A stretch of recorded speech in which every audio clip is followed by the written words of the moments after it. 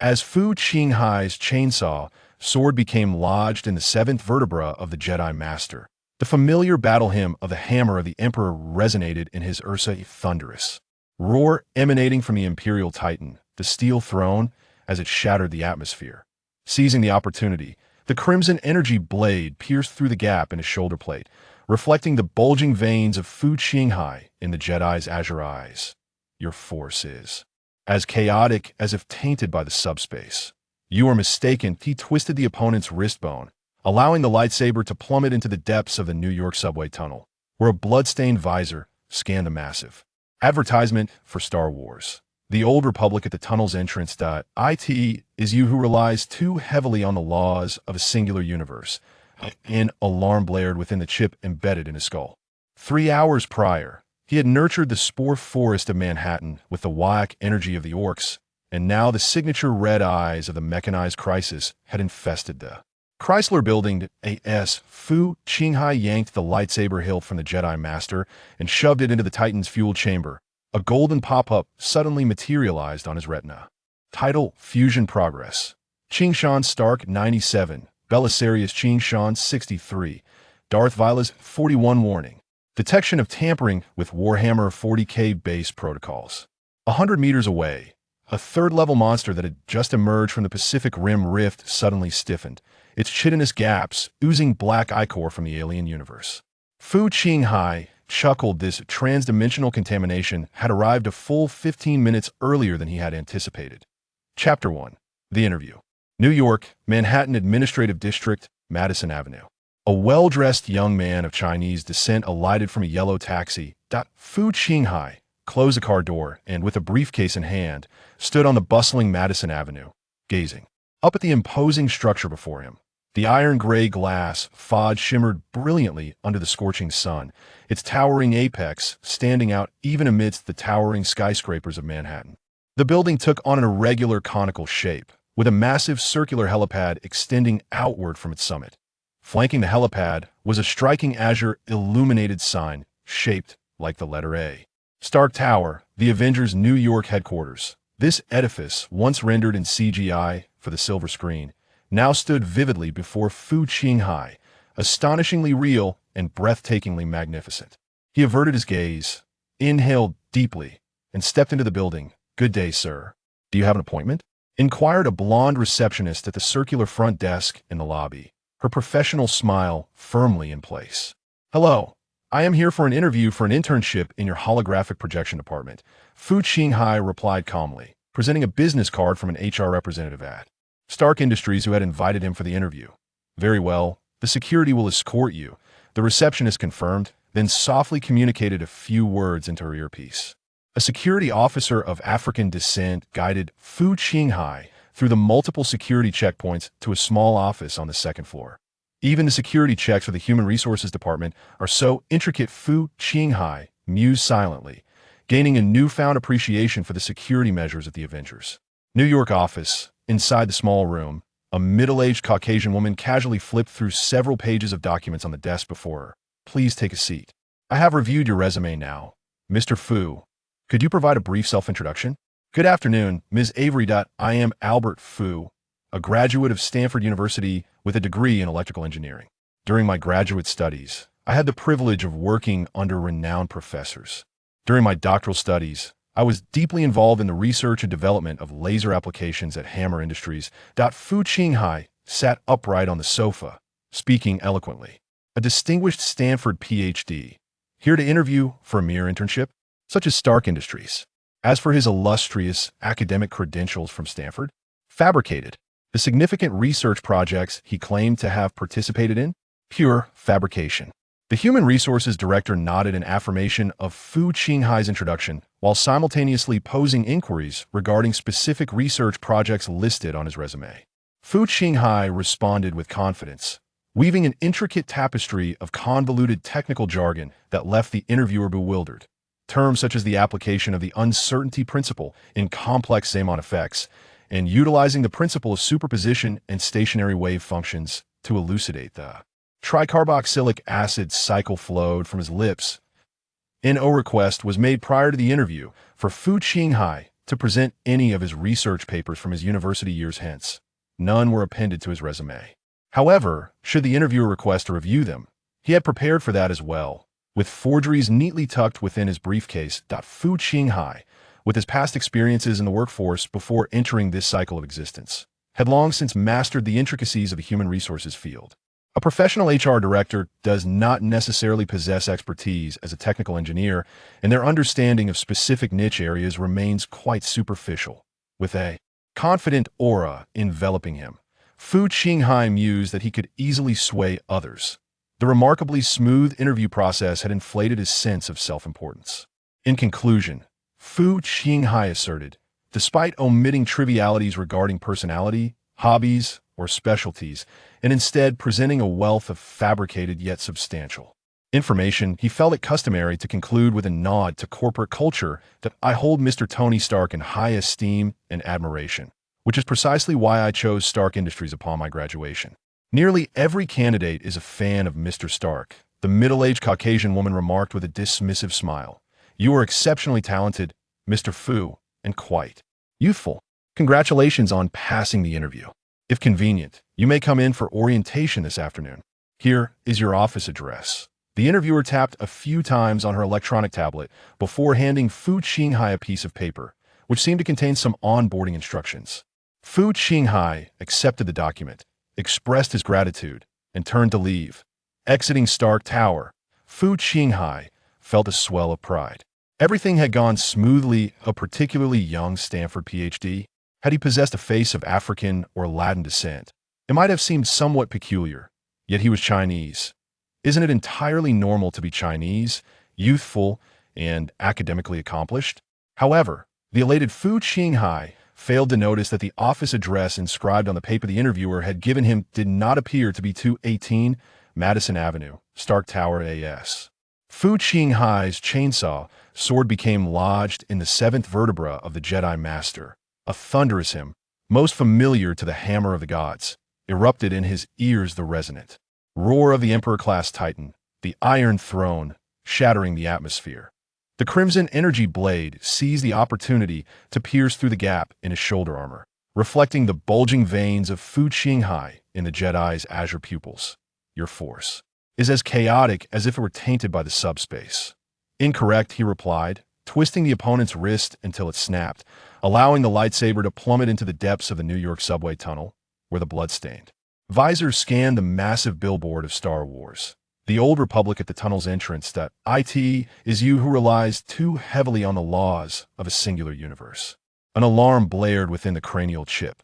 Just 3 hours prior, he had infused the spore forest of Manhattan with the whack energy of orcs, and now, the characteristic red eyes of the mechanized crisis crawled up the Chrysler Building. As Fu Qinghai ripped the lightsaber hilt from the Jedi Master and shoved it into the Titan's fuel chamber, a golden pop-up suddenly appeared on his retina. Title Fusion Progress. Qingshan Stark 97. Belisarius Qingshan 63. Darth Valar's 41 Warning. Detection of tampering with the foundational protocols of Warhammer 40k. 100 meters away, a level 3 monster that had just emerged from the rift of Pacific Rim suddenly stiffened, ichor seeping from the chinks in its shell of black, putrid liquid belonging to the alien universe. Fu Qinghai chuckled. This interdimensional contamination had arrived a full 15 minutes earlier than he had anticipated. Chapter 1. The Interview. New York, Manhattan Administrative District, Madison Avenue. A well-dressed young man of Chinese descent stepped out of a yellow taxi. Fu Qinghai closed a car door, clutching a briefcase, and stood by the bustling Madison Avenue, gazing up at the towering edifice before him. The iron-gray glass facade shimmered brilliantly under the blazing sun, its lofty pinnacle standing out even amidst the skyscrapers of Manhattan. The building presented an irregular conical shape, with a vast circular helipad extending outward at its summit, prominently adorned with a large, light blue-shaped sign.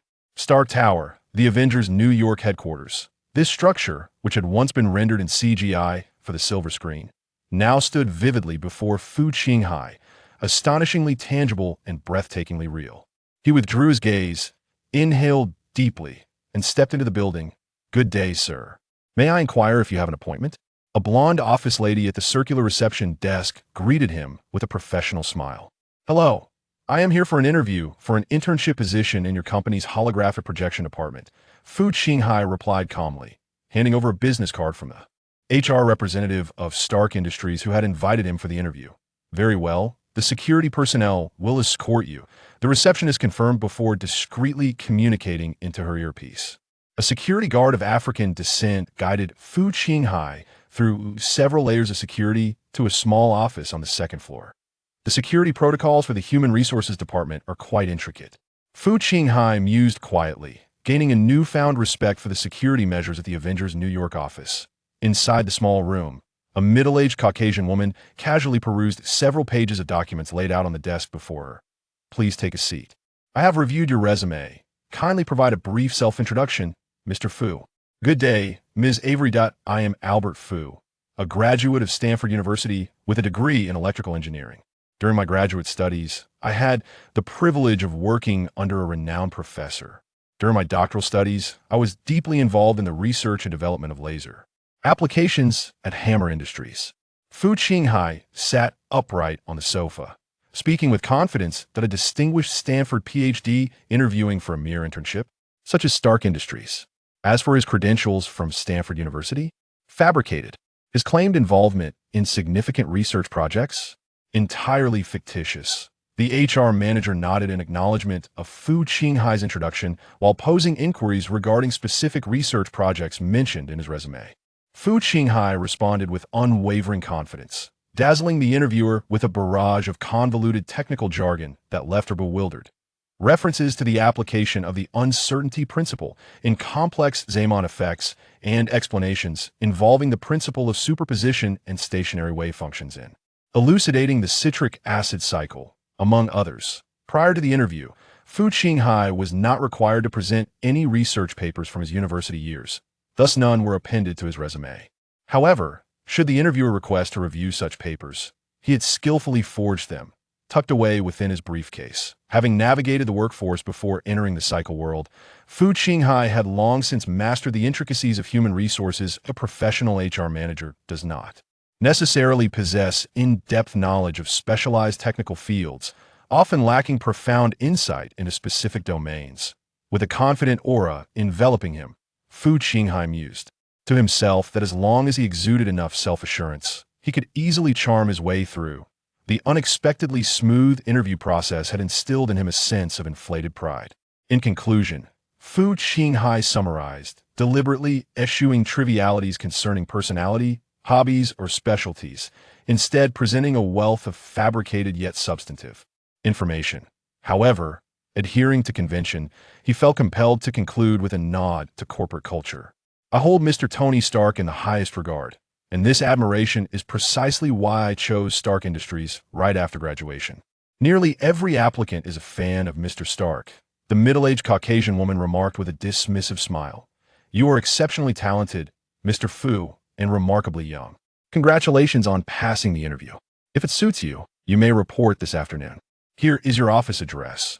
The interviewer made a couple of swipes on her electronic tablet before handing Fu Qinghai a sheet of paper, which appeared to contain some notes regarding his onboarding. Fu Qinghai accepted the paper, expressed his polite gratitude, and turned to leave. Stepping out of Stark Tower, Fu Qinghai felt a surge of triumph. Everything had gone smoothly. A particularly youthful Stanford PhD, had he possessed an African or Latino visage, it might have seemed somewhat out of place. However, he was of Chinese descent. Chinese, young, and academically accomplished. Wasn't that rather ordinary? Yet, in his elation, Fu Qinghai failed to notice that the office address inscribed on the paper given to him by the interviewer did not appear to be 218 Madison Avenue, Stark Tower. Chapter 2. The reincarnation world. Time rewinds to a month ago. Fu Qinghai is not originally from Qinghai. Rather, his grandfather once served in the countryside of Qinghai. Perhaps it was his experiences as a sent-down youth that instilled in him a peculiar fondness for that highland land, prompting him to name his grandson Fu Qinghai. As an ordinary employee in a private enterprise, Fu Qinghai busied himself daily with the pursuit of more efficient methods of idling away time, never once considering that sudden death could befall him. Yet, he found himself transported to another realm. It must have been a transcendence. After all, this boundless space. awash in soft white light, surpassed Fu Qinghai's comprehension. He did not entertain thoughts of reality shows or pranks, for when he looked down and found not only his feet but even his body obscured, he became convinced of his extraordinary journey. Floating in this infinite expanse filled with gentle luminescence, Fu Qinghai pondered, "Where am I? Who has ensnared me?" No answer came. Suddenly, a segment of information intruded upon Fu Qinghai's consciousness. Name, Fu Qinghai. True name, Reincarnation ID, 60731920. Race, human, earthling. Height, 183 centimeters. Weight, 70 kilograms. Abilities, none. Reincarnation equipment, none. Assimilation points, 0. World anchor, X1. Reincarnation life, X3. Fu Qinghai ceased his inquiries, meticulously contemplating this information. Although many of the terms eluded his understanding, the familiar tone suggested a connection to an infinite flow world. Had he indeed traversed into an infinite flow realm? The cycle begins. The information within his mind resurfaced once more. Before Fu Qinghai could comprehend it, a sudden force tugged at his thoughts, drawing him into a vortex that materialized out of thin air. Within his consciousness, there was nothing but darkness. Clang, clang, clang. The sound of tracks colliding outside roused Fu Qinghai from his slumber. Rubbing his head and furrowing his brow, Fu Qinghai sat up in bed and glimpsed a light rail train passing by the window. He then surveyed the disheveled furnishings of the room. It appeared to be a dilapidated, chaotic motel room. On the bedside table lay an old newspaper, a few cigarette butts, and an empty bottle. Additionally, there was a social security ID card. Fu Qinghai picked up the blue and white patterned ID card, which read, Albert Fu, 078XXXXXX. So, my name is Albert Fu, a Chinese American, he mused silently. This string of numbers must be my social security number, akin to an identification card number. Welcome to the main world of reincarnation. Marvel Cinematic Universe, Earth 199999616 Universe, SSS level. That familiar information once again materialized in his mind. You have acquired a new identity, automatically loading the skill, proficiency in English. Before embarking on your adventure in the world of reincarnation, you have received a special gift package exclusive to newcomers, granting you one opportunity to freely select a main storyline faction. Please choose A. Avengers storyline, B. Loki storyline, C. Dark Elf storyline, D. Do not choose. From this prompt and the date on the newspaper by the bedside, one can deduce that it is now the latter half of 2013 in the Marvel Cinematic Universe. Corresponding to the timeline of Thor, the Dark World, Fu Qinghai sat at the edge of the bed, stroking his chin in contemplation. In his previous life, while idling away at work, he had read numerous infinite flow novels. Although he had yet to discern which particular narrative he was now entangled in, it did not hinder him from pondering his present predicament. The principal storyline of Thor, the Dark World, unfolds in the mythological realm of Asgard, the homeland of the Norse gods, while secondary events take place in England, with New York not being a focal point of the plot. Yet, here he was, situated in New York. As a reincarnator, should he not engage in the main storyline? Fu Qinghai mused. However, the more pressing issue confronting him was not how to involve himself in the central narrative of Thor, the Dark World, but rather, as an ordinary human being. What right did he have to meddle in the mythic conflict between Thor and the Dark Elves? Moreover, to say that he was an astronomer would be a stretch. Fu Qinghai was not even an amateur enthusiast of astronomy. He had no means of infiltrating the intimate circle of Thor's girlfriend, Jane Foster. Even if he did manage to insert himself, he would likely be relegated to the role of a mere background character. Just squeeze in a bit after all. I am an outsider, thought Fu Qinghai. Please make your selection promptly. The voice in his mind prompted again. I choose A, the Avengers storyline. Undoubtedly. Having realized that he was merely an ordinary earthling incapable of rewriting the narrative, Fu Qinghai opted for the side that triumphed in the original plot. Perhaps he could achieve a victory without much effort, right? Choose Loki. Would Loki even want you? Moreover, the god of mischief often found himself in precarious situations within the MCU. Select the Dark Elves? Why would a pure-blooded earthling choose to align with them, given their blatant racial discrimination? As for the final option, D, not choosing, that likely wouldn't be a favorable choice either. Faction selection confirmed. Once the reincarnator takes actions to promote the desired outcome for their faction and succeeds, they will earn assimilation points. Understood. My goal now is to assist the heroes in defeating the villains. Fu Qinghai grasped it instantly. Yet, this brought him back to the initial question. How could such a weak Fu Qinghai partake in the battles of superheroes? Would he have to rely on diligently working and contributing taxes to the state and federal government as a roundabout way to overcome the villains? That seems rather convoluted. Please commence your reincarnation adventure. Let us take it step by step. First, I need to find a place to access the internet. Fu Qinghai stood up, gathered his few belongings, cash, credit cards, and departed the room. In a dimly lit internet CAF in Queens, New York, the soft glow of the screen illuminated Fu Qinghai's face. A strategy that many time travelers might contemplate, causing a stir in the U.S. stock market of the MCU. For instance, shorting Stark Industries before Tony Stark's abduction by the Ten Rings, and then going long on Stark Industries just prior to Stark's return and revelation as Iron Man. Although the timeline has already advanced to 2012, with the Battle of New York concluded, upon further reflection, it seems plausible to identify similar opportunities. The crux of the matter, however, is that Fu Qinghai's current funds are insufficient even for basic survival, let alone stock trading. Making it to next month is a daunting prospect. While Chen Mu once turned $20 into $37 million, Fu Qinghai now struggles to secure even next month's burger money. Perhaps it would be wise to consider finding a job. Retail investors might dabble in the U.S. stock market, but the impoverished cannot afford such luxuries. As Fu Qinghai perused an ad he stumbled upon for an internship in a project team at Stark Industries, he squinted in intrigue. This is an opportunity. As the most popular figure in the MCU, Spider-Man reigns supreme in the comic universe. Tony Stark's company is undoubtedly the birthplace of myriad Marvel technological marvels. If he could infiltrate Stark Industries, he might uncover chances to engage in the narrative of Iron Man, subsequently accruing valuable assimilation points. Even disregarding the storyline, Stark Industries is an inexhaustible treasure trove. What wonders might lie within? The initial generation of Iron Man's cold fusion reactor, known as the arc reactor or arc reactor, serves as a potent and clean energy source.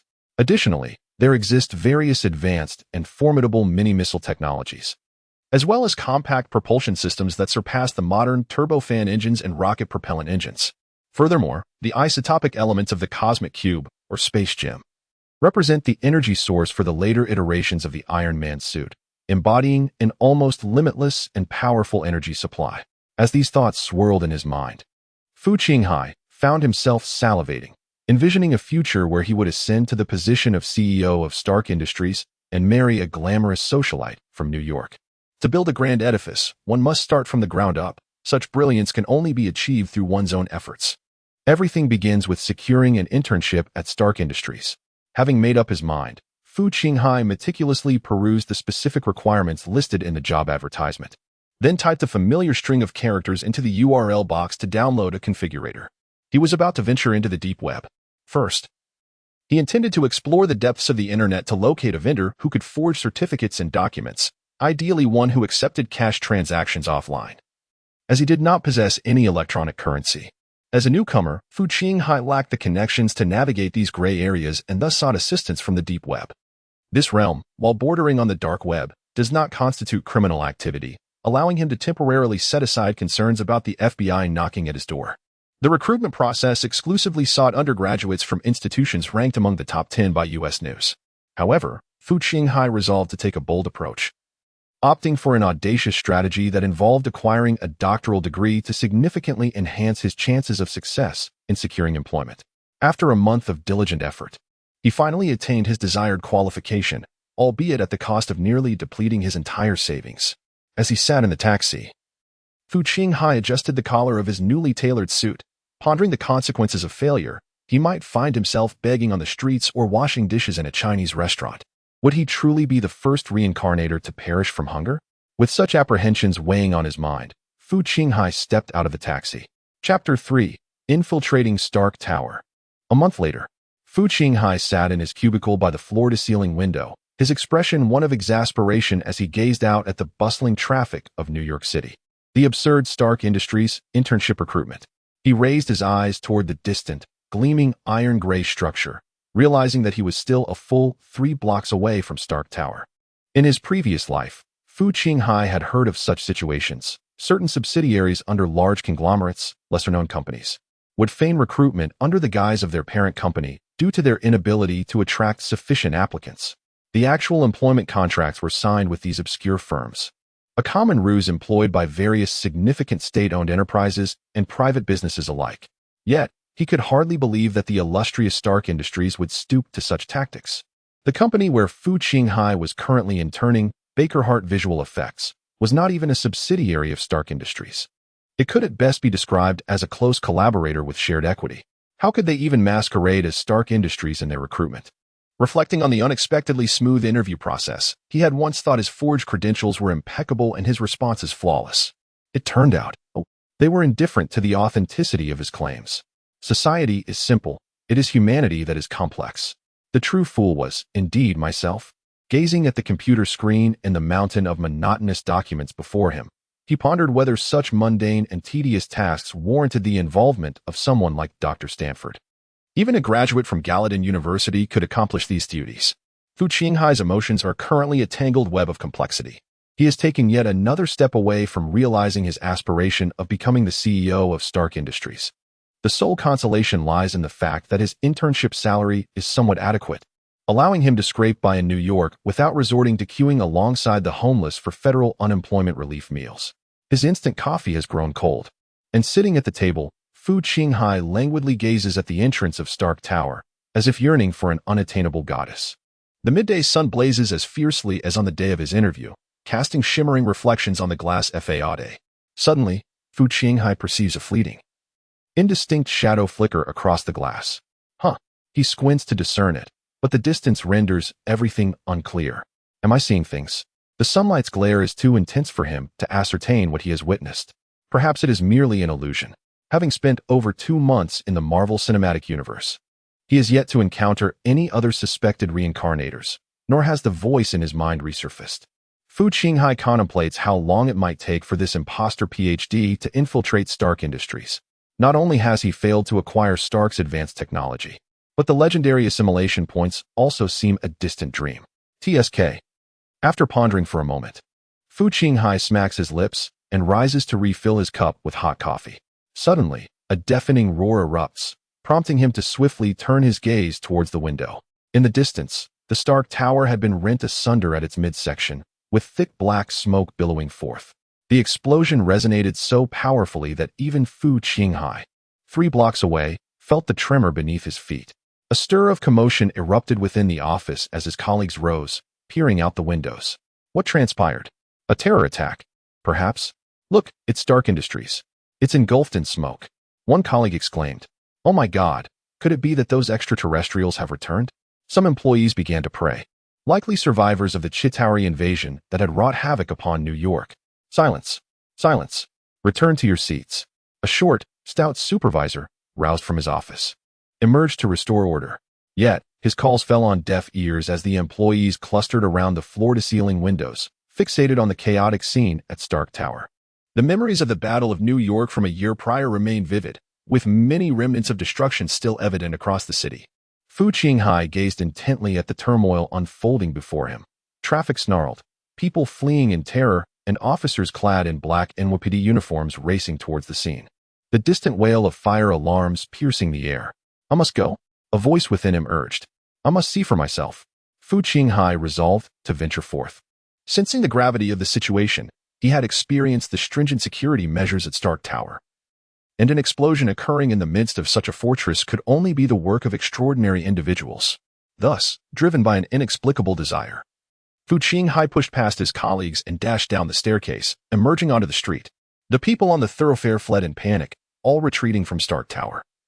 No one wished to linger and witness the chaos. In the calamity-prone city of New York, this was the most fundamental instinct for safety. In stark contrast to the fleeing crowd, Fu Qinghai appeared conspicuously out of place. Police officers lined the roadside, maintaining order, as several vehicles had collided in a chain reaction following the recent explosion. Hey, kid, you can't go through. A police officer holding the barricade halted Fu Qinghai, about to speak when boom, another deafening blast erupted. This explosion occurred near the upper levels of Stark Tower. Billowing smoke and showering debris, shards of glass and chunks of concrete, upon the street like raindrops, causing the crowd to duck and scatter in fear. In that instant, both Fu Qinghai and the nearby officer instinctively crouched down. Seizing the moment, Fu Qinghai sprang up and sprinted towards Stark Tower with renewed vigor. As he ran, He could hear the rapid thumping of his own heart, a rational reminder that this was perilous. This was exceedingly dangerous. Yet, the innate gambler within him overpowered his reason. Having spent a month floundering in the Marvel Cinematic Universe without a single achievement, he refused to resign himself to being yet another faceless cog in the corporate machine of his past life. Moreover, according to that piece of information, was he not supposed to possess 3 lives? Fu Qinghai rushed to the entrance of the building, where a stream of injured and bleeding individuals fled, crying out in despair. He sidestepped into the chaos and beheld the once bustling lobby now in disarray. Collapsed pillars, unconscious bodies strewn across the floor, and security personnel frantically attending to the wounded. This was not the moment for rescue. Besides, he lacked the skills for first aid. Ignored by all, Fu Qinghai navigated the debris-laden floor towards the elevators. The explosion had spread perilously close to the upper levels. There was no time to take the stairs.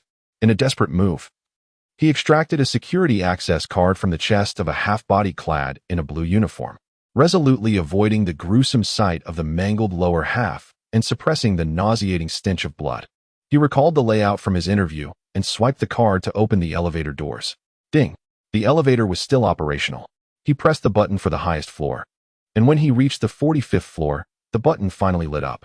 Exhaling, he realized the security clearance of this guard extended only to the 45th floor. Fu Qinghai took a deep breath as the doors closed and the elevator began its slow ascent.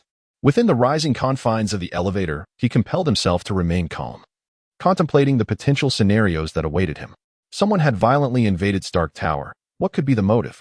In the original narrative, this period aligned with Thor's storyline, offering no indication of the other Avengers' whereabouts. It was entirely plausible that the assailants were not characters from the plot, but rather fellow reincarnators like himself. A chill coursed through Fu Qinghai.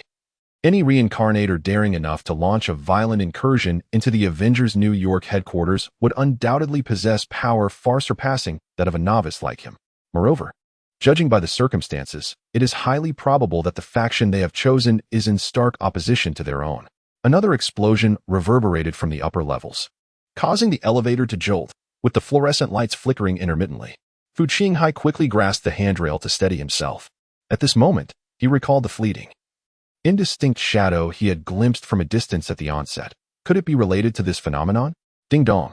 The elevator doors slid open. Fu Qinghai cautiously peered outside, taking in the disarray of damaged furnishings, the bullet holes peppering the walls, and a couple of corpses scattered about, fewer than those on the first floor. However, the walls were marred by numerous radial splatters of blood. Aside from the aftermath of battle, the entire 45th floor was devoid of life. In stark contrast to the chaos outside on the streets, here lay an eerie silence. Arriving at this place, Fu Qinghai found himself in no rush.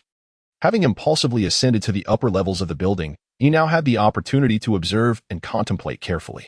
He approached a headless corpse draped over a sofa. Noting the neat, smooth incision at the neck, with congealed blood cascading like a waterfall down the back of the sofa. The severed head lay behind the couch, and the relaxed posture of the corpse suggested that it had been oblivious to the impending peril. A Stark Industries badge, stained crimson, adorned the chest of the suit-clad body. Another lifeless body lay sprawled at the entrance of the stairwell, that of a burly Caucasian man sporting a bushy beard, clad in a shirt and jeans, with a desert camouflage Jian 2 bulletproof vest draped over him. In his grip was a heavily modified and personalized AR-15 assault rifle, its presence suggesting a dissonance with the attire typical of Stark Industries security personnel. Furthermore, the charred, 10-centimeter-wide cavity in the man's chest hinted at something more sinister. Could this be the penetrating wound inflicted by Iron Man's repulsor? Fu Qinghai pondered, suspecting that this bearded figure might also be a reincarnator. After a meticulous search revealed no further useful information, Fu Qinghai exerted considerable effort to pry open the man's rigid fingers, which clutched the weapon tightly. Familiarizing himself with the trigger and safety mechanisms, he mimicked the posture of others engaged in close-quarters battle, crouching as he ascended the stairwell, which had been blasted open. The journey took him through the 46th, 47th, and 48th floors. Along the way, Fu Qinghai inspected every electronic device he could find. Please enter password. Facial recognition in progress. Insufficient permissions, access denied. The electronic devices offered him a nearly uniform response. Damn. Fu Qinghai couldn't help but curse. A once-in-a-lifetime opportunity to access the uppermost floors of Stark Tower had yielded no tangible rewards. Fu Qinghai, at best, was a well-rounded white-collar worker without the persona of a genius hacker. Moreover, breaching Stark Industries' firewall would likely require more than the skills of an ordinary prodigy. During Fu Qinghai's exploration, explosions and tremors occasionally emanated from the upper levels, indicating a stalemate in the battle. It was evident that few mere mercenary-like reincarnators could contend with Iron Man in such a manner. At this juncture, ascending to the next floor would lead him to the pinnacle of Stark Tower, yet Fu Qinghai hesitated. He had infiltrated Stark Tower, but had garnered no rewards.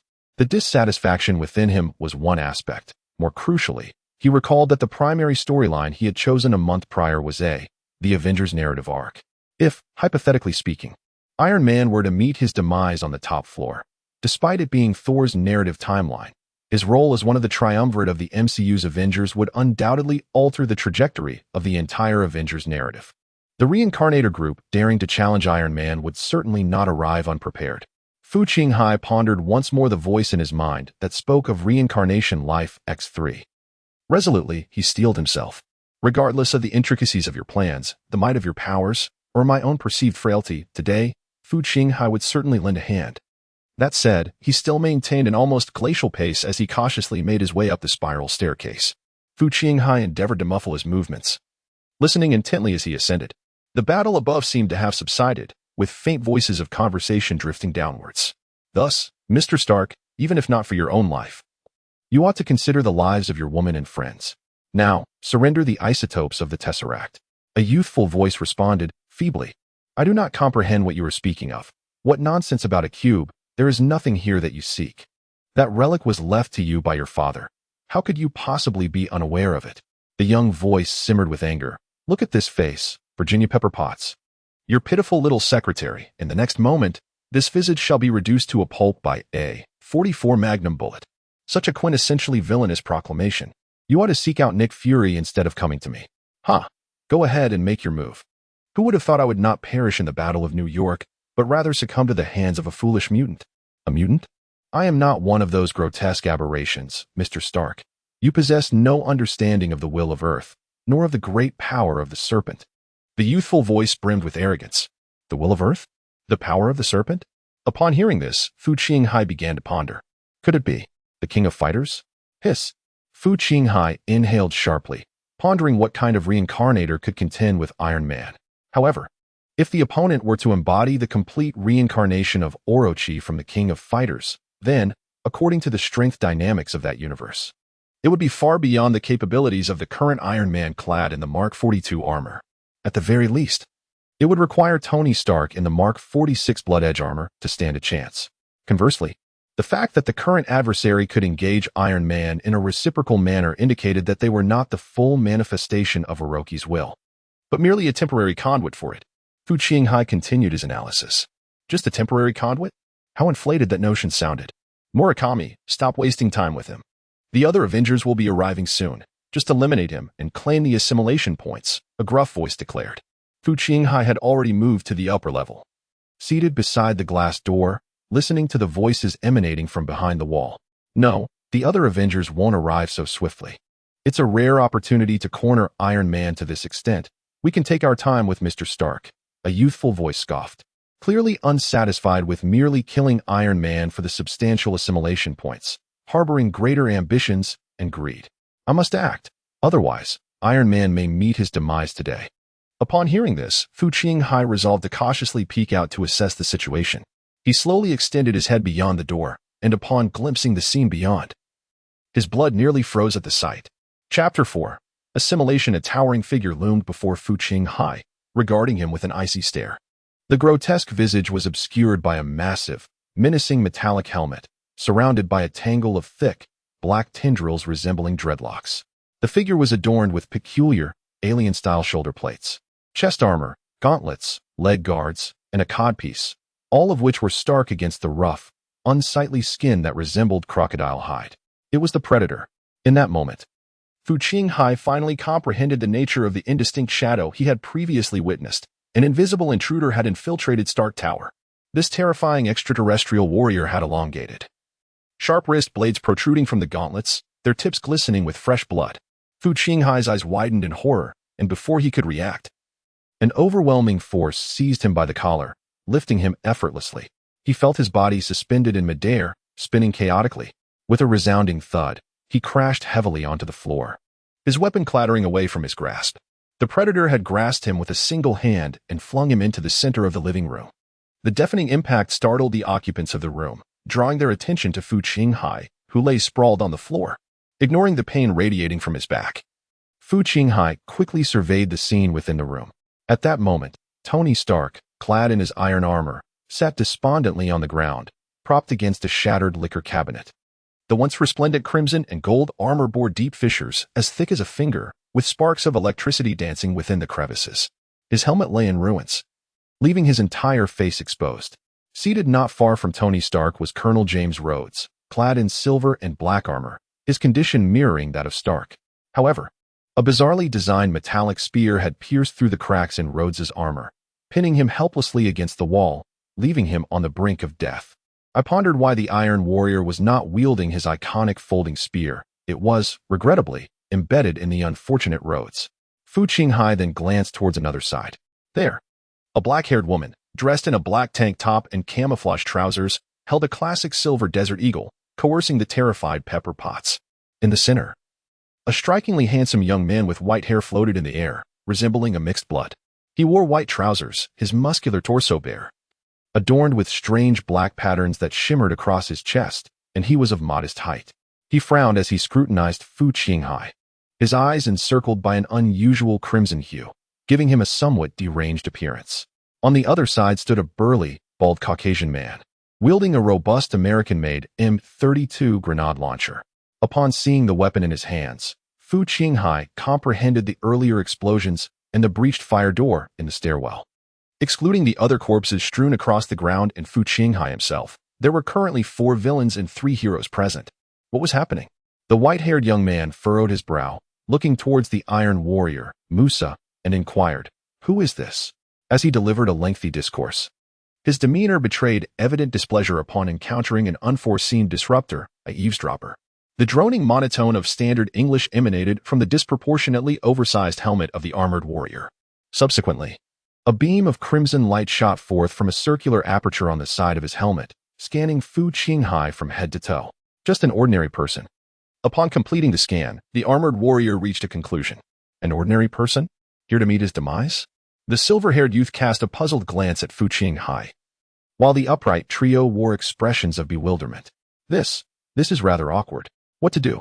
Faced with such a deadlock, Fu Qinghai's mind raced, desperately recalling how the feeble protagonists in the films, animations, and novels he once viewed managed to turn the tide. Wit. Yes, they relied on their wit. Ahem.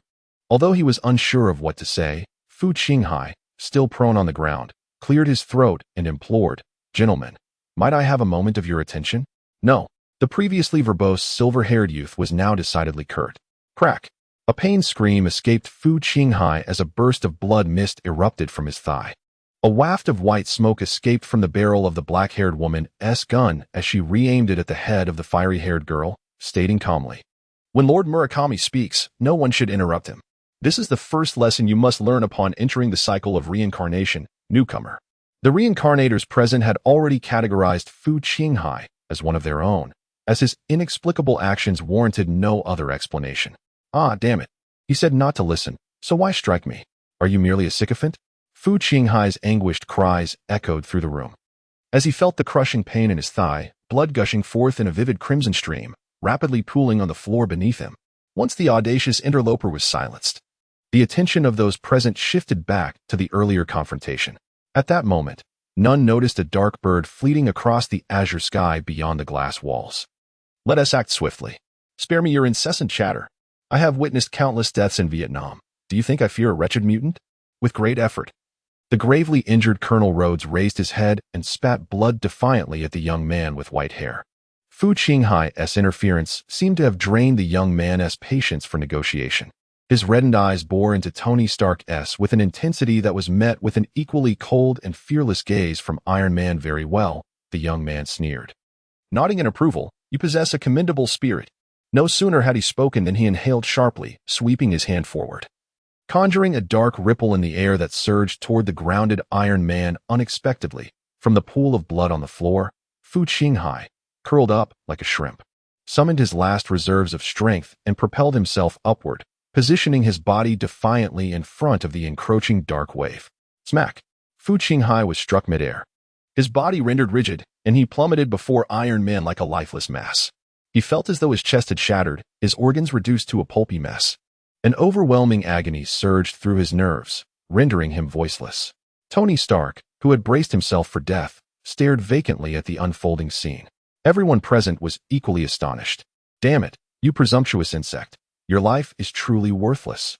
The white-haired youth, infuriated by the audacity of this insignificant being to obstruct his attack, was perhaps exhausted from the recent battle in which he dismantled 2 suits of armor. He gasped for breath, finding himself too drained to unleash another strike. You have saved Iron Man Tony Stark's life, achieving a significant milestone. A chilling voice suddenly echoed. Commencing calculation of assimilation points. 7,136 points. Detected that the reincarnator is on the brink of death, preparing for retrieval. Please promptly select items within your control or previously acquired abilities for assimilation. Control. Items. At this moment, Fu Qinghai was overwhelmed by the excruciating pain that shattered his consciousness, his vision clouded. Yet, the dispassionate voice in his mind remained clear and unperturbed by the agony. He emitted a raspy sound from his throat, accompanied by blood and flesh spilling forth. As he slowly extended his right hand, mustering all his strength to grasp anything within reach, Iron Man stared blankly at the blood-soaked figure before him, who was oozing crimson fluid from every pore. He reached for a large hard drive connected to the nearby electronic device. Confirm selection. This assimilation will consume 7,012 assimilation points. Starting assimilation. 1, 15, 30. Suddenly, the hard drive, firmly grasped by Fu Qinghai, was gently extracted by a fair hand. Assimilation halted, thus. The young man with white hair, hovering in the air, toyed with the hard drive, contemplating, is this trinket worth the sacrifice of your life? He chuckled softly, very well. Let it be yours. With that, he forcefully inserted the hard drive's connector into Fu Qinghai's skull. The solid alloy hard drive was embedded into the back of Fu Qinghai's head, the metallic interface intermingling with his brainstem, causing Fu Qinghai to cease convulsing, ultimately succumbing to death. The white-haired youth slowly rose, shaking off the splattered blood from his hands and smoothing his damp hair. With this brief interlude concluded, he remarked, "Now it is time to send you on your way, Mr. Stark." No sooner had he spoken than the adjacent glass wall shattered explosively, as a shadow with retracted metallic wings burst through, colliding forcefully with the white-haired youth, sending him crashing to the ground. As the two figures tumbled together, before he could regain his footing, Falcon Sam Wilson shouted urgently into his earpiece, "Captain, now." A muscular man clad in blue burst forth from behind the door, his vibranium shield whirling with tremendous force. The razor-sharp edge of the shield struck the Iron Warrior with a resounding impact, catching him off guard. The Iron Warrior raised his arm in a hastily defensive maneuver, yet due to the loss of initiative, he found himself overwhelmed by a relentless barrage of punches from Captain America. Witnessing this scene, a raven-haired woman's eyes widened in fury as she prepared to pull the trigger, only to hear a sudden whoosh. A mysterious arrow embedded itself into her temple from an unknown source. The hand that gripped the Desert Eagle fell limply to her side as Pepper Potts swiftly broke free from her constraints, rolling and scrambling to position herself in front of Tony Stark. Meanwhile, a bald, burly man clutching a grenade launcher dove toward the bar in an attempt to evade the elusive arrows that rained down upon them. He crawled amidst the wreckage of furniture, tearing off his earpiece microphone and bellowing into it, "Thanks. Didn't you say you had Captain America occupied?" A moment of silence followed. Then a mocking laugh echoed back. "Sorry, Grant, but from the very beginning, I never aligned with your camp. Damn it, traitor. You son of a..." A sudden thud silenced him as yet another arrow struck the bald man's gleaming head. That's enough. A colossal burst of blinding blue and white light erupted from the floor, sending shockwaves that hurled Falcon, who was entangled in a struggle with a silver-haired youth, as well as Captain America and the Iron Warrior, aside with great force. As the beam of light dissipated, a young man with white hair, his visage grotesque and his crimson eyes glaring, hovered in midair. His once bulging muscles had now withered and collapsed, black veins creeping up his neck. suggesting he was depleting his own vitality. Captain America, Steve Rogers, rose in silence, devoid of any superfluous words. With a swift motion, he hurled his vibranium shield, which spun through the air toward the white-haired youth. In an instant of contact, the young man vanished and reappeared, narrowly evading the incoming shield, only to be met by a fist the size of a sandbag. Bang, bang, bang. Captain America struck relentlessly, each blow landing with palpable force, delivering one punch after another without affording the white-haired youth a moment to retaliate. The young man pressed his palms together in a desperate effort, conjuring a hexagonal shield of blue and white light that barely withstood Captain America's flurry of attacks. However, he failed to notice that the shield, after shattering the glass and soaring out of the building, had begun its return journey, spinning back toward him. Thud! The vibranium shield struck fiercely against the young man's lower back, the serpentine strength acquired through the depletion of his life force finally faltering. He coughed up a mouthful of black blood and collapsed to the ground with a resounding thud. Witnessing this scene, the Iron Blood warrior, who had stealthily positioned himself by the doorway, cast a deep glance at the individuals inside the room before gradually becoming transparent and vanishing. Yet, no one noticed the small arcs of electricity flickering between the hard drive embedded in the skull and the brainstem of Fu Qinghai's lifeless body. Regaining control, commencing assimilation. 78. 99. Assimilation complete, reclaiming the soul of the reincarnator. Reincarnation Life 1. Chapter 5. Aftermath. The battle has concluded. Colonel Rhodes let out a low growl as he forcefully extracted the embedded folding spear from his right shoulder. He turned to glance at Tony Stark, who remained fixated on the shattered remains before him, a complex expression etched on his face. It is truly unexpected that this callous capitalist has employees willing to sacrifice themselves for him. Colonel Rhodes managed a strained smile as he struggled to rise. He is not my employee. Stark, with the support of Pepper Potts, staggered to his feet and turned over Fu Qinghai's lifeless body, revealing the badge affixed to the chest of his suit. He was merely an intern. Aluo, wake up. Please wake up.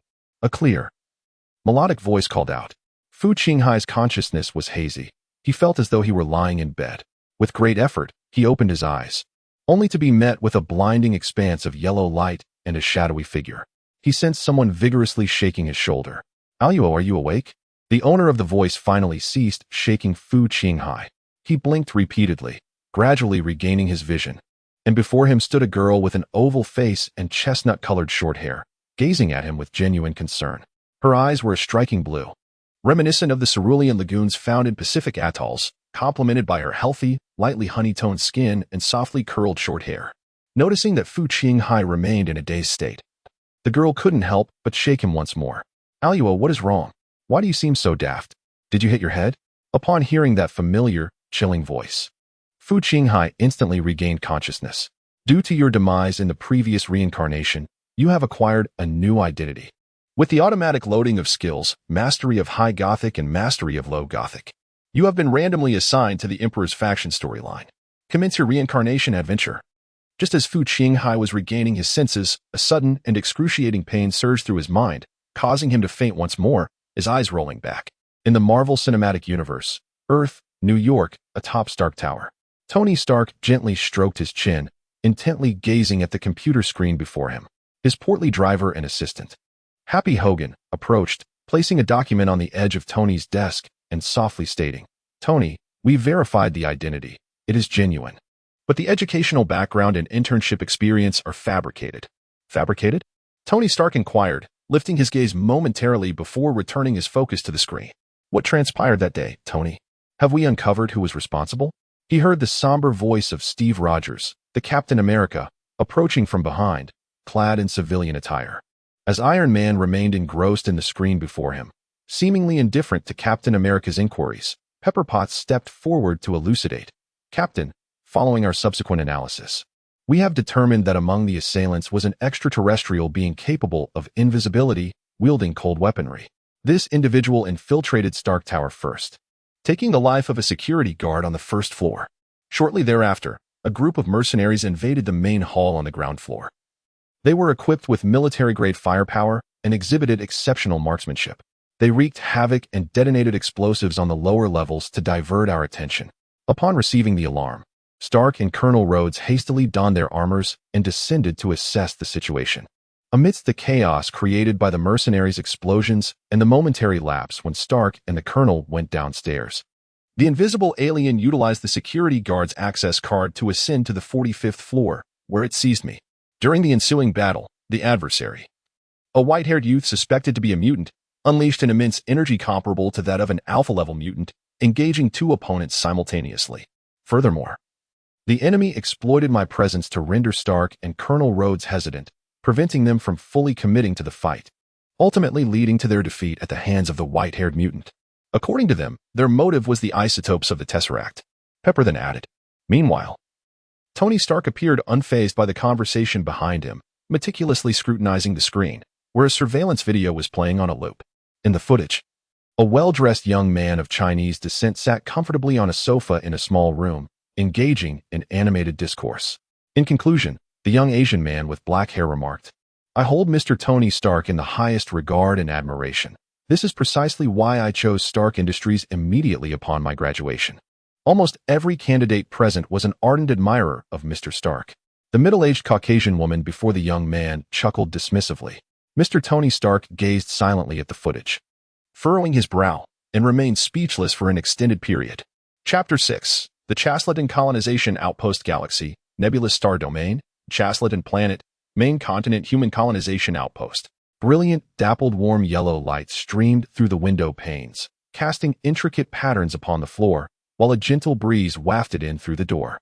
With his upper body bare and clad in long trousers, Fu Qinghai sat on the edge of the bed, turning his gaze towards the door. A resplendent star hung in the sky, slightly larger than the sun. He had been on this world for a week, a standard Terra week, to be precise. He had begun to comprehend the circumstances surrounding him. Fu Qinghai currently found himself within the Warhammer 40k universe. Warhammer 40k, a cultural phenomenon created by the British company Games Workshop, first released its tabletop wargame in 1987, establishing itself as a rich and distinctive cultural IP with a vast following both domestically and internationally. Fu Qinghai, of course, had heard of it. He had spent the past week diligently recalling the Warhammer 40k games he had played and the novels he had read in his previous life, striving to devise a way forward in light of his present predicament.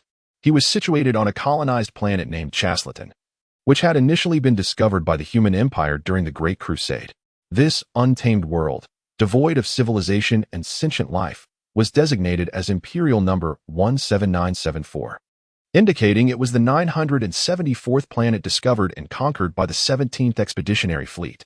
The name Chasleton was bestowed by the colonizers, though it is a desolate world. Chasleton lies at a distance from its star that is neither too close nor too far. The planet's surface boasts water and an oxygen-rich atmosphere, with a dry and pleasant climate, making it an exceptional type of terrestrial planet. Aside from the potential mineral wealth hidden beneath its surface, the existing conditions are quite favorable for its development into an agricultural haven. The imperial administrative bodies could establish biochemical farming facilities directly on the planet without incurring the exorbitant costs of terraforming its surface environment. The sole drawback is that Chasleton is situated on the periphery of the nebulous star domain, somewhat distanced from the densely populated human activity in nearby star systems. Thus, after the 17th Expedition Fleet from the Blood Angels Legion assessed the planet's natural environment, the Space Marines executed the extinction of a large lizard-like species deemed a potential threat to human survival.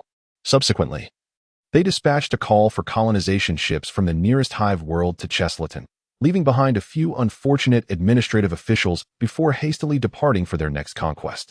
The closest hive world, Levant, began sending colonization vessels to Chasleton. However, upon the arrival of the first colonization ship after a prolonged journey through subspace, a violent subspace storm suddenly enveloped the entire star region, severing communication with the hive world. Consequently, no further news was received from the subsequent colonization fleets. Thus, a solitary colonization vessel, along with over 6,000 colonists aboard, found themselves stranded on this desolate planet in the far reaches of the universe. It has now been 2 years. Fortunately, any potential threats that may have existed on this planet have been thoroughly eradicated by the interstellar warriors. Coupled with a climate conducive to habitation, the initial wave of human colonizers settled here, burdened with anxieties and unease stemming from the prolonged ravages of the subspace storms. In a modest dwelling constructed of ochre concrete, Fu Qinghai rose from his bed and approached the floor-length mirror, gazing at the reflection before him. Before him stood a handsome young man with black hair and dark eyes, bearing a striking resemblance to his former self, with features that included fair skin, a prominent nose, and profound eyes that exuded a hint of mixed heritage compared to traditional East Asians. He possessed a robust physique at the tender age of 17. He stood at an impressive height of over 6 feet, his figure subtly defined with the promise of latent muscle. Such a striking individual, handsome, intelligent, quick to learn, physically fit, and brimming with potential, boasted a charisma that eclipsed that of even the most esteemed, and a facial structure that rivaled the most renowned. In the Warhammer 40K universe, there exists a simple and unified designation for beings like him: mortal, a term that signifies those who can perish by the millions in even the most trivial conflicts within the human empire. Within the Warhammer 40K galaxy, darkness and cruelty reign supreme. Auro, come eat. A familiar, cheerful voice called from outside the door. A girl with short blue eyes and hair bounced into the room. Unfazed by Fu Qinghai's bare torso, she tugged at his arm, urging him outside, insisting that it was time for a meal. Abruptly pulled from his reverie, Fu Qinghai hastily grabbed a shirt from the bed, only to be whisked out of the room by the girl. Stepping out of the door, the metallic barrier closed automatically behind him. Fu Qinghai, dressed in his attire, found himself on a street suffused with earthy hues. Groups of people ambled about casually, occasionally raising their scarves to shield against the faint dust carried by the wind. The climate of the Chasleton main continent was notably hotter and drier than that of most regions on Earth, with vegetation sparse. However, such a climate was considered a rare gem of habitable conditions within the vast expanse of the galaxy. A young girl led Fu Qinghai to a modest structure dispensing food. The two collected their standardized meals and chose a secluded corner to eat, while she chattered animatedly about the happenings at the base during Fu Qinghai's period of unconsciousness. Thanks to the first colonial ship carrying a limited number of inhabitants and an abundance of large-scale development equipment, the mere 3,000 individuals at the colonial outpost paled in comparison to the planet's vast resources, resulting in a relatively comfortable existence. With no new bureaucratic system encroaching, the original few administrative officials from the expedition fleet had become the highest authorities at the outpost. The ship's captain, stranded by circumstance, also held a position of authority, establishing a temporary order of management for the colony. Yet, it could no longer be termed merely comfortable. At this moment, Chasleton emerged as an idyllic oasis amidst the ruthless galaxy, a veritable paradise. As previously noted, the Warhammer 40K universe is dark and unforgiving, where the quality of life for most humans falls far below that of the ancient Terran era. With the Imperium of Man perpetually besieged by various alien entities and the enigmatic forces of the warp, in the worlds of Nest City and the Forging Realm, ordinary humanity finds itself in a dire predicament. Either they perish fighting valiantly against heretics and aberrations on the front lines, leaving behind no trace of honor or name, or they toil to death in the dark, heavily polluted lower tiers of Nest City, subsisting on the repugnant starch derived from the corpses circulating through the system. In stark contrast to these two dismal choices, the isolated colonial outpost of Chesleton, currently cut off by a subspace storm, stands as a brutal sanctuary amid the galaxy's cruelty, albeit a temporary one. Unlike the bewildered inhabitants of the outpost, Fu Qinghai is acutely aware of the reasons behind the prolonged subspace tempest. The supreme military commander of the human expeditionary forces, Jian Original Body Commander Horus, instigated a rebellion during the unfinished final phase of the Great Expedition, with half of the Space Marine legions joining his insurrection. Seizing the opportunity, the malevolent deities of the subspace unleashed the storm, severing communication and transport links between the Empire and the various Space Marine legions. In this new life, Fu Qinghai is reborn as Locke, devoid of a surname, a mere solitary word. It is a name typical of the lower tiers of Nest City. As simple as his orphaned origins, a chance at immigration won through a lottery, a gesture of mercy from the planetary governor. It is also possible that the population capacity of Levant's Nest City has reached its limits. The blue-eyed girl, named Fei Yi, is also an orphan. However, unlike Locke, who boarded the immigrant ship solely as an orphan from the nest of the fallen, Fei Yi once had parents, botanists who were middle-class residents of the Levant nest. They were commissioned by the imperial government to study the flora and fauna of the New World, but tragically succumbed to illness during their exploration of the colonial realm. During the protracted journey aboard the colonization ship, Fei Yi's family took great care of Locke, the orphan. The two found solace in each other at the colonial outpost.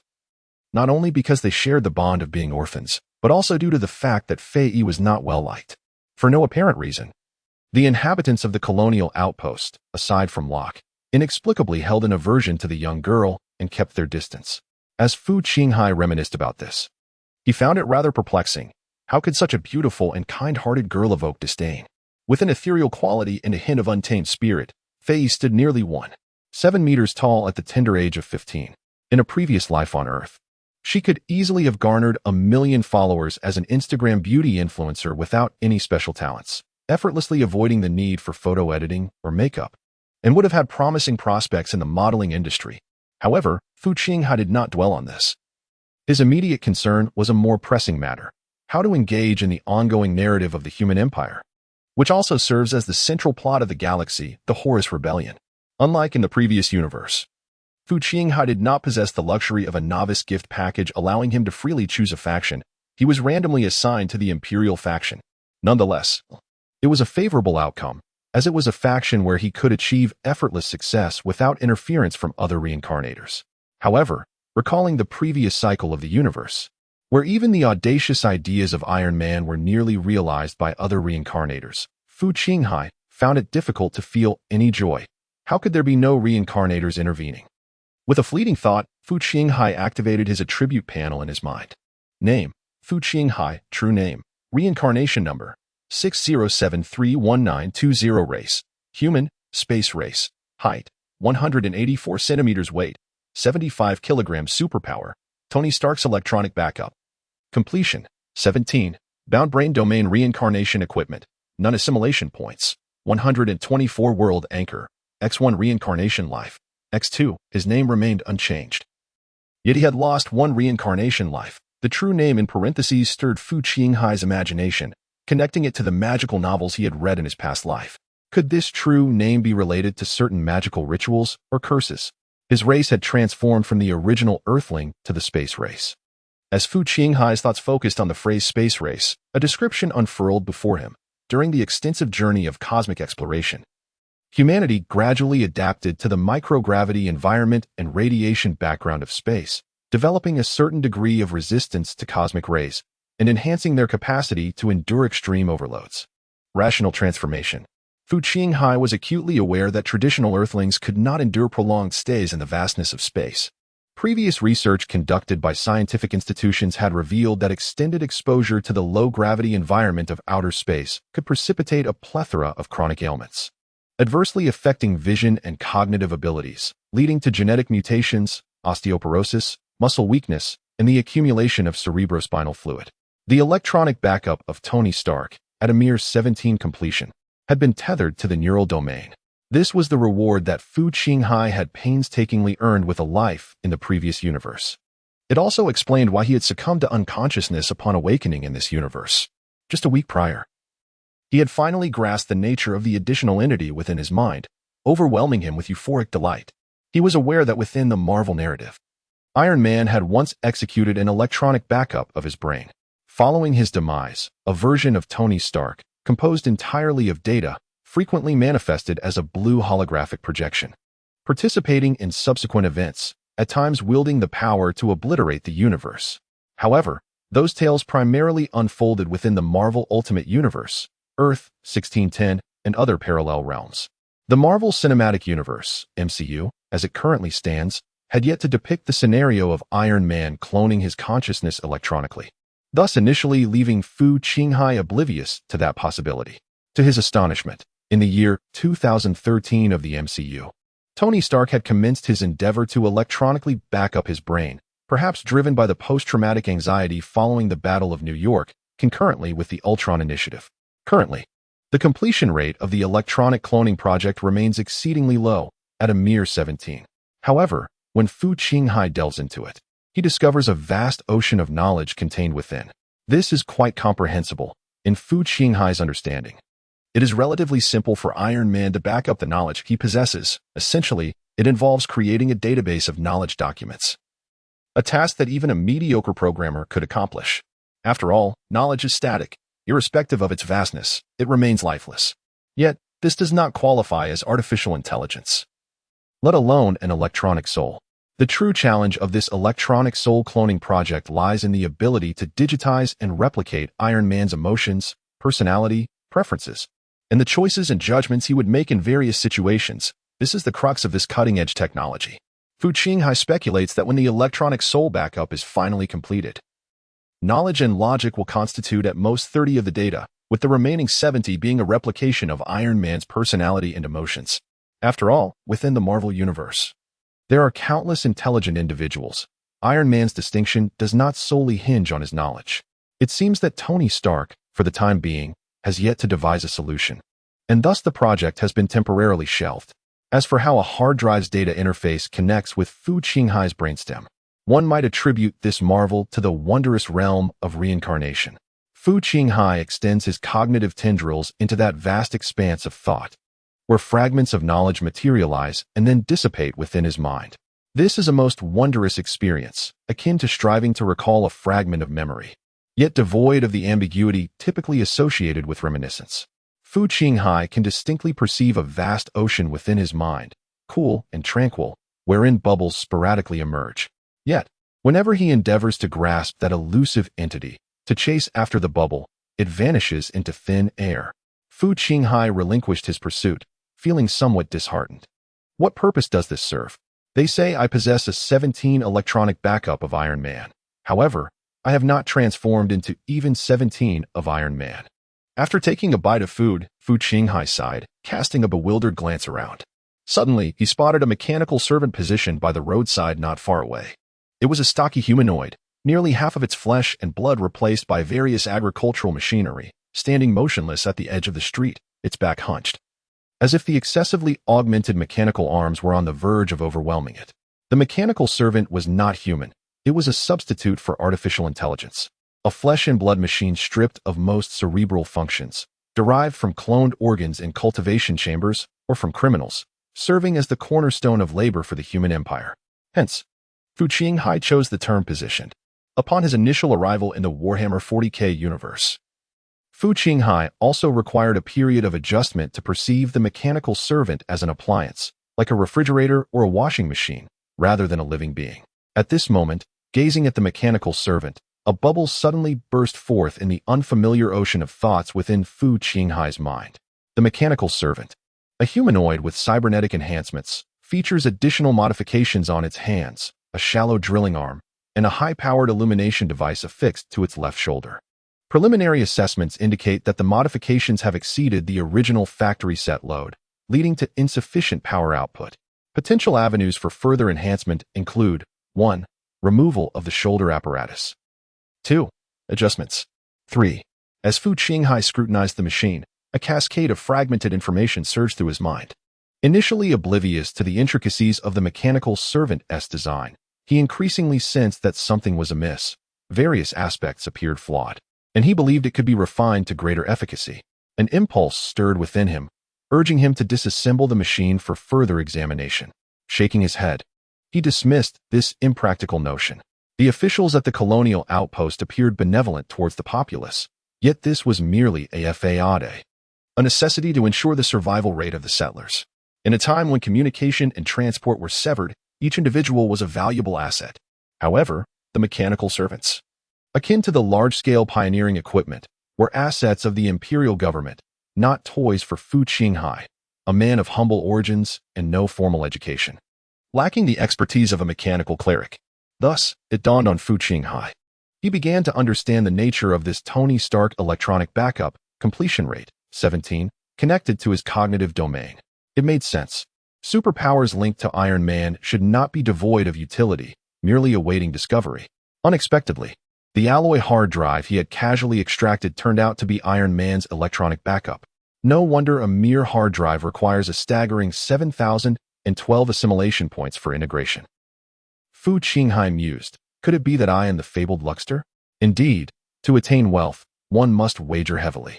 Win and revel in the company of youthful beauties, lose and be reborn anew. Fu Qinghai thought with delight. Hey, Aluo. A delicate hand waved in front of Fu Qinghai, pulling him from his reverie. Why are you grinning foolishly at the machine servant? Has your mind not yet recovered? Fu Qinghai composed himself, inquiring, what were you saying just now? I mentioned that a terrifying event transpired at the base yesterday. Fei exclaimed with an air of dramatic revelation. What sort of event, and how dreadful was it? Fu Qinghai casually inquired. Do you recall what caused your fainting spell? Did you not inform me that a stone fell from the sky and struck your head? Fu Qinghai regarded Fei with a puzzled glance, wondering why such misfortune needed reiteration.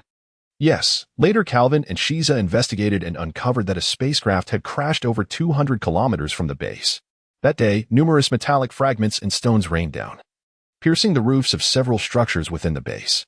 Calvin and Shiza, the administrative officials of the colonial outpost, were responsible for this inquiry, including the very spot that struck your head, Fei added. Why must you bring that up? And then what? Did not Calvin lead a team to inspect the site? After their return, they sealed the information, revealing nothing and forbidding anyone from approaching the crash site. Fu Qinghai was already aware of the subsequent events. Fei lowered her voice and remarked, I have heard that on the night before last, Cedric and his gang stealthily made their way to the crashed spaceship. Oh? Fu Qinghai also became attentive. Upon Calvin's return from the first visit to the site of the spacecraft's descent, rumors circulated within the outpost suggesting that the vessel was a military ship, part of an expeditionary fleet. However, the reason behind Calvin's order prohibiting the residents from approaching the ship remained a mystery. Cedric's group had long been clamoring to search for treasure within the spacecraft, eager to procure weapons, claiming that acquiring explosives would lead to their empowerment. Cedric's small band comprised a collection of 16 or 17-year-olds, a motley crew of delinquents, among whom were orphans. If they were contemporaries from Earth in a previous life, they might merely be considered unruly due to a lack of discipline. Yet, these youths, having grown up in the squalid depths of the nest, transcended the mere definition of troublesome children. The filthy streets of the lower nest were rife with drugs, firearms, bloody murders, and violent gangs. In comparison to the youthful warlords of Africa, who brandished AK-47s to demand independence, they were only lacking the conducive environment to instigate their own rebellion. Cedric and his gang frequently banded together to bully Locke, also known as Fu Qinghai. Perhaps it was jealousy over Locke's handsome appearance, or some other reason. In any case, the ruffians harassed him without needing justification. Yet Fei, just as she had during her parents' time, bravely stood in front of Locke to shield him. Her prowess in combat was not the reason for her protection, rather. The mere sight of Fei irked Cedric and his cohorts, dissuading them from drawing near. This morning, only one individual returned, Laswoer. He was drenched in blood, his complexion pale, and his mind appeared to be in a state of disarray, as if he had been overwhelmed by fear. He muttered incoherently about demons, specifically a white demon, and it was evident that he had sustained severe injuries. Unfortunately, he succumbed shortly after his return. Fei's tone was ambiguous, oscillating between fear and schadenfreude, especially considering that Cedric's faction frequently troubled Locke and had caused no small amount of strife for the colonial outpost. Upon receiving this information, Fu Qinghai narrowed his eyes. Even disregarding the main storyline, the colonial outpost in Chesleden could only serve as a temporary refuge, regardless of who emerged victorious in the Grand Rebellion. It was inevitable that this place would eventually fall under the dominion of another power. An even graver outcome loomed, before the human empire could assert its rule. Other alien species from the galaxy's fringes might arrive, which would spell disaster for this fragile colonial outpost. Therefore, for whatever reason, Fu Qinghai could not afford to merely survive. He would eventually need to contemplate an escape. That spacecraft that had crashed half a month ago presented a potential opportunity. Demons, a white demon? Fu Qinghai murmured. Finding this information too vague, he furrowed his brow, deep in thought. Could it be that the subspace fiends had manifested? Moreover, setting aside the intricate and colossal sacrifices and rituals required to allow the malevolence of the subspace to breach the barriers into reality, if indeed some form of malevolent entity from the subspace were aboard the spaceship, then Lejol would have had no chance of escaping. Such entities, which do not adhere to the rules of the tangible world, prove exceedingly difficult to harm even for formidable interstellar warriors. Furthermore, Colonel Calvin, the commander of the colonial outpost, had already dispatched personnel to investigate the matter. Let us directly inquire with Calvin and see if we can glean any insights through subtle means. Come. Fu Qinghai grasped Fei Yi's hand and rose to walk towards the residence of the outpost officials. Where are we going? Fei Yi, being led by Fu Qinghai, felt perplexed. Chapter 7. Calvin in a quaint villa adorned with elements of Taragubalock Baroque style, yet exuding a simplicity and practicality characteristic of colonial outposts. sat the modestly attired Fu Qinghai upon a mahogany classical sofa. Beside him, a servant poured him a cup of red tea. "So, little Locke, you have come to speak with me about that spacecraft as well?" Seated opposite Fu Qinghai, Calvin was a middle-aged man with disheveled brown hair, clad in loose imperial official garb. His stubbled visage bore the marks of exhaustion as he languidly reclined on the sofa, crossing his legs while scrutinizing Fu Qinghai before him. Indeed, the news of Cedric and the other's demise has spread throughout the outpost. "I assume you are aware, my lord?" Fu Qinghai fixed his gaze intently upon Calvin. "I wish to know what lies within that spacecraft, Lord Calvin." "What lies within?" Calvin lifted a bottle and took a sip, pondering how to articulate his thoughts. "Little Locke, have you ever witnessed a battle among angels?" Calvin's gaze remained fixed on the coffee table, his eyes unfocused, his expression oscillating between fear and helplessness. "Those angels you revere, those demigods who tread upon the earth, the invincible guardians of the empire, could they also fall, betray? Will they one day turn upon one another? The throne above, I have never beheld such horrors." He then chuckled bitterly. "Huh? What am I saying to a child raised in the slums? There are survivors within, are there not?" Fu Qinghai disregarded Calvin's incessant ramblings and posed a direct inquiry. "Indeed, you are correct. There are individuals still alive." Calvin seized the bottle and took another hearty swig, as if only the solace of alcohol could soothe his shaken worldview. "I've contemplated it. Once everything concludes, someone will arrive at the stronghold. We shall merely wait, regardless of who it may be. That individual will either govern this stronghold or perhaps bring about its destruction. Who can say?" With an air of fatigue, Calvin waved his hand dismissively. "This is not a matter for you to ponder, young Locke. This is your first experience basking in the direct rays of a star, isn't it? Savor it. Relish the complimentary rations of the stronghold, but keep your distance from that spacecraft. This is my final advice to you." Calvin was indeed correct. Having lived in the lower levels of the nest, Locke had only ever known the artificial illumination provided by the electric union of the nest and had never experienced the sensation of being bathed in starlight. "Cedric, what a nuisance. Merely a bunch of oblivious lowly nestlings," Calvin muttered, seeming somewhat disoriented from his libations. "Very well, sir. I take my leave," Fu Qinghai replied, having gleaned the desired information, and he courteously stood to depart. Outside the villa, Fei leaned against a jet motorcycle, her long, slender legs strikingly prominent. Upon seeing Fu Qinghai emerge, she promptly inquired, "How did it go, Aluo? What did Calvin reveal to you?" He said nothing. Fu Qinghai responded with a serious demeanor as he mounted the motorcycle, yet his silence spoke volumes. The dim yellow light cast upon the ochre concrete walls, elongating the shadows of the furnishings within the room. This abode was considerably more spacious than Fu Qinghai's modest single-room quarters, comprising 3 bedrooms, a living room, a kitchen, and a bathroom. This was Fei's home. Following the untimely demise of her parents due to illness, the young girl inherited a modest legacy, which included this 2-story house with a small loft, a Levant V-type jet scooter, various pieces of furniture and household appliances, a collection of sampling and analysis equipment, as well as an array of extraterrestrial botanical materials. While not affluent, her circumstances were decidedly more favorable than those of Fu Qinghai, a true member of the proletariat. For even that single room did not belong to him. It was merely assigned to him by the colonial outpost. The nights at the colonial outpost were arid and cool. In the kitchen, Fei, adorned in a gray linen slip dress that once belonged to her mother, was diligently slicing a plate of chasleton exotic fruits, embodying the image of a devoted young wife. The dress hung slightly oversized on her slender shoulders, while the budding contours of her chest subtly shaped the fabric. A hint of creamy white visible beneath her arms, lending a touch of allure to the serene atmosphere of the home. Fu Qinghai, however, was not inclined to revel in this scene. He leaned against the sofa, sitting barefoot on the living room carpet, furrowing his brow in contemplation as he weighed the pros and cons. One thing he was nearly certain of was that the downed spacecraft was not merely a military vessel, but also housed Astartes. Calvin, an administrative officer from the military department, was not just some Na'vi civilian from the capital. Lazarel may classify all incomprehensible horrors as demons. Yet there exists but one entity that Calvin deems worthy of the title of angel, the Space Marine. This formidable creation, a humanoid weapon developed from 20 gene seed templates, is also known as the Astartes.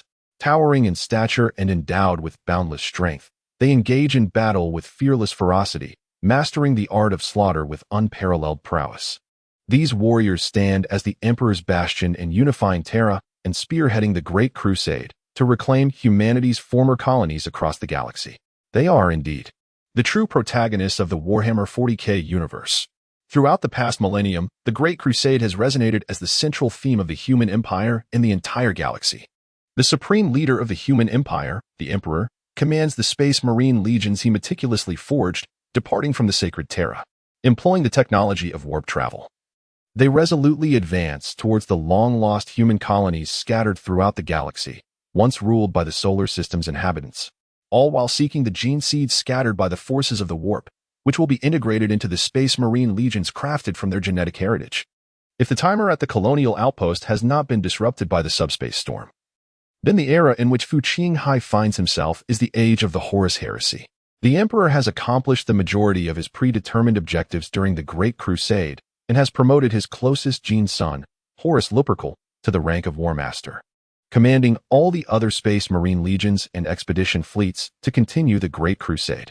Subsequently, he returned to Terra, retreating into the depths of the Imperial Palace to pursue his clandestine projects. In the wake of a series of events, War Master Horus, gradually corrupted by the malevolent deities of the warp, ultimately instigated a rebellion against the Emperor, plunging the entire galaxy into flames and chaos. Loyalty and betrayal, rebellion and suppression are the prevailing themes of this epic.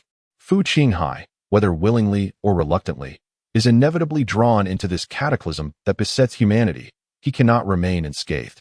The crash of a ship bearing Space Marines on the remote colonial planet of Chasleton serves as undeniable evidence that this absurd conflict has reached even this obscure and insignificant world.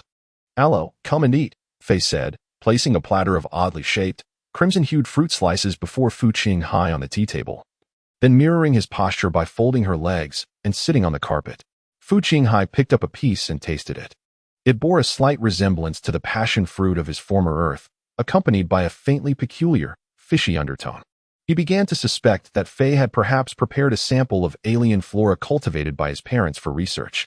"I know what is aboard that spaceship, Fei." Fu Qinghai spoke calmly. "What is it?" Fei leaned beside him, nibbling on some fruit, seemingly indifferent to the question. "Do you know about the Space Marines?" "Of course. I've heard of them long before I arrived here," he replied. "They are the legendary, unparalleled warriors, the Emperor's super soldiers, the guardians of the Empire." Fei recited a long string of descriptors, casting a curious glance at Fu Qinghai. "Please don't assume I'm an unsophisticated country girl. You are the one who hails from the lower tiers. The Space Marines are indeed a well-known presence within the Empire. They are not only the Emperor's assurance of unifying Terra, but also the main force of the Great Crusade. Despite their notoriety, very few ordinary citizens have truly seen a Space Marine in person, aside from the mortal auxiliary troops who fight alongside them.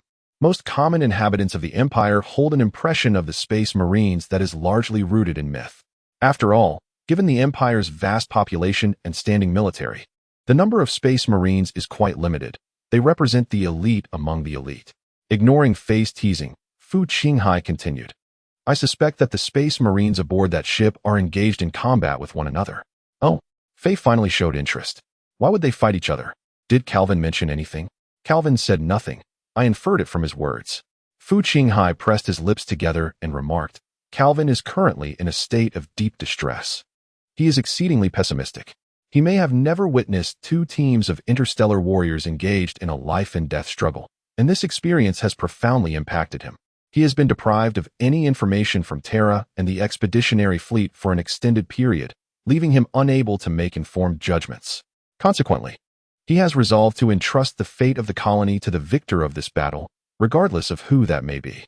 "How do you come to such a conclusion?" "Allo." Fei turned to grasp Fu Qinghai's arm, her azure eyes fixed intently upon him. "For reasons unknown."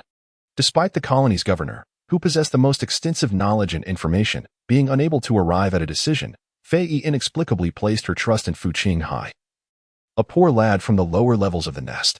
"I do not know," Fu Qinghai inhaled deeply, "but I have resolved to visit the site of the ship's crash." "What? Please don't go." "Why would you want to? Did you not witness the fate of those with Hedrick?" Fei exclaimed, her voice laced with urgency as she reached to touch Fu Qinghai's forehead. Fu Qinghai brushed her hand aside and replied, "I understand, but I must go. I need to uncover the truth of what has transpired. I cannot surrender my fate to others, merely sitting at home in prayer, leaving it to chance." The superstitious religious texts, such as the Emperor's holy scriptures, which had already begun to circulate covertly within the expeditionary fleet, had seemingly not reached this remote colony. Thus, even if Fu Qinghai truly wished to pray, he would find no tools or objects to do so. But I promised my parents that I would protect you. Fei Yi was truly anxious, her large eyes glistening with unshed tears. Ultimately, it remained uncertain who would protect whom.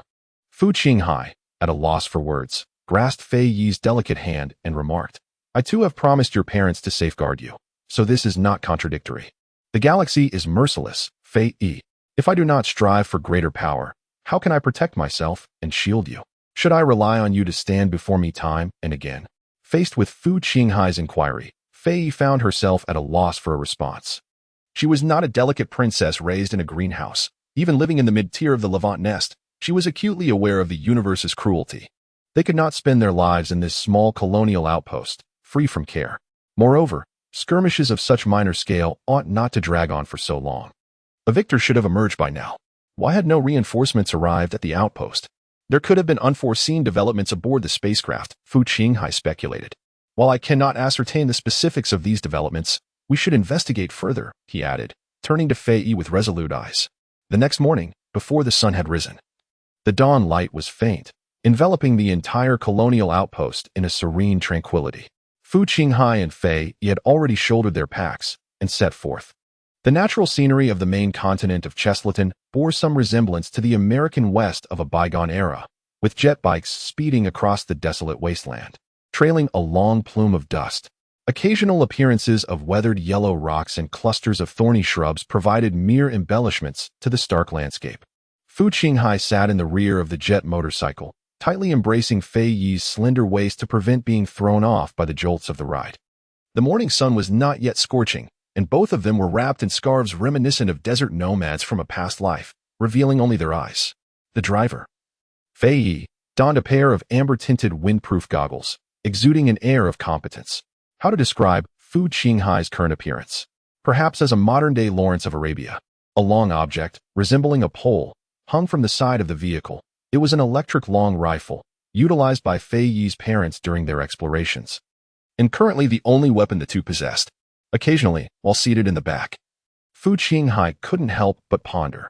This second life granted by the cycle of reincarnation was rather splendid. Not only did he possess an attractive exterior, but he also began his journey accompanied by a childhood sweetheart, a charming young lady. Amidst the rare and gentle haven of the Cheslaton colonial outpost within the Warhammer 40K universe. Yet, he still found himself risking his life in perilous adventures, as if disregarding the good intentions of the reincarnation world. The Levant Vortex, a silver-gray jet motorcycle manufactured in the Levant capital, had seen better days but remained robust and durable. Its engine, however, emitted a rather loud noise, and the vibrations were quite pronounced. The original design allowed for a maximum ascent of 3 meters, but due to the slightly greater gravity of Cheslaton compared to Levant, and in an effort to conserve Pelagium fuel, the two only managed to soar to a height of 1 meter above the ground, effectively skimming along the surface. This also explains why Fei Yi took the helm of the jet motorcycle. After all, navigating at a height of 1 meter requires evading various ground obstacles, and the motorcycle's speed is considerable. Moreover, Fei Yi is more familiar with this vehicle, while Fu Qinghai had never obtained a motorcycle license in his past life. In any case, it was not due to Fu Qinghai's cowardice that he refrained from driving. As the midday sun began to warm the Gobi Desert, Fu Qinghai and his companion sought refuge from the heat behind a massive rock to have their lunch before mounting the motorcycle to continue their journey. The distance from the colonial outpost to the site of the spaceship's crash would take a day and a half to traverse, assuming their direction was correct. On this colonial planet, there was no satellite navigation, relying on the memories of the outpost's inhabitants and a compass. Fu Qinghai and Fei Yi made several adjustments to their course, gradually drawing nearer to the crash site. Along the way, they encountered scattered artifacts on the ground, remnants of the fallen spacecraft. As twilight approached, the distance to the spaceship remained daunting, prompting the two to seek shelter in a cave formed by the crevice between two massive rocks. Deciding to spend the night there, they lit a tin kerosene lamp, and Fu Qinghai and Fei Yi laid blankets on the ground, sharing a night of silence, fully clothed in slumber. Chapter 8. The Exploration of the Spaceship. A new dawn commences. Following the scattered remnants of the spacecraft, Phi's direction no longer required frequent adjustments, allowing her speed to increase significantly. The adept and seasoned driver, Phi, skillfully maneuvered the motorcycle, deftly avoiding obstacles on the ground with apparent ease. The fierce wind whipped across Fu Qinghai's face, causing his scarf to flutter wildly. He held onto Phi's waist tightly, using the journey as an opportunity to contemplate the potential challenges posed by the interstellar warriors aboard the spaceship. At the inception of the Interstellar Warriors formation, there were 20 legions, 2 of which had their records entirely expunged by the Empire, rendering their fates unknown. Among the remaining 18 legions, Fu Qinghai was aware that half had participated in the rebellion. Uncertain of which legion's warriors he would confront, he decided to engage in a mental exercise, allowing his thoughts to wander. Fu Qinghai ranked all the Interstellar Warrior legions according to best and worst-case scenarios. In the most favorable outcome, the 13th Legion of Extreme Warriors and the 18th Legion of Fire Lizards emerged as the top contenders. Both of these legions were renowned for their benevolent disposition towards mortals. The 18th Legion, the Fire Lizards, earned the nickname Black Uncle among Warhammer 40k enthusiasts due to the hereditary traits of their genetic origins, which resulted in their dark skin. The Interstellar Warriors of the Fire Lizards possessed a compassionate nature, placing significant emphasis on the preservation of civilian lives during combat. The 13th Legion, known as the Extreme Warriors, is also the favored legion of Fu Qinghai, renowned for their adept governance of the planets under their control. The Extreme Warriors distinguish themselves from other legions by swiftly establishing a stringent and efficient administrative framework in any human pre-colonial territory they conquer. This enables them to rapidly restore post-war production and daily life, thanks to the meticulous management of the world that the Extreme Warriors excel in. They boast the largest number of soldiers among all legions. Mastering the operational strategies of the Extreme Warriors, one might think that the remainder would be a mere formality. However, it is far from that simple. The combat style of the Extreme Warriors emphasizes meticulous battle planning and tactical coordination, alongside the importance of intelligence gathering prior to engagements and communication during combat. This aligns perfectly with Fu Qinghai's vision of a modern military, contributing to the Extreme Warriors being one of the 2 legions with the highest conquest efficiency during the Grand Expedition. Reflecting on the last words of Lajua, which spoke of the White Demon, it is unfortunate that neither of the aforementioned legions is adorned in white. The Extreme Warriors don blue armor accented with gold trim, while the Fire Lizards are clad in dark green armor.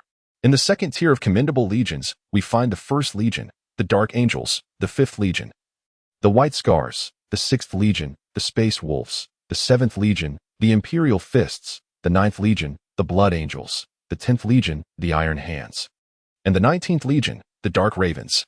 The attitude of these Space Marine legions towards mortals is rather indifferent, as they consider themselves to be superhumans, superior to ordinary humanity. A disdainful contempt for mortals is prevalent among many of the Legion warriors. Fortunately, during the Horus Heresy, these legions remained loyal, aligning with the faction randomly assigned to Fu Qinghai in the cycle of rebirth. If the surviving Space Marines aboard the ship belonged to the Loyalist faction, Fu Qinghai can temporarily set aside thoughts of infiltrating the ranks of the traitors with a serpentine approach to loyalty, thereby increasing his chances of acquiring rebirth points. Among them, the 9th Legion, the Blood Angels, is regarded as relatively amicable towards mortals. However, Fu Qinghai has learned that the gene seed of this legion is flawed, having been mutated due to radiation pollution from their homeworld. There exists a certain probability that they may succumb to a disease known as the bloodthirst, which incites a frenzied desire for bloodshed and slaughter, rendering them indiscriminate in their violence. Given the sensitive period of the Horus Heresy, it is best to avoid encounters with them. Thus, Fu Qinghai has categorized the 9th Legion into the 2nd tier. The less favorable 3rd tier includes the 3rd Legion, the Emperor's Children, the 4th Legion, the Iron Warriors, the 14th Legion, the Death Guard, the 15th Legion, the Thousand Sons, the 17th Legion, the Word Bearers, the 20th Legion, the Alpha Legion, and the infamous 16th Legion, the Luna Wolves, which was later renamed the Sons of Horus in the latter stages of the Great Crusade. This legion, directly commanded by the warlord Horus, is renowned as one of the most formidable Space Marine legions, boasting a considerable number of warriors and demonstrating slightly superior conquest efficiency compared to the extremist Marines during the Great Crusade. The 3rd tier of legions comprises those who chose to side with the War Master during the Horus Heresy and subsequently rebelled. If survivors belong to these factions, It would pose significant challenges for Fu Qinghai. However, at least in the early stages of the rebellion, the space marines of these legions were still akin to ordinary men. The War Master, the Primarchs, or the Chaos Gods they supported represented their vision of justice. Even though they are labeled as traitors, they believe themselves to be fighting for truth. As the Horus Heresy progressed, those space marines, irreversibly corrupted by chaos, transformed into twisted beings, adorned with horns and additional limbs, consumed solely by a desire for torment and slaughter. Yet, the most dire threat lies within the fourth tier, the 8th Legion, the Night Lords, and the 12th Legion, the World Eaters. While there remains a glimmer of hope for Fu Qinghai to negotiate or find common ground with the rebellious legions of the 3rd tier, the presence of these two legions would compel him to flee without hesitation. Both are notorious for their madness, having gained infamy during the Great Crusade. The Night Lords are infamous for instilling terror, employing torture, assassination, and oppressive rule. The World Eaters, marked by the butcher's nails embedded in their skulls, include both the Primarch and the ordinary Space Marines, all of whom are bloodthirsty, psychopathic savages, notorious for their senseless massacres and planetary exterminations throughout the Great Crusade. The prospect of Fu Qinghai infiltrating either of these legions as a double agent is beyond his courage. Among the numerous legions described, many don armor painted in shades reminiscent of white, leaving Fu Qinghai momentarily unable to discern their identities. With a faint click of his tongue, Fu Qinghai narrowed his eyes. Although his mind was swirling with thoughts, the situation demanded a careful assessment. He had just taken a sip from the clear water in his flask. The crunch of gravel underfoot was interrupted as Fei expertly drifted her motorcycle to a halt. "Look over there, a luo," Fei exclaimed, pointing towards a distant black hill. Fu Qinghai wiped away the splashed water and squinted into the distance. The silhouette of a small hill, resembling a mound, stood silently far away. Though obscured by the distance, its straight and robust lines hinted that it was undoubtedly a product of human ingenuity rather than a natural formation. Raising his binoculars for a closer look, Fu Qinghai discerned a massive spaceship lying horizontally in the open terrain. The dark, imposing barrel of its broad cannon suggested it was undoubtedly a warship, or at the very least, an armed merchant vessel. A colossal gash marred the center of the hull, from which debris spilled forth, forming a makeshift ramp of wreckage. The bridge had toppled to one side, and the huge sublight engines at the rear lay scattered, one pointing east and the other west. Fu Qinghai estimated the warship to be approximately 2 kilometers long. According to the Imperial Expeditionary Fleet's classifications, it should be categorized as a medium-sized frigate, though its model remained unknown. Given the extent of the ship's disintegration, it was uncertain whether to classify the incident as a forced landing or a crash. "The motorcycle engine is too loud. We should approach on foot," Fu Qinghai suggested. The two of them parked their vehicle behind a boulder that stood half their height, cautiously making their way toward the remnants of the warship. As they drew closer to the warship, the anticipated cacophony of battle was conspicuously absent. The vessel, along with the scattered remnants of its shattered hull, lay enveloped in an eerie silence. Apart from the gentle whisper of the breeze threading through the steel structures, no sound permeated the air.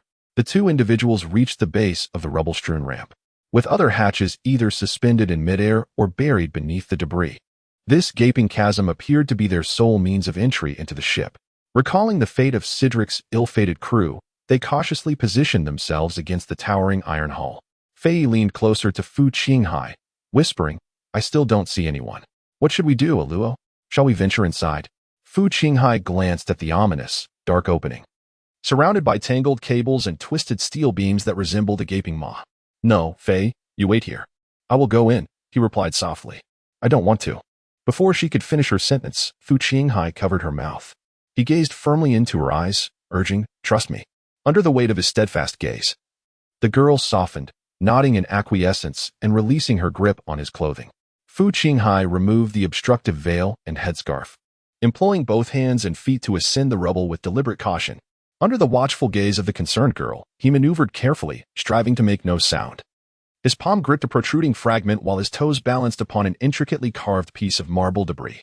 Suddenly, with a clatter, the dislodged marble, accompanied by a cascade of wreckage, tumbled downwards. Stunned, Fu Qinghai froze, rooted in place, paralyzed by apprehension. The warship remained eerily silent, devoid of any response. Fu Qinghai inhaled deeply and continued his ascent. Soon, he had crawled into the crevice, allowing his eyes to adjust to the dim surroundings. He began to survey the environment around him. The imposing dome of the warship loomed overhead, creating a vast emptiness, while severed thick cables and collapsed steel walkways lay scattered about. In the corners, sporadic sparks flickered, illuminating the darkness alongside the light filtering in from outside. The floor bore large patches of dried blood, and the walls were marred with charred bullet marks, a testament to the fierce battles that had transpired. Then, Fu Qinghai beheld a corpse. A body, missing its lower half, retained a visage twisted in agony from its last moments. It lay facing outward from the crevice, hands pressed against the ground, seemingly attempting to crawl away. Its lower half trailed behind, dragging with it desiccated organs and intestines, leaving a thick, semi-coagulated trail of blood. He recognized this body. Peibois, a member of the Sidric gang, notorious for his penchant for tormenting Locke. At this moment, as he gazed into Peibois' wide, terror-stricken eyes, Fu Qinghai was uncertain whether to feel relief or dread. The stench of blood lingered heavily in the air as Fu Qinghai cautiously stepped over Peibois' remains, making an effort to avoid the sticky blood on the ground. Regardless, he resolutely decided against exploring in the direction Peibois had come from and resolved to navigate towards another side instead.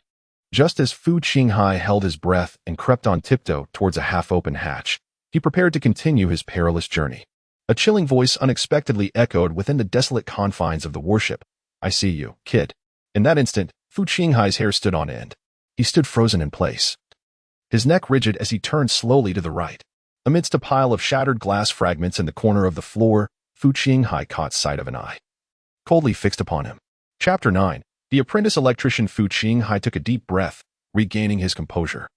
The shard of glass had allowed the other party to see him through its reflection. Thus, his position was easily discernible, situated diagonally behind Fu Qinghai.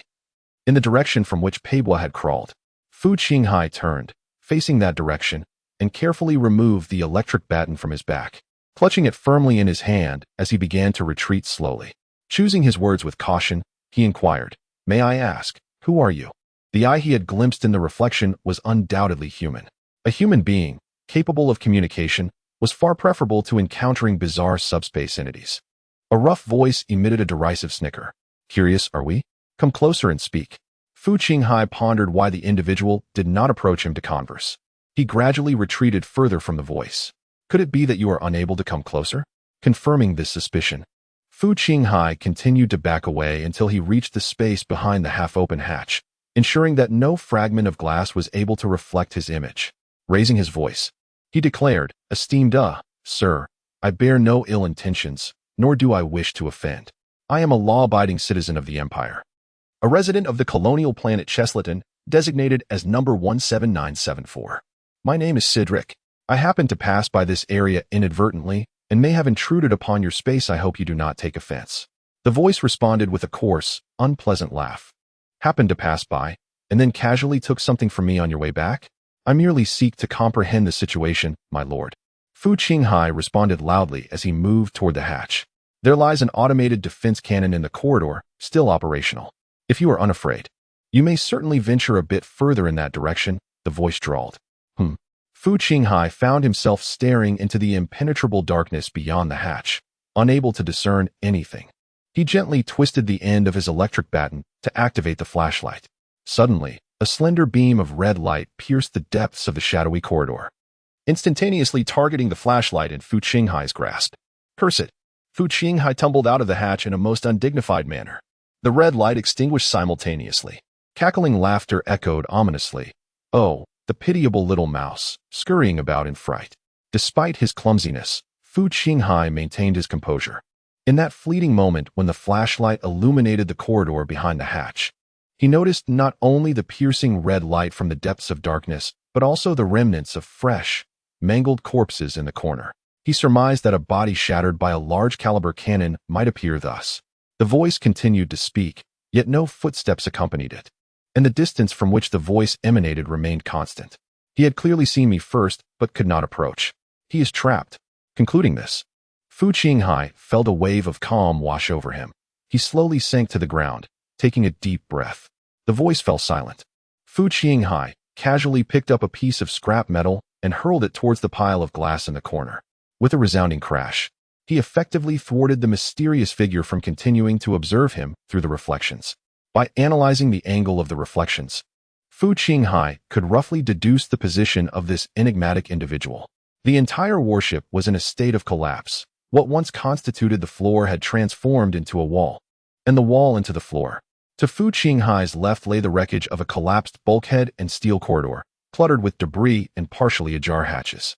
To his right, a towering and expansive door stood, its charred textiles and shattered stained glass suggesting a space akin to a small auditorium, far more spacious than the debris-laden area to his left.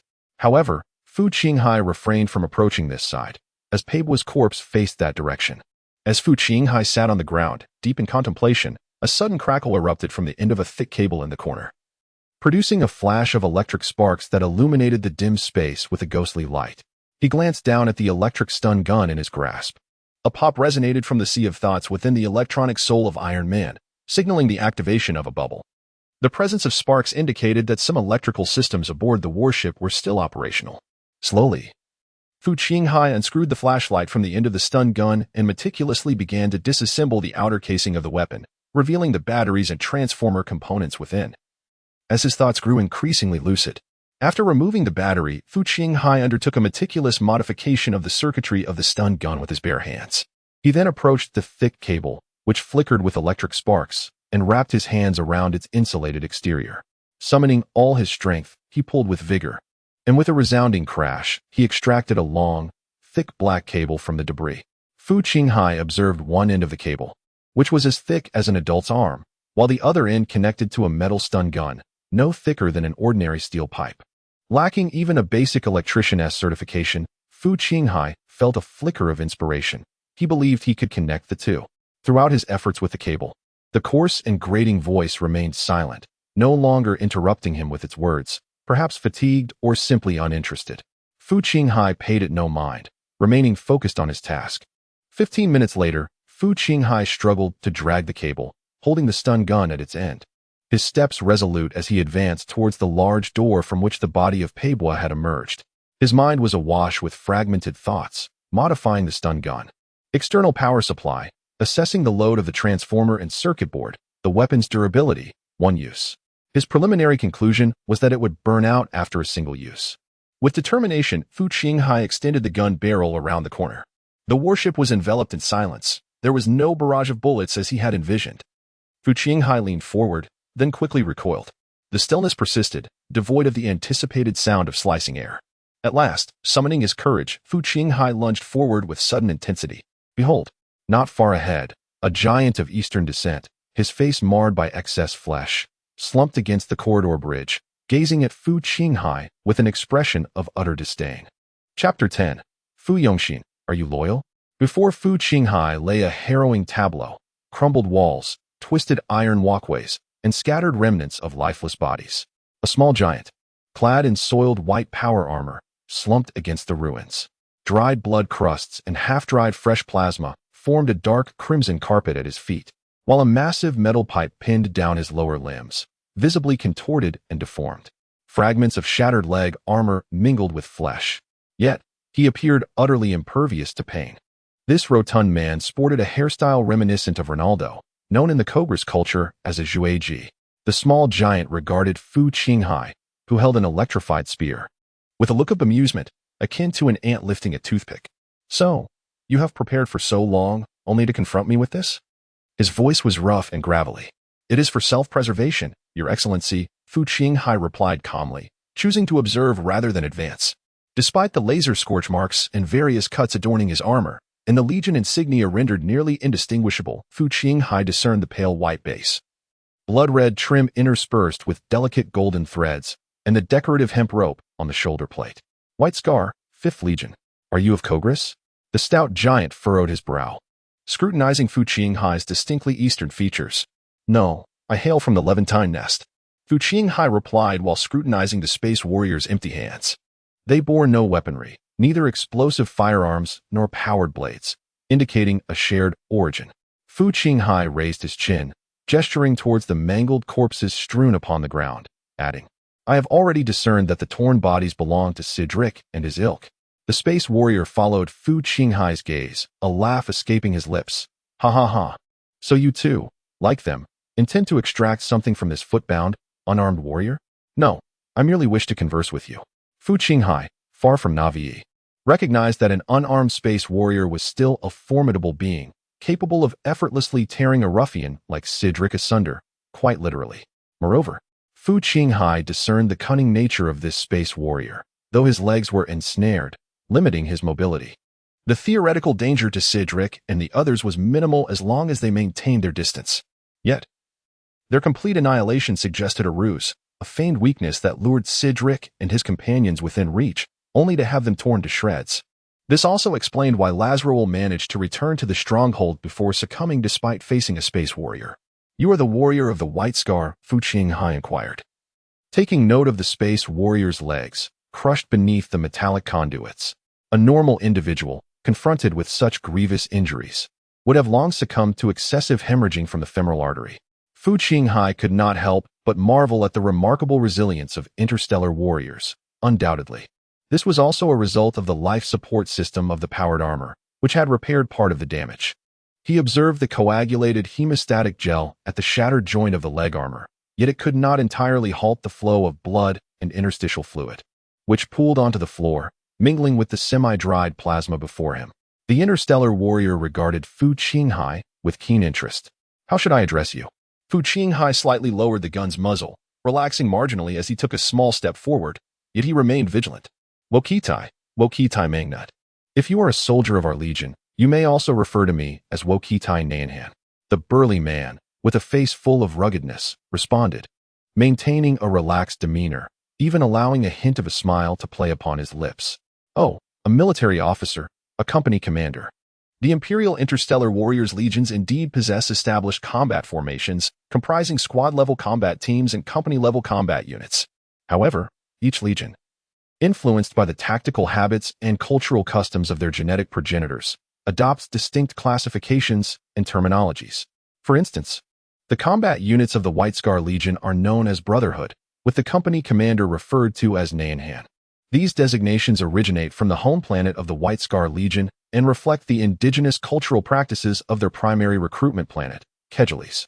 Despite Fu Qinghai's awareness that the White Scars had remained loyal to the Emperor throughout the Horus Heresy, he could not afford to be complacent. He was also cognizant that in the early stages of the heresy, nearly half of the White Scars Space Marines had quietly chosen to side with the War Master, seeking to usurp power during the moment when the pre-March Jagatai Khan landed on the surface of Prospero, intending to seize actual control of the Legion's fleet. Although they ultimately failed, this indicated a lack of unity within the White Scars. Many were discontented with the Primarch's command, and one could not discern whether the White Scar warriors before him were traitors. Fu Qinghai took a cautious step forward and spoke. Esteemed Jedi Khan. As I mentioned previously, I am merely an ordinary, lawful citizen of the Imperial settlement on Chasleton. I harbor no malice and have observed your current predicament, wishing to assist you in extricating yourself from it. However, before Jedi could respond, Fu Qinghai pressed on. Before we proceed, I have one final question. Drawing a deep breath, he locked his gaze onto Jedi's eyes and intoned solemnly, "Are you loyal?" Upon hearing this, the previously indifferent expression of the White Scar warrior transformed dramatically. His brow furrowed tightly, and his piercing gaze bore into Fu Qinghai's eyes. In a voice that emerged from deep within, low and gravelly, he articulated each word with a fierce intensity. "Welp, I have fought for the Empire and the Khan for 200 years.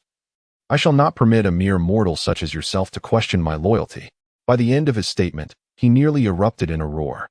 The words seemed to strike a nerve within him, and he bellowed, "We have fought from Ulaner to Prospero, relentlessly pursuing every traitor, every ship. The corpses of my brothers still drift in the void above your head. You, a pitiful and insignificant mortal, dare to question me? Dare to judge me?" Enraged, the scarred warrior seized a severed arm nearby, preparing to hurl it at Fu Qinghai. Before he could finish his tirade, Fu Qinghai thrust the tip of his electric spear into the congealed blood before him. With a crackle, the immense voltage from the warship's energy source pierced through the blood, directly connecting to the lower half of Wokutai, which oozed blood, tissue fluid, and gel. The Space Marine's scream erupted unexpectedly, his voice trembling with terror. He had indeed seen the electric spear in Fu Qinghai's grasp, but the slender shaft led the scarred warrior to underestimate its power, believing it could merely cause a shudder. Incapable of inflicting any real harm, he had been careless. A plume of white smoke erupted from the rear of the spear after a single discharge. The electric weapon was consumed by flames. Wukutai ceased to tremble, sitting in a daze upon the ground, his eyes vacant. The severed arm he had raised fell from his grip with a dull thud. With a sigh of relief, Fu Qinghai deduced from Wukitai's tone that this interstellar warrior likely belonged to the loyal faction. However, his slight frame could hardly withstand the wrath of an interstellar combatant. So he decided it best to allow him a moment of calm. Moments later, Wukitai blinked, finally regaining his composure. Upon realizing his surroundings, he glared at Fu Qinghai. "You little rascal. Wait. Stay calm, Khan. I merely wish for you to regain your tranquility." Fu Qinghai quickly raised his hands, discarding his electric lance onto the ground, signaling his lack of weaponry. "I am a loyal citizen of the Empire, aligned with you. I detest Horus and revere the Emperor as I would my own father." Fu Qinghai spoke rapidly. "Please, calm yourself. Your state is precarious. To demonstrate my sincerity, I will find a way to rescue you." As he spoke, Fu Qinghai began to retreat. "You." Wukitai was momentarily taken aback, observing as Fu Qinghai swiftly dashed out the door. Shortly thereafter, the roar of a jet bike engine echoed in the air. Wukitai watched as Fu Qinghai re-entered, dragging a lengthy iron chain behind him. He crouched at one end of a metallic pipeline, skillfully securing the chain to the heavy conduit. Wukitai discerned his intentions. At that moment, a young girl peeked nervously from the doorway. Upon glimpsing the remnants of bodies and pools of blood within, she stifled a retch and hastily withdrew. Once the chain was secured, Fu Qinghai gave it a sturdy tug to ensure its solidity, then approached Wukitai and said, "Hold on." With a disdainful scoff, Wukitai declared, "I am an Astartes. Would I fear pain?" He silently cursed within, recalling how pitifully he had cried moments before. Without further ado, he turned and exited through the door. The roar of the engine erupted once more, and the iron chains instantly tightened to their full extent.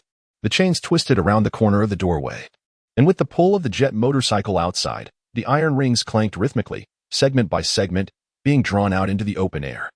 The heavy metallic pipes began to shift slowly, grinding against the legs of the Space Marine as they moved outward, despite the flesh of his legs having long since necrosed. The agony tugging at the nerves in his thighs forced a hiss of pain from Wokutai's lips. At last, the metal pipes were pulled away. Beads of cold sweat adorned Wokutai's forehead. The stabilizers and analgesics embedded within his power armor had been entirely depleted during the previous battle, and he now relied solely on sheer willpower to endure the torment. With a heavy exhale, Wokutai gazed upon his mangled legs, contemplating his fate. "I may well be sent to the Wraith Mech." Just then, Fu Qinghai re-entered the room. "You have saved the life of the White Scar Space Marine Wokutai Magnat, achieving a significant milestone." That familiar, frigid voice resounded once more. "Commencing calculation of assimilation points. 209 points. Excellent." Fu Qinghai internally commended himself for successfully accruing assimilation points. Wokutai, lifting his gaze to Fu Qinghai while fixating on his ruined legs, stated, "I am unable to stand or walk. It matters not. I shall drag you along with an iron plate." Fu Qinghai expressed his thoughts. Wokutai pondered for a moment and replied, "Very well, but you must first assist me. Behind that wall of mine, there should be several corpses of the sons of Horus. Bring one over, and if you happen upon any power weapons, do procure those as well." Following Wukutai's instructions, Fu Qinghai circled to the wall behind him, and indeed, he discovered two bodies of Space Marines clad in gray-green painted armor, both adorned with helmets, one of which was partially buried beneath the rubble. Fu Qinghai felt a sense of reassurance. The enemy of my enemy is my friend. The sons of Horus were predominantly staunch adherents of the War Master, with only a minuscule faction loyal to the Emperor. The White Scars engaged in battle against the sons of Horus were almost certainly loyalists. Fu Qinghai located a power sword, which lay quietly beside one of the sons of Horus. Judging by its design, it was a broad-bladed sword with a curved crossguard, and the hilt was sufficiently long for Fu Qinghai to wield it with both hands. However, in comparison to the size of a Space Marine's palm and the proportions of the hilt to the blade, it appeared to be a one-handed sword. The hilt and crossguard bore only simple ornamental patterns, with low Gothic inscriptions detailing the name of the forged world from which it originated. This was not a finely crafted weapon, indicating that its previous wielder was not an officer. With some effort, Fu Qinghai lifted the power sword. It was burdensome and unwieldy for him, as it was designed for a space marine. Fu Qinghai found himself captivated by the sword, ever since he laid eyes upon it. The vast ocean of his consciousness had been stirred incessantly. Gently, he pressed a button on the hilt of the weapon. A barely perceptible hum resonated as the blade was enveloped in a nebulous azure force field, with wisps of white arcs of electricity flickering around it. The blue light emanating from the blade cast a faint glow, illuminating the dimly lit chamber. The disintegration field generator of this sword was still operational. "Be cautious, young one. Do not touch that blue light, lest you sever your own head," came the raspy voice of Wokitai from behind. He recognized the familiar sound of the power sword activating, a sound all too well known to interstellar warriors. Fu Qinghai was not foolish enough to reach out and touch the azure energy field. The disintegration field, the very essence of power weaponry, could directly dismantle the molecular bonds of any solid material it touched, rendering nearly all solid substances to naught. Power weapons were standard fare for interstellar warriors and were also utilized by certain high-ranking mortal officers. However, this technology was not commonplace. Indeed, many alien races lacked the capability to manufacture such weaponry. Even many human civilizations, millennia into the future, would find themselves devoid of the means to forge power weapons. This standard power sword could command a high price in the city of Liwent, where Fu Qinghai had previously resided. After deactivating the disintegration field generator, Fu Qinghai returned to Wokitai's side, placing the sword near him. He then retreated to the wall, mustering all his strength to drag the lifeless body of a Horus son beside Wokitai. Wokutai grasped the power sword, skillfully wielding it twice before instructing Fu Qinghai, "Search the power pack behind the corpse for the life support system storage compartment. It should be, damn it. His armor is a patched 5 Malawian kwaches. If I recall correctly, it's on the side. Try to find it. Is this it?" Before he could finish his sentence, Fu Qinghai extracted a compartment from the side of the power pack, containing various mysterious liquids. "Oh, you. Have you encountered powered armor before?" Wokutai exclaimed, surveying Fu Qinghai with astonishment. His physique was entirely intact, flesh and blood, unlike a practitioner of the mechanical cult. "For the first time, you might consider it a gift," Fu Qinghai casually explained. Holding the life support device, Fu Qinghai approached Wokutai's side and located a similar compartment, from which he extracted an empty liquid canister. He then inserted the device from the son of Horus into the vacated space. A hum resonated as Wokutai's power pack quivered. The two spherical exhaust ports on his shoulders expelled a gust of warm air, and the motors within the power pack began to operate. Soon after, Wokutai sighed, a look of comfort and relaxation gracing his face. Fu Qinghai inferred that at this moment, analgesics, potions, and hormones were being infused into Wokutai's body through the powered armor. Since the second-generation 2 Malawian kwaches expedition-type powered armor, the imposing power packs integrated behind the Space Marine armor have encompassed miniature plasma reactors, life support systems, automated medical devices, air filtration systems, and liquid circulation systems, among other apparatuses. You may now apply for the position of apothecary within the Legion. Despite the relentless agony, Wokutai managed to jest, albeit in a light-hearted manner. Of course, this was merely a jest, setting aside the medical proficiency of the Legion's apothecaries. One undeniable fact remains: an Adeptus Astartes apothecary is also a space marine. And then, it was just you left. As Wokutai spoke, he activated the disintegration field of his power sword, casting a glance down at his shattered legs. "Good heavens, you can't be." A wave of shock coursed through Fu Qinghai upon witnessing this scene. Wokutai brandished the power sword towards his own legs, then, with a swift motion, brought it down. The ethereal blue disintegration field sliced through Wokutai's legs, severing the shattered armor as effortlessly as a heated knife through butter.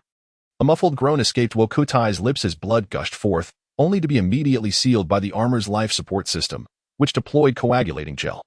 The blood congealed at an observable rate around the base of Wokutai's thigh, forming clots and subsequently scabbing over. A rapid response triggered by the lamentor cells secreted within the organs of a space marine. Performing a self-amputation, was this the resolve of all space marines? Fu Qinghai pondered internally. At that moment, his peripheral vision caught sight of the scattered corpses of Cydric and others. Upon one body, he noticed peculiar bite marks on an arm. Overcome by curiosity, Fu Qinghai crouched down for a closer examination. They were marks of gnawing.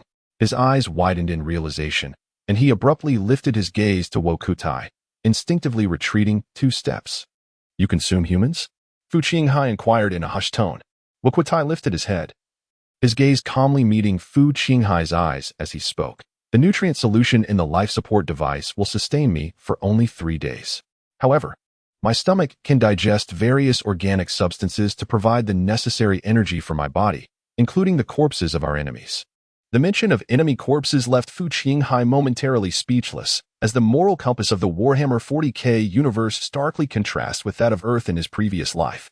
Initially, he found it difficult to accept the notion of vivisecting living beings to convert them into servitors, yet for the inhabitants of this realm, such acts were commonplace.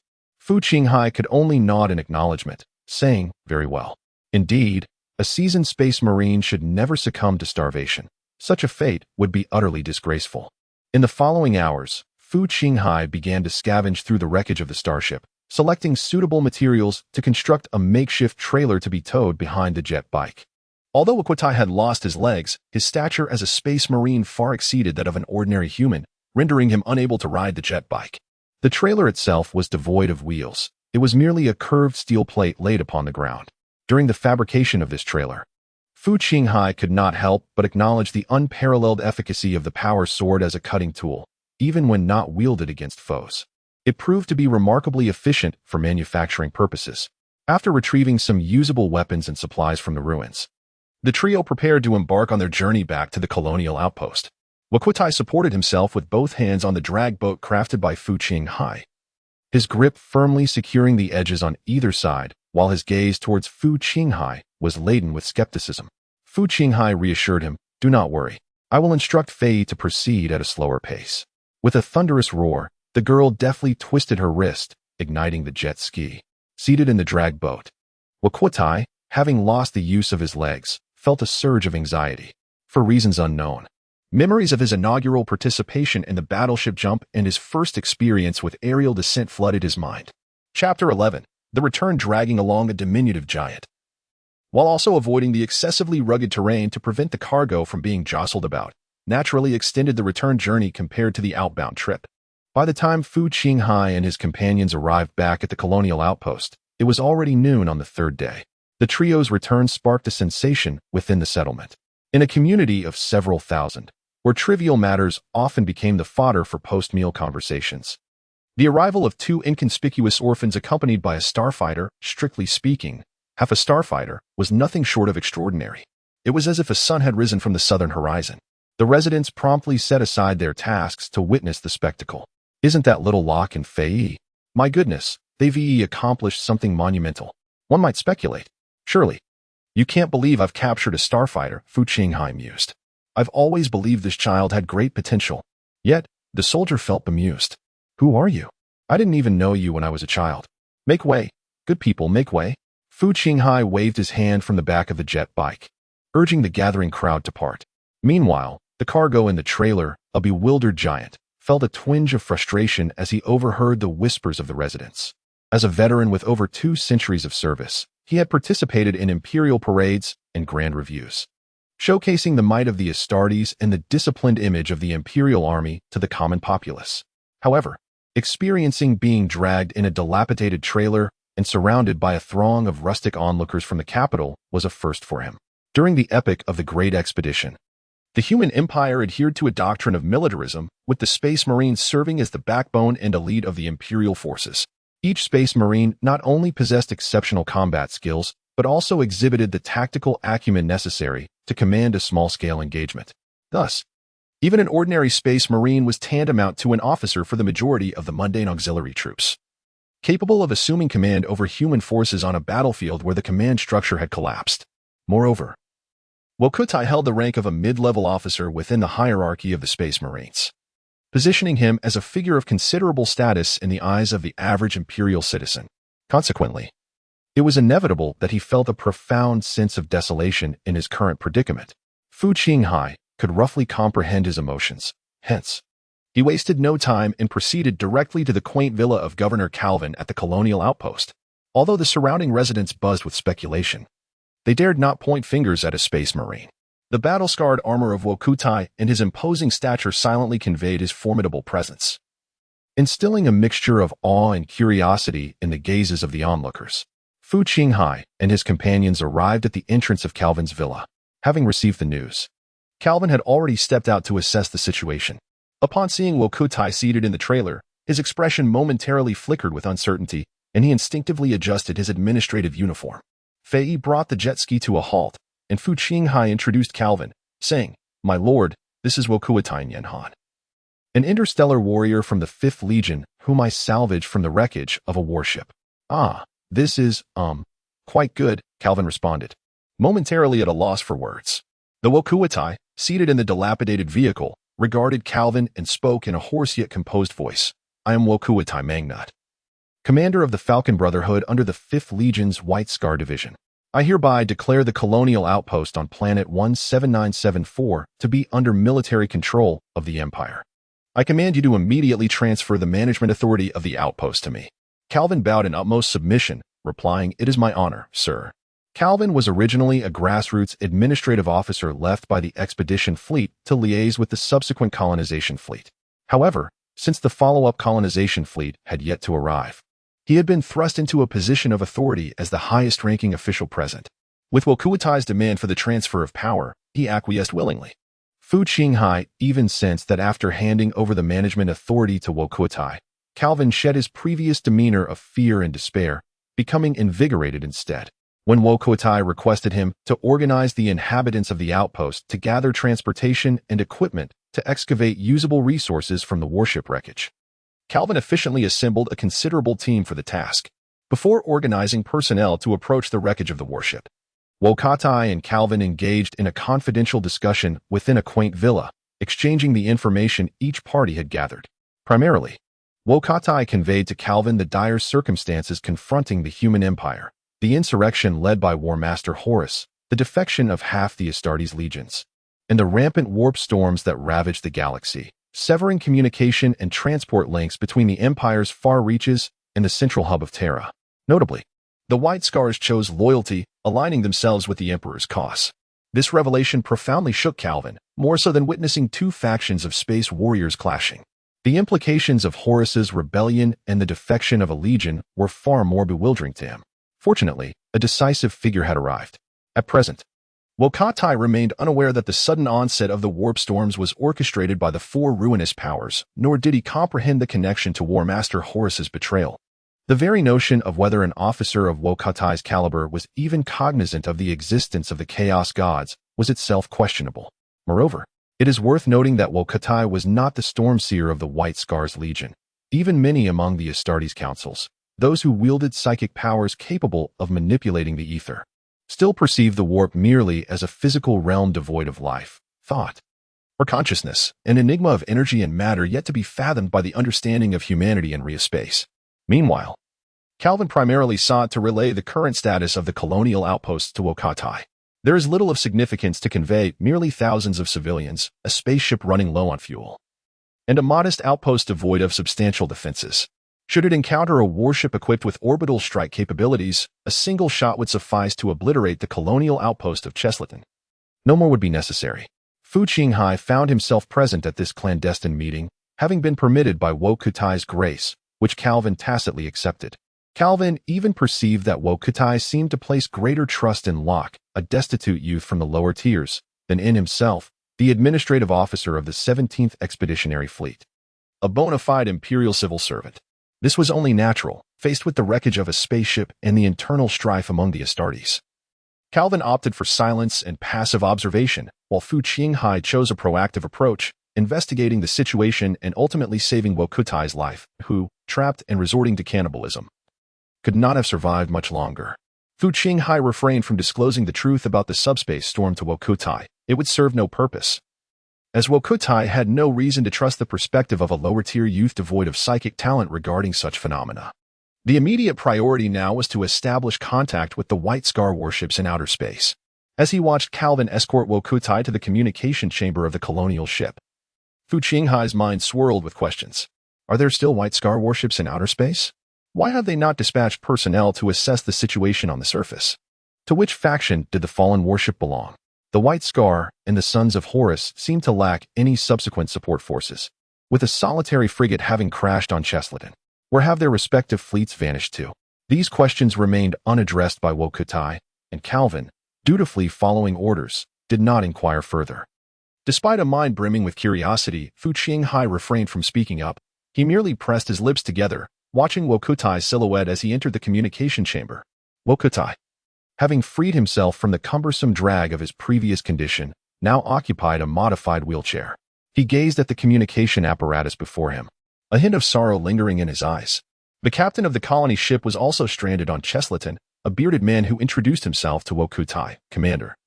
This is currently our most distant communication device, even farther than the one at the base. It can transmit messages to nearby planets, and we have maintained open lines of communication, yet we have received no messages. Wokutai frowned. The entire colony lacked a star speaker, and furthermore, interstellar communication relied on the stability of hyperspace. Long-distance star language communication was not even a consideration.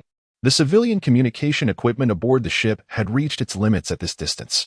Fu Qinghai followed him into the chamber, contemplating the device before him. Yet this time, the sea of consciousness of the electronic soul stirred no ripples. Even Iron Man is not omnipotent. Wokutai pressed the button, adjusting the spacecraft's broadcast signal to a military frequency. Leaning toward the microphone of the colonial ship, he declared, "Short Sword, this is Wokutai Mangnut. I am on the planet's surface. Please respond. I am on the planet's surface. Please respond."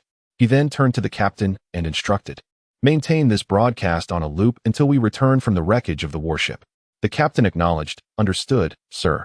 The colonial ship's broadcast signal could reach the outer space of Cheslaton. Despite being on a military frequency, it could be intercepted by the enemy. If fortune did not favor them, it might even attract enemy warships to land on Cheslaton. However, there seemed to be no alternative, and Fu Qinghai speculated that Wokutai had other missions and objectives in mind, or he would not resort to such a desperate measure. The following day, the inhabitants of the Cheslaton colony set forth toward the wreckage of the warship, piloting an array of peculiar vehicles. Whether in industrial production or agricultural cultivation, a complete industrial chain was essential. On this isolated colonial planet, every scrap of metal was a valuable resource, and a warship was of even greater significance. Wokutai also required military communication equipment, such as the bird's nest device, from the escort ship. Fu Qinghai was among the team excavating the wreckage. He had now clarified two matters. Firstly, there indeed existed a warship with white scars in outer space, named Short Sword. Otherwise, Wokutai would not have been able to initiate the broadcast. Moreover, the fallen escort vessel hails from the Sons of Horus, belonging to the 16th Legion, as evidenced by the emblems and insignias adorning the wreckage. The excavation and recovery of resources commenced from the exterior. While the automated defensive weapons still operational within the ship were decisively neutralized by Fu Qinghai, who skillfully maneuvered the wheelchair of Wokutai, the inhabitants labored fervently. For all the materials and supplies on Earth were the rightful property of the colonial outpost, save for the weapons and military equipment that were to be surrendered to Wokutai. However, the latter, supervising from the sidelines, wore a frown etched with concern. 2 days had elapsed, and the broadcast signal from the colonial spacecraft remained unanswered. 1, 2, 3 lift. 1, 2, 3 lift. The crowd chanted in unison, and with the combined efforts of cutting machines, serval automatons, and human hands, a partially buried hatch was extracted, revealing the darkened chamber within. One individual leaned in for a fleeting glance, only to retract hastily. "Sir," the leading man called out to Wokutai. "It appears to be a communications chamber." Instantly, Wokutai straightened his posture and turned to Fu Qinghai, instructing, "Come with me." Fu Qinghai, with great effort, wheeled himself forward. Grasping the upper edge of the hatch with one hand, Wokutai hoisted his upper body inside, with Fu Qinghai closely following. Bowing to enter and illuminating the space with a flashlight, the beam unveiled a chamber crowded with intricate devices, buttons, and dark screens. Alongside the lifeless body of a crew member clad in a gray-green uniform, sprawled on the floor. Wokutai casually pushed aside the corpse of a crew member and surveyed the communications apparatus before him. This was neither the bridge nor the command center of a warship, yet it was equipped with communication devices. He pressed a couple of buttons on the equipment, but the screen remained unresponsive, prompting him to click his tongue in frustration and furrow his brow. "Let me give it a try," Fu Qinghai interjected, moving in front of Wokutai. Fu Qinghai began to tinker with several relatively intact devices. It was his inaugural encounter with the communications technology of the Imperium of Men from the Warhammer 40K universe. Yet he exhibited an unexpected proficiency. As he fumbled about, he inquired of Ogotai, who could discern that this was indeed Fu Qinghai's first experience with such equipment. He was unfamiliar with many of the basic symbols on the buttons. Fu Qinghai opened the casing of the device, leaning half his body inside, and followed the mental blueprint in his mind as his hands deftly navigated through a tangle of cables and various integrated circuits. Before long, a dusty Fu Qinghai emerged from the casing, brushed off his hands, and gazed at the still dark and silent screen, perplexed. This shouldn't be the case. I thought I had it fixed. You think? Ogotai was at a loss for words upon hearing those 3 syllables. Fu Qinghai squinted at the device, pondering. What's the matter? Even Iron Man can't fix you? Suddenly, with a swift motion, Fu Qinghai delivered a hard kick to the communications apparatus, resulting in a loud bang. Ogotai was taken aback.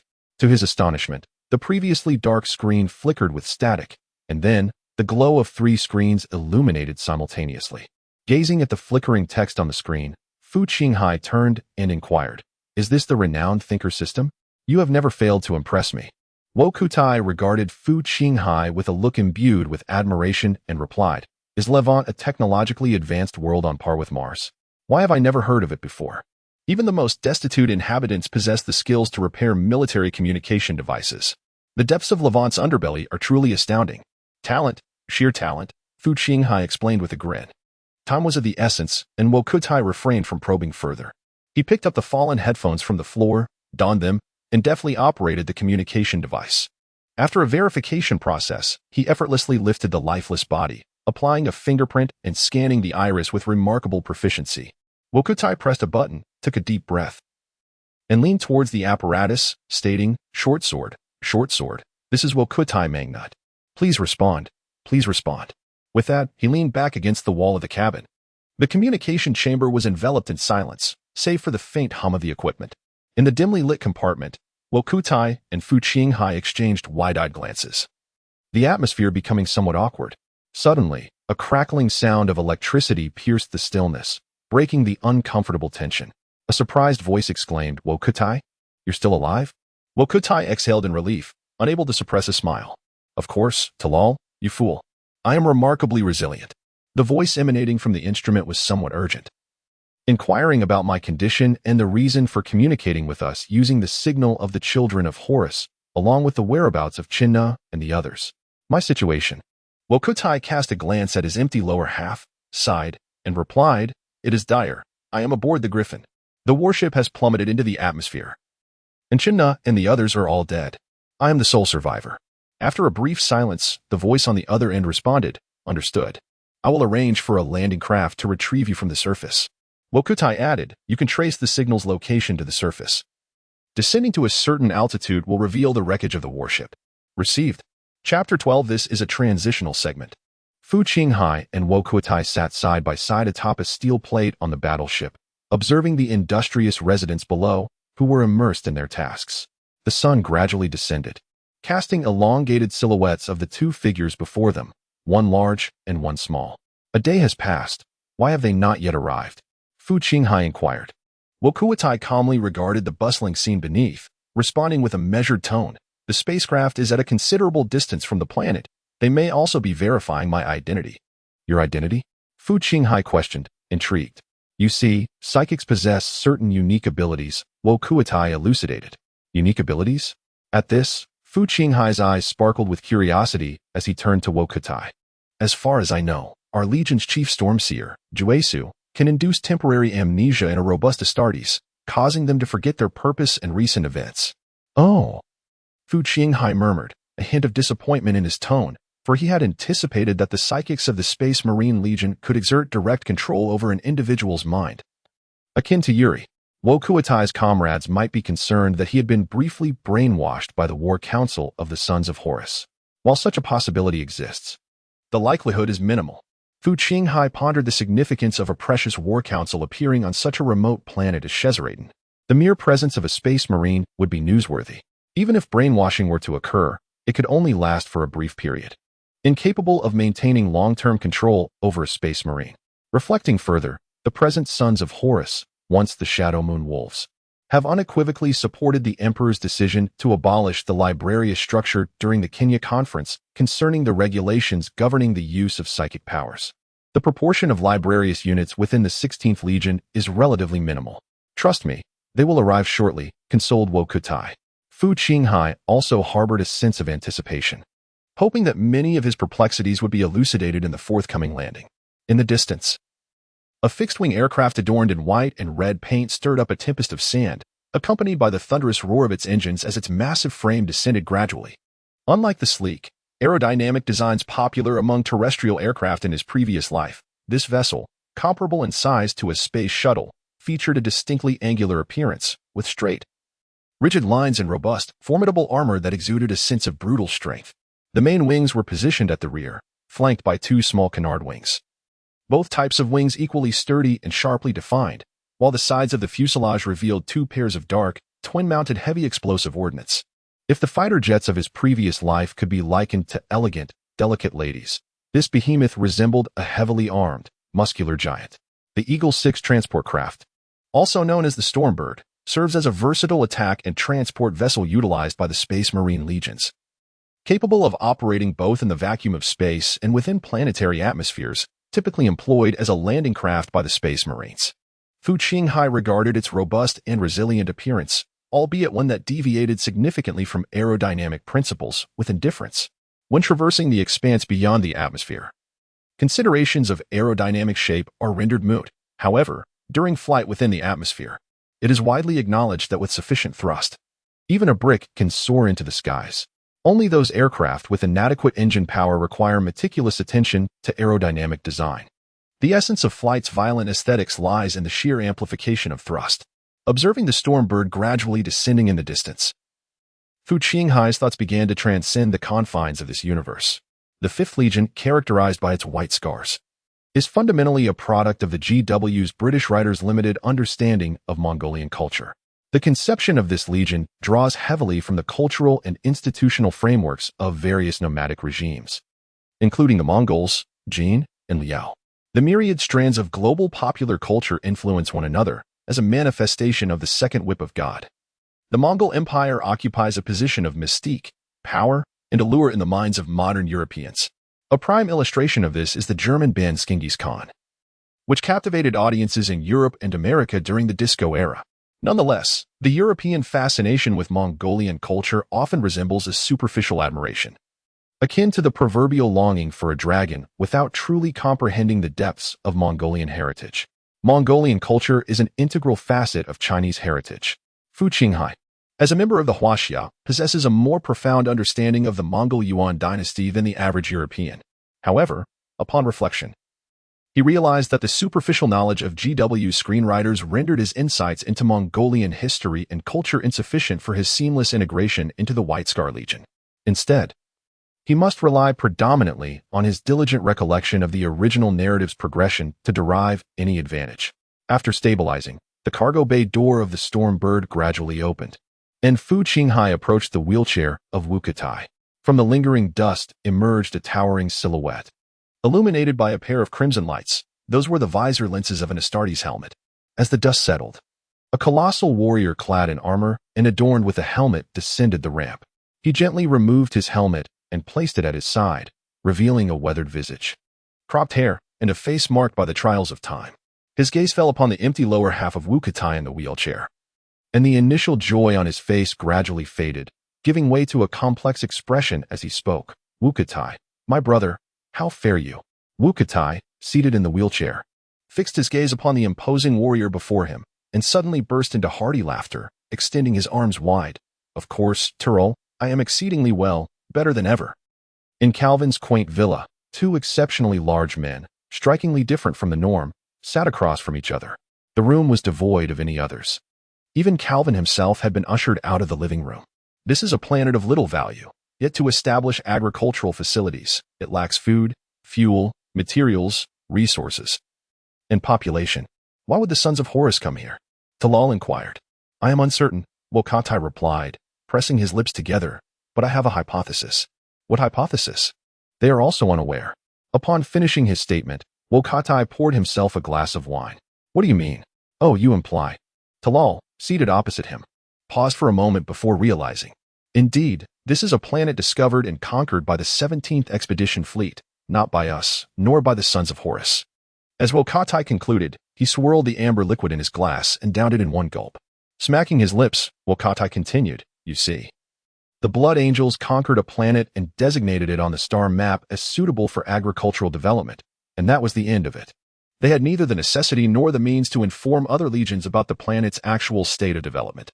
After all, the astropath's psychic communications are brief, fragmented, and precious. As you know, they cannot be used to convey such trivial information.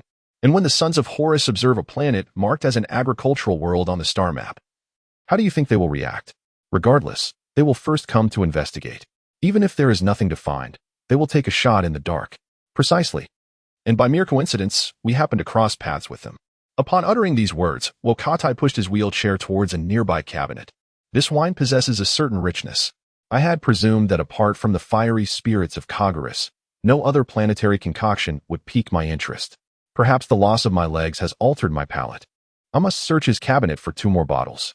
You ruffian, Talal jested, to be honest. When you decided to lead the tactical unit in a jump assault on the Griffin, we all thought you were mad. Now, seeing you alive, I feel exceedingly fortunate. We cannot spare any traitor. At this juncture, Wokatai's rummaging came to a halt. He furrowed his brow, fixating on the floor before him, seemingly recalling some painful memories. I thought of Haidu, of Ajil, of many brothers who, while not perishing in battles against the greenskins, fell to the blades of their own kin. A flicker of hatred flashed in Wokatai's eyes. I longed to catch up with our fleet and confront the traitors on Terra, for the Khan and the Emperor. You speak the truth, Talal replied solemnly, but do not forget, we have a mission at hand. I have not forgotten. Wokatai closed the cabinet, finding nothing of worth. Without further ado, we shall depart. However, before we set forth, I must bring one more person along. Chapter 13. The Armory of Wukatai and the Residence of Fei's Parents. Fei wept profusely, her tears cascading like rain, all the while assisting Fu Qinghai in packing his belongings. Why won't you take me with you? Why?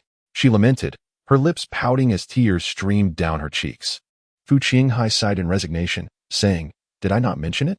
I am going to war, not on a leisurely trip. There are lives at stake. Faced with the sight of such a beautiful maiden in distress, Fu Qinghai found himself at a loss, unsure of how to console her. Why would you want to accompany me to battle? You cannot fight. You cannot even best Cedric and the others without my protection, Fei retorted, her lips quivering as she continued to sob. It pierced my heart, dear sister, but I, Fu Qinghai, have undergone a transformation. Having gained the recognition of the interstellar warriors. Observing Fei desperately cramming clothes into the suitcase, as if this action could somehow mend the sorrow of their impending separation. He quickly intervened. Enough, enough. There is no need to pack any further. I am not relocating. Upon hearing this, Fei relinquished the suitcase and turned to enter her parents' nurturing chamber, emerging with a pot of a fearsome alien plant. You should take this bloodthirsty fern as well. I remember how much you adore its fruit. What nonsense. Was it not always you slicing and me consuming? I have never displayed any particular preference. Fu Qinghai replied, speechless. He promptly approached and took the plant from her hands, placing it aside. Gently, he cradled the girl's face. His fingers entwined in her hair at the temples, gazing deeply into her eyes. At this moment, Fei's once bright and lively eyes were somewhat swollen, tears glistening on her long eyelashes, creating a delicate appearance. You must take good care of yourself in my absence, Fu Qinghai murmured softly. Fei, cradled by Fu Qinghai, responded with a gentle sound from her throat, her warm breath enveloping him.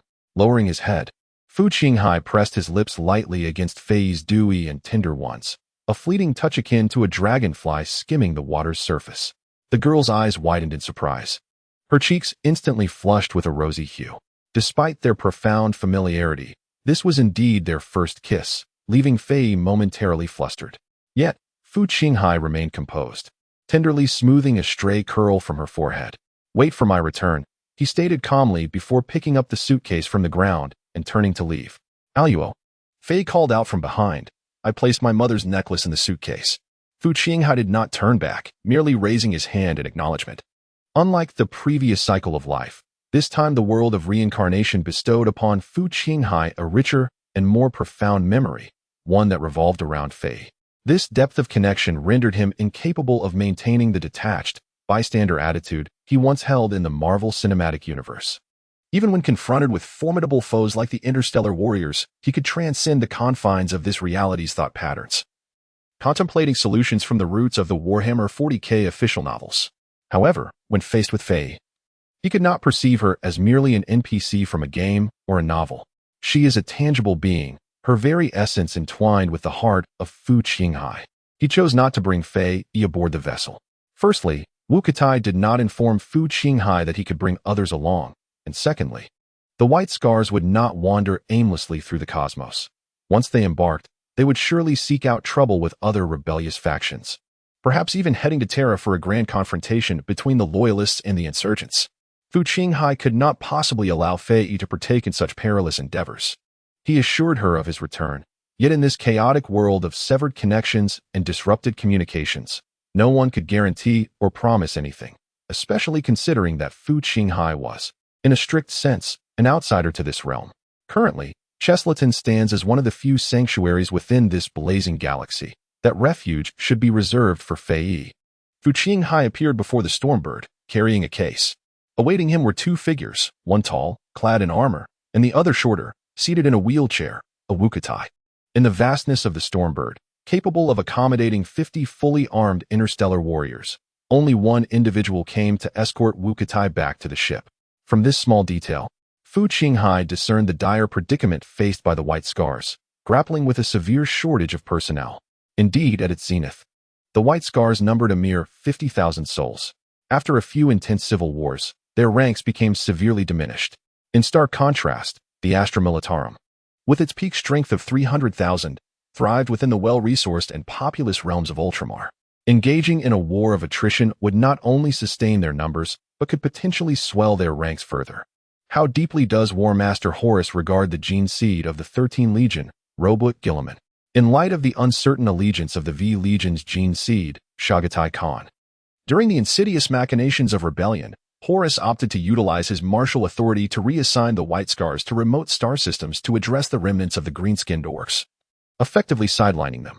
Regardless of Shagatai Khan's decisions, he would be unable to return to the heart of the Imperium in a timely manner, thus not affecting Horus's subsequent strategies. Against the Adeptus Astartes, Horus and the traitor legions devised a succession of traps and snares, intent not only on decimating the living strength of the Space Marines, but also on dismantling the vital production capabilities of the Ultramar system. The Lord of the 13th and his vast host of Space Marines posed a significant threat to the War Master. As Wuxia observed Fu Qinghai approaching, a faint smile graced his features.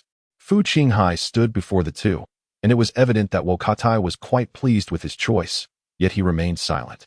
With a calm demeanor, he simply stated, "Let us proceed," before guiding the wheelchair onto the Stormbird. The Stormbird ascended, the cabin experiencing a tumultuous jolt accompanied by a cacophony of noise. Fu Qinghai secured himself firmly in his seat, his hands gripping the safety belts with unwavering determination. Casting aside the nebulous memories of departing from the Levant nest, this marked Fu Qinghai's inaugural journey into the cosmos. His anxiety was palpable, his toes curling tightly, and his youthful visage paling. In stark contrast, Wuxia and the tall interstellar warrior remained composed, seated serenely in their designated spots. The seats were specifically designed for armored interstellar warriors, generously spacious, making Fu Qinghai feel like a quail egg nestled within an eagle's nest. As the Stormbird accelerated, the immense force of acceleration rendered Fu Qinghai breathless, his head spinning.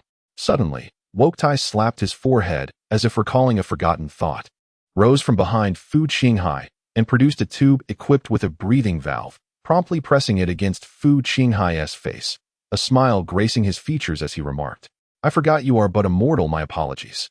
With the breathing valve secured over his mouth and nose, Fu Qinghai could not articulate a response. Yet his gaze directed at Wuxia conveyed everything. "You are seeking vengeance for the shock I delivered, aren't you?" Fortunately, in this life, Fu Qinghai belonged to the astronaut race. Otherwise, in his previous existence, not just anyone could aspire to be an astronaut. The Stormbird successfully docked with the warship stationed in the orbital expanse. Once the Stormbird stabilized and the hatch opened, the bustling scene of the embarkation deck unfolded before Fu Qinghai's eyes. The bright lights illuminated the entire deck. casting a radiant glow, while the ground crew busied themselves like ordinary individuals, clad in the white and red uniforms of the crew. Yet no other interstellar warriors were in sight. The rumbling of the towing vehicle and the creaking of the lifting arm filled Fu Qinghai's ears. He cast a final glance at the scene outside the boarding gate. Beyond the hazy light of the void shield lay a colossal ochre planet, Cheslaton. The boarding gate slowly closed. Fu Qinghai followed Wokutai and Talal into the depths of the warship, where crew members paused to salute them along the way. A testament to the esteemed status of interstellar warriors. Wokutai escorted Fu Qinghai to his personal quarters before proceeding with Talal to the bridge. Each interstellar warrior possessed an independent resting chamber and arms locker aboard the ship, irrespective of rank. Left alone in Wokutai's quarters, Fu Qinghai felt a sense of ennui. The room was exceedingly simple and pristine, devoid of personal belongings, let alone any form of entertainment. There was merely a small box. Yet Fu Qinghai hesitated to rummage through another's possessions. After sitting idly on the chair for a while, he mused, although I am unaware of the internal regulations aboard the warship, given my familiarity with Wokutai, it would not be inappropriate to explore his arms locker. With that thought, he rose and made his way to the arms room. As he pushed the door open, he was met with the sight of an enormous green head, causing him to pause in astonishment. It was a colossal head, 3 times the size of an ordinary adult's, its coarse and thick skin exhibiting an abnormal shade of grayish-green, likely subjected to some chemical treatment. 2 prominent pairs of white tusks arched upwards, lifting the upper lip, while sparse tufts of hair adorned the crown. Even in death, it retained a ghastly grimace, with shriveled red orbs still glimmering with a hint of bloodthirsty desire, fixed upon the intruder entering the armory. It turned out that Wokutai enjoyed storing trophies of battle within the armory. This was an orc, one of the 4 great scourges of the Warhammer universe, which once held the title of the galaxy's foremost menace before the rise of the Eye of Terror and the invasion of the Tyranids. Orcs are fascinating green-skinned beings, devoid of gender, existing as a blend of fungus and animal intelligence. They reproduce asexually through spore mushrooms, and any shed skin from an adult orc can spawn a new orc tribe on a suitably hospitable planet. Their societal structure is relatively simplistic compared to that of humans, yet they are characterized by their brutality, belligerence, chaos, and unparalleled aggressiveness, coupled with their unmatched reproductive capabilities throughout the galaxy. They have become a dire threat to various intelligent species.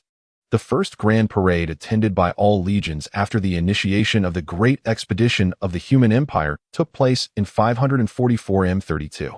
During this period, the Emperor commemorated the victory over a formidable orc warlord named Urakult, who had united a considerable portion of the orc tribes across the galaxy and conquered the majority of its regions. All Astartes legions participated in this protracted apocalyptic conflict against the Orc Empire, with the Emperor and the later War Master Horus himself engaging in the frontline battles. This was the Battle of Ulaner, a pivotal confrontation that laid the foundation for the unification of the human empire across the galaxy. Following this conflict, the Emperor elevated Horus Lupercal, the gene seed progenitor of the 16th Legion, the Luna Wolves, to the rank of War Master, making him the supreme commander of all the armed forces of the human empire, excluding the Imperial Guard. The Emperor then returned to the underground laboratories of the Imperial Palace on Terra to pursue his clandestine experiments. Thus, after subduing the Orc Empire, the Emperor deemed Horus capable of managing the remaining tasks of the Great Expedition while he attended to what he considered more pressing matters. This subtly affirms the ferocity of the Orcs. Despite the defeat of their warlord and the slaughter of many orcs, vast areas had been cleansed. Yet the galaxy remained rife with orcs, including the remote system of Kondax, which the White Scars were dispatched to purge. Based on the orcs' unique characteristics, which blend both plant and animal traits, the primary advantage of subspecies orcs lies in their physical size, which is not as fixed within a range as that of humans. Orcs can continue to grow throughout their lives. Essentially, the mightier the orc in terms of combat prowess, the more colossal their stature. This physical size is directly correlated with their social standing, as the most formidable orc warlords can surpass even the genetic progenitors in height. An orc can rival the stature of a knight titan, and judging by the size of the head displayed in Wokat's armory, it is certainly that of a war chief. Did Wokat single-handedly slay a war chief? If it were not a solitary kill, he might feel embarrassed to hang it on his wall. The ability to single-handedly defeat a war chief speaks volumes about Wokat's formidable strength prior to losing his legs. To be fair, although the 5th Legion is few in number, The individual combat capabilities of the White Scar warriors are generally quite strong, and their genetic progenitor, Shagatai Khan, is himself a master of the blade shrouded in mystery. Fu Qinghai pondered, stroking his chin. However, old Wokat, this habit of yours is rather unseemly. A simple tooth saw or an ear cut would suffice. An orc's head occupies so much space. How many heads can your armory accommodate? The armory is not spacious, and besides the orc's head, there are various other body parts from unfamiliar alien races displayed as trophies on the walls.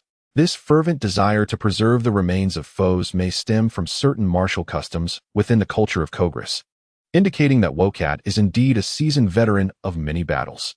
Fu Qinghai harbored little interest in the taxonomy of extraterrestrial beings. Rather, his attention was captivated by the myriad of fascinating items within the armory. In the corner lay scattered armor polishing dust, maintenance oils, and fiber cloths, alongside an array of explosive weaponry, power hammers, and a complete set of 4 Malawian Quatch's exosuit power armor. He ran his fingers over the meticulously polished and well-maintained standard power armor, emitting a series of appreciative clicks. As a protagonist in the Warhammer 40K universe, the distinctive silhouette of the Space Marine's power armor is immediately recognizable. Foremost among its features are the imposing shoulder plates, which serve as a hallmark of the Space Marine power armor, bestowing upon its wearer a formidable and robust appearance. These expansive shoulder plates also serve as canvases for the unique heraldry and insignia representing their respective legions. The substantial size of these pauldrons is not without justification. Beneath the thick layers of ceramite, they encase various internal servo systems crucial for the armor's operation, in comparison to the sleek armors found in other science fiction franchises. The power armor of Warhammer 40K prioritizes defense, resulting in a bulkier appearance than the form-fitting suits of characters like Iron Man or Batman. This has led many enthusiasts to affectionately dub the Space Marines as cans. However, contrary to their formidable and cumbersome exterior, the Space Marines, clad in their power armor, exhibit remarkable agility, rendering them even more nimble and swift than ordinary mortals. The formidable power armor crafted from ceramic steel and plastic steel ensures that the Space Marines advance towards their foes, undeterred by a hail of gunfire. This audacious and fearless characteristic led to the immediate collapse of numerous armies from lost human civilizations during the Great Expedition to reclaim humanity's ancestral lands, as none could withstand an enemy impervious to blades and bullets. The domed helmet features dual ocular lenses, with breathing grills symmetrically arranged at an angle, and a protruding facial structure. The power pack boasts a spherical exhaust port, with nozzles directed rearward. This design aims to provide balance and propulsion for the Space Marines in a zero-gravity environment. In comparison to previous generations, the design of the arm, leg, and torso armor of the 4 Malawian Quatch's 4th-generation power armor is marked by more streamlined and fluid lines, eliminating the cumbersome layering of plate armor, resulting in a more integrated protective shell with fewer exposed cables and virtually no rivets. The 4 Malawian Quatches can rightfully be regarded as a true new generation of battle armor for this era. The 1 Malawian Quatcha Thunder type served as the original power armor for warfare within Earth's atmosphere. The 2 Malawian Quatch's Expedition type represented the first fully enclosed integrated armor, specifically designed for the Great Expedition but still exhibiting numerous shortcomings in practical use. The 3 Malawian Quatch's Iron type merely enhanced defensive capabilities at the expense of mobility, catering to specific legions adept in defense or specialized assault units within a legion with minimal overall alterations. In contrast, the 4 Malawian Quatch's Extreme type embodies the Martian Mechanicus's assimilation of the lessons learned from earlier power armors, integrating various technologies from newly conquered worlds, ultimately resulting in a refined new generation of battle armor. Upon the debut of the 4 Malawian Quatches, it coincided with the Horus Heresy. During the scheming phase of the rebellion, Horus leveraged his authority as a war master to prioritize the outfitting of this formidable armor to legions with potential insurrectionary intentions, particularly his own 16th Legion, the Sons of Horus. Consequently, in the early stages of the Grand Rebellion, it became increasingly rare to encounter a complete set of 4 Malawian Quatch's tactical dreadnought armor among the loyalist legions. Instead, one would often find an eclectic assortment of hastily cobbled together 5 Malawian Quatch's heretical armor. FQNGHI narrowed his eyes, pondering why WQTI possessed the latest generation of 4 Malawian Quatch's battle armor. Although this was no longer the initial phase of the rebellion, suggesting the possibility of acquisition, the pristine condition of this armor was striking. Other spoils were often mismatched. A 2 Malawian kwacha's chest plate paired with 3 Malawian kwacha's leg armor and 4 Malawian kwacha's gauntlets. A makeshift assembly held together with rivets and locks. Yet here stood a complete, factory original set. Doubt began to gnaw at FQNGHI. Was it possible that WQTI was a traitor? He recalled that when he had previously rescued WQTI, he had been notified of assimilated points. If WQTI were indeed an infiltrator planted by the Rebel Legion within the ranks of the White Scars, then according to his initial faction, the cycle of the world should not have awarded him assimilation points. Who could fathom the rules of this cyclical realm? There existed another possibility. WQTI was not a traitor, but rather the entire warship of the White Scars belonged to the Rebel Legion. A sharp pang coursed through Fu Qinghai, and under such circumstances, he found himself akin to a lamb led to slaughter. Aside from clinging to life, his aspirations of earning assimilation points appeared utterly futile. Diverting his gaze from the pristine 4 Malawian kwacha's battle armor, he turned towards the adjacent weapons rack, where explosive firearms and subsonic rounds were meticulously arranged. The ammunition remained undisturbed, a testament to the vast privileges bestowed upon the Space Marines. How should he address the matter of the 4 Malawian kwacha's power armor? Should he directly inquire with Wokutai, or perhaps test the waters first? If Wokutai were indeed a traitor or an insider, he would not have permitted Fu Qinghai to enter his quarters, as that would pose a significant risk of exposure. His apparent openness suggested he was not a double agent. It was also plausible he perceived Fu Qinghai as an ignorant, inconsequential mortal. Posing no threat to his true identity, should it be revealed, he could extinguish him with ease. Yet, if Wokutai belonged to the faction of traitors, why engage in combat against the warriors of the Sons of Horus? The age-old adage that an enemy's enemy is a friend rang true. Nevertheless, Fu Qinghai had not witnessed Wokutai in battle against the Sons of Horus. The skirmish between the White Scar and the Sons in the desolate expanse of Cheslaton raised further suspicions. Moreover, dissent within the rebel ranks was not monolithic. For instance, the motivations behind the Alpha Legion's defection diverged significantly from those of other insurgent factions. The possibilities were myriad, yet the information remained scant. Lost in contemplation, as if guided by some unseen force, Fu Qinghai approached the small box beside Wokutai's bed. It was unlocked, and he gently lifted the lid. Amidst a collection of trinkets, a solitary silver coin lay quietly nestled. It was an ancient silver coin emblazoned with the emblem of the Empire's double-headed eagle. Gazing at this coin, Fu Qinghai squinted once more. In the dimly lit corridor of the warship, cold white light emanated from lamps at intervals. Wokutai, pushing his wheelchair, walked alongside Talal on the steel bridge. I wish to offer that young man an opportunity for promotion, Wokutai stated directly, his gaze fixed ahead. I have discerned your intentions. Talal replied, somewhat unsurprised by Wokutai's words. However, such actions contravene the regulations of the Legion and the laws of the Ministry of Military Affairs. Not to mention, he is not even from Kogris, but hails from a nest world we have scarcely heard of. According to protocol, he must first undergo training and assessment at the Chuanzhou Monastery before he can be considered for advancement among numerous candidates. Oh, and before surgery, he must also undergo a political review by the Ministry of Military Affairs, an essential step, Talal added, his tone grave. Let me be candid, Wokutai. You are a captain of the Astartes. This matter does not fall within your purview nor your responsibilities. Wokutai slowly shook his head, replying, No, Talal, circumstances have changed. How long has it been since we lost contact with our home planet? Have you seen any new recruits join the fleet? Meanwhile, our soldiers continue to fall in battle. Talal, my brother, I shall speak candidly. The times have indeed transformed. This is not merely a localized insurrection. It is a war that engulfs the entire galaxy, a rebellion led by the warlord Horus. The Empire is in utter disarray, with no one caring a whit for the trivialities of the Department of Military Affairs, nor for the sacrifices we have made, nor for the dwindling numbers of the White Scars, save for ourselves. At this point, Wokutai's voice grew increasingly fervent, his eyes reddening as he declared, If you speak to me of the regulations of the Legion, let me remind you that had the Khan been aboard the short sword, he would undoubtedly support my decision. Moreover, Wokutai, regaining his composure, added, Furthermore, the ships of the Sons of Horus have ventured to a remote, savage world in search of supplies. It is evident that as this war has progressed, the rebels' provisions are becoming insufficient. If we do not bolster our own ranks, how can we partake in the forthcoming battles of the solar system? At these words, Talal fell into a prolonged silence. The corridor was momentarily hushed. the only sound being the echoing footsteps, starkly contrasting the tempestuous debate that had just transpired.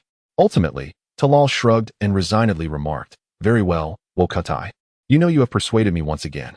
Upon hearing this, Wokatai's lips curved into a slight smile as he replied, "Moreover, in the eyes of that child, I perceive something extraordinary. I have a premonition that he shall bring us unexpected fortune." The hatch slowly opened, and Wokatai pushed his wheelchair into the resting chamber. Upon entering, he was met with the sight of Fu Qinghai seated in a chair, cradling a grenade launcher in his arms, its barrel ominously aimed at him. Wokatai was taken aback. The grenade launcher, while capable of being wielded single-handedly by an interstellar warrior in certain situations, appeared overwhelmingly large for Fu Qinghai, who had to embrace it with both arms, as though it were a colossal grenade launcher. "What is the meaning of this? Be careful not to blow yourself up," Wokatai exclaimed, bewildered. Fu Qinghai offered a cold smile and gestured towards a silver coin resting on the bed. "What is this?" he inquired. Wokatai turned to the coin, slowly furrowing his brow. "It is merely a silver coin. What of it? Are you familiar with this item? This is the insignia of the Warriors Guild. You cannot possibly be unaware of the role the guild played during the internal strife within the White Scar Legion. Can you, Khan?" The confusion on Wokwatai's face deepened. "How do you know of such things? You need not concern yourself. I possess much more knowledge. Such is why you have a complete set of 4th-generation powered armor, and why your group did not accompany the Legion fleet." As Fu Qinghai spoke, he pondered to himself, "Let me test you first. If you are a traitor, I shall eliminate you with a single shot, then unleash chaos aboard the ship.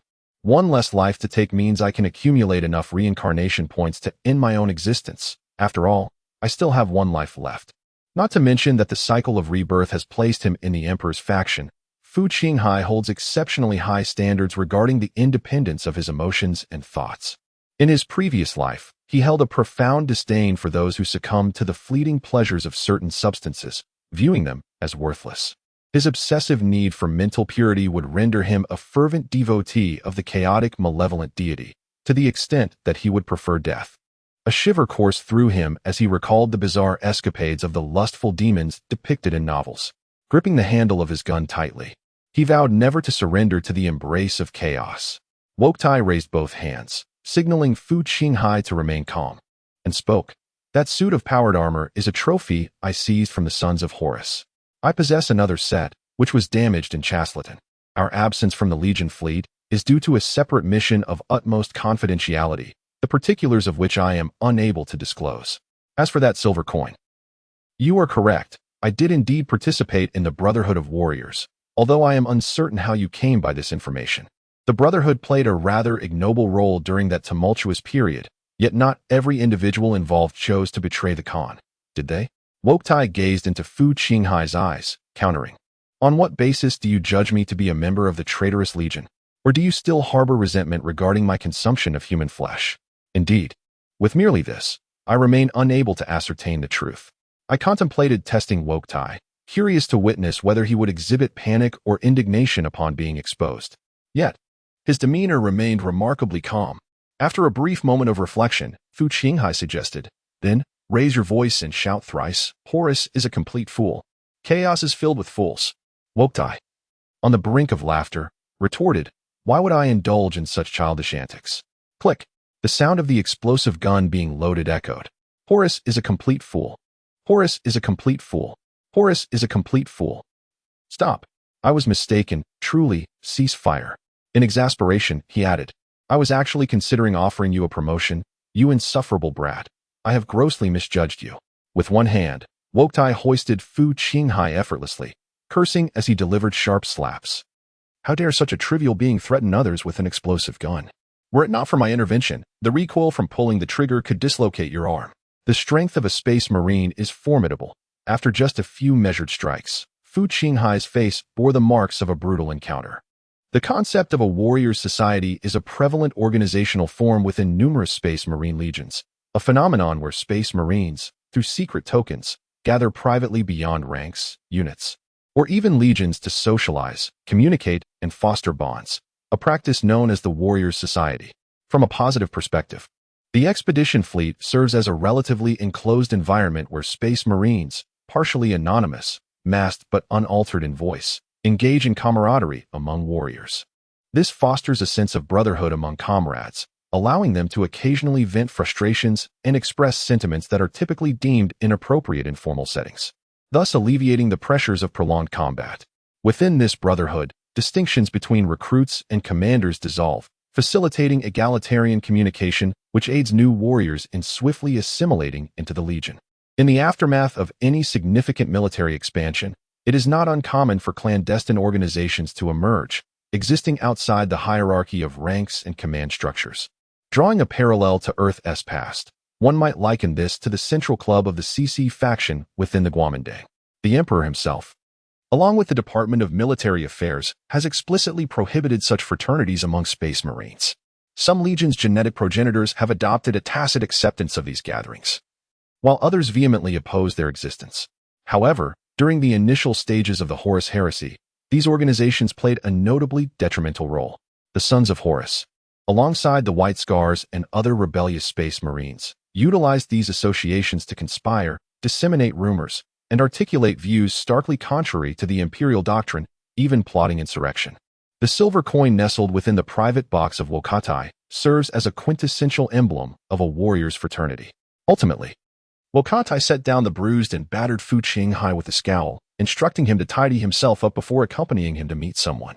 Fu Qinghai followed Wokatai deep into the heart of the warship. In stark contrast to the brilliantly illuminated bridge, this place was shrouded in dimness. Aside from a rudimentary white light overhead, the surroundings were enveloped in darkness, with only a few crimson warning lights on the walls serving as reminders that this was a restricted zone for ordinary crew members. At the end of the corridor stood a heavy gray steel door, its edges adorned with yellow and black striped caution signs. They had arrived at their destination.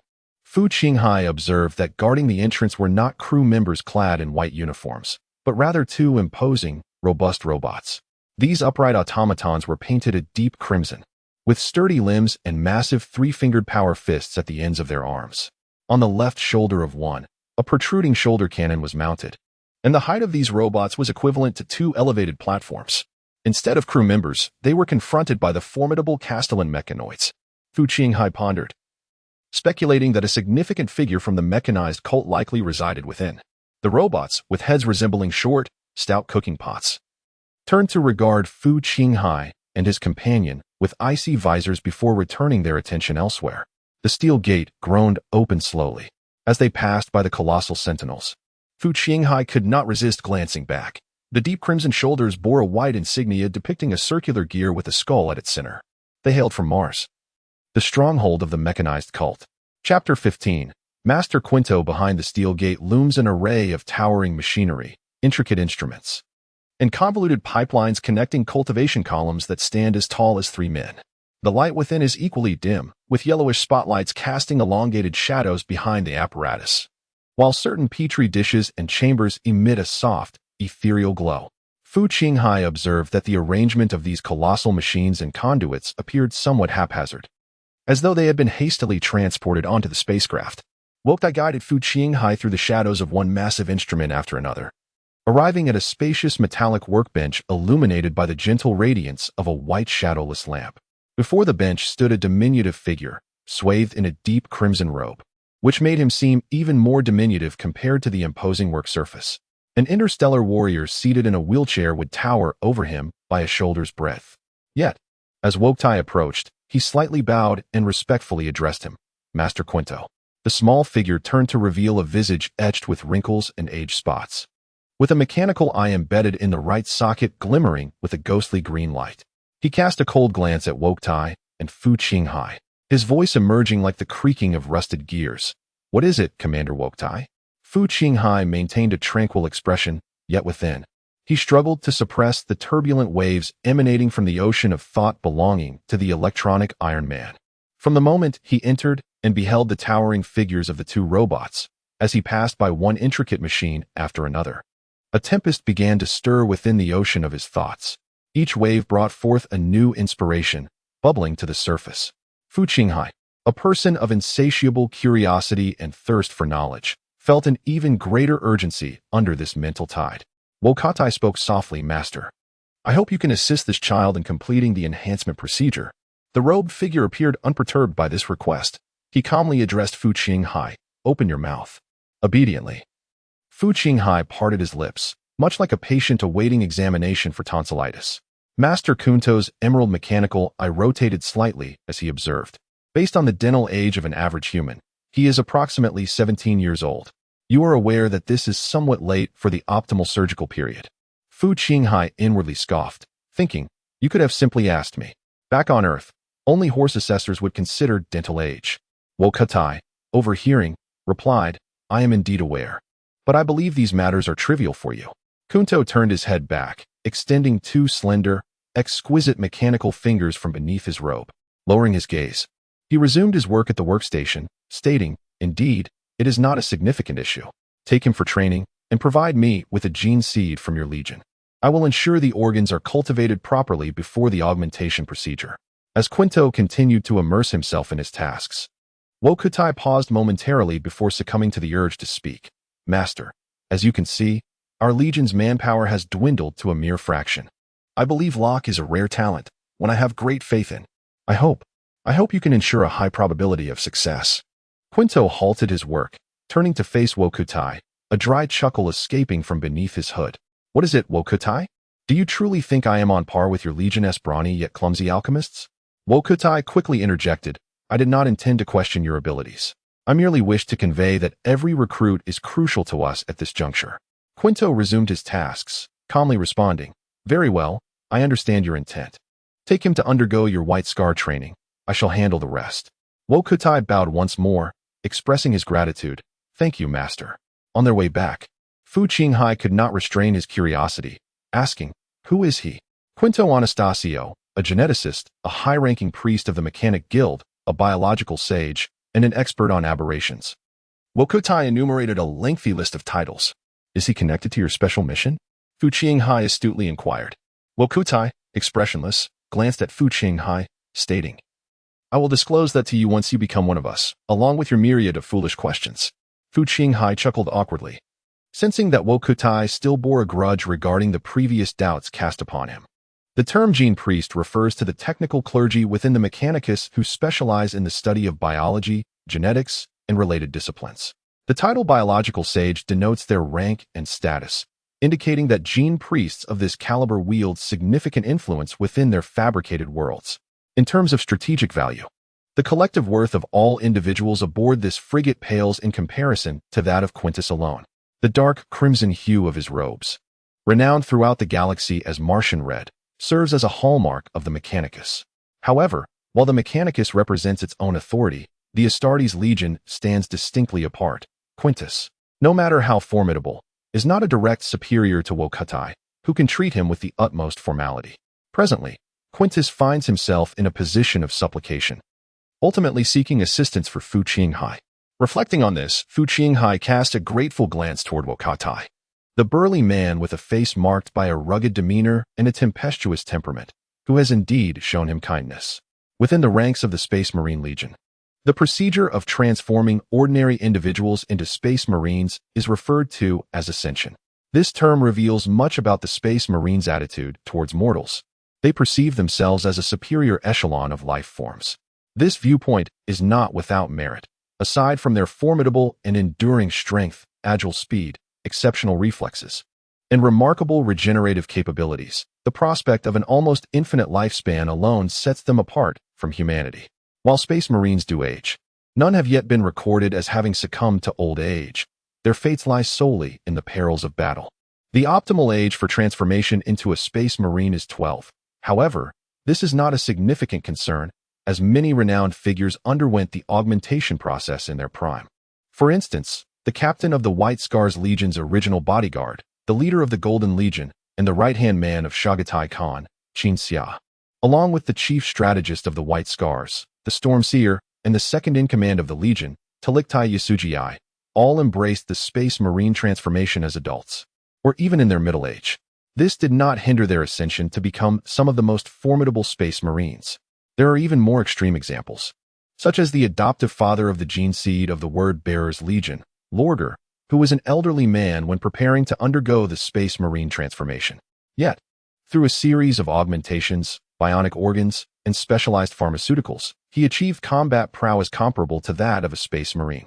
As long as the tech priests desire it, nothing is beyond their reach. Nonetheless, the advancement of most space marines also necessitates consideration of the associated costs. Typically, the procedures are conducted by the apothecaries within the Legion, who are themselves space marines and are responsible for harvesting the gene seeds of fallen brothers. However, the augmentation surgeries performed by these apothecaries come with a risk of attrition. Failed candidates may either succumb to death or become permanently disabled. The latter is less dire, given the advanced technology of bionic prosthetics, allowing a failed individual to remain within the Legion as an ordinary crew member. Yet, in the majority of cases, failure equates to death. Thus, Ogotai emphasized to Kunto the importance of the success rate. Currently, there are not many suitable young men aboard the spacecraft available for transformative surgery, with only Fu Qinghai being a solitary candidate. Chapter 16. Trial. Fu Qinghai was assigned to an empty room adjacent to the fallen interstellar warriors' quarters. A solitary resting pod, a privilege rarely afforded aboard the battleship, where ordinary crew members were typically accommodated in quarters housing 24. Fu Qinghai had been roused early by Wokutai. In the vastness of space, the concepts of day and night held little meaning, yet Fu Qinghai felt he had not sufficiently rested. With bleary eyes, he followed Wokutai through the brightly lit, narrow corridor designated for crew members. As they walked, Wokutai spoke, according to the standard procedure of the Legion, several hundred eligible boys, selected by the Storm Prophet, undergo several years of closed training at the Legion's monastery. Only a few of the top performers will qualify as candidates for the enhancement procedure. Wokutai's gaze remained fixed ahead, his expression grave. I am not one to flout regulations or take shortcuts. Currently, there is no competition for you. But you must achieve results placing you among the top 3 from the monastery, or I will not permit your participation in the elevation ceremony. Furthermore, Master Kunto possesses accelerated methods for organ enhancement. I shall not grant you 2 or 3 years. Within 1 year, you must meet the prerequisites for transformation. Fu Qinghai inquired, what if I fail to meet them within a year? Wokutai turned his head, a chilling smile gracing his lips. Then I shall provide you with an escape pod and toss you from the ship, leaving you to swim back to Cheslaton on your own. Fu Qinghai swallowed hard. The distance to Cheslaton was unfathomable, measured in light years. The prospect of returning in an escape pod seemed daunting indeed. As they walked, the 2 individuals arrived at a gate marked with a sign warning of danger. Wokutai verified their identity, and the gate opened. Inside lay a colossal steel cage, surrounded by an array of blades, firearms, blunt instruments, and ominous long-range weaponry. With a swift motion, Wokutai shoved Fu Qinghai into the steel cage and then pressed a series of buttons beside him, causing the cage to close slowly. Wokutai calmly stated, set to minimum intensity, stop threshold, light disability. Activate. As his words faded, Fu Qinghai's left side suddenly swung out with a metallic fist. Bang! Fu Qinghai cried out in agony as he was flung backward, crashing against one side of the cage before bouncing back to the ground. Completed, light disability.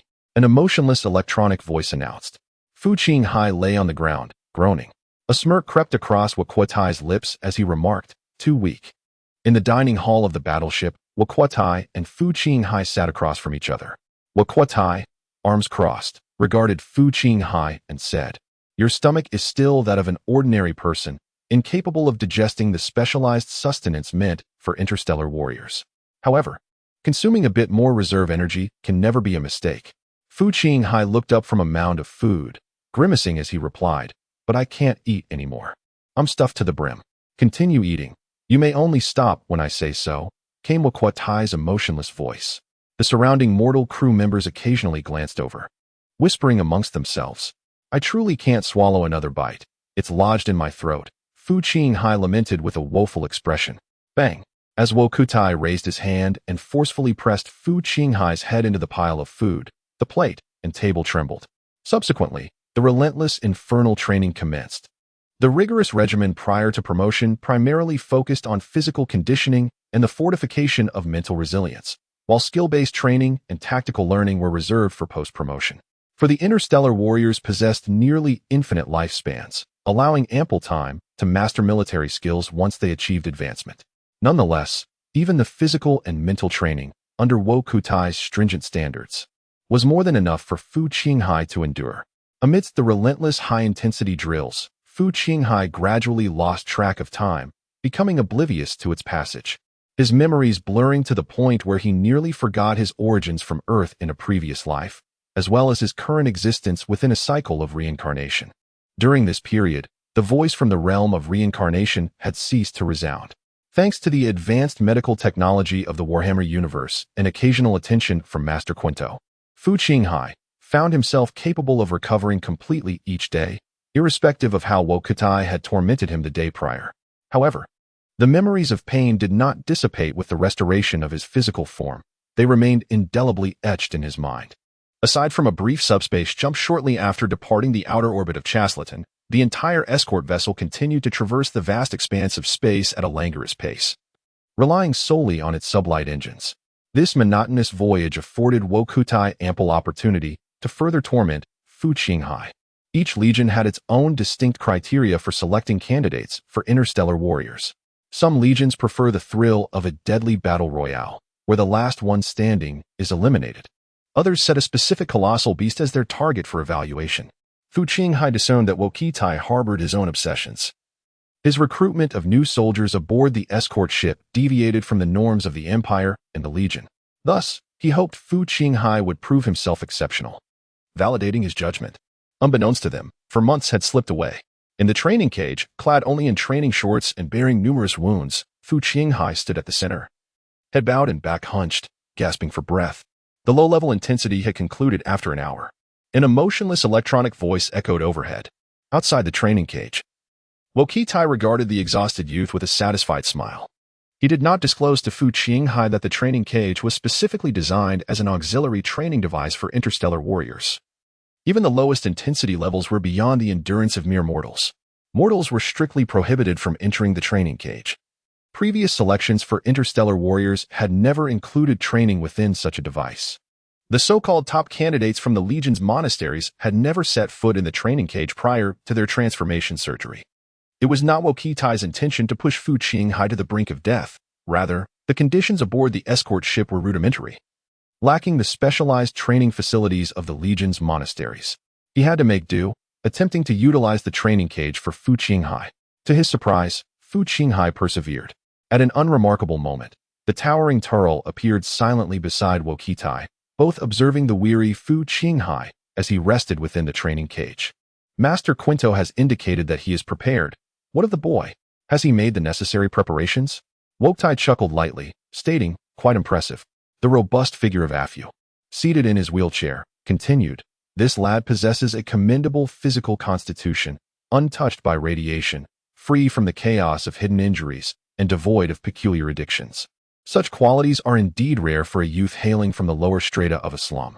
Wuxia squinted slightly, remarking, the most crucial aspect is that, despite his usual carefree demeanor, he has remarkably persevered through the training. His tolerance for pain, his mental fortitude, I cannot fathom what occupies Locke's mind. Yet I sense there is something sustaining him, an incomprehensible force. Talal remained non-committal, responding coolly, every individual capable of becoming an interstellar warrior possesses formidable willpower. Wuxia grunted affirmatively, adding, he harbors other talents, which you will witness in due course. Meanwhile, Fu Qinghai, slumped within the training cage and gasping for breath, remained oblivious to the conversation taking place just a few meters away. His dark hair, dampened by sweat, clung to his forehead. At that moment, his ears buzzed, rendering him unable to hear any sounds. His mind felt hazy, nearly incapable of coherent thought. Recently liberated from an unending barrage of saturation attacks, Fu Qinghai now teetered on the brink of exhaustion. After a considerable respite, he finally lifted his gaze toward wuxia outside the cage. Wuxia nodded, signaling that he could emerge. Fu Qinghai unsteadily rose to his feet, following wuxia out of the cabin. For months of rigorous training had left Fu Qinghai's body in a state of considerable strain. The lifespan of each organ and component within the human body vary significantly. Excessive training and usage can lead to severe depletion. Retired combat athletes and football forwards are particularly prone to dementia, while sprinters often suffer from knee issues, tennis players from elbow ailments, and basketball players from ankle troubles. However, neither wuxia nor Fu Qinghai concerned themselves with this predicament. For once the transformation surgery commenced, these issues would ultimately find resolution. The enhancement procedures for Star Warriors transcended mere artificial biochemical organ modifications. Such modifications had emerged during the chaotic technological era of Earth's warlords, featuring uncontrolled genetic technologies that gave rise to a myriad of modified warriors engaged in fierce battles across Terra. Yet, it was only the Emperor, leading his Thunder Warriors, the initial and unstable versions of the Star Warriors, who unified and conquered Earth. Rumor has it that the genetic modification technology of the Star Warriors stemmed from a pact between the Emperor and the malevolent deities of the subspace, rather than a mere technological innovation. Furthermore, legend has it that the Emperor ultimately outmaneuvered the malevolent deities. No one knows what promise he made to them, but he did not fulfill it. Consequently, the deities, through an unforeseen event, banished the embryonic chambers containing the 20 genetic prototypes of the Star Warriors to the far reaches of the cosmos. This is merely an afterthought. What I wish to convey here is that the transformation surgery of the interstellar warriors diverges significantly from the typical biochemical organ modifications. In a certain sense, this indeed represents an elevation of existence. In a dimly lit, confined chamber, there stood a table flanked by 2 chairs. Fu Qinghai sat 2 meters away from the table, while seated before him were Woktai and Talal. Ahem. Talal cleared his throat and stated, according to standard procedure, a military affairs officer should be conducting your examination at this point. However, Woktai raised his hand to interrupt Talal, asserting, there is no need for such formalities. I am not interested in your experiences in the underbelly of the nest. I have but one question for you, Locke. How is it that you are aware of the internal rebellion within the White Scar Legion? Upon posing the question, Woktai fixed his intense gaze upon Fu Qinghai's eyes. Fu Qinghai thought to himself, at last, it has come. The turmoil within the White Scar was common knowledge throughout the entire Legion. Among the expeditionary fleet, aside from the mortal crew affiliated with the Imperial military, there were chroniclers from various worlds, mere civilians who lacked understanding of military discipline and confidentiality regulations. However, this did not imply that the news of the White Scar's internal strife had spread far and wide. Communication within the Warhammer 40K universe is inherently fraught with difficulties. The Space Marine legions are forced to rely on the sporadic and fragmented utterances of the astropaths for their exchanges. When would a mere underclass citizen like Locke ever be afforded the luxury of astropathic communication? Moreover, with Horus's rebellion igniting a tempest within the Immaterium, the malevolent gods have unleashed a storm, effectively severing all astropathic communication across the galaxy. On that fateful day, when the deception of Woktai yielded no results, Fu Qinghai understood that this Space Marine would undoubtedly press him for the source of his information. Yet, he was taken aback by Wokatai's remarkable composure. Waiting until now to inquire, Fu Qinghai inhaled deeply and declared, I dreamt it. Dreamt it? Wokatai and Tarl echoed in unison, clearly unprepared for such an answer. Indeed, whether you believe it or not, I beheld it in my dreams, and I am resolute in my conviction regarding what I witnessed therein. He spoke without hesitation. Indifferent to their skepticism, Wokatai and Tarl exchanged furrowed glances, each discerning the unspoken thoughts in the other's eyes. An astropath. The notion struck them simultaneously. There exists a multitude of astropathic types, with the prophetic being a significant category among them. Wokatai intoned gravely, you best be honest, you impudent wretch. Do not attempt any tricks. Your participation in the ascension process hinges upon your sincerity. Fu Qinghai shrugged, reclining against the back of his chair, choosing silence. Exuding an air of indifference akin to that of a pig unperturbed by boiling water. Can visions of future fragments be classified as prophecy? Terrell inquired, tilting his head in contemplation. If it pertains to psychics, the matter becomes even more intricate. It involves the Black Ship, the Navigator families, the Academy of Psychics, and the Legion's think tank. After inquiring about Talal, he stroked his chin and began to ponder aloud. Wokutai discerned Talal's implications and remained silent for a moment before asking, did our navigator mention anything when Locke boarded? Talal replied, precisely what I was about to convey. If Locke possessed psychic abilities, Varial would have spoken up long ago. Wokutai inquired, could it be that he is merely an apprentice navigator, thus rendering his talents undetectable? Who knows? Talal shrugged. Due to the impact of the subspace storm, this navigator has been rendered ineffective for quite some time, resulting in the short sword being unable to perform subspace jumps and only capable of traveling at sublight speeds. The communications and transportation of the human empire are heavily reliant on subspace. The psychics among humanity are mutated beings capable of interacting with subspace energy. Psychics are largely unwelcome across most regions of the empire, as they are deemed dangerous and uncontrollable. However, There exist two exceptions, the Star Speakers, who communicate with all planets and fleets within the Empire's domain, and the Navigators, who, with the third eye upon their foreheads, perceive the light of the tail as beacon, guiding fleets through the treacherous realms of subspace. Observing the two converse in his presence, Fu Qinghai chose to remain silent.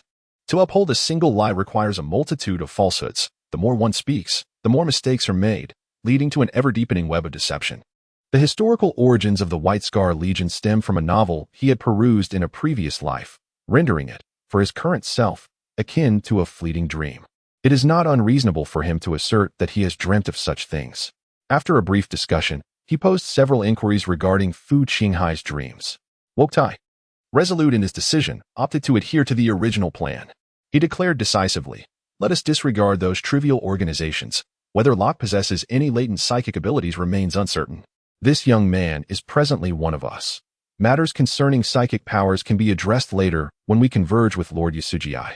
Thus, this modest political review meeting came to a close. Chapter 17. The Wild Goose. After a day of rest, Fu Qinghai, having gathered his thoughts, donned a simple linen robe and followed the wheelchair of Wuxia, navigating through the dim and foreboding familiar corridor deep within the warship. In Master Kunto's laboratory, Fu Qinghai, completely bare, was secured within a semi-open incubation chamber, adjacent to Master Kunto's surgical table. Not only had his garments been stripped away, but even the fine hairs upon his skin had been meticulously shaved. The grooming skills of Master Kunto's mechanical assistants were indeed impressive. 8 nimble mechanical arms wielded razors with astonishing agility. With Wuxia and Talal having departed, only Master Kunto and his mechanical aides remained.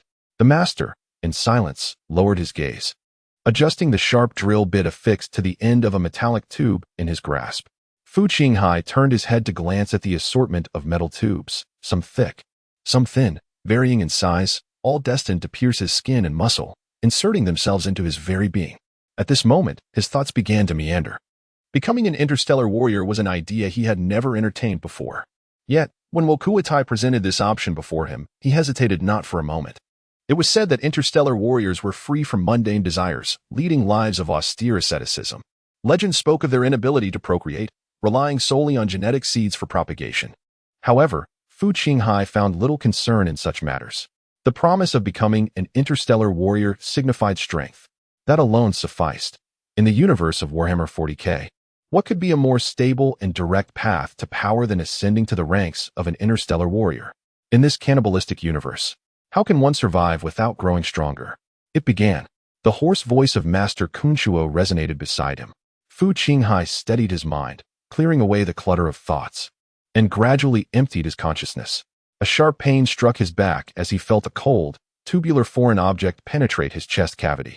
Then, darkness enveloped him, and he lost consciousness. Outside the iron gate, in the dimly lit corridor, Wuxia and Talal walked side by side. As they strolled, Wuxia suddenly murmured, like a soaring swan, traversing vast distances, "May this little eagle overcome this tribulation and soar freely across the plains." The poetic spirit of the Kaigelis surged forth. However, Locke was not of the Kaigelis lineage. Talal, taken aback by his companion's sudden poetic utterance and metaphor, found himself at a loss for words. In Kaigelis culture, the eagle symbolizes nobility. For instance, one of the titles of the legendary Chagatai Khan is the War Eagle. Though Locke is not a Kaigelis, he indeed embodies the spirit of a little eagle, harboring grand aspirations. The survival rate of the interstellar warrior transformation procedure is exceedingly low. Not everyone can withstand the multitude of intricate surgeries. Despite the meticulous selection of candidates, the human empire still resorts to sacrificing lives. It was an unintentional thought, and both Wuxia and Talal had mentally prepared themselves for the impending news of Fu Qinghai's surgical failure and possible demise. Chapter 18. The transformation surgery. Fu Qinghai lay in a state of unconsciousness, yet Master Kunto's work progressed unabated. The time was still the Warhammer 31k, within the 31st millennium, where the Empire's truth stood firmly against feudal superstition, embodying the core values of the human empire. Apart from the heretics known as the Whisperers, the followers of the Mechanicus had not yet adopted the practice of stamping purity seals on their machines, nor was there a preoperative prayer ritual. Once prepared, Master Kunto commenced the surgery without delay. He pressed a button on the side of the incubation chamber, which then reclined to a horizontal position. A luminous yellow liquid began to rise from Fu Qinghai's feet, gradually enveloping his entire form. From beneath his robe, Master Kunto extended a bony left hand, its fingers replaced by a series of liquid-filled syringes. With dexterity, his meticulously crafted mechanical right arm affixed a needle, methodically administering various substances into Fu Qinghai's chest. An additional mechanical arm emerged from his left armpit, wielding a scalpel. With precision, it sliced open Fu Qinghai's chest cavity. Blood surged forth, mingling with the yellow liquid, as a nearby servitor promptly supplied a transparent jar containing a vibrant, pulsating red heart. Thus commenced the first phase of the transformation surgery, the second heart. This was the initial implant necessary for becoming a space marine, and it served as the fundamental basis upon which subsequent modifications could proceed. This heart possesses the remarkable ability to continue supplying blood to the body even when another heart is compromised, serving as a backup to the original organ, thereby enhancing the adaptability to hypoxic conditions and increasing survival rates on the battlefield. When both hearts operate concurrently, they provide an inexhaustible and vigorous source of power for the interstellar warrior. Following the completion of the heart implantation, Master Quinto meticulously inserted two intricate and diminutive flesh and blood organs into Fu Qinghai's thoracic cavity. The subsequent phase of the augmentation procedure involved the incorporation of skeletal enhancement organs, while the third phase entailed the installation of muscular enhancement organs. The former secretes specific hormones that stimulate bone regeneration and healing, and it absorbs ceramic compounds present in the specialized rations of the interstellar warriors, aiding in the formation of new bone that is incomparable to the hydroxyapatite structures found in ordinary humans. Under the influence of this organ, the ribs of the interstellar warrior gradually fuse together, creating a slatted, protective bony plate that safeguards the thoracic cavity. The latter organ functions similarly. This spherical entity secretes hormones that promote muscle growth while also possessing the ability to regulate bodily hormones. Under the effects of the medication and these novel organs, Fu Qinghai's body underwent intense stress and rejection responses, with his limbs convulsing uncontrollably, eyes tightly shut, and veins throbbing on his forehead in a rhythm of tension and relaxation. Quinto paused in his work, silently observing Fu Qinghai's reactions. Beneath the hood, his sharply contrasting features, a weathered visage paired with a keen left eye and a mechanical right eye glowing with an eerie green luminescence, were focused intently on Fu Qinghai's condition. The mechanical eye continuously relayed data readings to the brain for analysis by the technical priest. Quivering, Fu Qinghai suddenly ceased, his chest gently retracting before abruptly expanding outward, unleashing a torrent of thick, blackened blood from the unhealed wound. Following this expulsion of tainted blood, Fu Qinghai's chest experienced a subtle rise and fall as the fluorescent yellow culture fluid stirred within him, marking the commencement of his normal respiration. Master Kunto discerned the robust, synchronized rhythm of two hearts beating in unison, instilling a sense of reassurance within him as he raised his hand to proceed with the subsequent phase of the operation. Ordinarily, after the implantation of these three organs, one would need to wait 1 to 2 years to allow for growth and development before embarking on the next stage of organ implantation. However, Kunto was unwilling to bide his time. The recipient was already 17 years old, leaving no room for protracted waiting for organ maturation. Moreover, with the looming threat of imminent combat, every additional interstellar warrior would augment the likelihood of victory. Kunto Anastasios possessed the confidence that Fu Qinghai's modification surgery could be executed swiftly and effectively. He promptly commenced the fourth phase of the modification surgery, the reconstruction of the blood organ. This organ, resembling a tube of liquid, was directly infused into the entire circulatory system, augmenting the hemoglobin content within the recipient's blood, thereby enhancing oxygen-carrying capacity and more efficiently delivering oxygen and nutrients, while simultaneously monitoring the functionality of other organs. The fifth phase of the modification surgery involved the Larmon organ. As previously mentioned, the Wokatai relied on this liver-sized organ, comparable to a golf ball, to secrete Larmon cells, colloquially known as blood platelets, to expedite coagulation and facilitate wound healing. The sixth phase of the modification surgery encompassed the rigid nodes, also known as the neural node. This small organ, the size of a soybean, is implanted in the brain and is responsible for regulating the brain's rest functions. It enables interstellar warriors to execute combat missions for extended periods without sleep. achieving an extraordinary state of readiness. Simultaneously, when the warriors do have the opportunity to rest, it facilitates a swift transition into deep sleep, allowing for rapid recharging. Moreover, through specialized training in conjunction with this organ, it is even possible to control certain areas of the brain akin to dolphins and whales, alternating between active and resting states, thus heralding a new era of relentless productivity. As the procedure progressed, Fu Qinghai was suspended in a nutrient solution, surrounded by a multitude of metallic tubes and transparent infusion lines connected to his back. Master Quinto gazed intently at the screen on the workstation, where Fu Qinghai's physiological condition was being monitored in real time. The technical priest muttered to himself, The rejection response seems rather severe. Perhaps it would be best to place him in a low-temperature incubator for a few months. Following his directive, a mechanical assistant wheeled Fu Qinghai's incubator into a designated chamber. Once Fu Qinghai's incubator was secured inside, Quinto stood at the workstation, deep in contemplation, wavering for some time. Ultimately, he retrieved a vial shimmering with a deep crimson glow from a concealed compartment beneath the workstation. This elixir, he named Quinto's Blood. It is the culmination of Quinto's centuries of anatomical research on various extraterrestrial species and cosmic monstrosities, possessing a myriad of astonishing properties. A mere vial or two of miraculous elixir holds negligible value for the vast expanse of the empire. Quinto initially aspired to develop a potion suitable for mass production. However, his attempts to replicate the active compounds found within the colossal creatures of the cosmos met with failure. The experimental materials were, after all, limited, following numerous unsuccessful trials. He managed to distill and extract a single vial of the precious concoction. Quinto intended to utilize this elixir to accelerate the growth and cultivation of Fu Qinghai. His hesitation did not stem from a reluctance to part with the vial, but rather from a profound concern that administering the potion might provoke mutations in Fu Qinghai's genetic seed, thereby contaminating the gene pool of the Baiskar lineage. Should such an eventuality arise, not only would Wokutai be incensed, but even Shagatai Khan would not spare him. Yet his curiosity about the potential outcomes of the elixir's application was insatiable. Quinto's dexterous mechanical hand toyed with the vial of liquid as he murmured softly, "Mutation. What a captivating mutation. What a magnificent mutation. Humanity arose from mutation. The Ook emerged from mutation, and the Spirit Clan was birthed from mutation. The origins of all life are rooted in mutation. Why do the ignorant masses cower in fear of it? Praise be to the omniscient Messiah.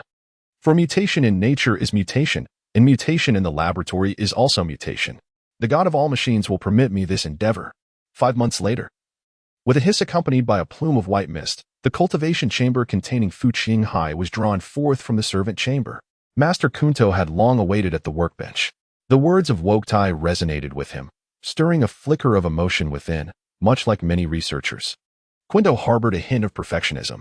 He aspired to transform this youth, whom he meticulously sculpted, into one of his many exquisite creations, rather than a mere product of an assembly line. The notion of a product invites discussions of pass rates, while a work of art speaks solely of its aesthetic value. Any imperfection is utterly intolerable. Quinto gazed at Fu Qinghai beneath the transparent glass dome. He had grown considerably since the initial surgery. Utilizing his unique technical methods, Quinto accelerated this transformation. After opening the incubation chamber and observing the condition for a while, the surgical knife precisely incised Fu Qinghai's abdominal cavity once more. The 7th phase of the modification surgery, the pre-installed stomach. This organ, implanted between the original stomach and esophagus, serves to detect toxic substances entering the esophagus, either neutralizing and absorbing them or encapsulating them in secretions to be expelled. Master Quinto sliced through the skin and muscle of Fu Qinghai's back, exposing the stark whiteness of his spine. The 8th phase of the modification surgery, genetic detection nerves. This organ is situated within the spinal cord, connecting to the original stomach, and analyzes the genetic material of other lower organisms through the stomach wall, extracting certain genetic memories and instincts to enhance the interstellar warrior's survival capabilities in alien terrains.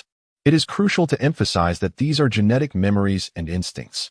This organ does not imply that interstellar warriors can directly acquire knowledge and skills from others through consumption, as such abilities are not instinctual, but rather learned through experience. This organ can at most perceive and acquire survival skills of extraterrestrial beings, as well as gain a preliminary understanding of the natural environment of an unfamiliar planet. Modification surgery, phase 9, the third lung. This additional lung enables interstellar warriors to survive in low-oxygen, toxic gas environments, including underwater, thus allowing them to adapt to various alien atmospheric conditions. Master Quinto made an incision in Fu Qinghai's eye socket and delicately extracted his eyeball with a pair of tweezers. Modification surgery, phase 10, visual control organ. Rather than directly altering the eyeball, an organ is added at the juncture between the eyeball and the brain, releasing hormones to regulate the regeneration of the eyeball and enhance the interstellar warrior's vision in both normal and low-light environments. After reattaching the original eyeball, Master Quinto proceeded to sever Fu Qinghai's ear. Modification surgery, phase 11, Lyman's ear. This ear completely replaces Fu Qinghai's original ear, including the ear canal, eardrum, and cochlea. Externally, it bears no distinction from the original ear, yet it significantly amplifies resistance to dizziness, including nausea and disorientation caused by loss of direction, as well as dizziness induced by shock. Additionally, the receptors can autonomously filter certain sounds and amplify others. For instance, the flashbangs commonly employed by counterterrorism units on Earth were rendered ineffective against Fu Qinghai. Furthermore, his ear resembled a pair of active noise-canceling headphones often worn by special forces, capable of actively filtering out background white noise while amplifying crucial sounds such as footsteps. It was akin to experiencing the thrill of gaming with an advantage. After the implantation of the Lyman ear, Master Quinto produced a finely crafted power saw. Regardless of the era, craniotomy demands utmost caution. The 12th phase of the augmentation procedure, the Seizenmeninges. This organ is implanted at the upper region of the brain, merging with the cerebral tissue. Following specialized training, the interstellar warrior can enter a state of suspended animation, allowing them to survive without sustenance for decades, a self-preservation tactic for instances when timely medical assistance is unattainable on the battlefield. Upon entering this state, the intervention of a Legion apothecary is required for revival. The 13th phase of the augmentation procedure, the pigment control organ. This organ regulates the melanin levels in the skin, shielding the body from intense sunlight and other forms of radiation. The pigment control organs vary among different Legion gene seeds, resulting in a similarity in skin and hair color among warriors of the same Legion. For instance, the skin tone of the 18th Legion's fire lizard warriors transforms to a deep ebony post-implantation. After meticulously reassembling the skull of the remarkably imaginative Fu Qinghai, Master Quinto proceeded to incise Fu's lower abdomen. The 14th phase of the augmentation procedure, the pebble kidney. Similar to the native kidney, the pebble kidney governs the entire body's fluid circulation system, boasting a more potent detoxification capability than its native counterpart. Quinto then made an incision on Fu Qinghai's tongue. The 15th phase of the augmentation procedure, the taste detection nerve. This enhancement augments the interstellar warrior's sense of taste, enabling them to identify and track targets through flavor.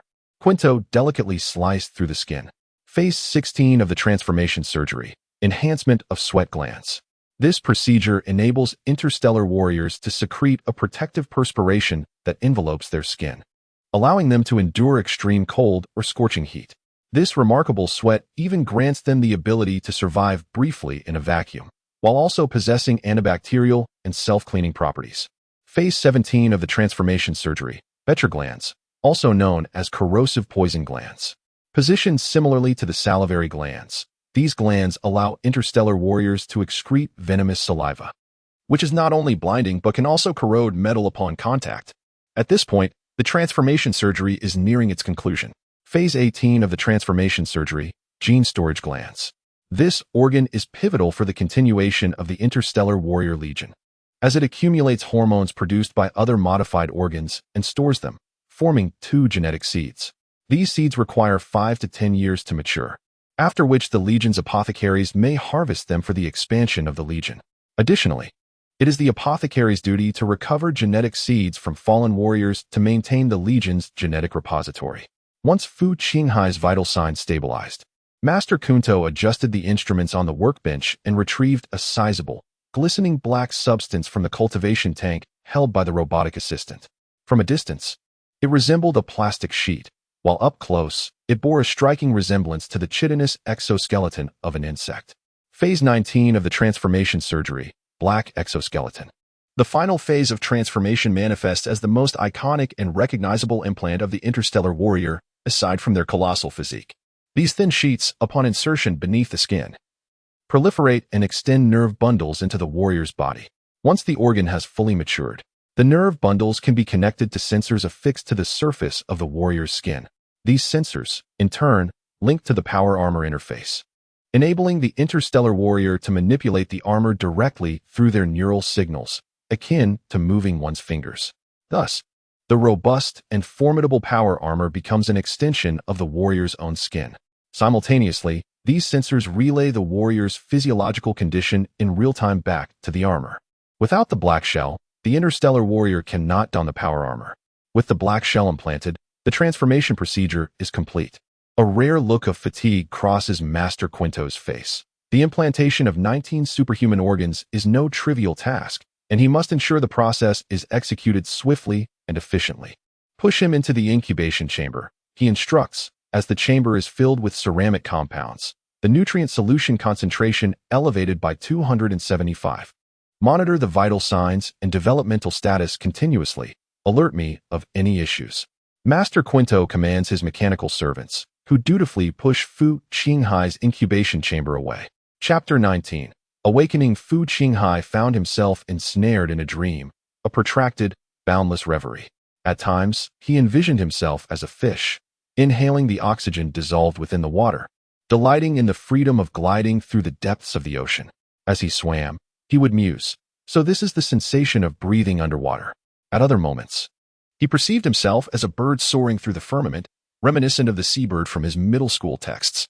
The verses he had recited in his youth materialized hazily within the dream, transforming him into that seabird, navigating through a tempest. Furious winds and tumultuous waves, thunder and lightning. Crack! A bolt of lightning cleaved through the ominous clouds, striking him. Ouch, that stings. Fu Qinghai felt as if he were being mercilessly struck by thunder. First in his chest, then in his abdomen, and subsequently across his back. Was this the price of becoming a scoundrel? Suddenly, a chilling sensation enveloped his head, bestowing upon him a clarity he had not known before. Yet, for the most part, he drifted through a haze of indistinct dreams. Until you have successfully transformed into a White Scar Legion interstellar warrior, achieving a significant milestone. Commencing assimilation point calculation. 781 points. A chilling voice resonated through the fog of his slumber, penetrating the depths of Fu Qinghai as consciousness. He was abruptly awakened. Fu Qinghai jolted awake, his eyes snapping open to reveal a swirling, murky yellow liquid. Through this viscous substance, he could discern the transparent glass enclosure surrounding him. He realized, quite instinctively, that he was breathing within the liquid as it coursed through his lungs with each breath, weaving through his mouth, nose, and throat. He moved his limbs slightly, feeling an unfamiliar sensation as he was restrained. Yet, inexplicably, he sensed that a gentle tug could liberate him. However, Fu Qinghai remained still, lying within the glass chamber, calmly surveying his surroundings. At that very moment, the red alarm light outside the low-temperature incubation chamber suddenly illuminated, emitting a beeping sound. Master Quinto, engrossed at his workstation, abruptly raised his head. Awakened ahead of schedule, his mechanical eye flickered. He had emerged half a month earlier than anticipated. He proceeded towards the incubation room. Through the murky cultivation fluid, Fu Qinghai discerned what appeared to be a figure moving outside. Just as he prepared to focus his gaze, he felt a tremor within the chamber, and the liquid enveloping him began to recede slowly. With a hiss, as the liquid drained away, the glass door opened. Fu Qinghai beheld the aged visage of Master Quinto beneath his dark crimson hood, along with his eerie green mechanical eye. Fu Qinghai's voice, thick with hesitation, emerged. Master, come out, but be cautious, do not stumble, and refrain from excessive force. The familiar raspy voice echoed. Fu Qinghai endeavored to regain control over his somewhat unfamiliar limbs, carefully rising from the incubation chamber and then emerging. Residual viscous, transparent liquid clung to his skin. Completely unclothed, Fu Qinghai glanced down to discover that his hair had regrown, notably his leg hair. As he steadied himself, he noted an unsettling discrepancy. In the past, the diminutive Master Quinto, whose height barely reached his shoulder, has now surprisingly shrunk even further, now only reaching the upper part of his abdomen. Fu Qinghai's brain, still languishing in the cultivation solution, barely stirred. Is it that I have grown taller? Come with me. Without waiting for Fu Qinghai to inquire, Master Quinto turned and walked away. The naked Fu Qinghai staggered after Quinto to the workbench. Sit. Quinto indicated a nearby iron box. Fu Qinghai complied and seated himself. From beneath Quinto's robe, a mechanical hand deftly extracted several metallic tubes from the workbench, pressing the probes at the ends of the tubes against Fu Qinghai's head, chest, and back. As Fu Qinghai sat upon the iron box, he slightly adjusted his breathing to acclimate to his new body. He perceived an enhancement in his hearing and a sharpening of his vision. The dim corners of the workbench, previously obscured from the glaring lights, became distinctly visible upon closer inspection. Yet, a sense of unease crept over him. Fu Qinghai held his breath, straining to listen. He could hear the rhythmic beating of his heart within his chest. Something felt amiss. A cardiac murmur? No, it was not a murmur. Rather. Excellent. Both hearts are beating normally, and no organs have perished. Master Quinto's voice resonated nearby. As he spoke, the technical priest lifted a small surgical knife from the table and made a deep incision across Fu Qinghai's chest. Blood gushed forth instantaneously. However, what lay beneath the skin was not the expected crimson muscle layer, but rather a dark, shell-like substance. Blood oozed forth in a mere trickle, swiftly beginning to coagulate. And within seconds, a fresh scab emerged. Fu Qinghai cast his gaze downward, a profound realization dawning upon him. From this moment onward, he was no longer human. He had transcended into a creature of dual hearts and triple lungs, an Astartes, a finely tuned instrument of warfare, a meticulously crafted tool of slaughter. At that moment, aboard the short sword-class escort vessel, in the confines of the training cage, Wokutai, deprived of his lower half, sat in a mechanical circular wheelchair, each hand wielding a hefty long sword, vigorously swinging them in defiance. Surrounded by an onslaught of weaponry from all directions, he found himself unable to evade or maneuver, relying solely on the strength of his powerful arms and the resilience of his blades. The clashing of metal rang out, a cacophony of sounds, clang, clash, and snap. Wokutai harnessed the strength of his core to execute a swift spin, his long swords creating a blur of motion, successfully parrying the incoming assaults. The fierce collisions of metal ignited bursts of sparks. Suddenly, without warning, a metallic spear lunged at him from the lower left behind. Wokutai could not evade in time, and a spurt of blood erupted from his side. A cry of anguish escaped his lips, though it resonated more with fury than pain. Outside the training cage, Taller stood with arms crossed, silently observing Wokutai's plight within the confines. For any seasoned Astartes veteran, being wounded by the training apparatus was a profound disgrace. At that moment, a hovering black mechanical skull glided into the training chamber, a servo skull, a sentinel of observation. Within the hollow eye sockets of the skull, 2 flickers of crimson light glimmered, accompanied by a cold, electronic voice. Lord Talal, Lord Wokutai, Master Kunto, please proceed to the laboratory. At that moment, Talal halted the operation of the training cage, observing Wokutai, who was drenched in sweat and panting with exhaustion. He remarked, Wokutai, guess what? That fellow has likely emerged. Still enveloped in resentment, Wokutai abruptly raised his head, astonished, and exclaimed, has the transformation been completed so swiftly? Chapter 20. Transformation complete. They are the warriors of whom I am most proud, willing to dedicate themselves to my cause. They resemble pure ore, which I shall immerse in the crucible of war, forging an indomitable will and physique akin to tempered steel.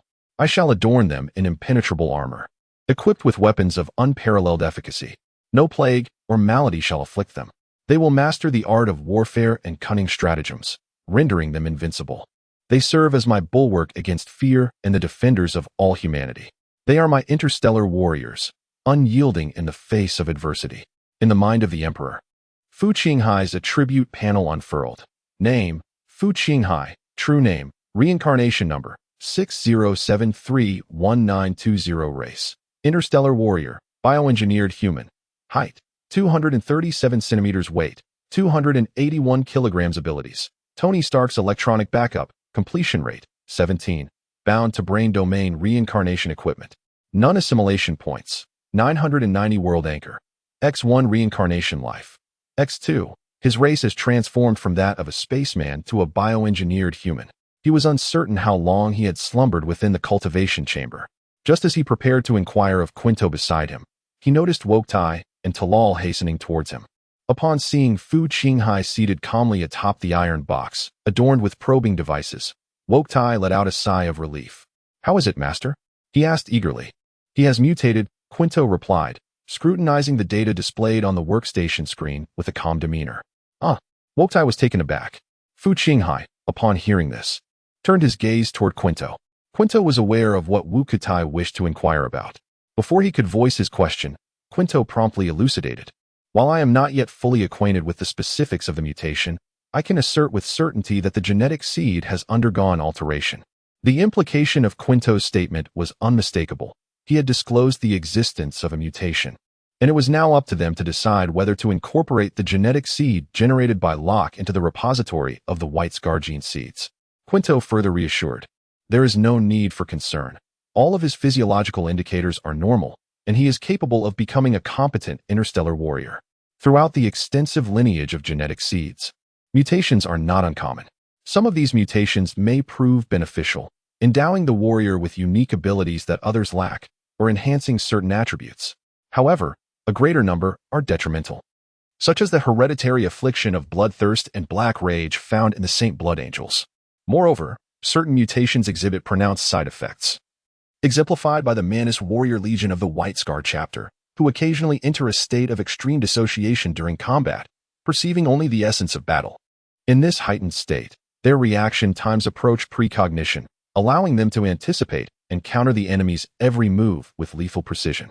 Yet, the flaw lies in their inability to distinguish friend from foe during such episodes. This combat state is a unique ability possessed solely by Chagatai Khan, the progenitor of the White Scar gene. Unlike the Manus warriors, Chagatai Khan does not suffer from the inability to discern allies from adversaries. He can seamlessly transition into this state at will and extricate himself just as easily, thereby securing his position among the top 3 individuals on the personal combat power rankings. Wuxia inquired, "Is it due to the accelerated cultivation?" Quinto replied, "I am uncertain, yet I believe it to be so." Wuxia nodded slowly, stating, "Very well, master." Quinto remarked, "You may take him away now." Wuxia slightly bowed and expressed, "I extend my gratitude for your efforts during this time, on behalf of the White Scar." As Wuxia and his companions made their way back, the mortal crew members were astonished to see the towering figure of Fu Qinghai draped in a linen robe. Following the jump battle, only 7 interstellar warriors remained aboard the short sword escort vessel, a considerable number for such a ship, with each crew member well acquainted with one another. Yet they were taken aback by the unexpected addition. Those who had previously encountered Fu Qinghai were even more astonished. For a year and a half prior, he had been a tall, slender youth trailing behind Wuxia. Indeed, a year and a half had passed. To be precise, Fu Qinghai had spent precisely 15 standard Terra months in Quinto's cultivation chamber. A year was sufficient for the fleeting souls of Earth's past to feel as if an eternity had elapsed. Yet, for the denizens of the Warhammer 40K universe, accustomed to the protracted voyages of the stars, it was merely a fleeting moment. Wuxia, with a solemn countenance, navigated the path in his wheelchair at the forefront, but Talal, well-versed in the temperament of his old friend, understood his unspoken thoughts. It was too swift, far too swift. Initially, neither of them comprehended the reason for escorting the biological sage Quinto Anastasios to Mars. The illustrious name and significance of the biological sage have certainly reached the ears of the Space Marines. However, the rationale behind dispatching such a multitude of Space Marines to hide aboard a frigate, detached from the main force for escort, remains unclear to the two. Yet, they have begun to form some conjectures in their minds. The mere fact that Quinto was able to fabricate a Space Marine within a year is astonishing enough to leave both individuals in awe, and it is bound to astonish the Empire as well. Wuxia and Talal have both undergone the complete promotion process. Typically, a Space Marine requires 2 to 3 years of selection, followed by many years to complete the promotion process, which involves the transplantation of 19 superhuman organs. One at a time, each organ must fully develop before the next can be implanted. Some candidates have found themselves stuck at the final stage of the black exoskeleton for as long as a decade. Unbeknownst to them, Quinto employed numerous esoteric techniques from the Mechanicus to accelerate Fu Qinghai's development, even exhausting rare potions he had cherished for years. This was a unique and irreplaceable endeavor. How many biological sages does the Empire possess? It is implausible for every genetic soldier to partake in the promotion of a Space Marine. As they walked, Talal suddenly spoke up. Wokatai understood what Talal was implying, and Afu, the burly man, nodded slowly in agreement with his companion's perspective. Wokatai remarked, "You need not say it. I am aware that even if all the apothecaries of the entire legion were combined, they likely could not match the prowess of Master Quinto's little finger, assuming he possesses such a digit.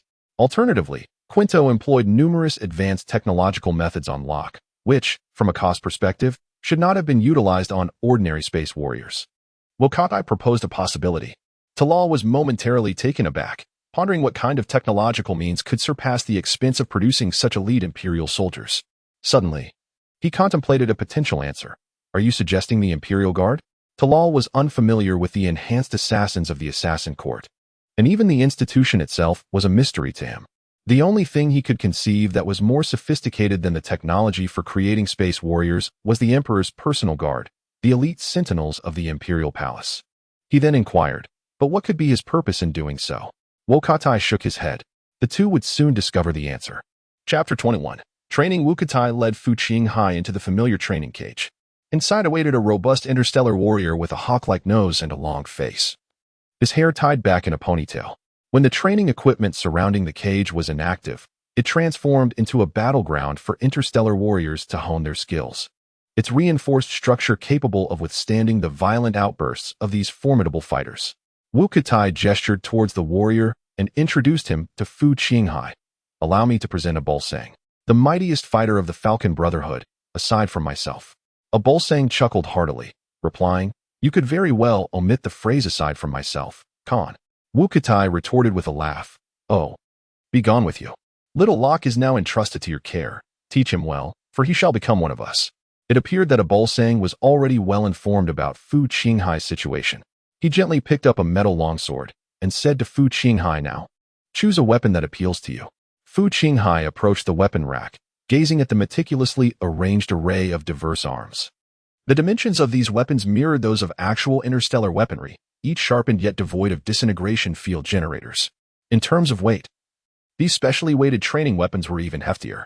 The rack boasted a variety of shapes and sizes: war hammers, battle axes, swords of varying lengths, as well as iron claws, crescent blades, and polearms. After much deliberation, Fu Qinghai ultimately selected a longsword akin to the one held by a Bolsang, guided by his inner preference for the weapon. Moreover, it is never a folly to choose the same weapon as the mightiest warrior in combat.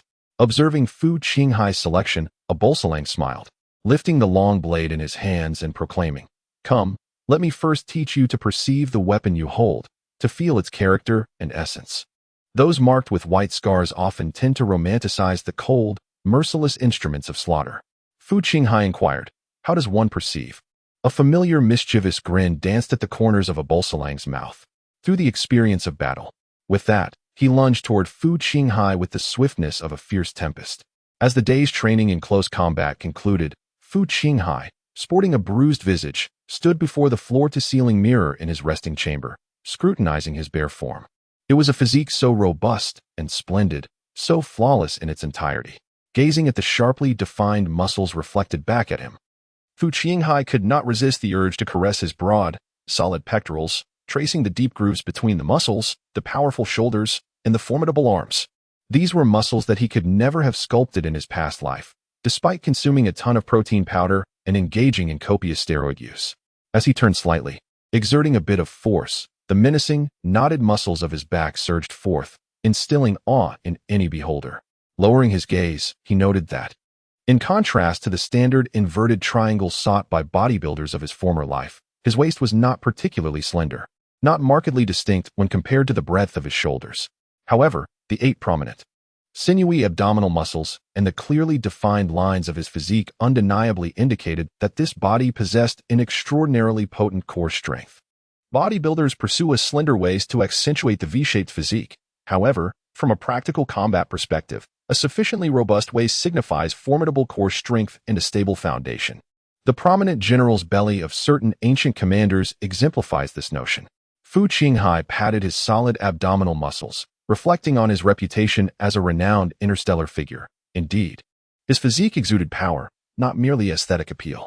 The test data from the training cage aligned closely with the figures provided by Master Quinto.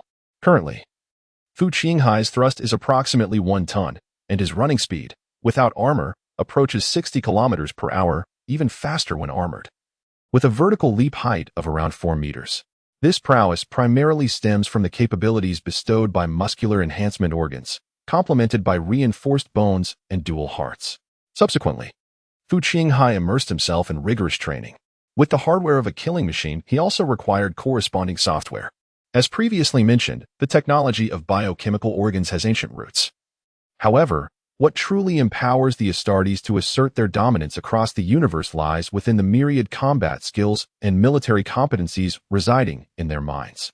In the unrelenting expanse of space, coupled with the regulation provided by the interstellar warrior's rigid node organs, Fu Qinghai needed only 4 hours of rest during each training interval. The intensity of his training immediately escalated to its maximum. Unarmed combat and melee weaponry engage in a dance devoid of ground techniques, submission holds, or locks, all culminating in lethal maneuvers that echo the swift, precise, and fatal style of the White Scars. Mastery of various ranged weapons and impeccable marksmanship are paramount, alongside the adept use of powered armor. Proficient in piloting an array of Imperial vehicles designed for Space Marines, including the Stormbird and Rhino transport, the White Scars' favored jet bikes hold a special place in their arsenal.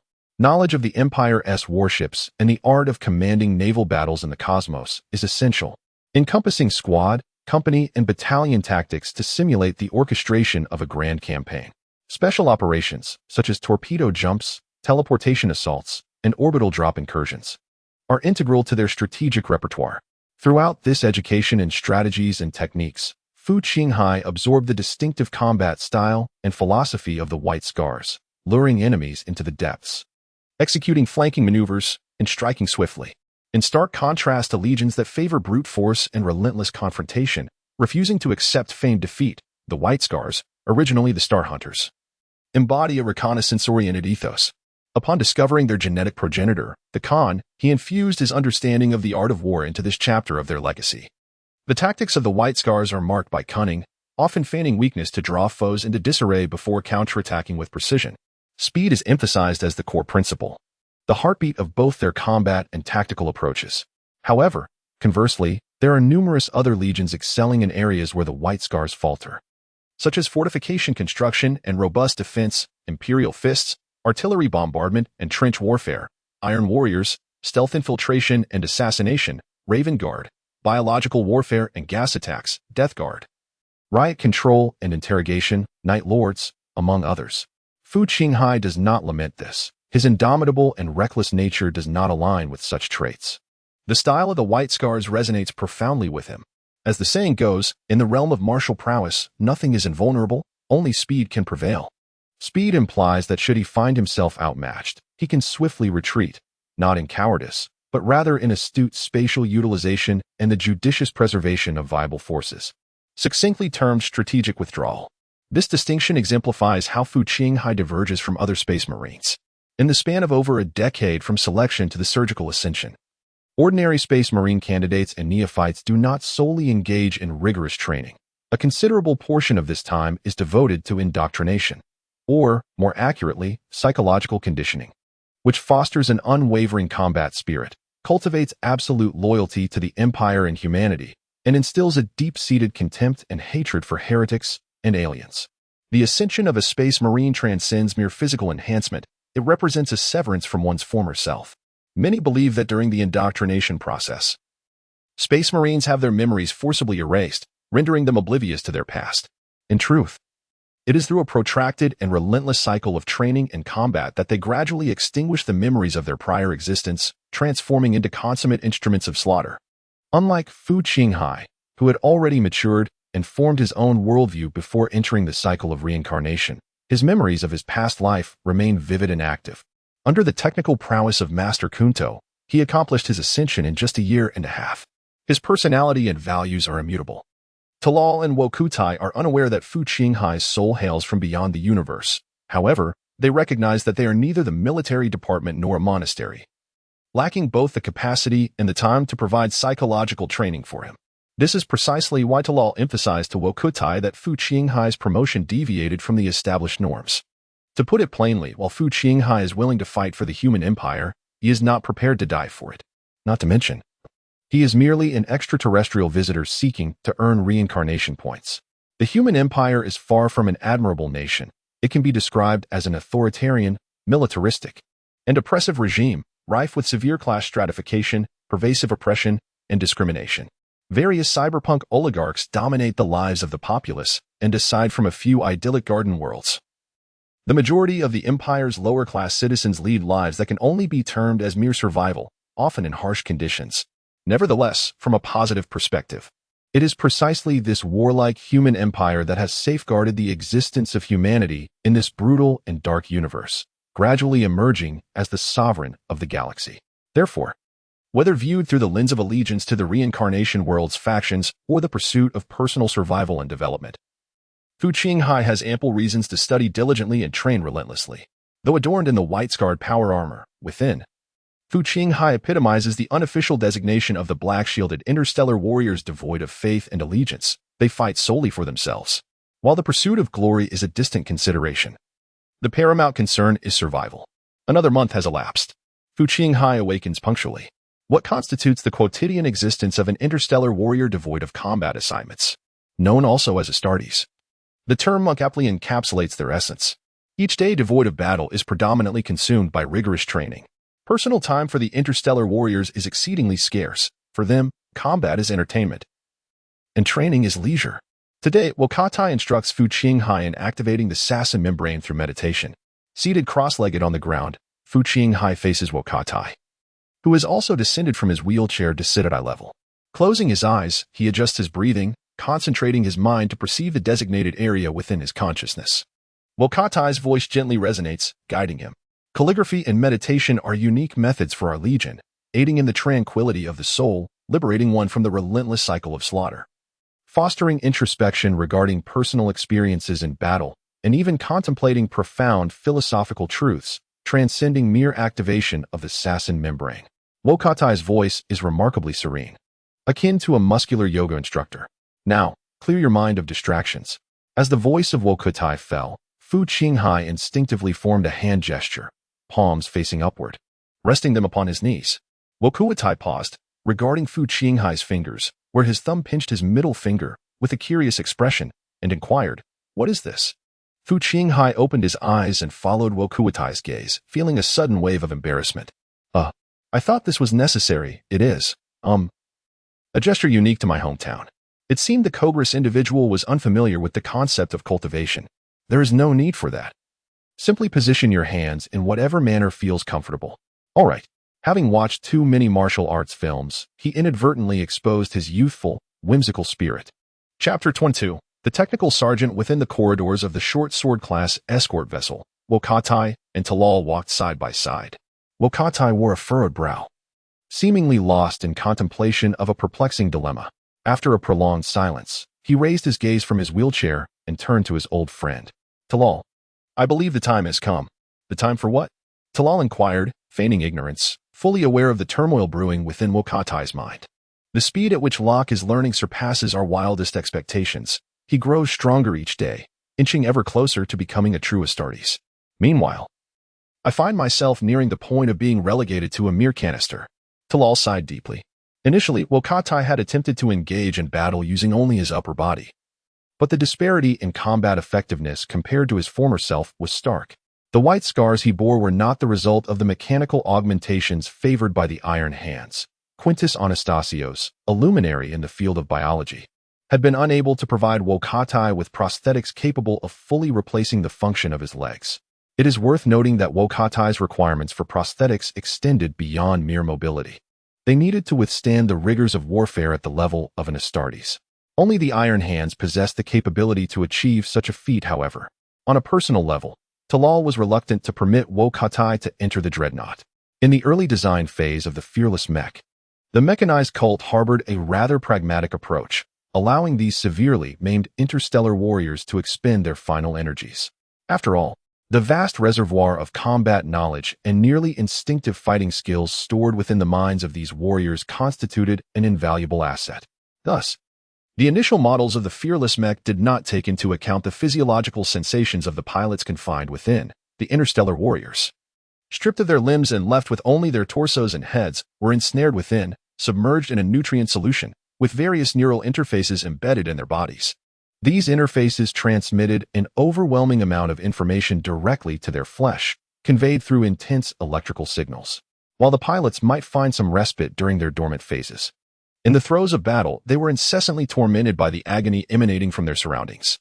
Following a high-intensity engagement, the iron coffin often yielded nothing but a charred corpse, only to be replaced by another mutilated warrior.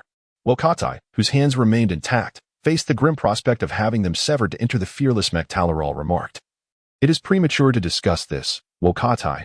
There are no fearless mechs available for you aboard the short sword. Your iron coffin is not here. Wokatai nodded and shifted the conversation, stating, "Have you noticed that Locke has been visiting Quinto rather frequently?" "Indeed. I have observed that Quinto's demeanor towards Locke is markedly different from his treatment of the rest of our legion. I wonder what the technological priest is scheming." After a moment of contemplation, Wokuatai recalled certain remarkable displays by Fu Qinghai during their time in Cheshulatin, and a vague answer began to form in his mind. The scene shifts back 2 weeks prior. Fu Qinghai, carrying a suitcase, entered the laboratory aboard the spacecraft with practiced ease. Upon entering, he was greeted by the sight of a colossal iron cabinet standing beside the workbench. Inside the cabinet, a green-skinned giant was grotesquely fixed in a splayed position. This was an orc, long deceased. Astonishingly, beneath its thick skin, the muscles and organs appeared to have been eroded, leaving only a complete layer of skin draped over its skeletal frame. It was a true instance of skin stretched over bones, devoid of any flesh and eerie spectacle indeed. At some point, the diminutive Master Kunto emerged like a specter from the shadows of the equipment. Noticing Fu Qinghai examining the green-skinned remnant, Kunto rasped a chuckle and remarked, "The 1923rd experiment has concluded. Number 37. Dispose of this specimen. It may frighten our young guests." The attendant automaton, designated as number 37, promptly rallied a few others to move the iron cabinet away. Fu Qinghai merely shrugged, refraining from offering an explanation. Having witnessed countless imaginative and gory Hollywood films in his previous life, he could hardly be unsettled by the sight of an orc's desiccated remains, especially when Wokuatai's armory contained even more bizarre and grotesque specimens. Fu Qinghai approached a processing machine, placing his suitcase upon it and opening it to reveal a standard-issue explosive rifle designated for interstellar soldiers of the Empire. It seemed as though he had already formulated a plan in his mind, as he quietly extracted the explosive rifle, detached the magazine, and disassembled the action, deftly maneuvering the components upon the machine. Fu Qinghai had long observed that, unlike the formal politeness and occasional impatience exhibited towards Wokutai and Talal, Kunto displayed an extraordinary patience towards him. Not only did Kunto permit him unrestricted access to the laboratory, but he also encouraged Fu Qinghai to explore the apparatus and instruments whenever curiosity struck. Such leniency was exceedingly rare for a technical priest. Fu Qinghai did not entertain the notion of any peculiar kinship with Kunto. Rather, he sensed that Kunto's patience resembled that of a scientist tending to a rare specimen. Whenever Fu Qinghai visited the laboratory, Kunto would silently stand beside him, hands clasped behind his back, meticulously observing every move, akin to a researcher scrutinizing the behavior of lab mice in a prior life. He readily addressed Fu Qinghai's myriad inquiries with remarkable patience. At that moment, Kunto appeared silently beside Fu Qinghai, hands behind his back, gazing down at his skilled and industrious actions, and inquired with curiosity, "What are you doing?" "I intend to modify the magazine interface, expanding it, and then create a new magazine to insert," Fu Qinghai replied, gesturing towards the lower end of the rifle. He then added, "A drum magazine." Drumroll. Quinto understood immediately and then inquired, "Where are your blueprints?" Fu Qinghai pointed to his own head. "They're right here." Quinto's first reaction was disbelief. He then fixed his gaze on Fu Qinghai's hands, observing him meticulously operating the rotating blades, drill bits, welding guns, and various processing tools on the machine, handling the materials with utmost precision. Quinto's emerald mechanical eye slowly rotated, and the more he watched, the more his heart raced. Typically, when describing a person's steady hands, one might say they are akin to those of a surgeon. However, Fu Qinghai's hands transcended such comparisons. They resembled two precision mechanical arms with deviations measured in mere microns. According to the readings provided by his mechanical eye, Fu Qinghai had completed the machine components without a single error, despite the absence of blueprints or modeling, relying solely on manual operation. The measurements of aperture, hole position, Shaft diameter, cylindricality, runout, and size were all impeccably aligned. Quinto observed Fu Qinghai's hands with an inscrutable expression. His fingers were long, agile, and strong, undoubtedly flesh and blood. Raising his gaze, he looked into Fu Qinghai's eyes, which were intensely focused on his work, showing no signs of distraction. Indeed, they were human eyes. Quinto, somewhat incredulous, glanced down at the mechanical tendrils gradually extending from beneath his robe. What, then, was amiss? Master Quinto remained unaware of the existence of Tony Stark's electronic backup nestled within Fu Qinghai's mind, capable of autonomously executing the modeling process. Coupled with the unique meditative techniques and rigorous training associated with his distinctive white scar, this had deepened his mastery over his superhuman physique, leaving him utterly perplexed. The technological priest quietly steadied his breath, discreetly recording in his mind. Experiment log 176. The subject displays extraordinary hand-eye coordination and bodily control, seemingly linked to the mutations bestowed by the blood of Quinto. Regardless of the tumultuous thoughts swirling within Quinto, Fu Qinghai methodically completed the modifications to the magazine in his hands, with one hand gripping the firearm and the other gently supporting it. A crisp click resonated as the cylindrical drum was seamlessly embedded into the gun's frame. The explosive rounds were fully loaded into the drum, and Fu Qinghai pivoted his wrist to assess the weapon's center of gravity and balance. He attempted to chamber a round and took aim, yet refrained from pulling the trigger. For this was Quinto's laboratory, not a shooting range. Quinto discerned Fu Qinghai's intentions. By replacing the curved magazine with a drum, he aimed to enhance the weapon's sustained firepower. He cautioned, "This is an Imperial Standard explosive firearm forged by Agrippina, with a designated lifespan for its barrel. After fitting the drum, the barrel's longevity may be compromised."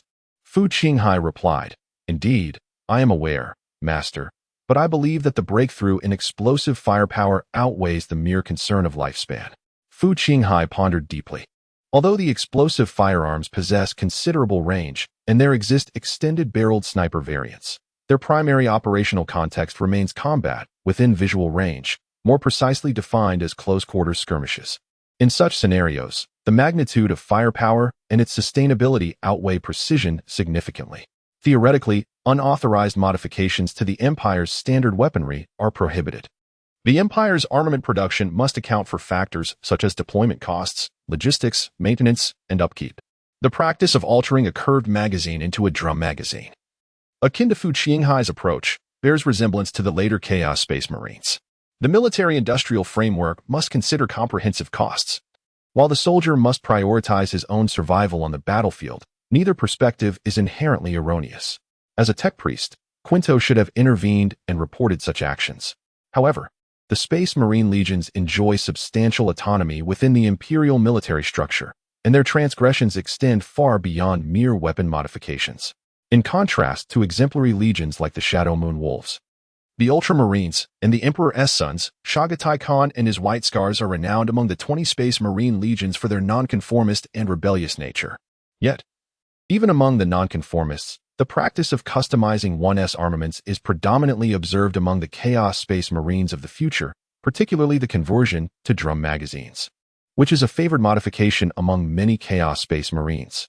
The likes of Genghis Khan are indifferent to how Fu Qinghai chooses to personalize his weaponry. Quinto, indifferent to the matter at hand, found himself more intrigued by his precious experimental subject's sudden inclination towards firearms modification than by the explosive projectile weapon itself. He pondered over the remarkable, almost instinctual learning ability exhibited by Fu Qinghai during this period. As Fu Qinghai withdrew an explosive shell from the magazine, he examined it thoughtfully, allowing his imagination to wander. The explosive firearm was a quintessential weapon, standard issue for interstellar warriors, its iconic status rivaling that of powered armor. Variants such as explosive handguns and carbines were also available, depending on size and model. Visually, the explosive weapon featured a robust and boxy receiver, with a stout and heavy frame that embodied the unique violent aesthetic of the Warhammer 40K universe. In comparison to the immense stature of the armored Space Marines, it resembled more of a compact submachine gun in hand, and certain exceptionally strong Astartes could indeed wield it with one hand. From a technical perspective, akin to many firearms of the past, the bullet represented the core technology of the explosive weapon. The fundamental principle of the explosive round lay in its two-stage propulsion system. The projectile was equipped with two propellant stages at its rear. The first stage ignited and burned upon firing, imparting initial velocity to the shell as it exited the chamber, similar to conventional firearms. However, the second stage continued to burn within the cartridge, providing sustained acceleration post-exit. Thus, each bullet was akin to a miniature rocket. This two-stage propulsion principle, while not particularly groundbreaking, led Fu Qinghai to speculate that military-industrial giants on Earth in his past life might have been able to develop such technology with sufficient investment and effort. However, it is entirely unnecessary. As a lightweight infantry weapon, the explosive projectile gun bears exorbitant manufacturing costs and possesses excessive power for the military forces of Earth in the previous era. The adversary of lightweight infantry weapons is also humanity, given the frailty of the human body. A projectile capable of penetrating ballistic vests and subsequently tumbling within to create a cavity is sufficient. There is no need to reduce a body to mere fragments. Yet, for the various armored alien species and technologically advanced brutes clad in shields within the Warhammer universe, the explosive projectile gun's power is merely adequate. Fu Qinghai, delighted with his new firearm, was preparing to depart when Quinto called out to him, "Shao Locke, I perceive considerable talent within you. Would you be interested in becoming a technical soldier?" Technical soldier? Fu Qinghai was taken aback. After a moment's contemplation, he nodded enthusiastically. "I would be more than willing, master." In the training enclosure, Wokatai inquired solemnly, "So Quinto proactively asked if you wish to become a technical soldier?" "Indeed," Fu Qinghai replied succinctly. Taylor stroked his chin thoughtfully. "I believe this is a positive development. What do you think, Wokatai?" Wokatai smiled, having anticipated this very scenario. He vividly recalled Fu Qinghai's remarkable aptitude for mechanics and technology displayed on Chaslatin. His eyes sparkled with pride as he remarked, "Of course, this was entirely within my expectations." The Tech Marines and Apothecaries, akin to the Librarians, represent specialized units within the Astartes legions. These exceptional soldiers are all fundamentally Space Marines, possessing the innate abilities and characteristics attributed to their kind, yet each excels in their own domain. The Apothecaries and Librarians have been previously introduced. The Tech Marines are selected from within the ranks of the Space Marine legions and sent to forge worlds like Mars for further training. Typically, they adorn their shoulder plates with not only the insignia of their respective legion, but also the cog symbol of the Mechanicum, signifying their identity and devotion to the machine god. The Shadow Moon Wolves, the Ultramarines, and the Sons of the Emperor exemplify well-rounded legions, comprising a diverse array of units. In contrast, other legions, such as the Thousand Sons of Magnus the Red, are predominantly composed of psychers. Despite their smaller numbers, their concentration of librarians enhances their combat prowess remarkably. Similarly, the White Scars and the Blood Angels are renowned for producing a significant number of librarians. These legions possess a genetic predisposition to sensitivity towards the immaterium and the ether, compounded by the traditions of their home worlds, which often engage in the study of arcane phenomena or superstitious practices, facilitating the emergence of librarians. Conversely, certain legions, such as the Iron Hands, Iron Warriors, and Fire Lizards, are characterized by a predominance of materialistic, scientifically inclined individuals. These legions are prolific in Tech Marines, to the point where it could be said that nearly every member is a Tech Marine, exemplified by the Iron Hand's expertise in cybernetic enhancements and the Fire Lizard's notable proficiency in smithing. In the realm of White Scars, technical soldiers are indeed a rarity, yet they hold immense value. For the Legion, the presence of a technical soldier is not merely a curiosity, it is a precious and uncommon asset. Fu Qinghai entered the familiar laboratory and slightly bowed to Quinto, saying, "Master, the Legion has given its approval." A raspy chuckle emerged from the shadow of Quinto's hood. Of course, they would agree. The White Scars are not a legion capable of producing technical soldiers. Typically, a technical soldier requires 3 to 5 years of advanced study on Mars. However, given that Mars has likely devolved into a war zone, Fu Qinghai naturally accompanied Quinto for his training. Learning under a biological sage of Quinto's caliber is a privilege that many ordinary technical soldiers cannot attain. Fu Qinghai discerned a hint of disdain in the technical priest's tone towards the White Scars, yet he chose to remain silent, merely following Quinto to a massive bookshelf brimming with tomes. As he looked up, he saw the shelves filled with parchment books of imperial classics. Some within the human empire believe that utilizing such materials for books and documents possesses a unique efficacy against certain subspace demonic electronic disruptions. The parchment is derived from a special breed of sheep cultivated in agricultural biochemical factories, known for its resilience and resistance to decay. The grand bookshelf also housed ancient paper books, each a precious and fragile artifact from bygone eras. These venerable volumes may have originated from the Terran Age of Earth or been acquired from the spoils of the Imperial Expeditionary Fleet's reclamation of other human colonies.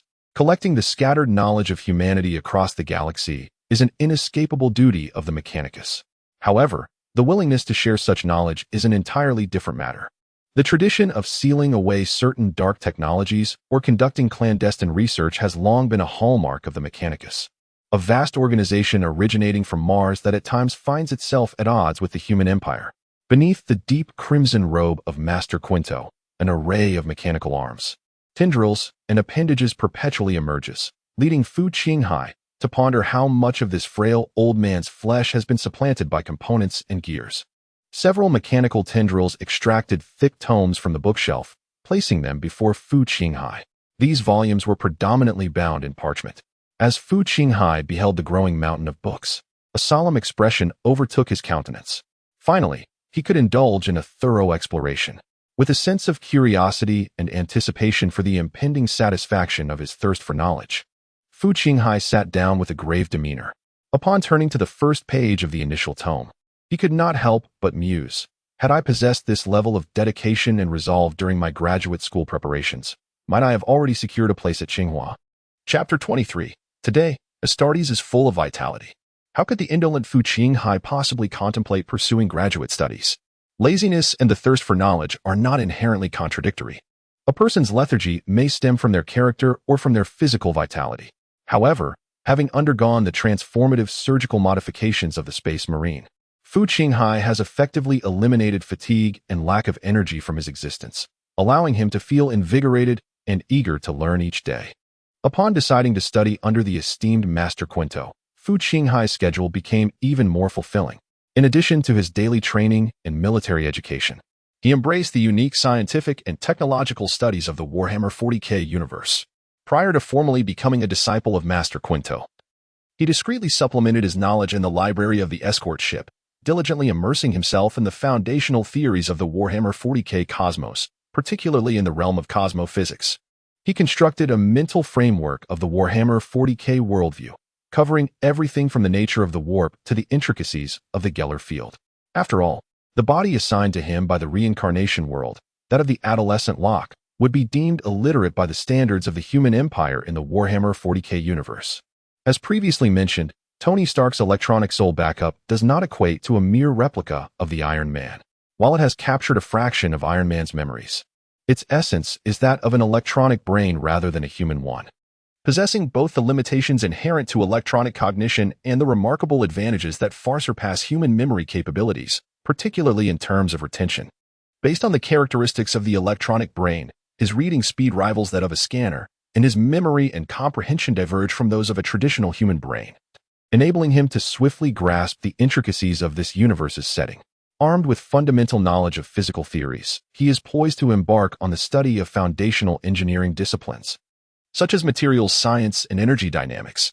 Materials science, particularly the unique and rare natural material known as adamantium found in the Warhammer 40K universe, alongside the advanced composite materials of the Imperium, ceramite, and plastisteel.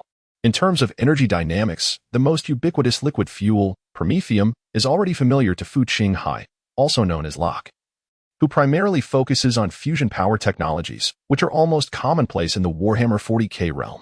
Within the training cage, Fu Qinghai, bearing numerous scars, sits cross-legged at its center, his upper body bare and clad only in a pair of athletic shorts. With his entire being relaxed and eyes gently closed, he silently meditates, adhering to the breathing techniques taught by Wokat, even in the absence of the life support system of powered armor. The physique of a space marine suffices to mend these seemingly alarming superficial injuries. Outside the training cage, Wokat and Albus Lang engage in hushed conversation.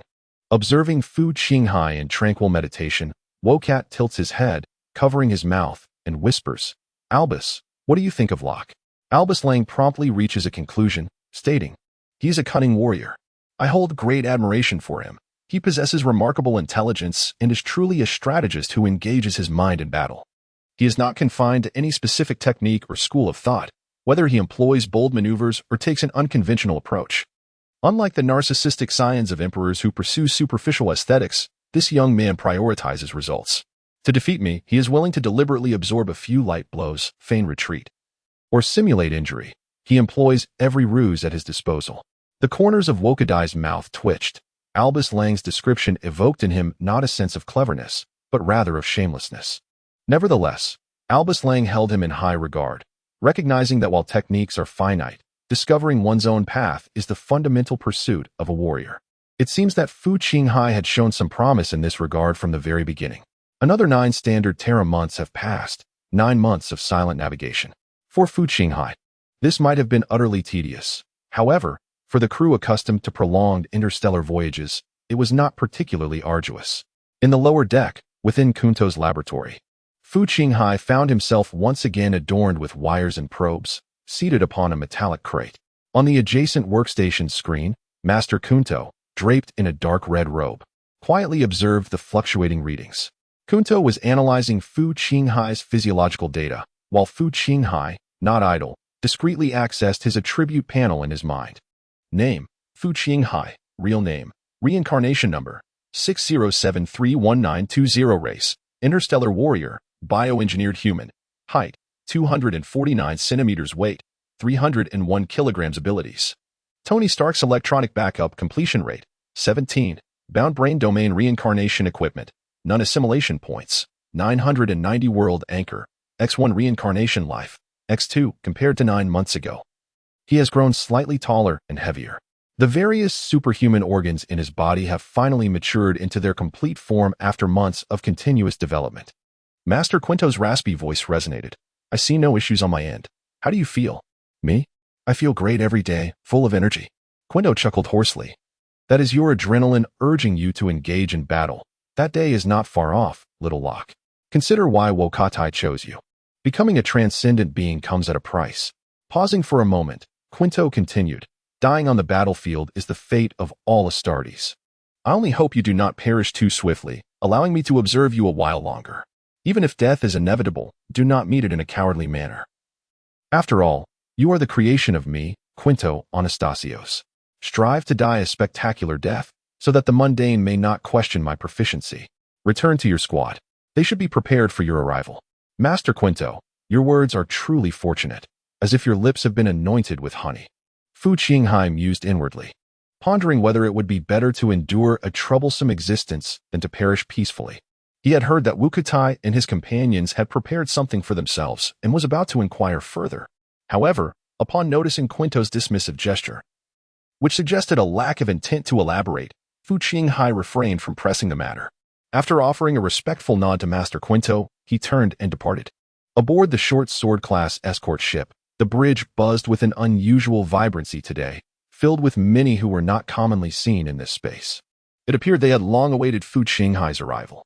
The ship's captain, Conrad Adenauer, a middle-aged man perpetually clad in uniform with a dark beard, stood in his rightful position on the bridge. The ship's highest military commander, a representative of the Interstellar Warriors, and the captain of the White-Scarred Falcon Brotherhood, was none other than Fu Qinghai's old acquaintance, Wukatai Mangnut. In addition to Wukatai, 6 interstellar warriors, including Talal and Albus Lang, were present on the bridge. An uncommon sight indeed. Over the course of their 9 months together, Fu Qinghai had grown familiar with his comrades in the unit. He raised his arm to his chest, performing a military salute in their honor, to which the line of interstellar warriors, standing in formation and observing Fu Qinghai, returned the courtesy with equal respect. Among them was another individual, a lanky young man with disheveled, straw-colored hair, pale skin speckled with freckles. His eyes and forehead were tightly wrapped in circles of white cloth. Yet he appeared unaffected as he turned his gaze toward Fu Qinghai, following the attention of the others. In the fleeting moment, he felt the weight of another's gaze. Fu Qinghai experienced a slight flutter in his heart. So this is what it feels like to be observed by a psychic, he mused. The one observing him was Marco Van Riel, the navigator of the short sword-class escort ship, hailing from a noble lineage of navigators within the Empire. These unique psychics, known as navigators, develop a third eye upon reaching full maturity in their abilities, which remains closed and concealed to prevent mundane individuals from inadvertently locking eyes and succumbing to panic and fear. Fu Qinghai nodded in acknowledgement to the navigator Marco, who responded with a barely perceptible inclination of his head, proving to be far less aloof than the legends would suggest. Typically, starseers are blind, but navigators are not. Van Riel likely donned a blindfold merely to heighten the acuity of his third eye. Fu Qinghai surmised. "All right, little lock, come over here," boomed the gravelly voice of Wokatai, whose tone suggested he was in good spirits today. He gestured for Fu Qinghai to approach, scrutinizing the tall and youthful interstellar warrior before him, his eyes brimming with pride. The scarred warrior believed in the existence of killing intent, and in Wokatai's eyes, after a prolonged period of rigorous training, Fu Qinghai was beginning to reveal his potential, gradually emanating a semblance of presence and aura. "Today marks your official promotion, the day you become one of us.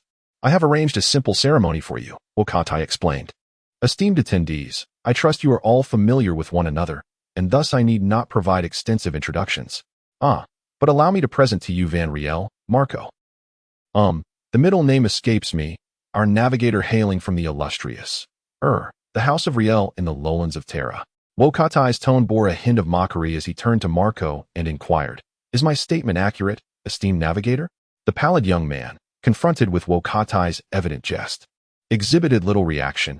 He merely shook his head gently and replied, "No issues, my lord Wokatai." Fu Qinghai was acutely aware of Wokatai's motives for this display. The band of warriors, marked by their pale scars, desperately needed to return to the solar system to fulfill their mission and engage in the subsequent battle against the traitors. However, they were currently traversing the vast cosmos at a snail's pace, unable to execute a hyperspace jump. At this rate, disregarding fuel and supplies. By the time they reached the solar system, the conflict between the insurgents and loyalists would have long been resolved. The reason for the escort vessel's inability to perform a hyperspace jump lay in the navigator's struggle to locate a suitable node and path within the tumultuous hyperspatial storm. Given Wokatai's disposition, it was only natural for him to display a measure of displeasure towards Van Riel. Observing Van Riel's reaction, it appeared he had grown accustomed to such treatment. Ahem.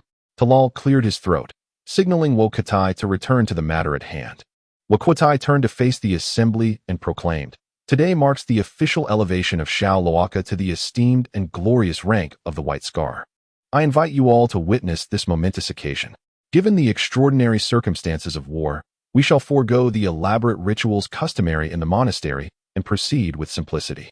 As he spoke, Wokatai directed his attention towards Fu Qinghai and declared with fervor, "Today, you have transcended the realm of mortals to become the Emperor's most cherished progeny, an Astartes and the mightiest warrior, the Ordu of Shagatai under the Khan. In the days to come, as you traverse the cosmic seas and stars, heralding the truths of the Empire, reclaiming the ancestral lands of humanity, and trampling upon the skulls of our foes, do not forget this day, nor the promise you make here. This is not the Chuanzhou Monastery, so you shall kneel facing the sacred Terra and follow my lead in this oath." Obediently, Fu Qinghai complied. After the solemn oath was concluded, he rose, and Wokatai addressed him, saying, "From this day forth, you must sever ties with your former self and abandon your past name. You shall emerge anew. Choose a name that reflects the style of Korn, for it will aid your integration into the Legion." This matter had been broached by Wokatai previously, and Fu Qinghai had long pondered his response. With clarity and conviction, Fu Qinghai declared, "Qi Shan, my name shall be Qin Shan." He had never been fond of the simplistic three-letter moniker of Luaka. The name Qin Shan evokes memories of a web novel he had read over a decade ago on Earth, which was also the first of its kind he had encountered. The characters and personas remain vivid in his recollection. "A splendid name," Wokatai remarked, patting Fu Qinghai on the shoulder, reminiscent of Lu Shan, a formidable warrior from the Dawnlight Brotherhood. Subsequently, Wokatai offered a small bowl of viscous black liquid, stating, "This is a potent venom concocted by Master Kunto for me. Apply a bit to the edge of your blade, then etch your own scar upon your face. Thus, the initiation ceremony shall be complete." Fu Qinghai solemnly accepted the bowl of poison. The necessity for such a toxic substance lay in the extraordinary regenerative abilities of the interstellar warriors. For ordinary blades would fail to leave scars upon their formidable bodies. Additionally, the inks used by mortals for tattoos could not impart color upon the skin of these warriors, necessitating the use of corrosive venom to uphold the traditions of the Kogris warriors. Typically, the promotion ceremony for interstellar warriors is an internal affair, witnessed solely within the ranks of their legion, without the need for external witnesses. However, Wuxia's insistence on conducting this ceremony on the bridge today suggested a deliberate intention to publicly declare his unwavering commitment to the greater good and his integrity before all aboard the vessel. Chapter 24. Scars inside a personal resting chamber and washroom. Fu Qinghai brandished a sharp little knife, dipping it into a bowl of viscous black liquid. Contemplating his reflection in the mirror, where should he make the cut? Gazing at his handsome visage, he found it difficult to proceed. He reflected on the striking men he knew who bore scars. There was the scarred hero from Blade Scar, whose mark extended from the corner of his eye to his mouth. Yet, that was merely the result of an unfortunate accident, and he was not particularly handsome. Then there was Kakashi Hitaki, whose scar traversed his entire eye socket. What if his thin eyelids led to the loss of vision? And Harry Potter, with AZ etched upon his forehead, what if he were mistakenly slain by the minions of the bald, noseless villain in J.K. Rowling's universe? After much deliberation, Fu Qinghai ultimately decided to make a subtle diagonal incision upon the bridge of his prominent nose. As the black viscous liquid made contact with his skin, it emitted a faint hissing sound, and wisps of smoke began to rise from the wound. Confronted with such searing pain that eroded flesh, Fu Qinghai, well prepared mentally, merely furrowed his brow. His grip on the knife remained steady and precise, wholly unaffected. Once the scar was etched, he nodded in satisfaction at his reflection. The following day, Wuxia frowned, his expression sour as he scrutinized the shallow scar on Fu Qinghai's nose. "What is this? Are you afraid of pain?" he inquired. Fu Qinghai chuckled softly, scratching his head in silence, knowing that Wuxia would not dwell on such trivial matters. With a hint of irritation, Wuxia commanded, "Come with me to the war room." The two individuals entered the small operations room, which was devoid of any presence. Wuxia casually took a seat and gestured for Fu Qinghai to find a place to sit as well. "Qingshan, you are now a formal member of our group. I understand that you harbor numerous questions regarding the objectives of our operation. I can also divulge some details about the events that have transpired." Fu Qinghai nodded in acknowledgement. Wuxia leaned back in his chair and spoke slowly. "This story begins with our escape from the warship of the Death Watch in the Kandak star system. It turned out that Wuxia and his squad, the Falcon Brotherhood, contained a significant number of Terra-descended members who were inclined towards the martial prowess. They had suffered considerable losses during the recent civil war known as the White Scar conflict, which erupted in the outer orbit of Prospero, and were no longer a fully staffed unit. Consequently, the genetic entity Chahatai Khan assigned them a clandestine mission to detach from the main fleet and embark on a solitary journey aboard a frigate to escort the genetic warrior, the biological sage Master Quinto, to Mars. This explains the absence of other White Scar fleets in the outer orbit of Chisriton. Following the Battle of Alanos during the M32 era, large-scale confrontations between humanity and the orc beasts had become rare. The focus had shifted more towards localized purification operations. The White Scar regiment dispatched to the remote Kandak star system represented the last opportunity for significant military engagement with the orc beasts. The Mechanicus of Mars places significant emphasis on the orc species, a once formidable threat to the Empire, diligently researching methods to restrain their reproduction. Quinto Anastasios has been specifically dispatched by the Mechanicus to the Kandako system as an expert on orc biology. However, this endeavor was abruptly disrupted by the onset of the Horus Heresy. Rebellion and suppression became the foremost priorities for all legions, including Mars, which found itself embroiled in civil strife. As for the reason behind escorting Master Quinto to Mars, Wuxia remained uncertain. Fu Qinghai reflected on the influential academic factions of his previous life on Earth, speculating that Master Quinto was not alone on Mars. He likely had former students and allies within the Mechanicus, and as a staunch supporter of the Emperor, it was plausible that Chagatai Khan intended to leverage his influence on Mars to tilt the scales of victory towards the Loyalists, even if just slightly. What does it matter? Preserving the Emperor's rule is not solely the concern of a mere novice, Fu Qinghai mused. And then, Fu Qinghai inquired further, intrigued by what lay ahead. Wuxia took a deep breath and replied, "As we navigated towards this star system, the Auspex array suddenly detected a signal from a son of Horus. A solitary Fury-class frigate was heading towards an agricultural planet marked as 17974 on the star chart. And then, Wuxia became agitated. The losses suffered by his brothers in the White Scar Civil War pierced this man's heart profoundly. A staggering 2/3 of their ranks had perished. Even when facing the tenfold might of the orc beasts in the Konax system, They had never experienced such devastating attrition among their interstellar warriors. Furthermore, these brave fighters did not fall in glorious battle, but rather succumbed disgracefully amidst a rebellion that brought shame upon the Legion. Wokatai attributed all of this to the insurrection led by the Sons of Horus. Talal repeatedly urged him to prioritize the mission. Yet Wokatai stubbornly insisted on teaching the traitors a lesson. As a class of escort vessel, the Firestorm-class warship possessed dimensions and firepower far exceeding that of the Sword class, the short sword being a sword class. A mere glance at the short sword revealed its inadequacy for naval engagements in the void, not to mention the presence of the esteemed Master Quinto aboard the ship. Even setting Quinto aside, in terms of the number of lances and the array of heavy artillery, it was highly improbable that the short sword could withstand the Firestorm-class warships of the Sons of Horus in a void battle. Thus, the headstrong Wokatai made a bold decision, entrusting command of the short sword to Talal while he personally led a tactical squad to execute a torpedo jump ambush. This maneuver was a common tactic employed by many Space Marine legions to engage in naval warfare with limited forces against overwhelming odds. However, it was fraught with peril.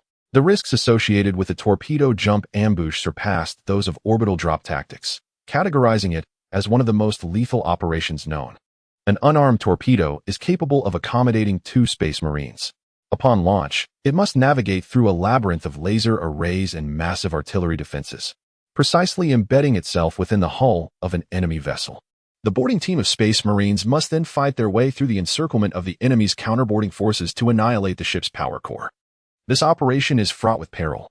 It is worth noting that the boarding torpedo lacks a recovery mechanism. Thus, unless the enemy vessel is completely captured, the mission is essentially a one-way, suicidal endeavor. Nevertheless, Wokatai succeeded, albeit at the cost of the entire tactical team and his own legs.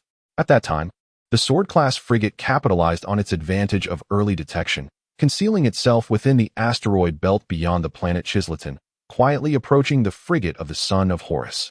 Just as the enemy prepared to deploy landing craft, the Sword-class frigate sprang into action, catching them off guard. It fired a few rounds, launched the torpedo, and then swiftly retreated, hiding back in the asteroid belt to await the outcome of Wokatai's boarding operation.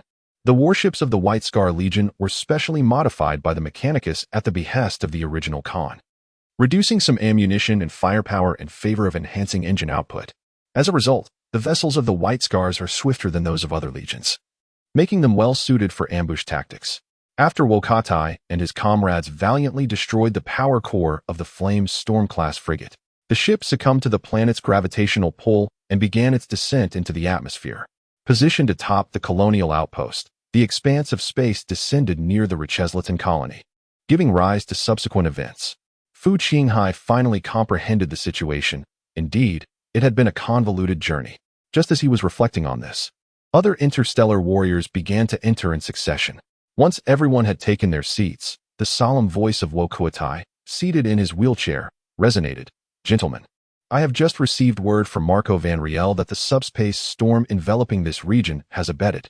It is anticipated that within the next fortnight, we will be able to execute a subspace jump."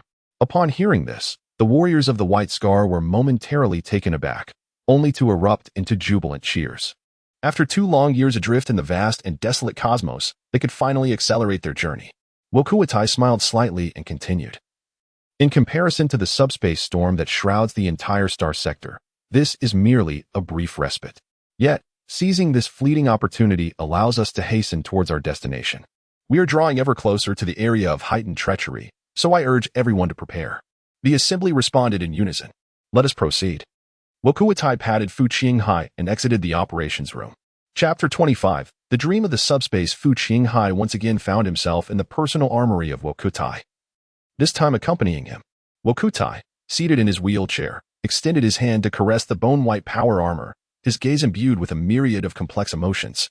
The armor bore the stark, utilitarian aesthetic characteristic of military technology, yet its edges and details, such as the chest and shoulder plates, were adorned with intricate Gothic religious metal embellishments, seamlessly merging these 2 contrasting styles into a unique Gothic punk aesthetic reminiscent of Warhammer 40k. This distinctive style could also be observed in the warships, Titans, and architecture of the human empire within the Warhammer 40k universe. Wokutai turned to Fu Qinghai and inquired, Are you prepared for the Soul 4 Malawian Quatches exterminator power armor of the Brotherhood? Fu Qinghai nodded vigorously, asserting, I am ready. There is no need for me to elaborate on its functions, am I right? I am thoroughly familiar with them. It was not mere bravado. Although he had never donned power armor before, Fu Qinghai had been meticulously trained by Master Kunto, who adhered to the rigorous standards of a forge master, a more seasoned technical soldier. Despite the brevity of his training, he had already delved deeply into the study of this iconic equipment of interstellar warriors. Excellent, Wokutai replied. Follow me to the training cage. Within the training cage, several mechanized servants encircled the towering figure of Fu Qinghai.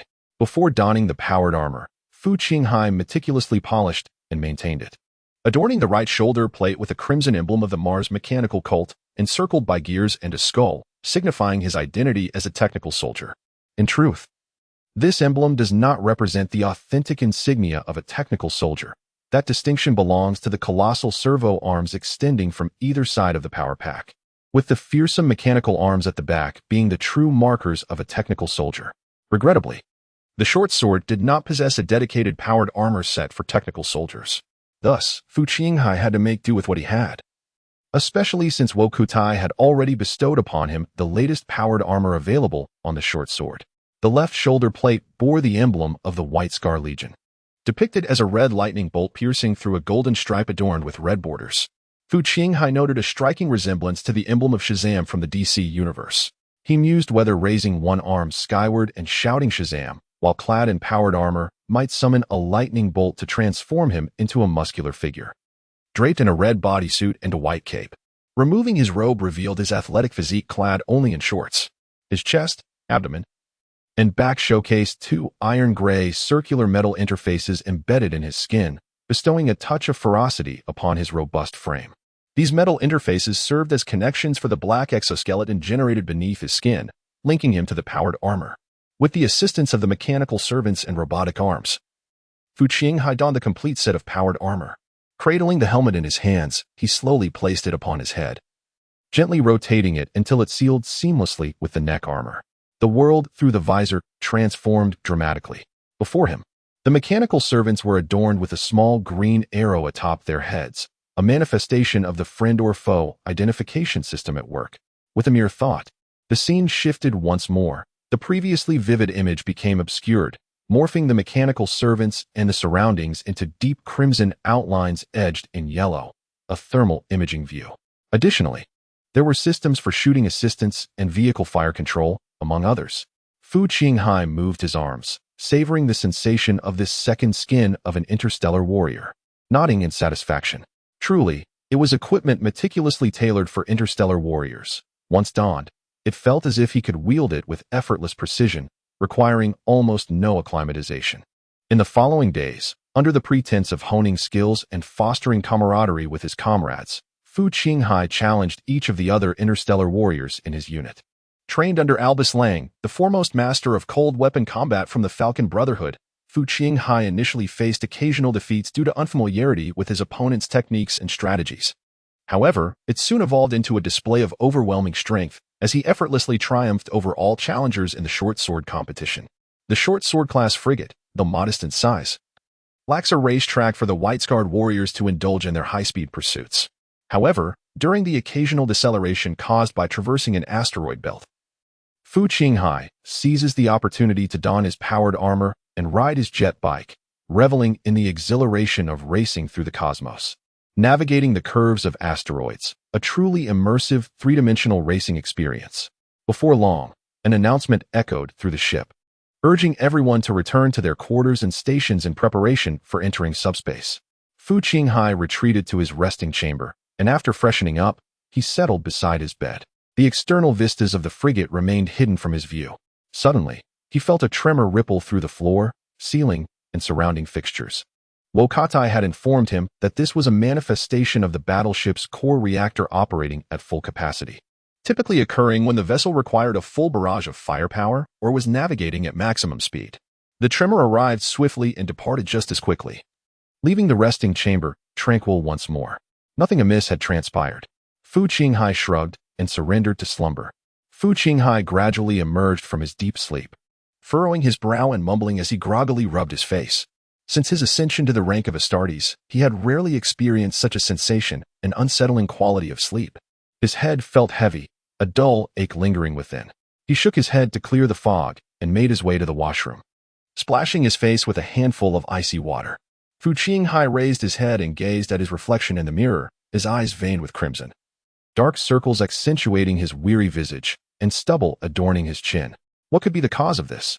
He was about to scrutinize the condition of his facial skin more closely when, suddenly, the corner of his eye caught a flicker in the mirror's periphery. Startled, Fu Qinghai reached out to touch that corner, the glass clearly reflecting his thumb. No issue there. He turned to glance behind him, yet found nothing amiss. How peculiar. Fu Qinghai muttered to himself, recalling that he had seen something flash in the corner of the mirror, elusive and indistinct. Akin to playing a high-definition game on an antiquated monitor, shrouded in a haze of unidentifiable pixelation. Returning to his bedroom, just as he reached the bedside, he was suddenly startled by a faint call emanating from outside the hatch. Furrowing his brow, he approached the door and listened intently. Qinghai, HSSSS. Qinghai. In that instant, the indistinct voice surged into his eardrum, distant yet near, as if someone were whispering softly against his ear. Fu Qinghai recoiled from the door in an instant. For reasons unknown, he did not ponder a particular question. His name, known as Lock in the Nest and Kizalat, became Qinshan upon his promotion, and here, no one was aware that his true name was Fu Qinghai. Fu Qinghai felt a haze clouding his mind. Yet the reflexes honed through years of training compelled him to swiftly open a box on his bedside and retrieve a grenade launcher. He quickly chambered around, aiming it at the hatch. With one hand gripping the weapon, he pressed the button to open the hatch. The door creaked open, revealing a pristine corridor, devoid of any presence. A gentle breeze wafted in from outside, causing goosebumps to rise on Fu Qinghai's calves. It was cold. Despite being clad only in a snug pair of athletic shorts, this sensation struck him as astonishing. Ever since his ascension to interstellar warrior, he had long been unfamiliar with the chill of the air. It seemed to emanate from the very depths of his soul. Stepping beyond the hatch, Fu Qinghai directed the muzzle of his weapon along the corridor in search of any movement. To his left, a figure clad in a white, red-trimmed crew uniform was slowly retreating, their back turned to him. The fitted attire accentuated a graceful silhouette, with dark hair cascading behind the ears. Fu Qinghai squinted. Aboard the short sword-class escort vessel, there were hardly any female mortal crew members, and he could not recall the presence of such a slender, statuesque figure. He aimed his weapon at the silhouette and commanded, "Halt, soldier." The figure paused, then turned around. Fu Qinghai persisted, "I am interstellar warrior Qinshan. I command you to turn around, soldier." He emphasized his words with urgency. The crew members slowly pivoted, revealing a face that bore an enigmatic smile. Upon seeing that face, Fu Qinghai's eyes widened in disbelief. It was an exquisitely delicate Asian visage, characterized by an oval shape, a slender and refined nose, and long, fluttering eyelashes, yet devoid of pupils.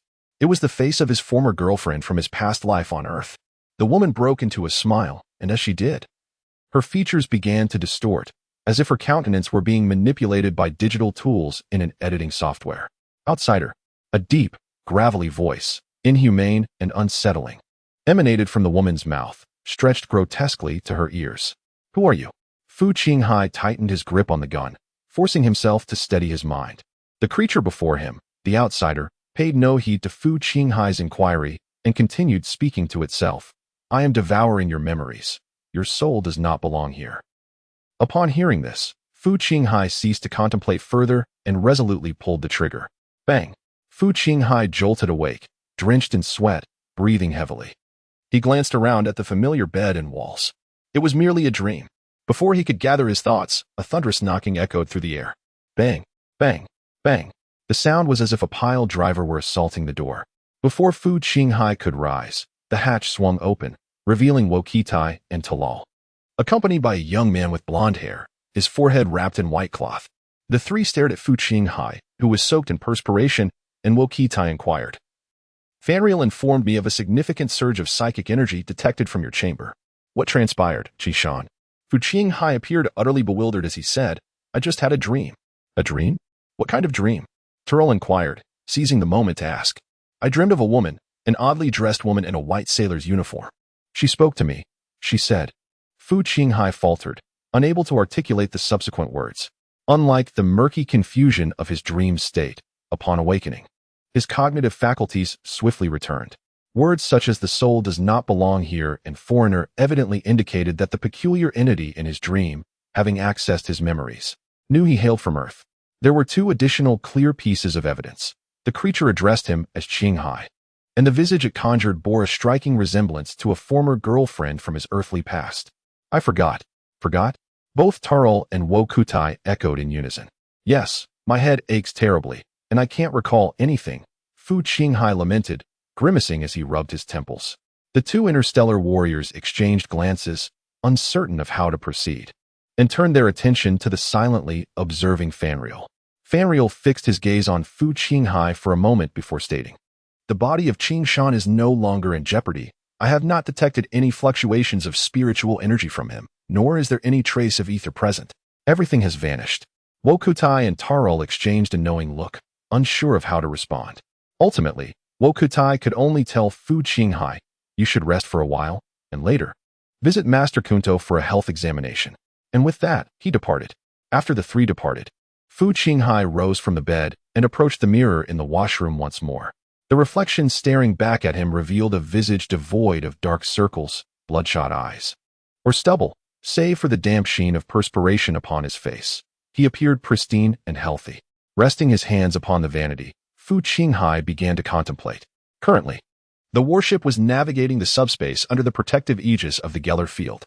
As a visitor from beyond, having perused the official Warhammer 40K novels, he possessed a deeper comprehension of the intricacies of subspace than individuals such as Wokutai and Talal. The essence of subspace is a manifestation of the emotions and consciousness of various intelligent beings within the cosmos. This realm harbors not merely boundless chaotic energy, but also awareness, life forms, and even deities. The Eldari possess their own gods, while the orcs have theirs. Humanity perhaps possesses its own as well. Until the Horus Heresy rent asunder the grim veil of subspace, the Imperium of man's understanding and utilization of subspace remained at a rather rudimentary level, confined to astropathic communication and subspace travel. Conversely, other races, Eldari, the Old Ones, orcs, and even the humans of the Golden Age, officially termed the Dark Age by the Imperium, along with certain human colonies lost within the cosmos, held a far more profound understanding of subspace. Fu Qinghai's interpretation of the recent dream was thus: a formidable entity within subspace had taken notice of him and had forcibly breached the Geller field's shielding to engage in dialogue. The entity in question likely has not yet reached the level of the four chaotic evil gods. That would be an overestimation of its own significance. Those four beings typically focus on humanity's most exceptional heroes or the most nefarious villains. However, it cannot be a mere subspace creature, such as astral phantoms or psychic venom wasps, as these lowly, mindless subspace beings are fundamentally incapable of breaching the Geller field. It must be a Lord-level subspace entity. Lacking any leads, Fu Qinghai chose to cease pondering the matter, especially since the escort vessel was on the verge of exiting subspace. Within the corridors of the warship, the three walked side by side. Wokutai once again broached the topic. "Fanriel, are you certain that Qing Shan lacks psychic aptitude?" Fanriel nodded affirmatively. "I am quite certain he does not." "Then how do you account for the earlier occurrence?" Wokutai promptly inquired. Fanriel fell silent. The young man, tall and slender with blindfolded yellow hair, appeared uncertain on how to elucidate the matter to Wokutai, seemingly endeavoring to formulate his thoughts. After a moment's contemplation, he asked, "Do you believe in magic and sorcery, Commander Wokutai?" Without hesitation, Wokutai replied, "There is no need for such an approach, Fanriel. The White Scar possesses ample intellect, and the Great Storm Prophet is, in the eyes of ignorant mortals, merely a so-called wizard. Unlike the blind among the Tyrants, we, the Keglis, are acutely aware of the existence of the path to heaven and hold it in reverence." Fanriel nodded slowly and said, "That is good. So, Commander Wokutai, do you believe that there are living beings within subspace?" Wokutai found himself momentarily speechless.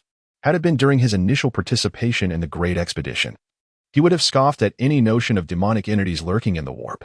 However, following the upheaval of the Horus Heresy, the experiences of xianxia and others on the surface of Prospero, along with fragmented messages from the Sigmar conflict, numerous rumors began to take root within the ranks of the military. Before Wokutai could formulate a response, Fanriel spoke directly. "In my youth, I chanced upon vague accounts of warp entities within the ancient tomes preserved in the library of our Lyre family. I cannot ascertain the veracity of those records. But if you seek my answer, I believe that is it. With that, Van Riel turned and retreated to his quarters, leaving Wokutai and Talal to ponder the profundity of his words. Chapter 26, An Indigenous Planet Amidst the Cacophony of Bustling Sounds. The gravelly voice of Wokutai from the broadcast stood out distinctly. Interstellar warriors, assemble. Operations room. All interstellar warriors were seated, including the newly inducted Fu Qinghai. Clad in their power armor, they were meticulously equipped, helmets secured at their waists, poised for action. They directed their gaze towards the far end of the conference table. At the table's end, the expressionless Wokutai, seated in a wheelchair, wasted no time and slid back slightly, stating, "I invite Captain Adina to elucidate the situation for us." A middle-aged officer with a neatly pressed uniform and a black beard stepped forward, introducing, "Warriors, the situation is as follows." As he gestured, a holographic projection arose in the center of the table, revealing a blue-green planet. "We have reached the periphery of the solar star domain in the Lather Star region. The precise coordinates have been established. The energy reserves of the short sword are still relatively adequate, yet we face a deficiency in other supplies. The damage sustained during previous combat cannot be thoroughly repaired, and the damage control team is severely lacking in materials. The nearest celestial body is this planet, designated 09177. I require you to land on this planet, ascertain the situation, and procure sufficient supplies for the short sword." Wokutai glided forward a short distance, cleared his throat, and proclaimed, "The planet designated as 09177, as recorded in our navigational logs, last updated at 2-756-094. M30 was reclaimed by the 9th Expedition Fleet, the 18th Legion of Fire Lizards. However, that timestamp is a distant memory. A rebellion has unfolded, and the current state of this planet remains shrouded in uncertainty. Therefore, prior to resupplying, I shall dispatch a tactical team to the surface, specifically to the former capital city of this world, known as Bangalogia, to ascertain the situation." As Wokutai gestured, the holographic projection of the planet swiftly rotated and magnified, ultimately revealing a horizontal projection of a cityscape with buildings of varied heights. The quartermaster presented the list of necessary supplies to Talal, who would lead this operation, selecting personnel while the remainder would remain aboard the warship. Subsequently, Adinar provided a brief overview of the scan intelligence available regarding this planet and its city, some sourced from navigational logs and others from the data collected by the ornithopter. In conclusion, Wokutai addressed the assembled warriors. "Noble compatriots of the Chagatai Ordu, I am uncertain how many among you were part of the interstellar hunters prior to the Great Expedition. Yet I am aware that the lineage of scouts has not been lost in the inheritance of our genetic seeds. We are not mere steel warriors, executing mindless battles for the Empire's might. We have long accustomed ourselves to procuring supplies from our foes. Let us embark. If this planet remains loyal to the Empire, let them supply the Imperial forces with the necessary provisions. If this planet has shamefully bowed to the traitors, let them procure supplies from the enemy."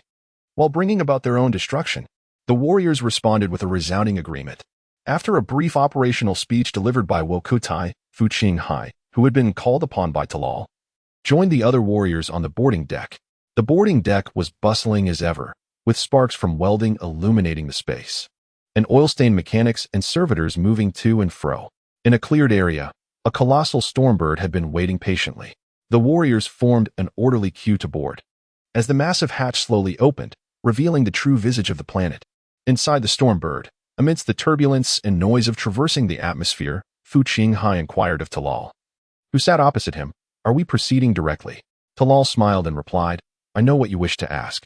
The planet's orbital defense system has failed, and there is no one at the outer space station responding to our signals. Wokutai suspects they have already been visited by another legion." Fu Qinghai understood.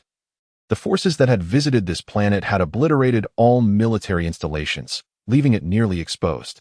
If the planet's allegiance was indeed loyal, then it must have been a fleet of a rebellious legion that had graced it. Conversely, a fleet of loyalists would have been the case had the planet remained faithful. Before long, the stormbird descended gently to the ground. The interstellar warriors swiftly emerged from the landing bay located at the rear of the stormbird. Fu Qinghai, with the firm soles of his magnetic boots, stepped onto a patch of soft, damp humus, the dry leaves crackling beneath his feet. Through the visor of his helmet, Fu Qinghai surveyed the lush surroundings, revealing a vibrant tropical rainforest. Standing beside him, Albus Lang inhaled deeply, his voice resonating through the amplifier. I can feel the air here is saturated with moisture, even through the breathing valve. Warriors, Talal's voice echoed through the communication channel. To prevent detection by potential devices within the city, our landing site is 30 kilometers from Bangluogia City. Now, follow me and maintain tactical formation. Move out. The warriors of the White Scars adjusted their formation and plunged into the jungle, trailing behind Talal. The Astartes advanced rapidly to a hillside on the outskirts of the city, where the distant, muted silhouettes of ochre buildings came into view. At this distance, the communication channel fell silent. Talal raised his hand, signaling the squad to halt. He turned to the interstellar warrior on his left and gestured, indicating the need for stealth. The warrior nodded and led another comrade into the depths of the jungle. Fu Qinghai and the others remained in place to regroup. Shortly thereafter, two warriors emerged, guiding a lean, dark-skinned elder to the hillside. The towering space warrior lifted the old man as though he were a mere chick, gently placing him upon the ground. The elderly figure, clad in tattered garments resembling a worn-out robe, clasped his hands around his shoulders, his gaze trembling as he surveyed the circle of iron giants surrounding him. The warrior, Talal, removed his helmet, revealing a weathered bronze visage, and in as soft a tone as he could muster, inquired, "Do you understand my language?" The old man, quaking with fear, nodded. "Excellent," Talal continued, gesturing towards the distant ochre buildings. "Is that not Bangluogia?" The old man nodded once more, uttering below Jia in a peculiar accent, perhaps the true pronunciation of the city. After a series of inquiries, the warriors learned that the majority of the local populace were unaware of the arrival of the short sword and Stormbird. At least this old man was. He resided in a suburban slum and recounted that several months prior, a spaceship, bearing the same celestial soldiers as Talal's, had arrived in Bangluogia. They not only slaughtered the imperial officials stationed on this planet, but also indiscriminately wrought havoc within the city before hastily departing. Upon hearing the elder's description of the demonic soldiers, a smirk of disdain crept upon Talal's lips as he remarked with contempt, "It is that damned horde of bats." Fu Qinghai nodded in agreement. The 8th Legion, the Lords of Midnight, their insignia a skull with bat wings. If one were to suggest that the White Scars merely defy conventions, or perhaps adhere more closely to the cultural customs of their home planet, Kagaris, than to the edicts of the Empire, they would still fall within the realm of disciplined warriors. In stark contrast, the Midnight Lords embody nothing short of sheer barbarism and criminality. Their actions are marked by unspeakable cruelty, devoid of any semblance of martial honor, rendering them contemptible to other legions. Even prior to the outbreak of the Horus Heresy, the Midnight Lords had already orchestrated several heinous massacres. The pre-March, Conrad Cuz, was summoned to Terra to face allegations and undergo interrogation, yet before he could reach Terra, the Horus Heresy erupted, prompting the Midnight Shadow, Conrad Cuz, to revolt in kind. The current inquiry revolves around whether the Midnight Lords' penchant for slaughter stems from their inherent brutality or if they have succumbed to the embrace of terror, engaging in bloodshed as a sacrificial offering to appease malevolent deities. Should it be the latter, the situation within the Baneblade would become exceedingly complex. Fu Qinghai shook his head, deeming it unlikely to be the latter scenario.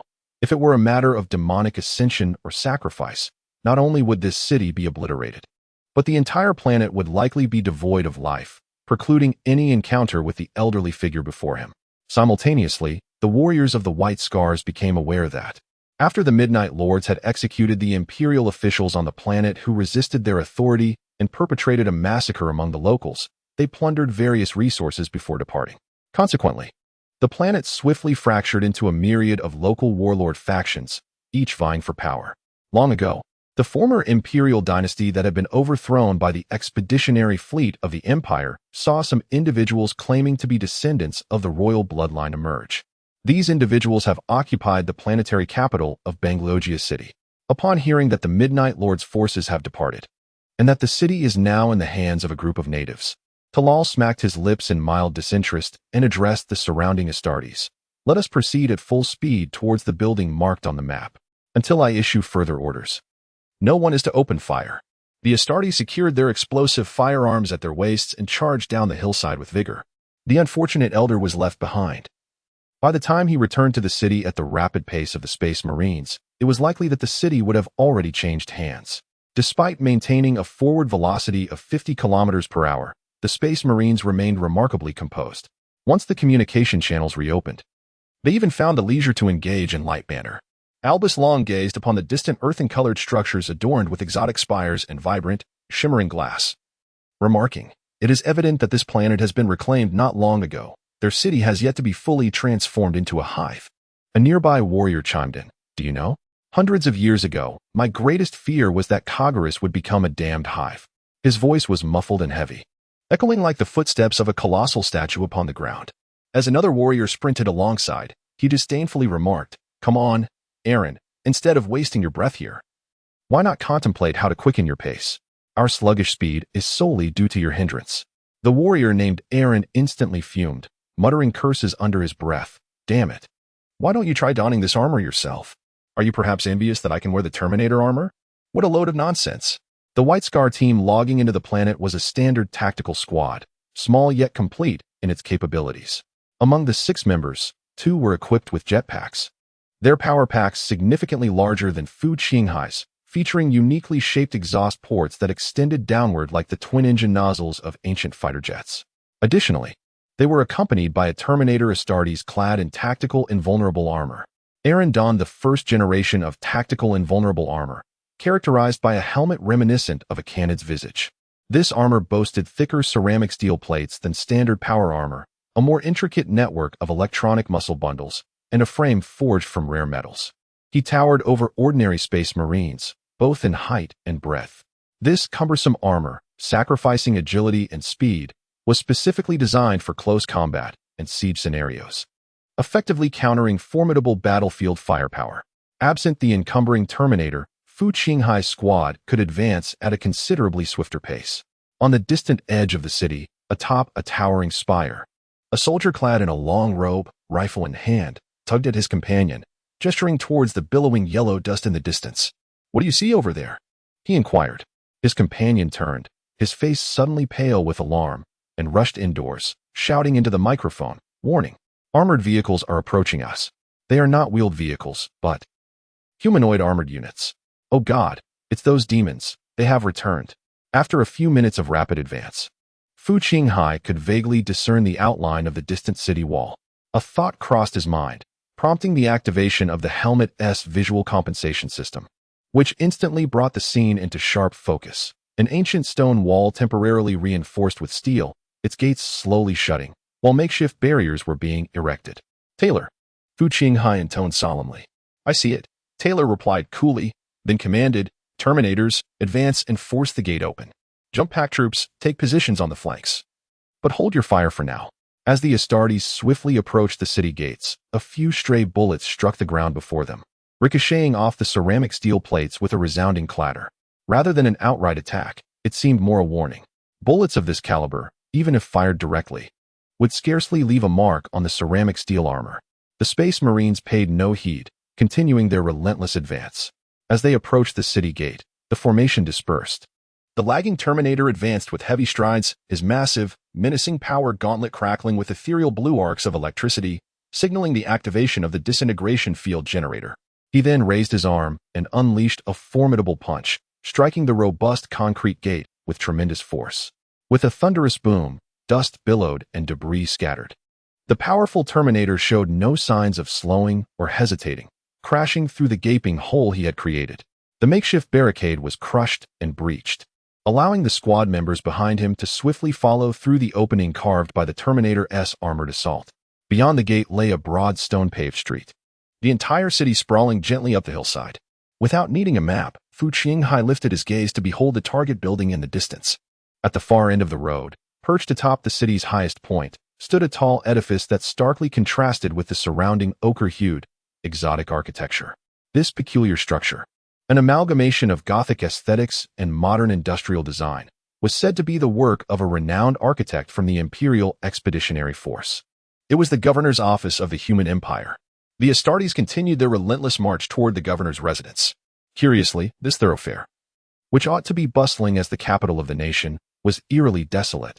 The expansive street lay empty, save for a few startled pedestrians who hastily sought refuge within nearby buildings, their anxious eyes peering through the windows.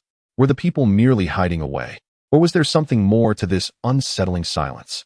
As Fu Qinghai's heart sank, He realized that the carnage wrought by the Midnight Lords might far exceed his expectations. With no time to spare for the state of the city, the Space Marines needed to swiftly seize control of the governor's mansion. Along the way, they observed robed soldiers continuously gathering towards the governor's residence, yet Talal and his companions paid them no heed. While annihilating a city was a trivial task for the Space Marines, subduing one proved to be a formidable challenge, especially with a tactical squad consisting of only 6 members. However, their assembly provided an opportunity for a decisive strike. Before them stood the grandiose governor's mansion, its imposing architecture commanding attention. 2 jetpack-equipped soldiers rapidly flanked the sides, their knees bending as they launched into the air, the roar of their jetpacks echoing through the night. In an instant, a torrent of searing flames erupted as they ascended. One of the soldiers landed deftly on the rooftop balcony, while the other crashed through a glass window, plunging into the top-floor chamber. Fu Qinghai and his companions drew their weapons, following the Terminator as they ascended the polished marble steps. The leading Terminator effortlessly tore open the ornately decorated glass doors. But before they could fully comprehend the scene before them, a tempest of lasers and projectiles greeted the tactical squad. The enhanced reflexes bestowed by the Astartes transformation enabled Fu Qinghai and Talal to swiftly evade to the sides as they entered the hall, narrowly avoiding a barrage of artillery fire. Only Aaron, clad in tactical Indomitus armor, stood resolutely at the center of the doorway, braving the onslaught. The rounds from the automatic cannon ricocheted off his robust ceramite plating, creating golden arcs of fire as he merely raised an arm to shield his helmet. In the center of the hall, amidst 2 hastily constructed barricades, 2 large-caliber automatic cannons unleashed a torrent of fire upon the Astartes. Operated by a frantic and terrified mortal soldier. "Fire!" commanded Talal without hesitation. He was never one to show mercy, especially when faced with the enemy's artillery so close at hand. At such a proximity, Albus Lang and Fu Qinghai effortlessly silenced the 2 cannons with a pair of well-placed shots, the devastating explosive rounds transforming the enemy's barrels into a charred, twisted mass of metal, while the gunners became mere splatters of flesh adhered to the wreckage. From behind the doors of various rooms, a multitude of mortal soldiers surged forth, their voices a cacophony of frantic shouts in an unintelligible tongue. Their faces bore no courage nor fighting spirit, only sheer terror, as they launched disorganized assaults against the tactical squad with the weapons at their disposal. Fu Qinghai observed that they wielded standard-issue laser rifles of the Imperial Mortal Army. Even the now-defunct cannons had been active weapons of the Imperial forces. The crimson beams of the laser rifles struck the powered armor, leaving behind only charred imprints, unable to penetrate its defenses. Such feeble power rendered the Imperial Mortal Army's laser rifles mockingly referred to as flashlights. Fu Qinghai mused. Talal refrained from firing, instead raising an arm in a gesture of cessation. The loudspeaker at the neck of his armor amplified his voice. "Halt. Cease fire. We are not your enemies." However, it proved futile. The soldiers were engulfed in profound terror, mindlessly pulling the trigger as if oblivious to his words. A laser beam struck Talal's helmet, drowning his senses in a cacophony of static noise, the visor clouded with a flurry of static. Damn it! Talal needed no aim, relying on memory. He raised his weapon and fired several shots, silencing the soldiers. Fu Qinghai and Albus Lang followed suit, their weapons erupting with yellow crossfire, and the soldiers were swiftly felled, restoring an eerie quiet to the scene, even with the preemptive use of less lethal subsonic rounds. An unarmored body struck by the explosive rounds found it nearly impossible to draw breath. Talal surveyed the chaos before him, shaking his head in resignation. "Let us proceed to seize the governor's office, search and assess the situation within. We shall regroup in 10 minutes on the top floor." The group dispersed, methodically searching each room. Fu Qinghai stepped over a mangled corpse, the face of its former owner frozen in a visage of terror at the moment of death. Not even the threat of death could quell their fear. What were they truly afraid of? Fu Qinghai pondered silently. The governor's mansion was left with only scattered resistance. The Astartes ceased the slaughter and swiftly swept through the building. 10 minutes later, in the spacious office on the top floor, the group reconvened. Talal stood before the grand oak desk that once belonged to the planetary governor, now devoid of any presence. Talal placed his helmet upon the table and surveyed the warriors before him, who appeared to have yielded nothing of significance. "Have we located the one in charge?" he inquired. The warriors shook their heads in unison. Talal had commanded them to capture anyone who resembled the ruler of this city. Yet all Fu Qinghai had encountered within this edifice were mere soldiers. "Talal," a voice echoed from the doorway. Albus Lang entered, escorting a stout individual clad in opulent attire. With a forceful motion, he cast the rotund man onto the floor, declaring, "This fellow claims that the Chancellor and the Princess reside in the palace beyond the mountains." The portly man, now sprawled on the ground, wept profusely, pleading, "Please, do not kill me. Do not kill me." The Chancellor? The Princess? Talal furrowed his brow. "Perhaps they are the so-called remnants of the previous dynasty," a soldier suggested. "Shall we proceed to that palace and apprehend this supposed Chancellor and Princess?" Albus Lang queried. "Well, there is no rush," Talal replied noncommittally. He then turned his gaze towards Fu Qinghai, gesturing towards a now dormant thinker system beside the oak table. Fu Qinghai understood the silent cue, removing his helmet and kneeling before the machine. Talal donned his helmet, raising his voice. "All others, prepare to depart. We shall meet this so-called Chancellor and ascertain the disparity between him and Mikado." The warriors responded with a ripple of light-hearted laughter. The arcane-woven Machado serves as the Chancellor of the Human Empire, the second in command of the Empire, and is renowned as the third most formidable psyker, surpassed only by the Emperor and the Red Sorcerer Magnus. Unlike the rigid and meticulous demeanor he exhibited while serving as the deputy to Wukutai, Talal displayed a more relaxed attitude while leading his troops. A thought that crossed Fu Qinghai's mind. After everyone had departed, Fu Qinghai remained in the office, tinkering with the contemplative system, following an unsuccessful attempt to initiate it.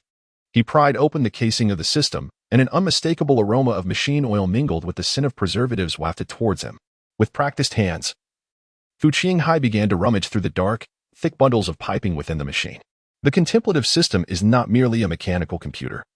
It houses a human brain that has undergone special preservation treatments, functioning as the processor, a genuine brain in a jar. Much like parchment, it is a product born from humanity's phobia of artificial intelligence and can be regarded as a unique servitor endowed with computational and modeling capabilities, characteristic of the Warhammer 40K universe. During his studies under Master Quinto, Fu Qinghai became well acquainted with this standard imperial computer. Before long, the machine powered up, and the emblem of the Empire illuminated the screen. Fu Qinghai delved into the system, perusing information on planetary resources, strategic reserve inventories, and tithing statistics, silently committing these data to memory. Currently, the knowledge about this planet is still quite limited. Upon encountering a document concerning the 09177 Meradigan Governance Memorandum, Fu Qinghai casually opened it. He swiftly skimmed through the contents, and understanding dawned upon him. This planet is locally known as Meradigan, a world where military technology has only just reached the level of bolt-action rifles. The dynasty that rules it is also named Meradigan, with the royal family referred to as the Fierce lineage. Due to their refusal to submit to the human empire, they were annihilated by the 09 expedition fleet. It is said that some royal members are scattered among the populace. These so-called exiled royals have posed a negligible burden on the governor's rule. After powering off the device, Fu Qinghai rummaged through the governor's office, finding the cabinets and drawers utterly bare, indicating a thorough looting had already occurred. Having resolved matters here, Fu Qinghai, following the information left by Talal, hastened towards the palace nestled behind the mountains. The magnificent pale yellow edifice, situated between two mountains, boasts grand stone columns thick enough for several individuals to embrace, while its roof features the commonly seen round spires of the city, reflecting a unique blend of ancient Greek and Arabic styles. As Fu Qinghai stepped into the palace, he was greeted by a vast and airy space filled with bright light, where the soaring dome, intricate murals, and layers of light jute curtains swayed gently in the breeze. In the center of the grand hall, the interstellar warriors with white scars had apprehended several elegantly dressed individuals resembling officials. Among those encircled by the warriors stood an elderly man draped in a flowing white robe, his silver hair cascading down, bearing a striking resemblance to Plato from the Academy of Athens. This bald, white-haired gentleman, with a snowy beard, defiantly raised his gaze, glaring up at Talal, who towered over him by at least half a head. Upon hearing a voice, Talal turned to Fu Qinghai and inquired, "Have we secured it?" Fu Qinghai nodded affirmatively, stating, "We have obtained what we sought, and the location is clear, though it remains uncertain how much is left after the traitors' plundering." Talal then shifted his attention back, removing his helmet to reveal his face, and, addressing the elderly man whose height barely reached his chest, spoke earnestly, "Let me reiterate. While you may perceive us as similar to the previous group, we are indeed distinct. We harbor no intentions of wreaking havoc on this planet. provided you are willing to cooperate. The old man, bristling with indignation, retorted, "Yet you have just slain 300 of our soldiers." Talal, with a resigned gesture, replied, "That was a forced retaliation. You attacked us first. Now, please listen to me." Meanwhile, Fu Qinghai showed little interest in Talal's political negotiations with the chancellor. Instead, he stood aside, gazing upward in admiration at the frescoes adorning the dome and walls. The murals appeared to depict a narrative of creation, one that bore no relation to humanity's true origin on Earth, Terra, unlike the Empire's preference for the heavy, opaque texture of velvet. The locals seemed to favor the use of light, semi-transparent linen as curtains. Fu Qinghai was admiring this when, from the corner of his eye, he caught a glimpse through a pale red linen curtain. Behind it, he saw a stone brick recess revealing a dark, menacing gun barrel in the face of a woman clad in a hood. Fu Qinghai's pupils constricted in shock. Without the need for ballistic analysis, he instinctively knew who was in the crosshairs. The only Astartes present without a helmet was Talal. In that fleeting moment, as he saw the gun barrel, Fu Qinghai's hand reflexively moved toward his waist to draw his weapon, but it was too late. Time seemed to slow. He vividly witnessed the yellow flame erupting from the muzzle, envisioning Talal's head exploding like a watermelon, splattering into crimson fragments. Bang! Clink! The imagined explosion did not occur. Talal stood unmoved, his head unturned, merely raising his arm to shield himself with his palm. The bullet struck his black gauntlet, igniting a small shower of sparks. Before ricocheting away, Fu Qinghai let out a sigh of relief. The rudimentary weapon of this world had failed to penetrate the Astartes' armor. Realizing her shot had missed, the assailant swiftly withdrew her gun and vanished into the wall-less recess. Talal, with an expressionless demeanor, turned to glance at Fu Qinghai. Understanding the unspoken communication, Fu Qinghai nodded and drew a power dagger from his calf, racing towards the corridor behind the main hall. Moments ago, Talal cast a warning glance at Fu Qinghai, reminding him not to let his mind wander on the battlefield. Believing he had gained control over the situation and momentarily detached from the combat environment, Fu Qinghai became distracted by the exotic decorations within the palace. Little did he realize that once one steps onto the battlefield, vigilance must be maintained at all times. Today, yet another lesson was learned. As Fu Qinghai vanished into the dimly lit corridor, Talal lowered his gaze to the elderly man before him, his tone laced with a hint of mockery. "Could that foolish assassin have been your princess?" The old man closed his eyes in anguish and despair. After a brief moment, as if he had come to a realization, he slowly opened his eyes and whispered, "Please do not harm her. I will comply with all your demands." Talal nodded, reassuring him, "Rest assured, if she truly is that so-called princess, Qingshan will be well aware." However, after a moment's contemplation, Talal opened the communication channel and spoke softly, "Qingshan, the assassin may be their so-called princess. I require her alive." "Understood." The voice of Fu Qinghai crackled through, accompanied by the faint sound of static. Yet the message was received. As he entered the shadowy passageway, Fu Qinghai gradually slowed his pace, disregarding the two panicked maids fleeing in haste. He pressed his ear against the wall, straining to listen. Upon detecting a faint sound, Fu Qinghai leaned against the wall and, with a resounding crash, shattered the ancient stone barrier. Within lay a darker passage, a labyrinthine secret route leading to unknown destinations. Fu Qinghai could only vaguely discern the direction in which the woman had fled. The vast palace held no clues as to the specific hidden passage she had taken. Yet he felt no urgency, continuing to run, straining to listen, and colliding with walls. Fu Qinghai did not navigate the intricate maze of secret corridors. Instead, he followed the direction etched in his memory, kicking down doors and crashing into walls. He shattered countless stone barriers, deliberately creating a cacophony that reverberated through the winding passages. At last, after breaking through yet another stone wall, he faintly heard a suppressed gasp, tinged with fear and trembling. A smile crept across Fu Qinghai's face as he sprinted toward the sound. In the obscurity of the passage, he soon heard the frantic and hurried footsteps, accompanied by a woman's piercing scream. Moments later, Fu Qinghai stood quietly before a glass window on the second floor, gazing down at the lush green lawn below. Suddenly, a large patch of grass, along with the earth, was uprooted, revealing a dark, square opening beneath. A woman, cloaked in a hooded robe, scrambled out of the hole in a panic, glancing back in terror before hastily fleeing toward the open expanse.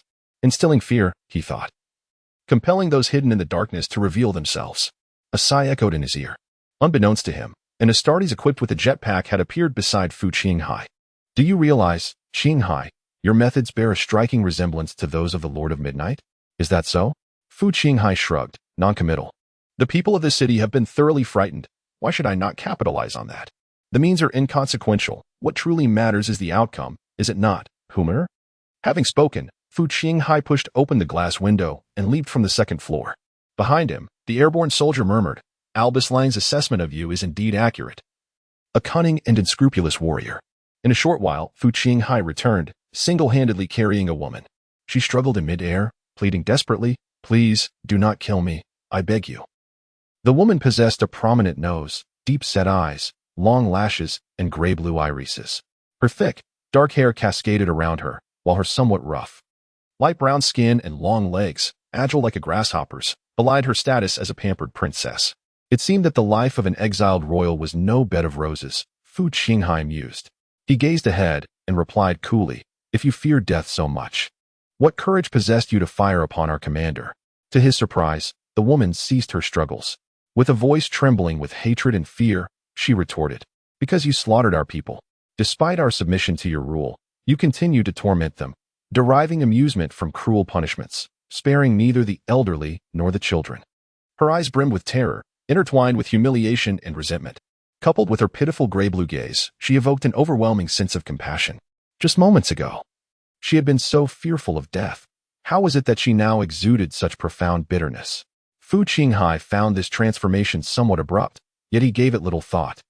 Merely explaining, I have stated that we are not aligned with those previous individuals.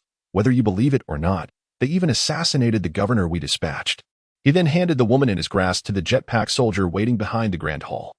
The corridors of the palace had been thoroughly ravaged by Fu Qinghai's forceful entry, and the soldier, taking hold of the woman, activated his jetpack.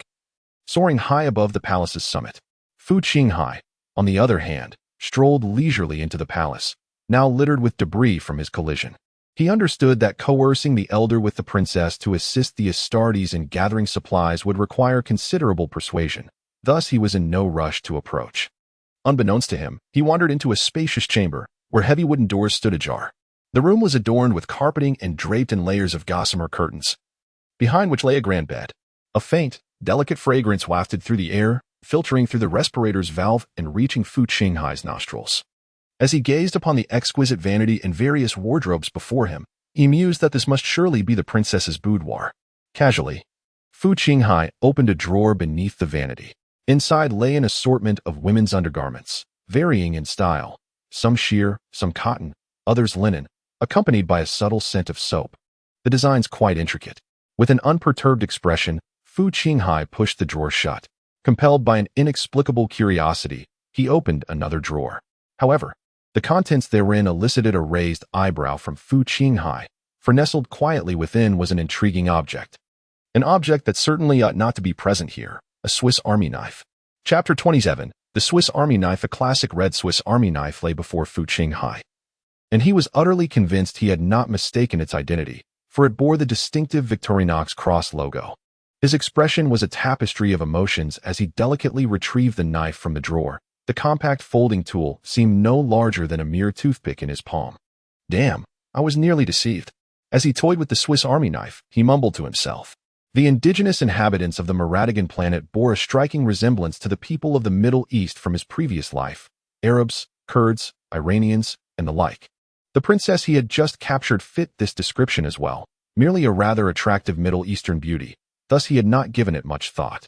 Now, however, the truth was evident. She was no princess at all. She was unmistakably a reincarnate. Indeed, women are born performers. Her earlier display of sorrow and indignation had even evoked a flicker of sympathy in Fu Qinghai. But now it was clear, her motives were not vengeance, but rather a scheme to slay an Astartes and amass assimilation points. Fu Qinghai clicked his tongue, reflecting, after so long in the Warhammer 40k universe, he had finally encountered his first reincarnate, nearly forgetting that he himself was one. If there were to be blame, it lay in the vastness of the Warhammer 40k universe, where thousands, if not tens of thousands, of reincarnates could be cast without making a ripple. With this thought, Fu Qinghai furrowed his brow. The woman sought to eliminate Talal, which likely meant she had aligned herself with the adversarial reincarnators. These reincarnators possess the ability to assimilate points, thereby bringing elements from other realms into play, employing tactics that were both cunning and unpredictable. Who could fathom what other contingencies she might harbor? What if she inadvertently harmed her own allies? Fu Qinghai hastened towards the main hall of the palace. Upon entering, he beheld the woman, an elderly man, and several officials being guarded by armed Astartes. Meanwhile, Talal was engaged in discussions with nearby warriors regarding the escort vessels on the communication routes. Fu Qinghai cast a penetrating glance at the woman before approaching Talal. Noticing Fu Qinghai's arrival, Talal casually instructed, in 20 minutes, the mortal auxiliary forces will land in the square. Assist them in opening the supply depot for the expedition fleet. The local natives will also aid in the transportation. Expedite the process. Do not linger on this planet for too long. With that, he approached the woman and the elderly man, stating, "You see, as long as you are willing to cooperate, we shall refrain from unnecessary bloodshed." The woman remained oblivious to Fu Qinghai's scrutinizing gaze concealed behind his helmet, continuing to immerse herself in her performance, gazing up at Talal with a look that combined fragility with resilience and defiance. The situation had seemingly reached a resolution, yet she persisted in her act. Lost in her role, Fu Qinghai felt a sense of disbelief, recognizing that this reincarnator appeared to have exhausted her options, and thus he proceeded to fulfill his duties. After securing the strategic points within the city, more landing crafts descended upon the grounds of Maradigan. As mechanized aids and auxiliary troops transported supplies back and forth between the warships and the planet, the absence of a spaceport certainly posed its challenges. Having completed the handling of the supplies in his designated warehouse, Fu Qinghai returned to the palace, where he located Talal on the uppermost floor. Fu Qinghai leaned in and whispered, "Talal, that woman poses a concern. I wish to interrogate her." Talal regarded Fu Qinghai with a puzzled expression and replied, "She is merely a native, Qingshan. It is hardly surprising that an ignorant native would act against the Astraeate. I was once worshipped as a deity myself." Talal, displaying remarkable magnanimity, did not hold the woman's actions against her, yet he misinterpreted Fu Qinghai's intentions, assuming he sought to reprimand the one who dared to assault the imperial forces. "No, that is not the reason. I have discovered something else. I assure you. I will not harm her, nor will it impede the progress on Maradigan," Fu Qinghai clarified. Talal nodded, conceding, "As you wish." Fu Qinghai then escorted the woman, who had been under the vigilant watch of the Astraeate, into a vacant reception room. He gestured towards the sofa, saying, "Please, take a seat." The woman, somewhat perplexed, complied and sat down. Fu Qinghai also took a seat across from her, removing his helmet and setting it aside. The youthful, handsome visage revealed by Fu Qinghai elicited a measure of surprise from the woman, a reaction that did not escape his notice. The physical capabilities of interstellar warriors do not succumb to the ravages of time, yet their visages do. After centuries of service and the secretion of various hormones in quantities surpassing that of ordinary individuals, most veteran interstellar soldiers present the visage of resolute, robust middle-aged men, making the youthful countenance of Fu Qinghai a rare sight. Apart from Tarl, she likely encountered other interstellar warriors, predominantly those aligned with the Midnight Lord. Though it is also possible she had prior knowledge of the Warhammer 40K universe before entering the cycle, albeit the likelihood is slim. Fu Qinghai pondered silently. Clearing his throat, he inquired, "What is your name?" "Alfaf Firis," the woman replied calmly. However, Fu Qinghai's subsequent question sent her into a flurry of confusion. "How long have you been in the Warhammer 40K world?" As he posed this question, Fu Qinghai maintained a steady gaze upon Alfaf's eyes, and there he discerned the reaction he anticipated. It was not one of bewilderment, but rather shock and trepidation.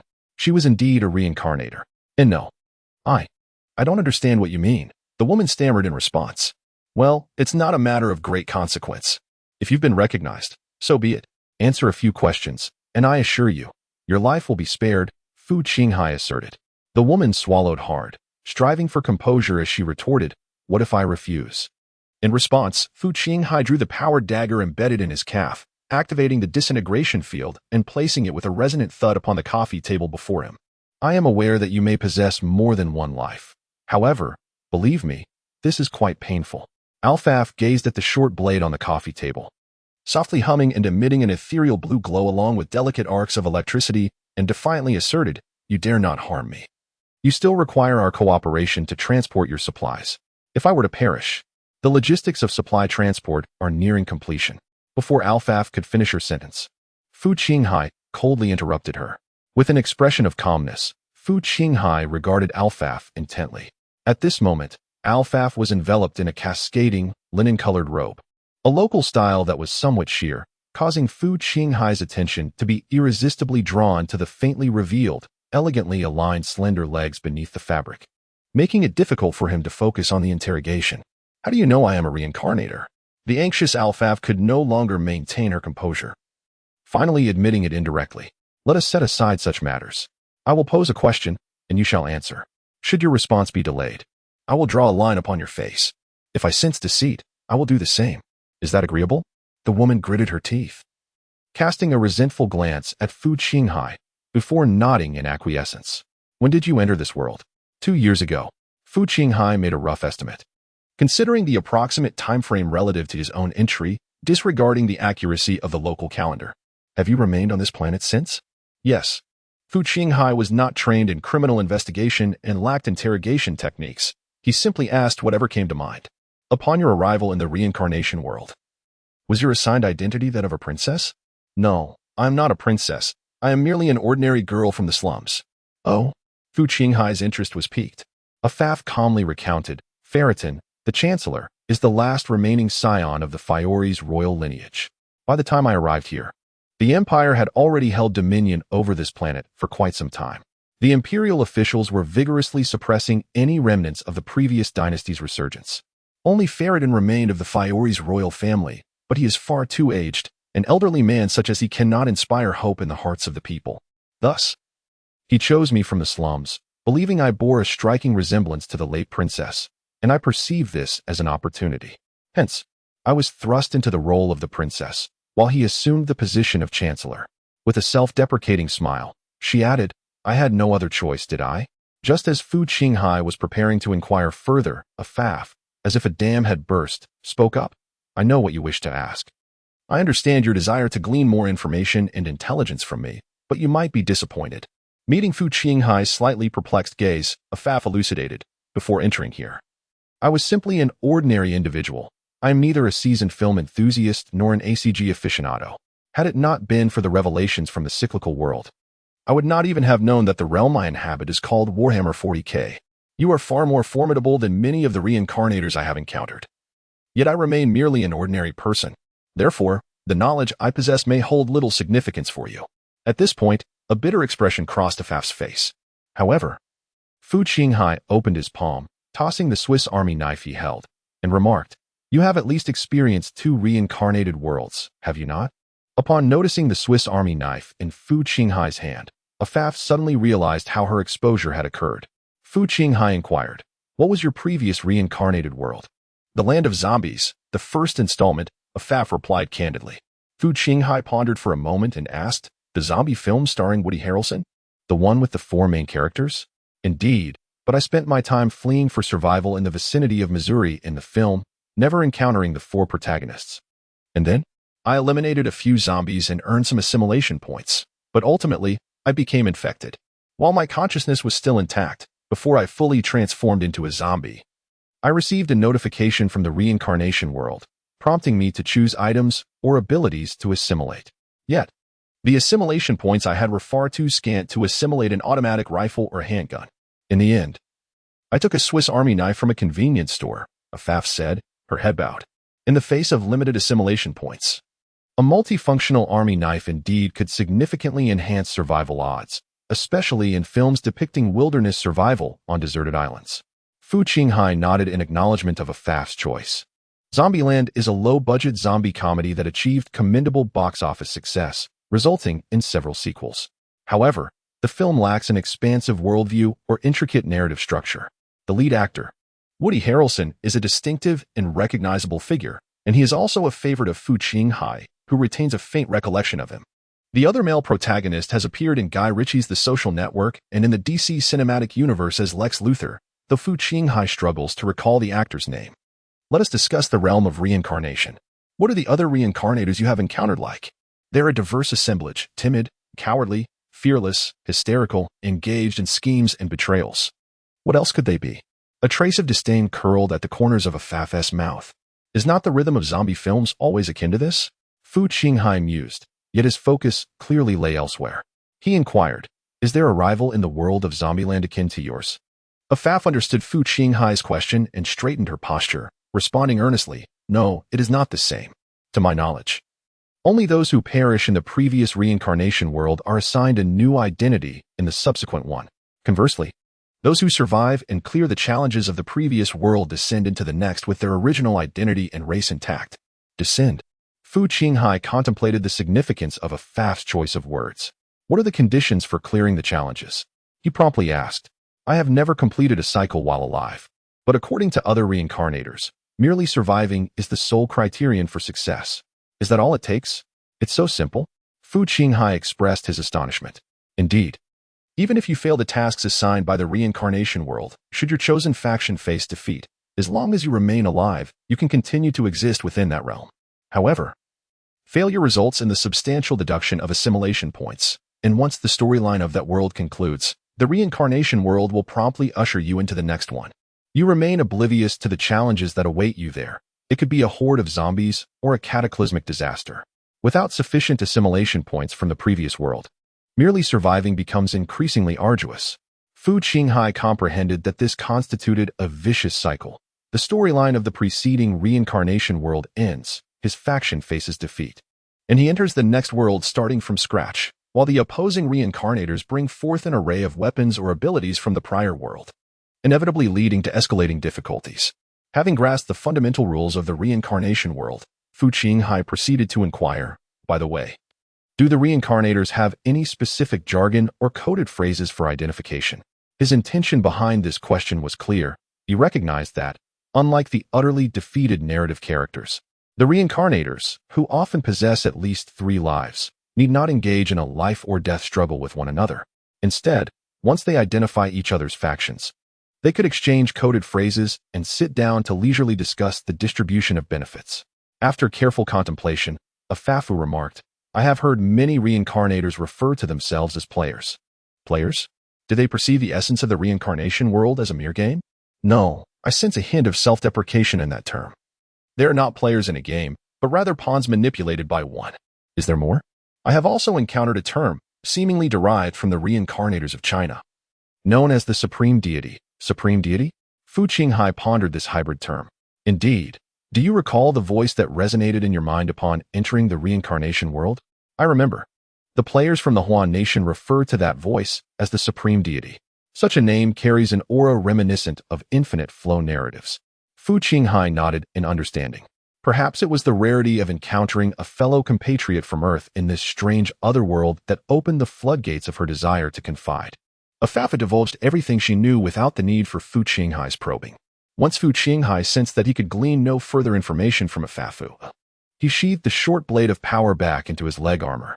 He then drew his explosive gun from his waist, leisurely checking the ammunition, racking the slide. And chambering around, he addressed Afafu.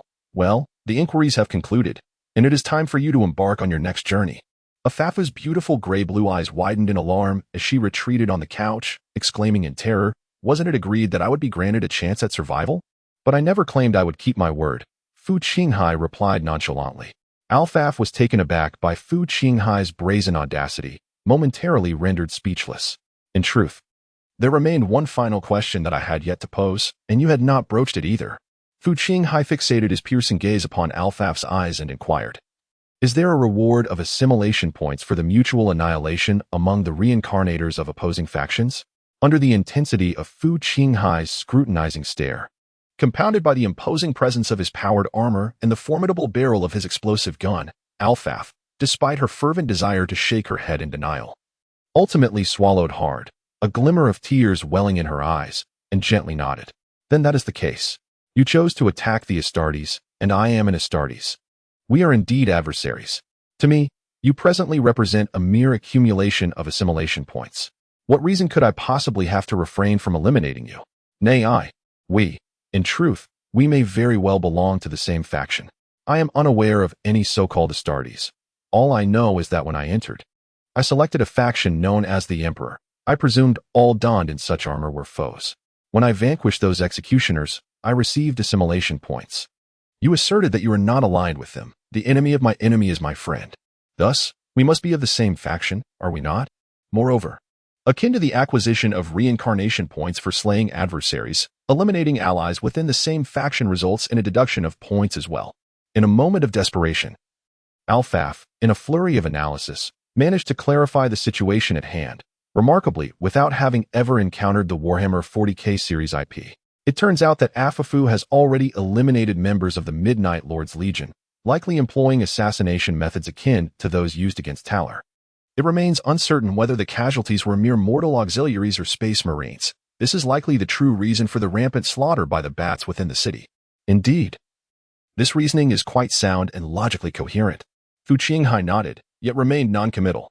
In the next moment, he brazenly aimed the loaded explosive firearm at Afafu's head, declaring, "But there is no evidence.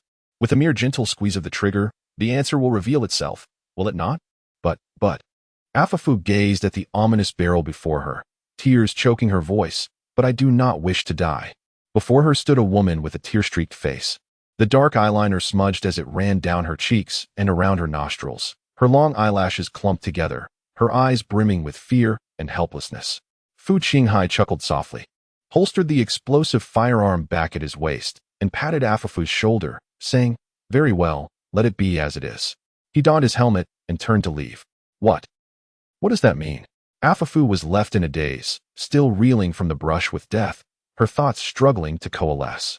If he were to fulfill the role perfectly at this moment, Fu Qinghai should have tossed aside a bound copy of An Actor Prepares in simplified Chinese and then departed with flair, yet he possessed no such prop at hand. Alpha stood in a daze, gazing at the towering silhouette of the space warrior as he departed. The echo of his earlier words resonating in her ears. Continue to be your princess on this planet, and strive to survive. Chapter 28. New tasks and new toys. The return journey aboard the Stormbird remained as turbulent as ever. Talal turned his head to glance at Fu Qinghai beside him and inquired, "So, what issues does that woman have?" Fu Qinghai replied, "She killed a member of the Midnight Lord's retinue, employing the same method she used against you. I suspect this is the reason behind the Midnight Lord's orchestrations of slaughter within the city." "Oh," Talal nodded, turning away and choosing not to elaborate further. A mortal woman, capable of dispatching a soldier from an Astartes legion through the element of surprise, demonstrated considerable courage. One could hardly expect more from her. This was Talal's perspective. The brief landing operation brought observable changes to the Swordbreaker-class escort vessel. Although Fu Qinghai did not partake in damage control and repairs, the smile on Captain Conrad Adenauer's face indicated an improvement in the vessel's condition following the recent resupply. For Fu Qinghai, the most immediate and gratifying change was that the dish placed before him was no longer a bowl of gelatinous Astartes rations, an amalgamation of ceramic steel balls and amino porridge, but rather a whole roasted hind leg of a Glock's beast. He grasped the substantial leg, nearly the size of a power axe, unsure of where to begin. Finding a suitable spot, he took a hearty bite. The juices burst forth, and the sensation of his teeth swiftly severing the muscle fibers delivered a delightful experience, while the chef's perfect smoking technique retained the meat's moisture exquisitely. A large piece of bloodied flesh was torn down by Fu Qinghai, who savored it with a couple of chews before swallowing. He meticulously relished the taste of this creature's meat.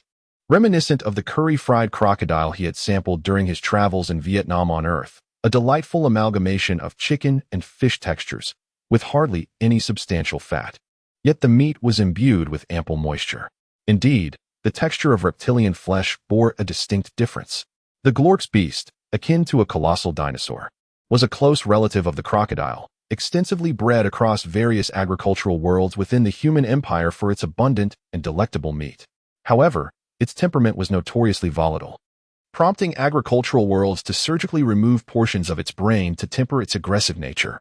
The space warriors feasted heartily, and soon, Talal wiped his mouth, rose, and took a seat beside Fu Qinghai, inquiring, "How do you find it, Qingshan? Your first battle? What are your impressions?" Fu Qinghai shook his head, replying, "Not particularly exhilarating. I found it less exhilarating than pounding Albus Lang in the training cage." Albus Lang, engrossed in his meal, lifted his head. "Could you repeat whom you just mentioned?"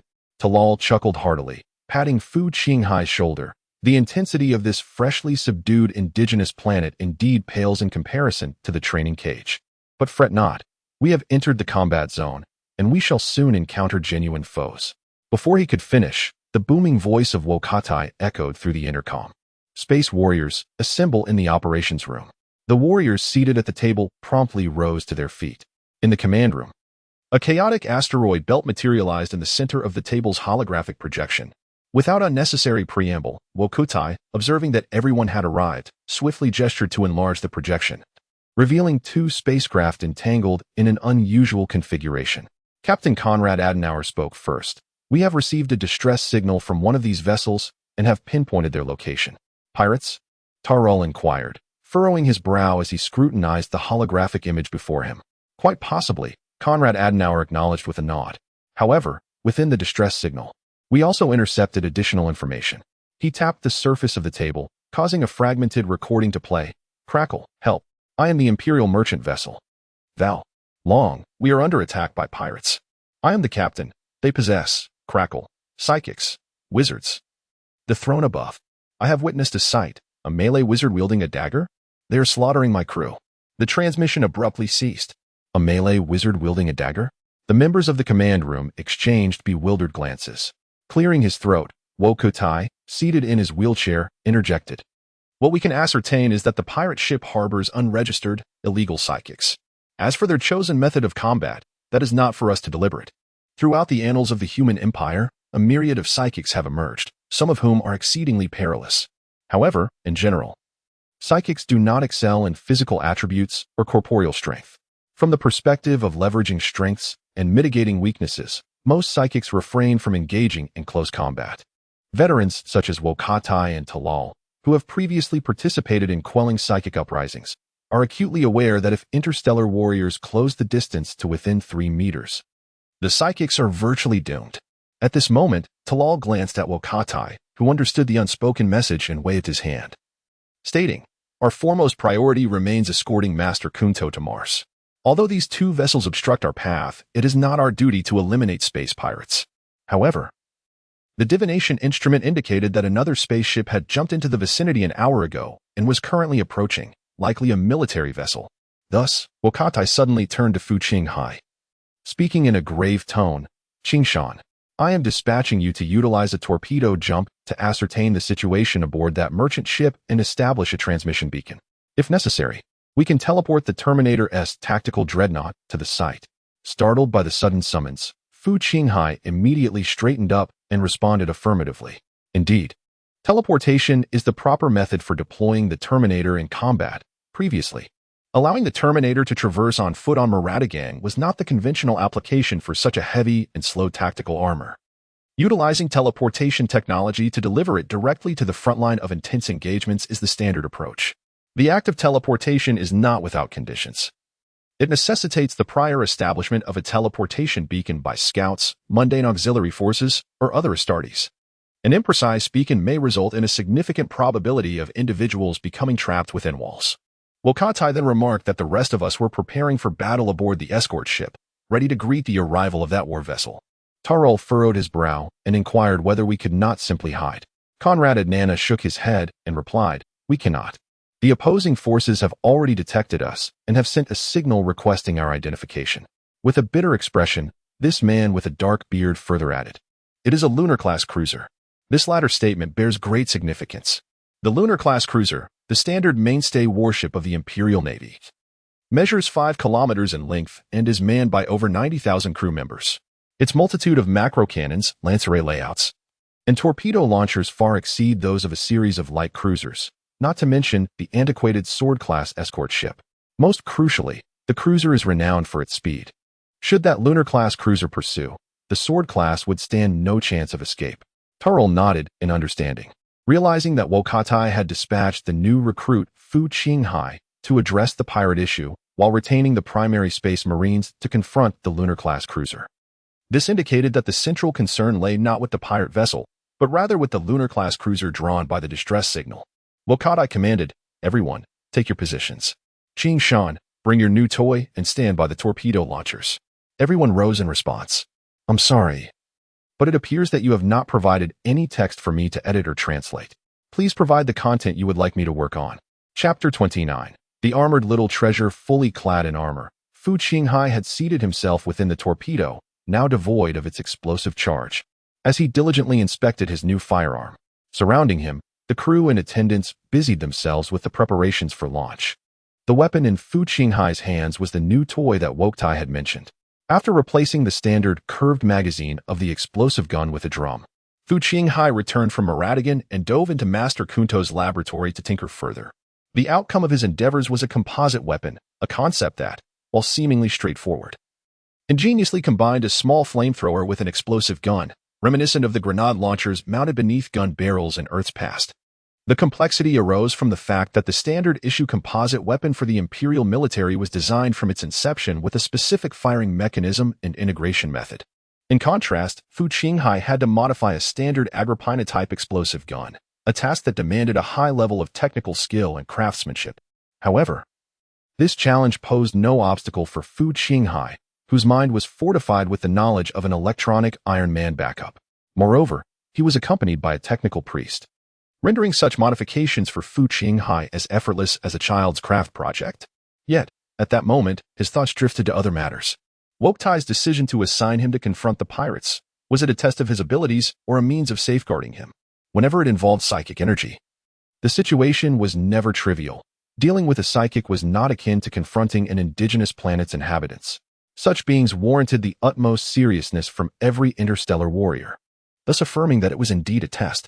The short sword-class frigate faced a moon-class cruiser, whose allegiance remained uncertain.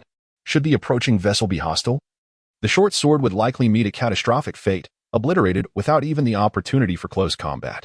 From this perspective, it also served to safeguard Fu Qinghai. He contemplated further.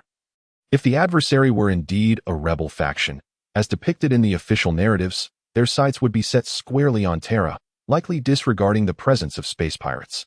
In fact, the proliferation of pirates and extraterrestrial entities within the galaxy could serve the rebels' interests, as these minions would occupy more loyalists, facilitating the main force's assault on the solar system. Thus, it was highly probable that the Moon-class cruiser belonged to the loyalists. As the hatch sealed, darkness enveloped Fu Qinghai for a fleeting moment. Shaking his head to dispel such thoughts, he resolved to focus on the task at hand. Just as his vision adjusted to the dim surroundings, he was suddenly propelled by a tremendous force. At the edge of the asteroid belt, the short sword-class frigate launched jump torpedoes at the two vessels hovering in the void of space. In terms of size, the cargo ship surpassed the short sword, appearing somewhat more cumbersome. Moreover, with the targets remaining stationary, the likelihood of the torpedoes missing was negligible. Seated within the confines of the torpedo, Fu Qinghai lamented the poor user experience of its design. Enclosed in a cramped, dark space, he found himself devoid of any dashboard or screen. Unable to glimpse the outside world, a solitary red light flickered before him, and when it shifted to green, it would signify a successful strike on the target, granting him the opportunity to exit. With a resounding explosion, a tremendous shockwave accompanied by a violent impact jolted Fu Qinghai within the confined space. The small charge at the tip of the torpedo detonated, breaching the merchant vessel's hull and embedding the torpedo deep within its structure.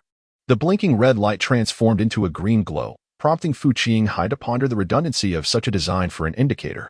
The hatch above him slowly slid open, but jammed halfway through its course. Fu Qinghai struck it forcefully with his fist, and then wrenched it open with determination.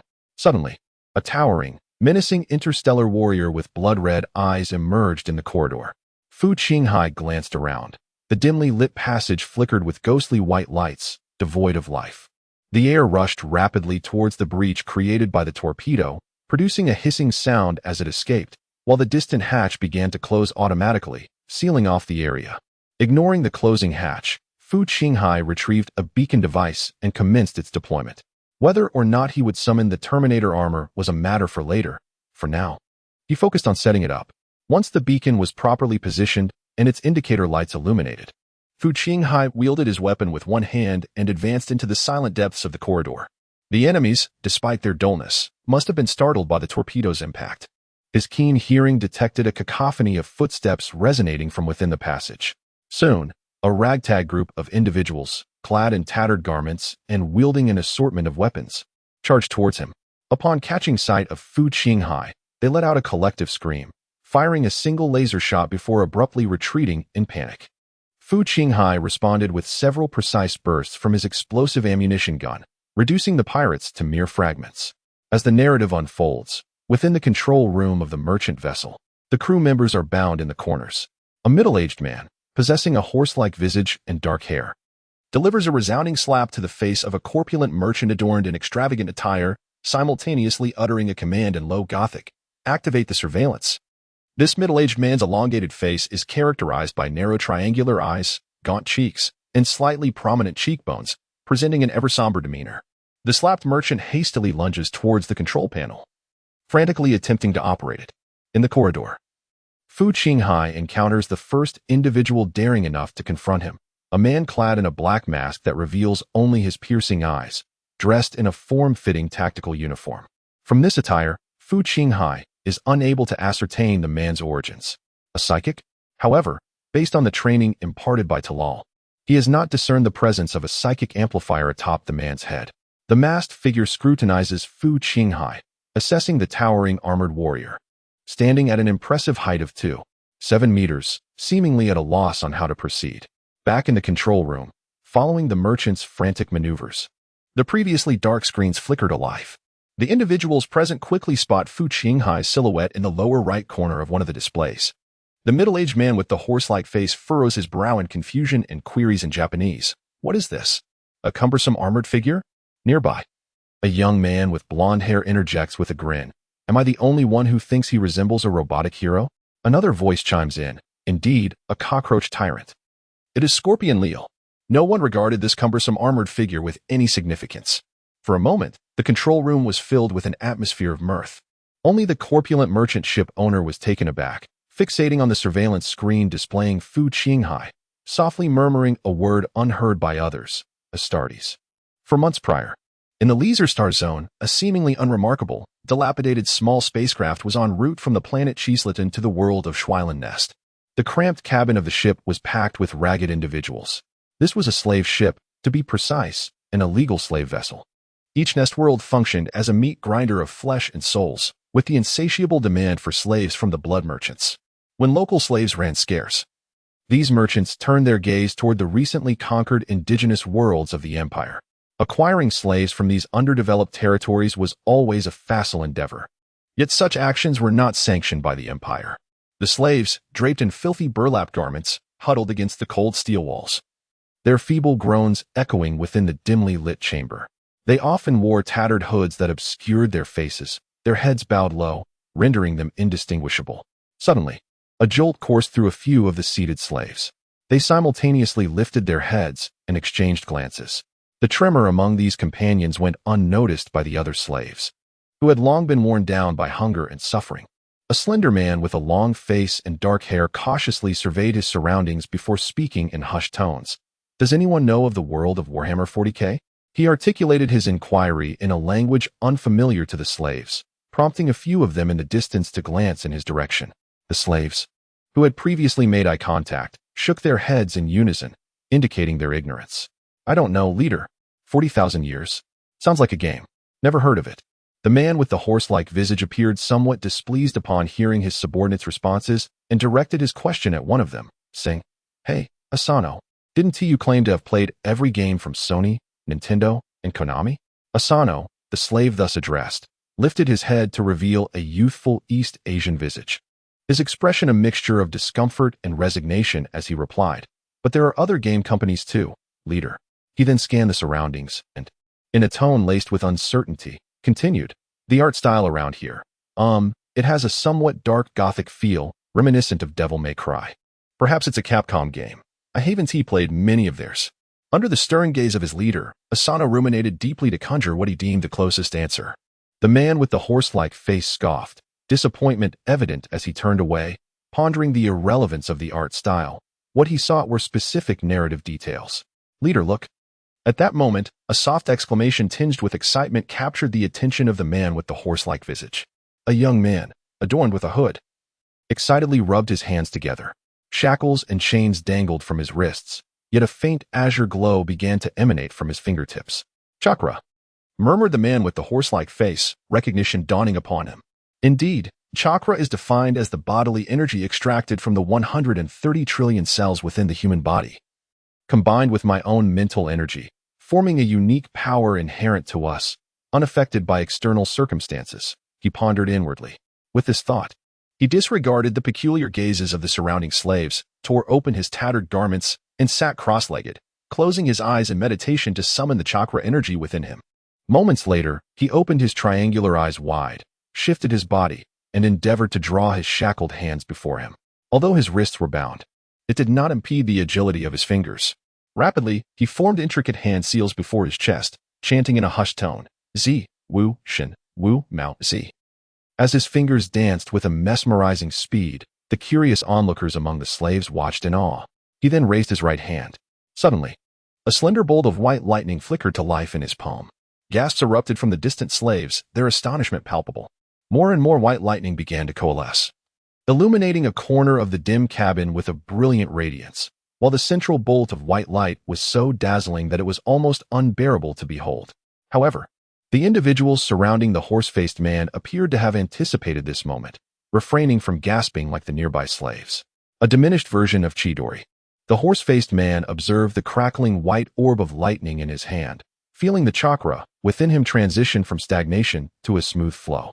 Subsequently, he gently pressed the flickering Chidori in his right palm against the iron shackles binding his left hand. With a soft clink, the shackles snapped open and fell to the ground. Humph! Sensing the adoring gazes of his subordinates and the surrounding slaves, the horse-faced man maintained an outwardly stoic demeanor, though inwardly he reveled in satisfaction. He could have easily utilized a simpler D-rank ninjutsu transformation technique to free himself from the shackles.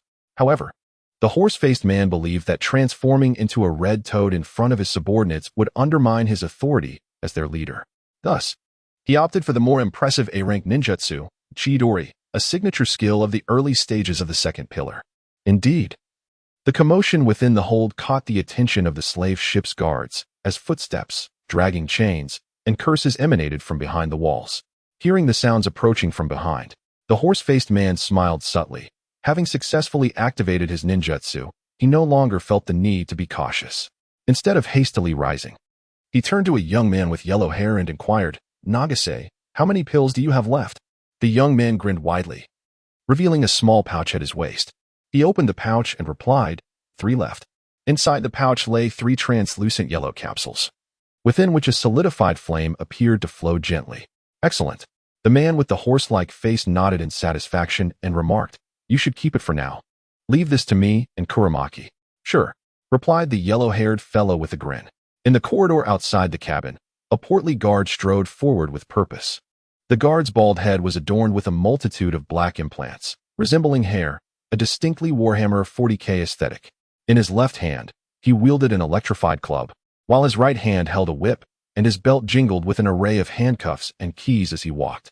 With evident impatience, the guard approached the cabin door and raised his hand to press a series of buttons on the side. He was already on the verge of unleashing a torrent of foul language when the cabin door slid open, revealing a blinding white light. The reincarnators swiftly dealt with the slavers aboard the slave ship. However, they now faced an awkward predicament. They were incapable of piloting the spacecraft. The captives confined within the cabin were indigenous individuals captured from primitive worlds, and they too lacked the knowledge of flying a ship. And many did not even speak Low Gothic. A bunch of fools. I specifically said to leave some alive. The man with the horse-like face cursed furiously in the cockpit. A young man with dark hair beside him explained, Oni-chan, their weapons are quite formidable. If we don't exert our full strength, our people could also perish. The horse-faced man pointed at the densely packed array of buttons on the control panel and retorted, then what do you suggest we do now? Are you going to pilot the ship? Leader, Captain, we have found them. The jubilant cheers of the crew echoed from outside the cockpit. The man with the horse-like face hastily exited the cabin to investigate. He beheld several ragged, battered individuals, their faces emblazoned with an indomitable spirit. Who are they? The horse-faced man inquired in Japanese. Pirates. They are space pirates, Captain, one of the crew exclaimed with excitement. We discovered them in a prison cell within the lower quarters. They are surely capable of piloting a spacecraft. It turned out that the slavers' vessel had also detained several captured pirates, albeit kept in solitary confinement, separated from the indigenous captives. Aware of the chaos they had wrought, the The crew swiftly presented the pirates to their leader upon their discovery. Excellent. The horse-faced man nodded and instructed his subordinates, lock them up for now. We shall interrogate them once the ship has been thoroughly cleaned. You lot. Go find something to eat. I am famished. Then a new dilemma arose. The subordinates, armed with a collection of compressed packaging bags, were uncertain of their contents. One crew member recalled having been compelled to learn Low Gothic upon entering the Warhammer 40K universe, and thus he picked up a package, scrutinizing the small print, and read aloud. Manufactured by Cycle Factory number 27, corpses. Corpse starch? The group exchanged glances, a sense of unease settling among them. They all pondered in silence. How terrifying it is that the people of this world resort to using corpses as sustenance. Corpse starch is a product of the organic cycle system in the world of Nest City. The term corpse starch is merely a nomenclature and does not necessarily originate from actual corpses, although it may indeed contain them. The reincarnators are unaware of this fact, and as they face a pile of compressed packaging bags, they all turn their gazes towards the horse-faced man. With a resigned expression, he rubs his brow and states, "Let us first consume the military rations. Now, my friends, it is time to contemplate the direction of our future narrative." Seated in the center of the cockpit, the horse-faced man speaks calmly.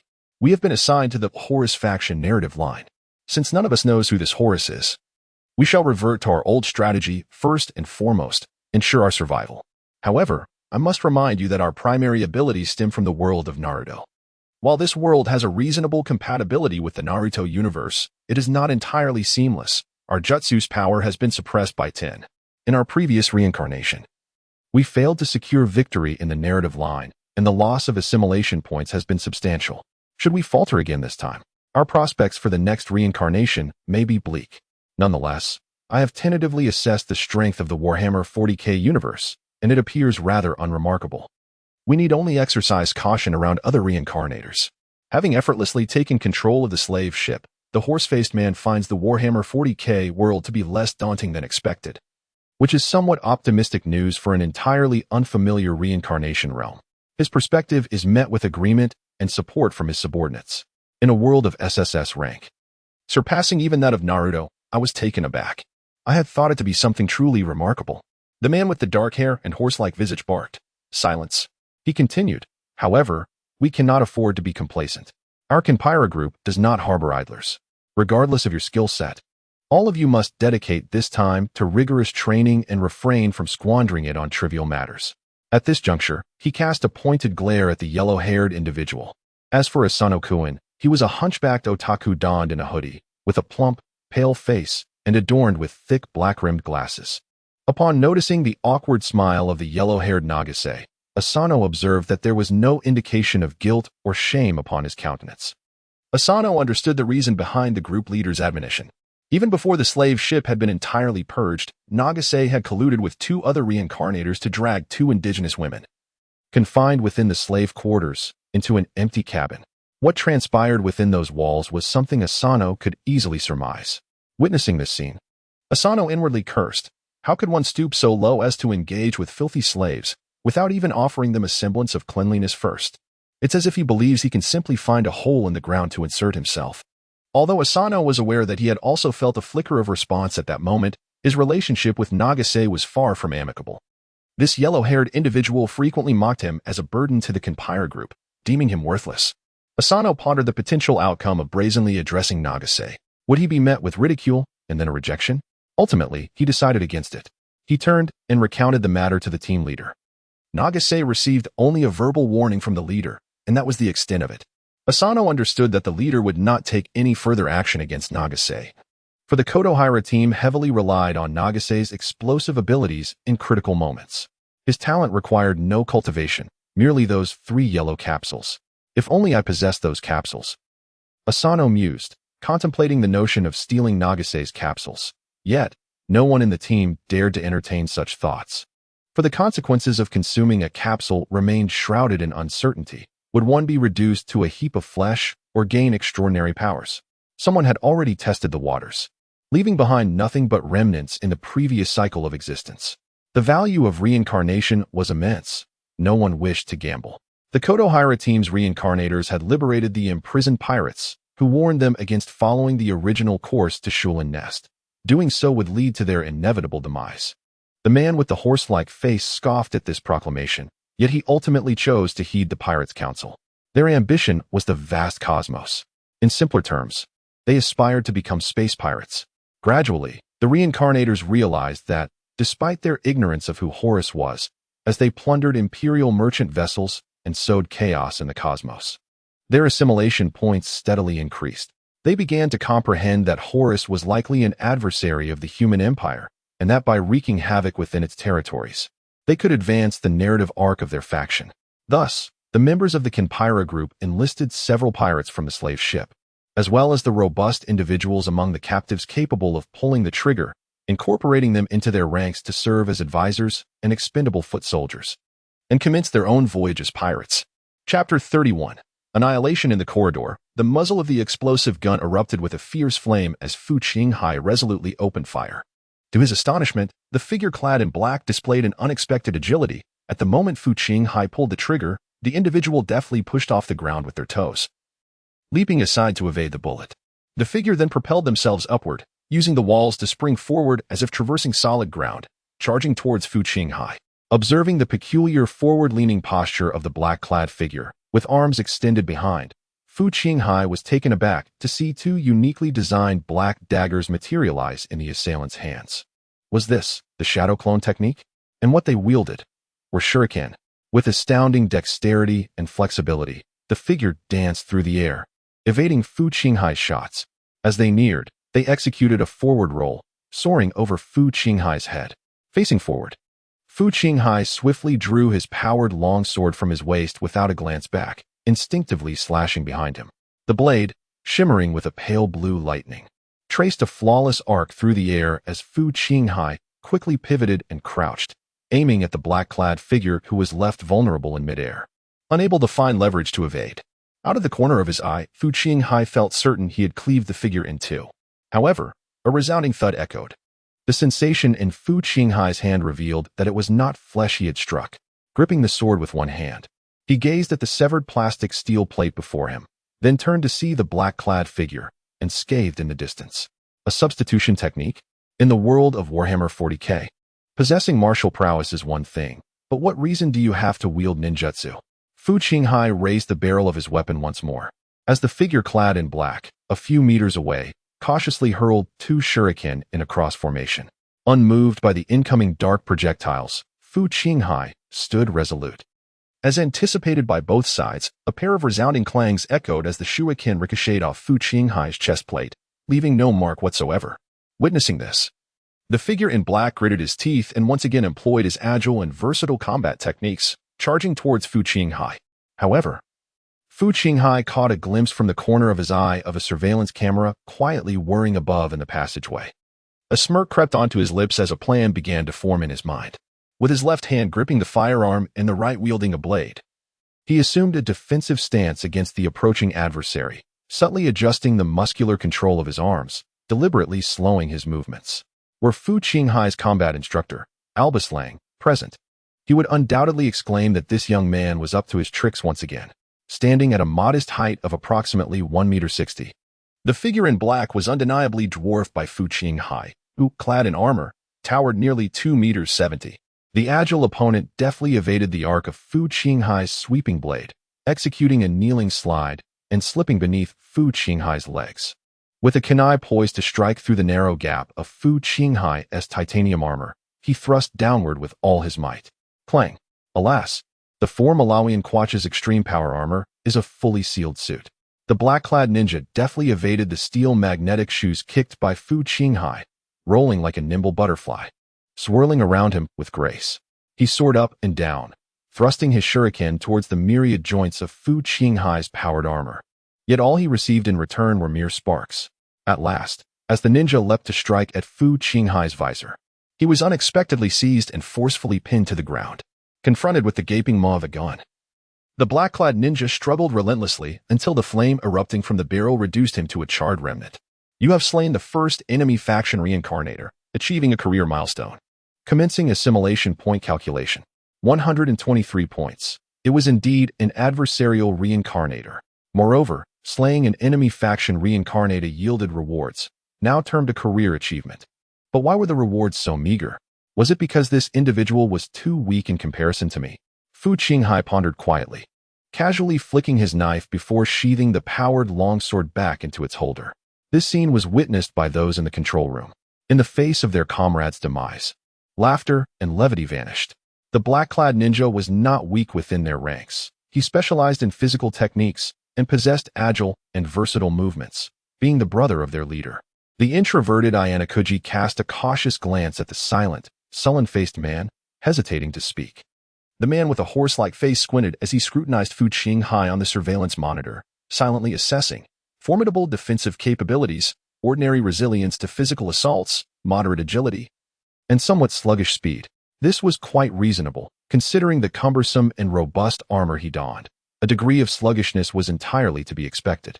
With this thought in mind, the man suddenly spoke. "Gather around. I have a strategy to devise." Meanwhile, in the corridor, Fu Qinghai traversed a passageway and ascended a staircase, making his way directly towards the main control room. Along his path, he meticulously scanned every suspicious room and corner with his flamethrower, successfully incinerating several hidden pirates. Observing the gaunt and pallid figures of these pirates, who succumbed to the flames in mere minutes, Fu Qinghai mused, "Is this the essence of space piracy? Is there truly such a lack of prospects for pirates in the Warhammer 40k universe? I had heard that the unscrupulous King Huron thrived in the Maelstrom. However, that was a matter for the 41st millennium. Presently, in the 30k era, perhaps the Empire's space security was relatively sound." Fu Qinghai meticulously scoured each compartment before proceeding to the main control room on the ship's uppermost deck, ensuring no adversaries lurked behind him. Finding nothing, he did not presume that all the pirates aboard had been vanquished. It seemed that the enemies had prepared themselves in the control room, awaiting his arrival. He contemplated. Should he summon the Terminator armor? As he ascended towards the upper deck, these thoughts lingered in his mind, contemplating the formidable cruisers that Wuxia and his companions might soon confront, as well as the assimilation points garnered from vanquishing hostile reincarnators. Fu Qinghai found himself uncertain whether the hostile reincarnators, slain by the local denizens of the reincarnation world, would still yield him any assimilation point rewards. Ultimately, Fu Qinghai resolved to proceed alone. Upon reaching the control room, he was met with a firmly shut hatch. In a moment of frustration, Fu Qinghai struck the adjacent control panel with a fist, resulting in a cacophony of sparks and white smoke, yet the hatch remained unyielding. A hasty endeavor indeed. Fu Qinghai then positioned himself, gripping the hatch's handle with both hands. The muscles in his shoulders and back visibly surged under the strain, while the electronic fibers woven throughout his power armor commenced their tightening mechanism. With a sudden exertion of strength, he yanked forcefully. The gap of the hatch erupted with a cacophony of twisted metal and electrical sparks. The hatch was forcibly pried open a crack, and taking a deep breath, Fu Qinghai summoned his resolve for another pull. With a creak, the hatch swung wide open. There, affixed to the wall behind it, he beheld two nearly extinguished white paper talismans. Having diligently recalled the plot and abilities from Naruto during his journey, Fu Qinghai instantly recognized the origin of these talismans. Explosive talismans. At the very moment Fu Qinghai made the connection, the talismans detonated. Boom. Two fireballs erupted, rivaling the advanced fire release techniques of elite ninjas, engulfing Fu Qinghai in flames. His goggles were instantly shrouded in a fiery crimson haze, causing him to stagger back 2 steps. As his vision was just restored, a figure clad in a tight black outfit suddenly emerged from the side. With swift hand signs, he bellowed, "Fire release. Great fireball technique." Yet again, Fu Qinghai, unable to comprehend Japanese, vehemently opposed such theatrical incantations amidst battle. Before the ninja could finish his final syllable, a high-explosive projectile obliterated his head. Fragments of his skull, accompanied by blood and brain matter, scattered in every direction as his body collapsed lifelessly. In the control room, the man with the horse-like visage was taken aback, astonished by Fu Qinghai's rapid reflexes and the precision of his shot. He abandoned the wind technique he had been performing, desperately suppressing the backlash of chakra that accompanied breaking his concentration, and disregarding the blood trickling from the corner of his mouth. He shouted, "Plans have changed, Nagase. Sakata. Charge in directly." The young man with yellow hair swallowed a yellow capsule whole, then threw his head back in a primal scream. His cheeks contorted and shuddered rapidly as his body began to swell and elongate, his clothing tearing apart to reveal a towering beast standing 3 meters tall. with a greenish face and protruding fangs. Simultaneously, a shadow behind Fu Qinghai twisted and contorted, manifesting a dark-clad ninja who silently appeared behind him. A detonating tag clenched in his mouth. Sensing the threat, Fu Qinghai disregarded the transforming beast in the distance, pivoting sharply with his blade. The ninja, unable to escape through the shadows in time, was cleaved in two, blood spraying forth, yet the detonating tag gently fell from his mouth. Boom! A close-range explosion shattered Fu Qinghai's vision into a flurry of snowflakes. Realizing that his helmet might have been damaged, he swiftly removed it and cast it aside, revealing his face. The agility and responsiveness displayed by Fu Qinghai starkly contrasted with his earlier demeanor in the corridor.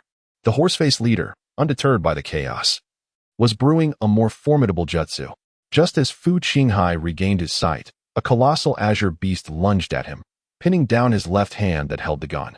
Several explosive rounds veered off course, detonating with thunderous booms in the control room. The beast also restrained Fu Qinghai's wrist, its gaping maw poised to bite his face. In a quick maneuver, Fu Qinghai relinquished his grip on the composite explosive gun and pulled back, forcefully breaking free from the beast's claws. He leaned back to evade the oncoming jaws, allowing the beast's formidable mouth, lined with fangs, to snap shut in the air. Once free, he drew back his left hand, gathering strength, and unleashed a powerful left hook that struck the beast's flank. With a resounding thud, the beast lost its balance and toppled to the side. Without the beast's imposing form to shield him, the horse-faced man, now fully revealed, brandished a massive orb of white lightning, continuously discharging arcs of electricity. He shouted, "Hold him, Nagase," and charged towards Fu Qinghai, wielding the electrifying orb. The beast, now on the ground, shook its head and regained its footing. With a powerful push from its canine legs, it lunged at Fu Qinghai, intent on ensnaring him around the waist. Behind the colossal beast, a figure with a horse-like visage dashed forward with electrifying speed, exclaiming, "Thundercut." Just as the beast was about to pounce upon Fu Qinghai, he seized its wrist, channeling his inner strength to pivot and pull. With a tremendous core of power, he swung the beast around like a mighty pendulum, positioning it before the man with the horse-like face. The beast collided with the ill-prepared man, and the S-rank ninjutsu Thundercut, which was said to cleave through lightning, pierced through the creature's back in an instant. The beast let out a heart-wrenching scream, its body convulsing as if electrified. Suddenly, its trembling form came to an abrupt halt. Fu Qinghai withdrew the power blade from its chest, drawing forth a jet of dark azure blood. The man with the horse-like face struggled to push the beast off him. As he beheld this gruesome scene, he opened his mouth to speak, only to feel a sudden heat in his throat. Before he could comprehend, the world around him began to spin away. Fu Qinghai denied his adversary the chance to utter a word. With a swift flick of his drawn blade, he severed the man's head from his shoulders. In his final moments, the man wished to inquire, "Why are you so fast?" Gazing into the wide-eyed stare of his fallen foe, Fu Qinghai smiled. "Unable to close your eyes in death, are you? You wonder why my health and armor are so formidable, and my agility remains high, correct? Perhaps you should consult the scriptwriters of GW." Fu Qinghai then surveyed the control room and spotted a slightly plump young man with dark hair, clad in a hoodie and jeans, cowering in the corner, trembling in fear. Fu Qinghai stepped over the corpses of the colossal beast and the horse-faced man, striding towards him with purpose. "No, please, don't kill me." The bone-white power armor, marred and charred from 3 explosive blasts, was stained with large patches of still fresh blood. Confronted by such a menacing figure, a formidable warrior emanating an aura of death, Asano was seized by terror, shrinking back helplessly as he sat on the ground. I beg you," faced with the shimmering, azure arcs of electricity dancing along the power blade. Asano dared not look. He flailed his arms in a futile attempt to shield his face, mumbling incoherently. "Speak English." Fu Qinghai's deep voice resonated.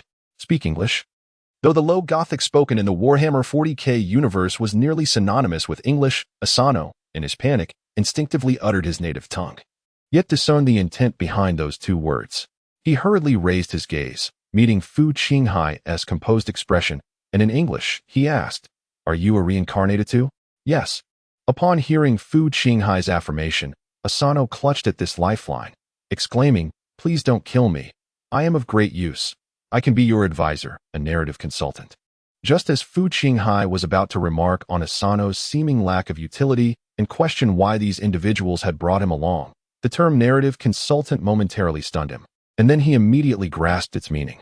Fu Qinghai stroked his chin, refraining from an immediate response, and instead inquired from a position of authority, "Did you all enter together?" "Indeed, we belong to the same society." "Society? Are you unfamiliar with the concept?" "Oh, I see. I learned about it from others.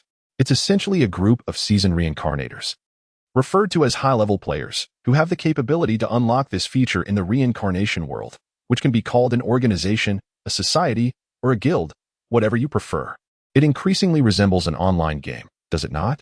But what purpose does it serve?" Fu Qinghai continued his questioning. "I haven't unlocked this feature myself, but I was informed by our leader, Takakura Yuki, that reincarnators within the same society can enter the next reincarnation world together and will be randomly assigned to the same faction during the allocation process." "Randomly? Assigned? Faction?" Fu Qinghai astutely identified a concern, placing emphasis on these terms as he queried further. He distinctly recalled that upon entering the main reincarnation world, the Marvel Cinematic Universe, Earth 199999616, at the SSS level, he had been permitted to choose his faction. What happens in worlds where one can autonomously select a faction? Fu Qinghai pressed. Aoyama shook his head, indicating uncertainty. Fu Qinghai pondered deeply. He pointed the tip of his blade toward the headless corpse behind him and asked, "Is that your leader?" "Yes, he claimed to be Takakura Yuki, though we do not know his true name." "And what is the name of your society?" "Kempira Group." "Why is it called that?" "I am uncertain. It is speculated that the leader may hail from Kotahiki town." It turns out Kotahiki is a geographical location. You are all Japanese, then?" "Indeed, all members of the Kotahiki Group are either Japanese or of Japanese descent." Kotahiki Group, Kotahiki Group. Fu Qinghai murmured this phrase in his mind. He was aware that reincarnators possess 3 lives, and who knows in which cycle they might encounter one another again. It is prudent to remember names in advance, lest others seek revenge without knowing whom they are pursuing. "I see that the abilities you wield seem to originate from Naruto, correct?" "Yes. Group leader Takakura Yuki and several core members are reincarnators who emerged from the Naruto universe. I joined them midway." Seemingly recalling something, Asano added, "Except for Nagase. His abilities bear no relation to Naruto." Asano gestured towards the azure behemoth behind Fu Qinghai. Fu Qinghai turned to look. 5 minutes had elapsed, and as the potency of the yellow capsule gradually waned, the colossal creature began to shrink slowly, transforming back into a naked young man with yellow hair. Yet, the horrifying gash on his chest did not diminish as he reverted to human form. Fu Qinghai recalled the sight of the yellow-haired youth swallowing the capsule upon entry, and a conjecture began to form in his mind. The Superpower Project, a science fiction action film starring Joseph, left Fu Qinghai with a lasting impression not from the dazzling superpower effects post-capsule consumption, but rather from the rap segments performed by the young black girl in the film. More explosive than China's new rap. Fu Qinghai feigned ignorance and inquired, "I recall he consumed some sort of capsule and then transformed, correct?" "Indeed. I am unaware of the origin of that capsule." "Ah, right. He also had a waist pouch." Ashino, wearing a fawning expression, gestured toward a small pouch lying on the ground. "Oh, it is once more my favorite time to rummage through pouches." Fu Qinghai's interest was piqued instantly. He discovered a small waist pouch that had fallen to the ground at the location where the blonde had initiated his transformation. Upon opening it, he indeed found 2 yellow capsules inside. Fu Qinghai picked up one capsule and scrutinized it. Within, a flame seemed to flow languidly. He casually asked, "Is this what he ingested?" "Yes, but consuming this capsule could potentially..."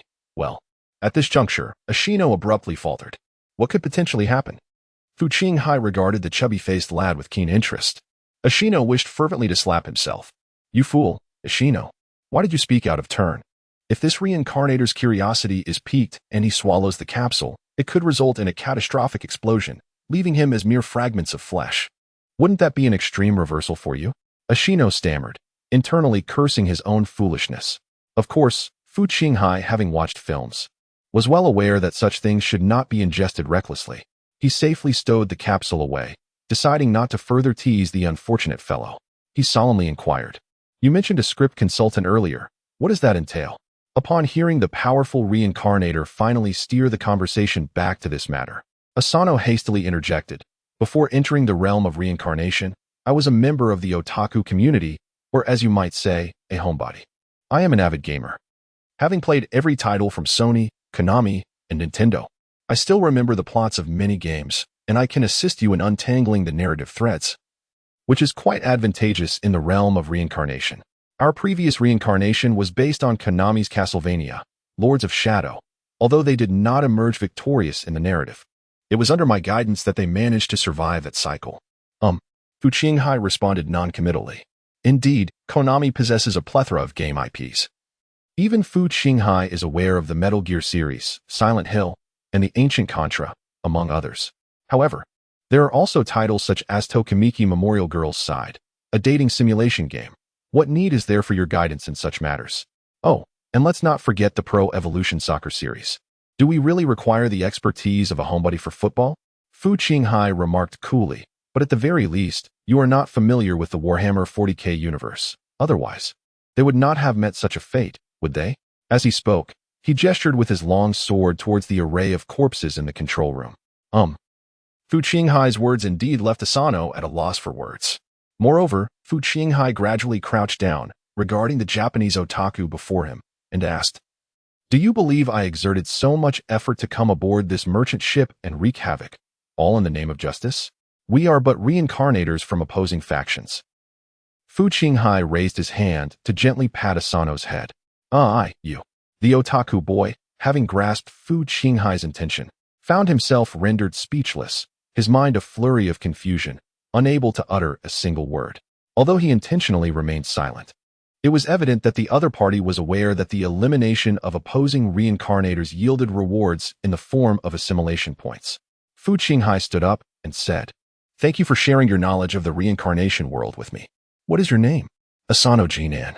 "Very well, Asano Jinan. I shall remember your name. Given your apparent frailty, it seems you possess more than one reincarnation life, do you not?" Asano Jinan was at a loss for how to respond to this inquiry. Should he answer affirmatively or deny it? Fu Qinghai raised his firearm, aiming it at his head, and declared, "Next time, remember to align with my faction." Bang! After dispatching the Japanese otaku, Asano Jinan, the prompt from the reincarnation world indeed arrived as anticipated. You have eradicated the first opposing faction's group of reincarnators, achieving a career milestone event. Commencing calculation of assimilation points. 831 points, having eliminated Amir. Fu Qinghai counted on his fingers. 1, 2, 3, 4, 5, 6 reincarnators. Even if the entire organization was annihilated, there were hardly any members left in the Conpira society, Fu Qinghai mused. Am I perhaps overestimating their significance? Initially, I had presumed that this meeting in Kimp would perhaps lead to a Tokyo division or an Osaka division. However, I was taken aback by the complete annihilation. I had even contemplated seeking vengeance in the future. With such incompetence, even granting each of them 3 lives would not suffice to reverse the situation, thought Fu Qinghai. As Fu Qinghai stood in the control room, lost in contemplation, an abrupt clatter echoed through the air. A rotund figure, adorned in lavish furs, tumbled forth from the wall. Fu Qinghai was startled to discover that the wall was hollow, concealing a network of substantial pipes behind the steel panels. He scolded himself for his negligence, realizing he had failed to secure the battlefield. If a reincarnator were to be lurking within, it would spell disaster. The corpulent man, upon rolling out, scrambled to Fu Qinghai's feet, weeping profusely. Thank you for the life-saving grace, Lord Astartes." He clutched Fu Qinghai's leg, his face a visage of snot and tears. Fu Qinghai regarded the quivering mass of flesh, adorned with black implants, with disdain and with a swift kick. He sent the man sprawling aside, inquiring, "Are you the proprietor of this merchant vessel?" The rotund merchant nodded vigorously, resembling a pestle in a mortar. It was indeed remarkable that someone of his girth could maneuver through the narrow confines behind the steel plating. "Very well, wait for me outside," Fu Qinghai commanded. The merchant, though perplexed, complied and ambled toward the exit. Fu Qinghai, mindful of his esteemed image, resolved not to allow these mortals to witness the noble Astartes in the act of desecrating a corpse. After the departure of the corpulent figure, Fu Qinghai meticulously tidied the battlefield, gathering all belongings belonging to the reincarnators before stepping outside. "Come, accompany me to the warship," he declared, as he unceremoniously grasped the nape of the hefty man's neck, hauling him back to the entrance from whence they came. Shortly after, Fu Qinghai single-handedly employed a torpedo to assist the merchant vessel, A colossal Moon-class cruiser emerged before the short sword-class frigate. Upon the bridge, all Astartes, with the exception of Fu Qinghai, had assumed their positions. Captain Adenauer Conrad and Navigator Marco Van Riel were present, alongside notable figures aboard the short sword, excluding Master Quinto, who remained concealed in the lower deck laboratory. With a flicker, a holographic projection illuminated the gathering. A middle-aged man donned in blue-accented powered armor, draped in a white cloak and clutching a helmet, his short golden hair gleaming, materialized within the projection. He surveyed the assembly, then spoke with a calm demeanor. "Greetings, warriors of the White Scar." Chapter 32. Encounter with the Soslan. After considerable effort, Fu Qinghai successfully brought the corpulent merchant back to the short sword-class escort vessel. Even the interstellar warriors cannot endure prolonged exposure to the vacuum of space, let alone an ordinary person. Fu Qinghai's helmet had been damaged by an explosive rune, rendering his visor incapable of functioning properly, while the location of the transmission beacon was compromised due to breaches in the ship's hull, devoid of air and gravity. Adapting the spacesuit helmet from the merchant vessel to fit his own dimensions in order to retrieve the transmission beacon became the most troublesome and time-consuming aspect of Fu Qinghai's mission to eradicate the pirates. A brilliant beam of white light flashed as Fu Qinghai, cradling the helmet under one arm, teleported back to the deck of the short sword. Hauling along the ostentatiously dressed merchant, Talal approached with several crew members, surveying Fu Qinghai's soot-stained, bloodied armor and the damaged helmet, and inquired, "How did it go?" "All sorted," Fu Qinghai replied with an air of nonchalance, despite his disheveled appearance, as if he had merely accomplished a trivial task. "What is the status of that vessel?" Fu Qinghai handed the corpulent merchant over to a few crew members and said, "Ask him." Returning to his quarters, a personal chamber of Astartes specifications, he noted the adjacent armory, similar to that of a Wokatai. Fu Qinghai seldom utilized this armory, as the maintenance and modification of his weaponry could be conducted in Master Quinto's laboratory, which boasted superior instruments and equipment. Upon entering the armory and closing the door, Fu Qinghai began to assess the spoils of his recent endeavor. Firstly, in his mind, he opened the attribute panel. Name, Fu Qinghai. Real name, reincarnation number, 60731920. Race, interstellar warrior, biochemical augment. Height, 249 centimeters. Weight, 301 kilograms. Superpower, Tony Stark's electronic backup. Completion, 17. Bound brain domain reincarnation equipment. None assimilation points. 1944 points. World anchor. X1 reincarnation life. X2. The assimilation points had increased considerably, primarily derived from the elimination of hostile reincarnators.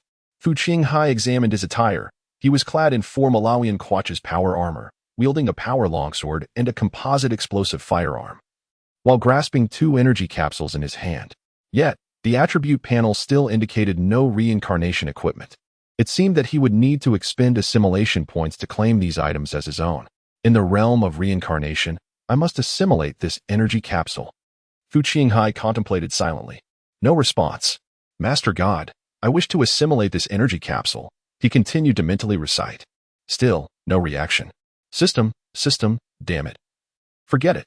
Fu Qinghai conceded. The realm of reincarnation had never heeded the calls of reincarnators, only manifesting when deemed necessary. He speculated that only upon the conclusion of the storyline could items still within his control be assimilated.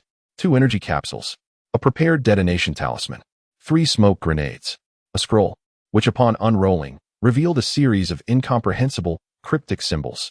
These are all the gains from Fu Qinghai's excavation of the corpse. Truly impoverished, Fu Qinghai lamented.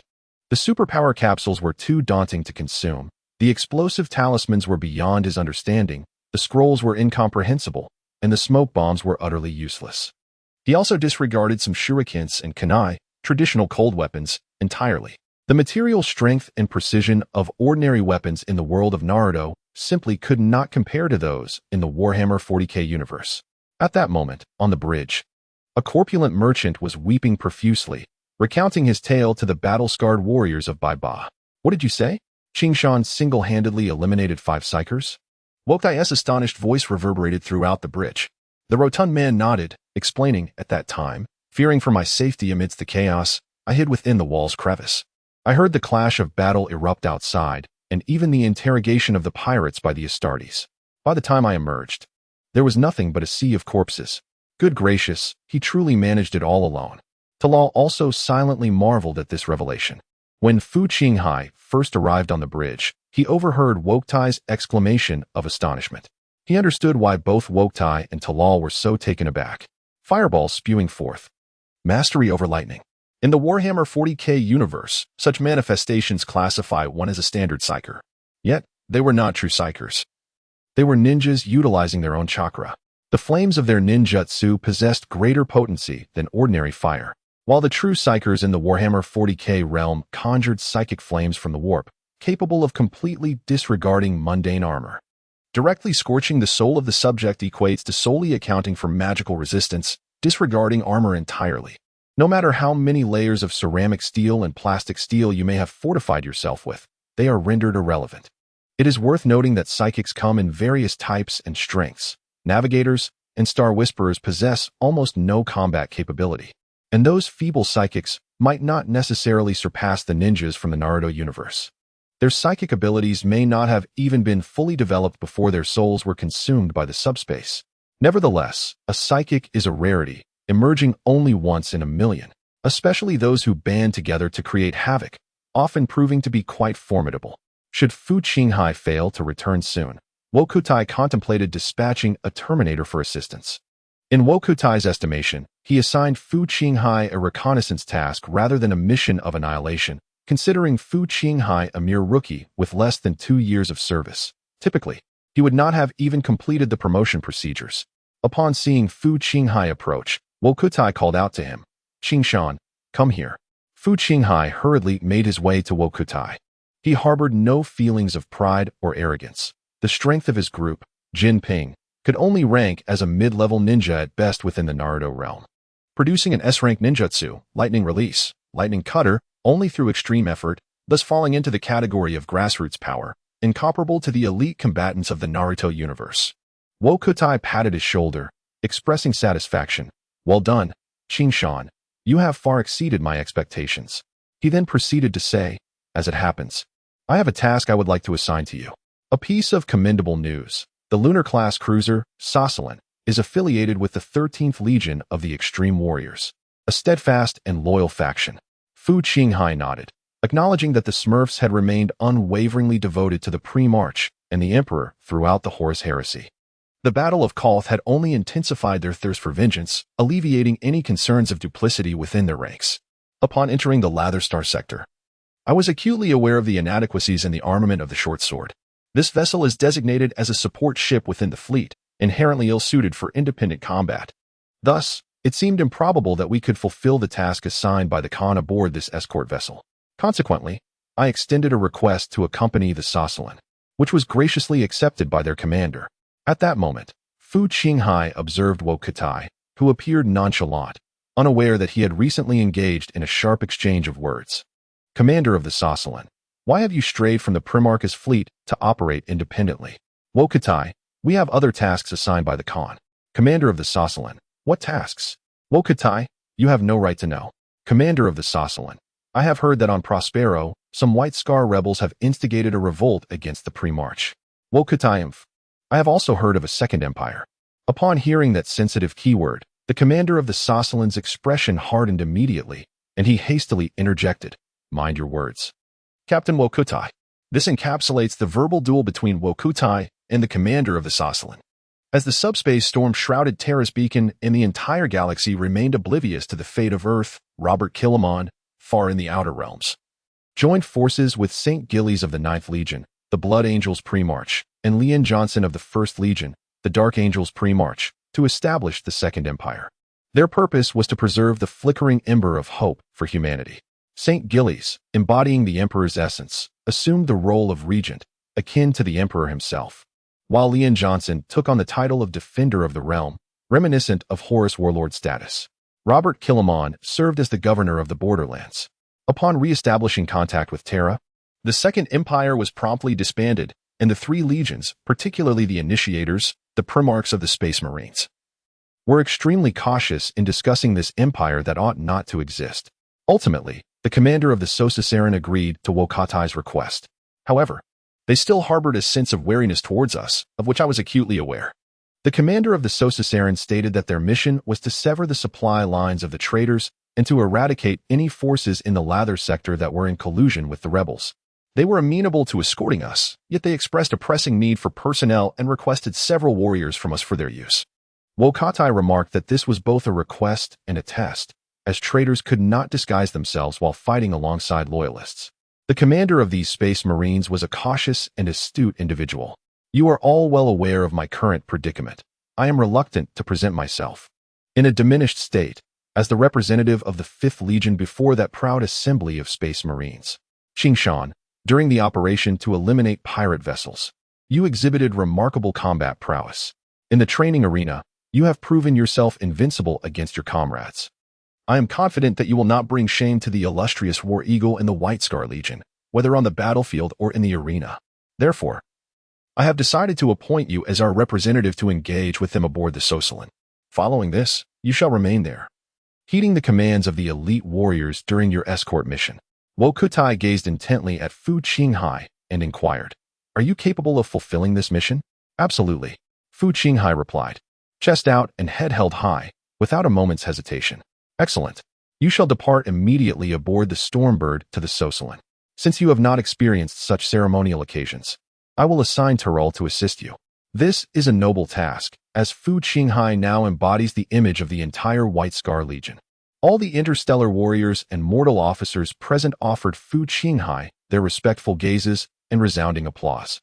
However, Fu Qinghai's thoughts drifted back to a recent confidential conversation he had with Wokutai in the rest chamber. "Fu Qinghai, Khan, our objective is to escort Master Quinto to Mars. Is it to assist him in seizing power?" "Wokutai, I am uncertain. Master Quinto holds a significant position on Mars, and I suspect it may be the case." "Fu Qinghai, we cannot proceed to Mars. This is undoubtedly a mission fraught with peril." Fu Qinghai's conviction stems from two pivotal considerations. Having read the official novel, he knew that Mars quickly fell into chaos following the rebellion. The reason for this was that the warlord Horus used the forbidden technologies of the Dark Age as bait and leverage, successfully enticing the chief of the Mechanicus, Fabricator General Kalber Hao, to defect. With the Fabricator General's betrayal, the loyalist Mechanicus forces on Mars were utterly overwhelmed and soon retreated back to Terra. Furthermore, Fu Qinghai could deduce from the outcome that the narrative did not recount the tale of this escort fleet, implying that they had made no significant impact on Mars, perhaps not even reaching the planet at all. "Wokutai, why do you say that?"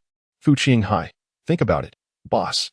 With just the 7 of us, what kind of stir can we create on Mars, a planet swarming with the Adeptus Mini-Storm and Titan legions?" "Wokutai, we could leverage Master Quinto." Fu Qinghai interrupted. "The Fabricator General Kalber Hao has defected."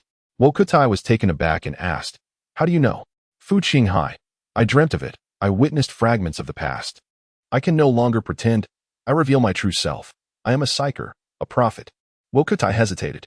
Fu Qinghai's sporadic displays of prophetic ability had proven reliable thus far, compelling Wokutai to consider the implications seriously. The defection of the Fabricator General was no trifling matter.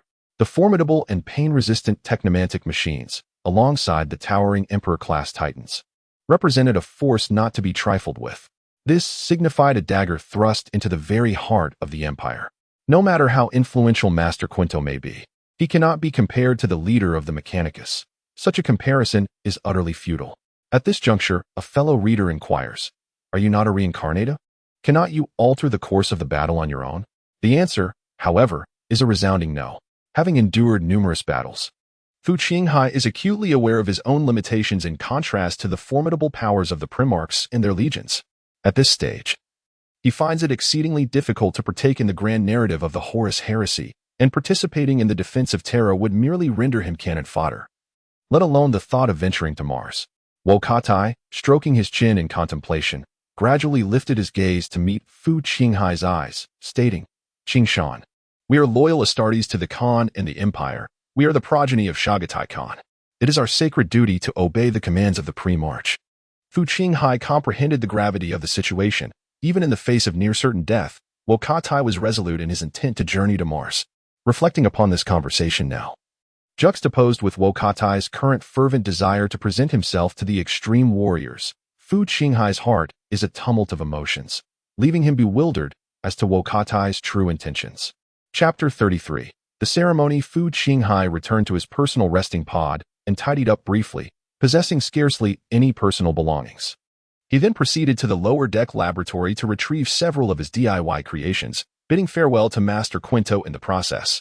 During this time, Fu Qinghai expressed his desire to take a few of Master Quinto's tomes from the Dark Ages. However, the master resolutely declined his request. Fine, if I cannot take them. So be it.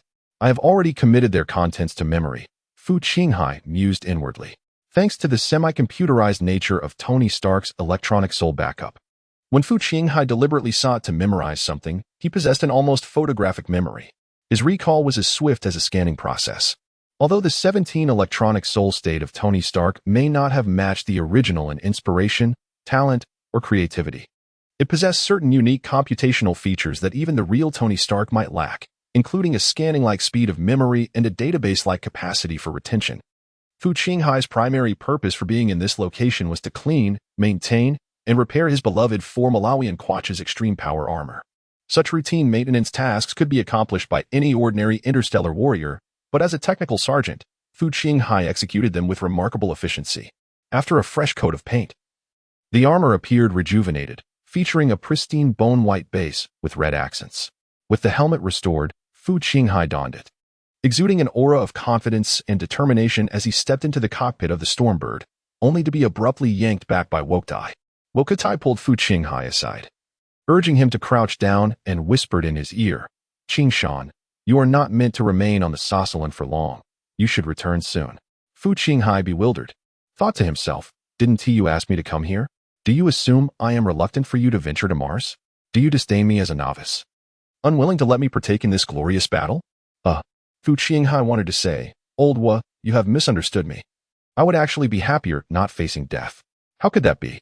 You are the most talented technical soldier I have encountered. Admittedly, my experience in the White Scar region has been limited, yet you have truly astonished me. We would never abandon you. You flatter me. Perhaps you should consider leaving me behind." Fu Qinghai. "Oh, Fu Qinghai, you have indeed forgotten the wisdom of exercising discretion in the workplace. There is another task for you on this mission, which I neglected to mention earlier." "What task?" "The ammunition supply on the dagger is consistently insufficient. Our recent replenishment at Maradigan only covered some consumables. We are lacking heavy weaponry and many firepower assets, plasma weapons, thermite weapons, armor-piercing grenades, fragmentation grenades, and so forth. And the extreme warriors are notoriously affluent." Fu Qinghai's gaze towards Wuxia conveyed his apprehension. "You cannot be suggesting." Meeting Fu Qinghai's questioning eyes, Wuxia replied candidly, "Indeed, you must find a way to procure some for us. Do not resort to theft. Such actions would tarnish the honor of a Cobra's warrior." "Then how am I to accomplish this?" "You must find a way. I have faith in you, for you have never let me down." Fu Qinghai boarded the Stormbird's cabin with an expression of utter disbelief. He desired the plasma and thermite weapons, and in truth, he was well versed in their technological principles and manufacturing methods. However, a skilled artisan cannot create without materials. Master Kunto, a biological sage, possessed a laboratory filled with various living tissue materials. Given the constraints of materials and production lines, it was impossible for Fu Qinghai to conjure a plasma cannon from thin air. He was not a whimsical figure who could transform or fuse into weaponry with a mere thought. Weapon manufacturing demands adherence to scientific principles. Before long, the Stormbird arrived at the boarding deck of the Sossalin-class lunar cruiser.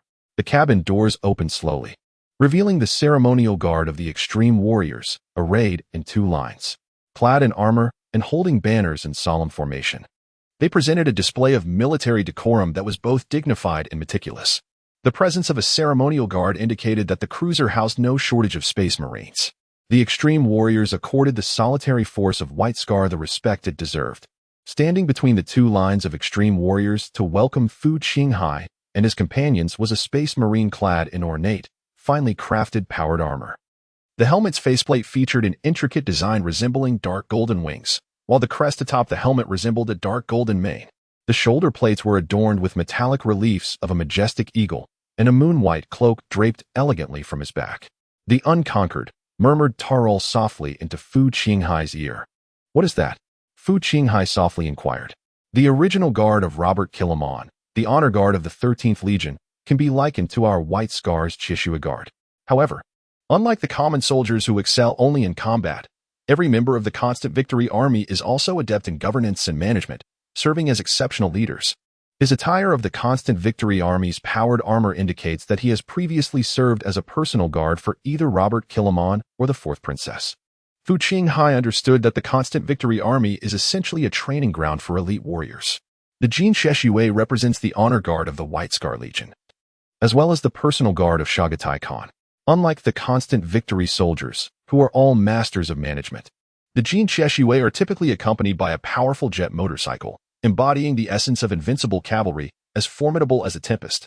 Upon disembarking from the cabin, Fu Qinghai stepped forward to the center, flanked by Talal and Aaron, clad in Terminator armor, with several mechanical servants carrying a large box behind them, containing Fu Qinghai's handcrafted creations. Fu Qinghai was the first to remove his helmet and set it aside. The opposing commander also took off his helmet, and upon seeing Fu Qinghai's youthful visage, he displayed a moment of surprise, quickly masking it. He was a resolute middle-aged man with light golden hair cut short. His gaze neutral, lips pressed together, exuding a stern demeanor. He opened his arms and proclaimed in a booming voice, "Welcome aboard the Sosalan, warriors of the Khan." Fu Qinghai bowed his head, clenched his fist in salute, and responded, "I extend my respects to you, esteemed commander." The extreme warriors place great emphasis on social etiquette and courtesy, truly embodying the refined, elite offspring from the prosperous realm of the 500 worlds of Ultramar. This is the first impression that Fu Qinghai has of the 13th Legion. The young warrior at the forefront leaves a lasting impression on him as well, being the commander of the Sosaran. The emblem of the extreme warriors is an inverted symbol, leading to their colloquial names such as the U Legion and various other monikers. The primary color of their livery is a deep blue, which has also earned them nicknames like the Smurfs and Papa Smurf. The welcoming ceremony was solemn yet brief. Soon, the soldiers, temporarily assigned as the honor guard, returned to their respective posts. "I am the commander of the Sosaran, Captain Seth Vlahos. You may simply call me Vlahos." He introduced himself. "Greetings, Commander. My name is Qishan," Fu Qinghai replied. "Given the tense situation in the Lyso sector, the Sosaran is always in a state of readiness. And I regret that we cannot arrange a banquet celebration for you. A simple welcoming ceremony will have to suffice. I hope you do not take offense." Vlahos spoke with great courtesy. "You are too kind. Your ceremony has indeed left us pleasantly surprised. Our original Khan, Tatar Chagatai, is also a person of considerable generosity, and I believe we have inherited such admirable traits from him," Fu Qinghai responded, his words measured and precise. "I have had thorough discussions with Captain Wokutai. Prior to reaching the edge of the solar system, we can travel together.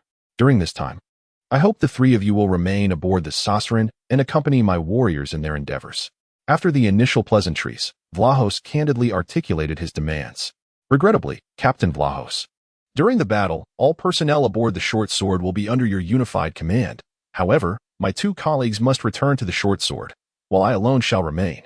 Fu Qinghai, mindful of the admonitions imparted by Wukutai before their departure, had anticipated that the elite warrior would engage in some negotiation. The terminology employed by Fu Qinghai was combat personnel, unbeknownst to the Sosalan crew that a biological sage, Master Kunto, was clandestinely aboard the Short Sword. Had Vlahos been aware, it would have been evident that Master Kunto did not fall under the category of combat personnel. "Very well, as you wish," Vlahos shrugged, not insisting further. "My aide will escort you on a tour of the Sosalan. Time is of the essence, and we shall not linger here, departing shortly." "Understood." Talal and Aaron returned to the Short Sword escort vessel, while Fu Qinghai remained. Vlahos's aide was a mortal undergoing transformation, his height and physique surpassing that of an ordinary human, yet not quite reaching the stature of a space marine. The aide's uniform fit him somewhat snugly. The typical process for the augmentation of space marines is not instantaneous. It is customary for individuals like this aide to serve while concurrently undergoing transformation. The attendant guided Fu Qinghai through the expansive corridors, towering domes, a grand hall, and a banquet chamber, eloquently narrating the tales behind the murals, banners, and weapons adorning the walls, each representing the glorious battles and heroic figures of the elite warriors. As Fu Qinghai followed the attendant, he meandered around the imposing, polished marble columns, keenly admiring the oil paintings and sculptures in the distinctly different Atrama style, which contrasted sharply with the Kogris aesthetic. The human warships within the Warhammer 40K universe possess a unique character, akin to the war titans and power armor they carry. They served not merely as combat vessels, but also as platforms showcasing the might of the human empire to its adversaries. Unlike the streamlined, utilitarian designs of spacecraft found in other science fiction franchises, the interiors of human imperial warships are extravagantly opulent.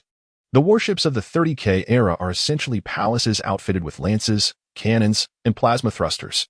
By the time of the 40K era, steeped in religious fervor, these palatial designs had transformed into cathedral-like structures, retaining their grand essence. Upon completing his tour of the warship, Fu Qinghai returned to his designated personal chamber aboard the Saucelin, which mirrored the standards of the escort vessel, the short sword, featuring a rest area and an armory. The box he had brought was already placed within the armory. Sitting on the bed of the rest chamber, Fu Qinghai could faintly perceive the deep rumble and tremor of the warship's engines resonating from within its core. He understood that as a noble and formidable Astartes, he was afforded the luxury of a spacious and private resting quarters, enabling him to appreciate and critique the exquisite Gothic artistry adorning the grand halls and corridors. However, this colossal vessel was not propelled nor sustained by mere decorative embellishments. Within the labyrinthine network of pipes resembling a spider's web, countless servitors and laborers toiled under the oppressive heat and confined conditions, working industriously like ants. One might wonder why. In an era of advanced technology, the manpower required to operate a spacecraft has only increased. This peculiarity is a hallmark of the Warhammer 40K universe, rooted in a profound fear of the malevolent warp entities and artificial intelligence. Thus, during the 40K epic, the crew size for warships remained elevated. As much of the ancient technology had been lost to the ravages of war, Fu Qinghai opened the box he had brought with him, revealing not only his oversized composite explosive rifle, equipped with a flamethrower and a drum magazine, but also a massive contraption resembling the tentacles of a mechanical octopus resting within. This device was, in fact, a multifunctional repair apparatus tailored specifically for him, inspired by the modifications Master Quinto had made to his own body. The tech priest had replaced his limbs and even organs with various synthetic synapses and mechanical appendages, significantly enhancing the efficiency of his laboratory work. Fu Qinghai had long suffered from the absence of a specialized power armor befitting his status as a technical soldier. Consequently, he dismantled several experimental tools from Master Kunto's laboratory and, utilizing the knowledge bestowed upon him by Tony Stark's electronic soul backup, integrated them into a mechanical arm. This servo-mechanical arm, which incorporated a plasma cutter, power pincers, a welding torch, and precision mechanical tendrils, was also salvaged from one of Master Kunto's devices. Master Kunto expressed his frustration, MMP, by affixing this servo arm to the power pack on the back of his armor. Fu Qinghai could reluctantly assume the role of a battlefield mechanic. He designated it as the Qingshan 1.0 multifunctional battlefield servo arm. This accessory was lightweight, foldable, and easily detachable, and Fu Qinghai believed it surpassed the standard servo arms typically used by technical soldiers. It embodied the tactical philosophy of the White Scar chapter, emphasizing speed. As conventional technical soldiers were often encumbered by cumbersome movements, burdened with multiple servo arms and colossal equipment, accompanied by a small entourage of technical servitors. Fu Qinghai also encountered two other creations within the Warhammer 40K universe, a disposable electroshock lance, which remained unnamed, and a composite explosive rifle. Deemed by Fu Qinghai as lacking in sophistication and merely a powerful toy, thus also left unnamed. The servo arm marked Fu Qinghai's first formally named creation. As Fu Qinghai meticulously examined his latest creation, a fervent debate erupted on the bridge of the Saucelin.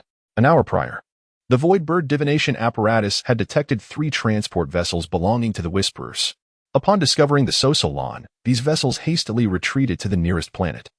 Landing on a desolate world, concealed amidst mountains and chasms, their whereabouts now unknown. The Lunar-class cruiser is a quintessential space battleship, constructed and operated entirely within the void of space. Although it surpasses the Whisperer's transport ships in terms of firepower, armor, and speed, it lacks the capability to navigate atmospheres or alight upon planetary surfaces. Consequently, the Saucelin could only watch helplessly as the 3 transport vessels, equipped for atmospheric entry and landing, sought refuge on the planet's surface. "This is clearly a trap," exclaimed an officer of the Extreme Warriors. 3 unaccompanied transport ships just happened to cross our path, and now they've found a deserted planet to make an emergency landing. Even this barren world. Let me see what it's called. Planet Roswell 7, It is likely a battlefield preordained by those traitors, another added. A dissatisfied officer interjected. Are you suggesting we simply stand by as 3 Whisperer vessels operate right under our noses, feigning ignorance? Have you forgotten Kos? Have you forgotten the civilians who perished in Outramar? He questioned loudly. However, we should not engage in battle on the enemy's preordained battlefield. Are you suggesting orbital bombardment? With our solitary cruiser, do you intend to enshroud the entire planetary surface? That would be preferable to sending our warriors to perish in the enemy's snares. Captain C. Vlahos. We must not allow hatred to cloud our judgment. This could very well be a ruse. Do you possess a superior strategy? Captain Vlahos listened to his subordinates' heated debate in silence, his gaze fixed upon the holographic projection of planet Roswell 7 on the table. He recalled a phrase often uttered by the original entity, Robert Killamon, to his loyal guards. One must always retain composure. Do not let rage obscure your reason. He inhaled deeply and spoke with solemnity. Silence, everyone. Our course has not been reported to anyone aside from the original entity. The enemy cannot have foreseen our movements, especially considering we have altered our destination to investigate a merchant vessel. The likelihood of a trap is minimal. While it is true that our orbital bombardment cannot encompass the entirety of the planet, we cannot afford to ignore these 3 ships. Observe. In this area lies the location where the transport ship beacons have vanished. Do you truly believe that the ships that have landed could simply take to their heels? No matter how they may arrange their traps, they cannot extend beyond this region. Vlahos glanced at his subordinates and remarked, regardless of what their transport vessels may hold. Even if they are merely 3 empty ships serving as bait, our objective remains to locate and destroy these 3 spacecraft. Do the Whisperers on this desolate planet intend to walk to Terra? His rhetorical question elicited smiles from the officers, easing the previously tense atmosphere. He continued, We shall infiltrate this area in accordance with our squad structure, utilizing the Thunderhawk gunships for dispersed penetration, while maintaining constant communication with Orbital Command. Reinforcements will be deployed into the fray as the battlefield situation evolves.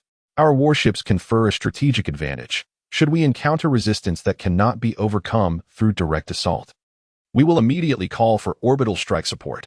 Do not engage recklessly, understood? Understood. The squad leaders responded in unison. Very well. I shall now outline the responsibilities of each team and assign the spearhead and reserve units. At this juncture, Set Vlahos suddenly recalled something and turned to one of the officers, saying, Gult, ensure that the warrior with the white scar is included in your team as part of the reserve for orbital deployment. Yes, sir, Gult replied. Vlahos calmly stated, If this planet is indeed a trap, that white-scarred escort vessel, which has inexplicably emerged from the fleet, may also serve as a snare. The truth of whether it is a trap will be revealed through our trial. Chapter 34.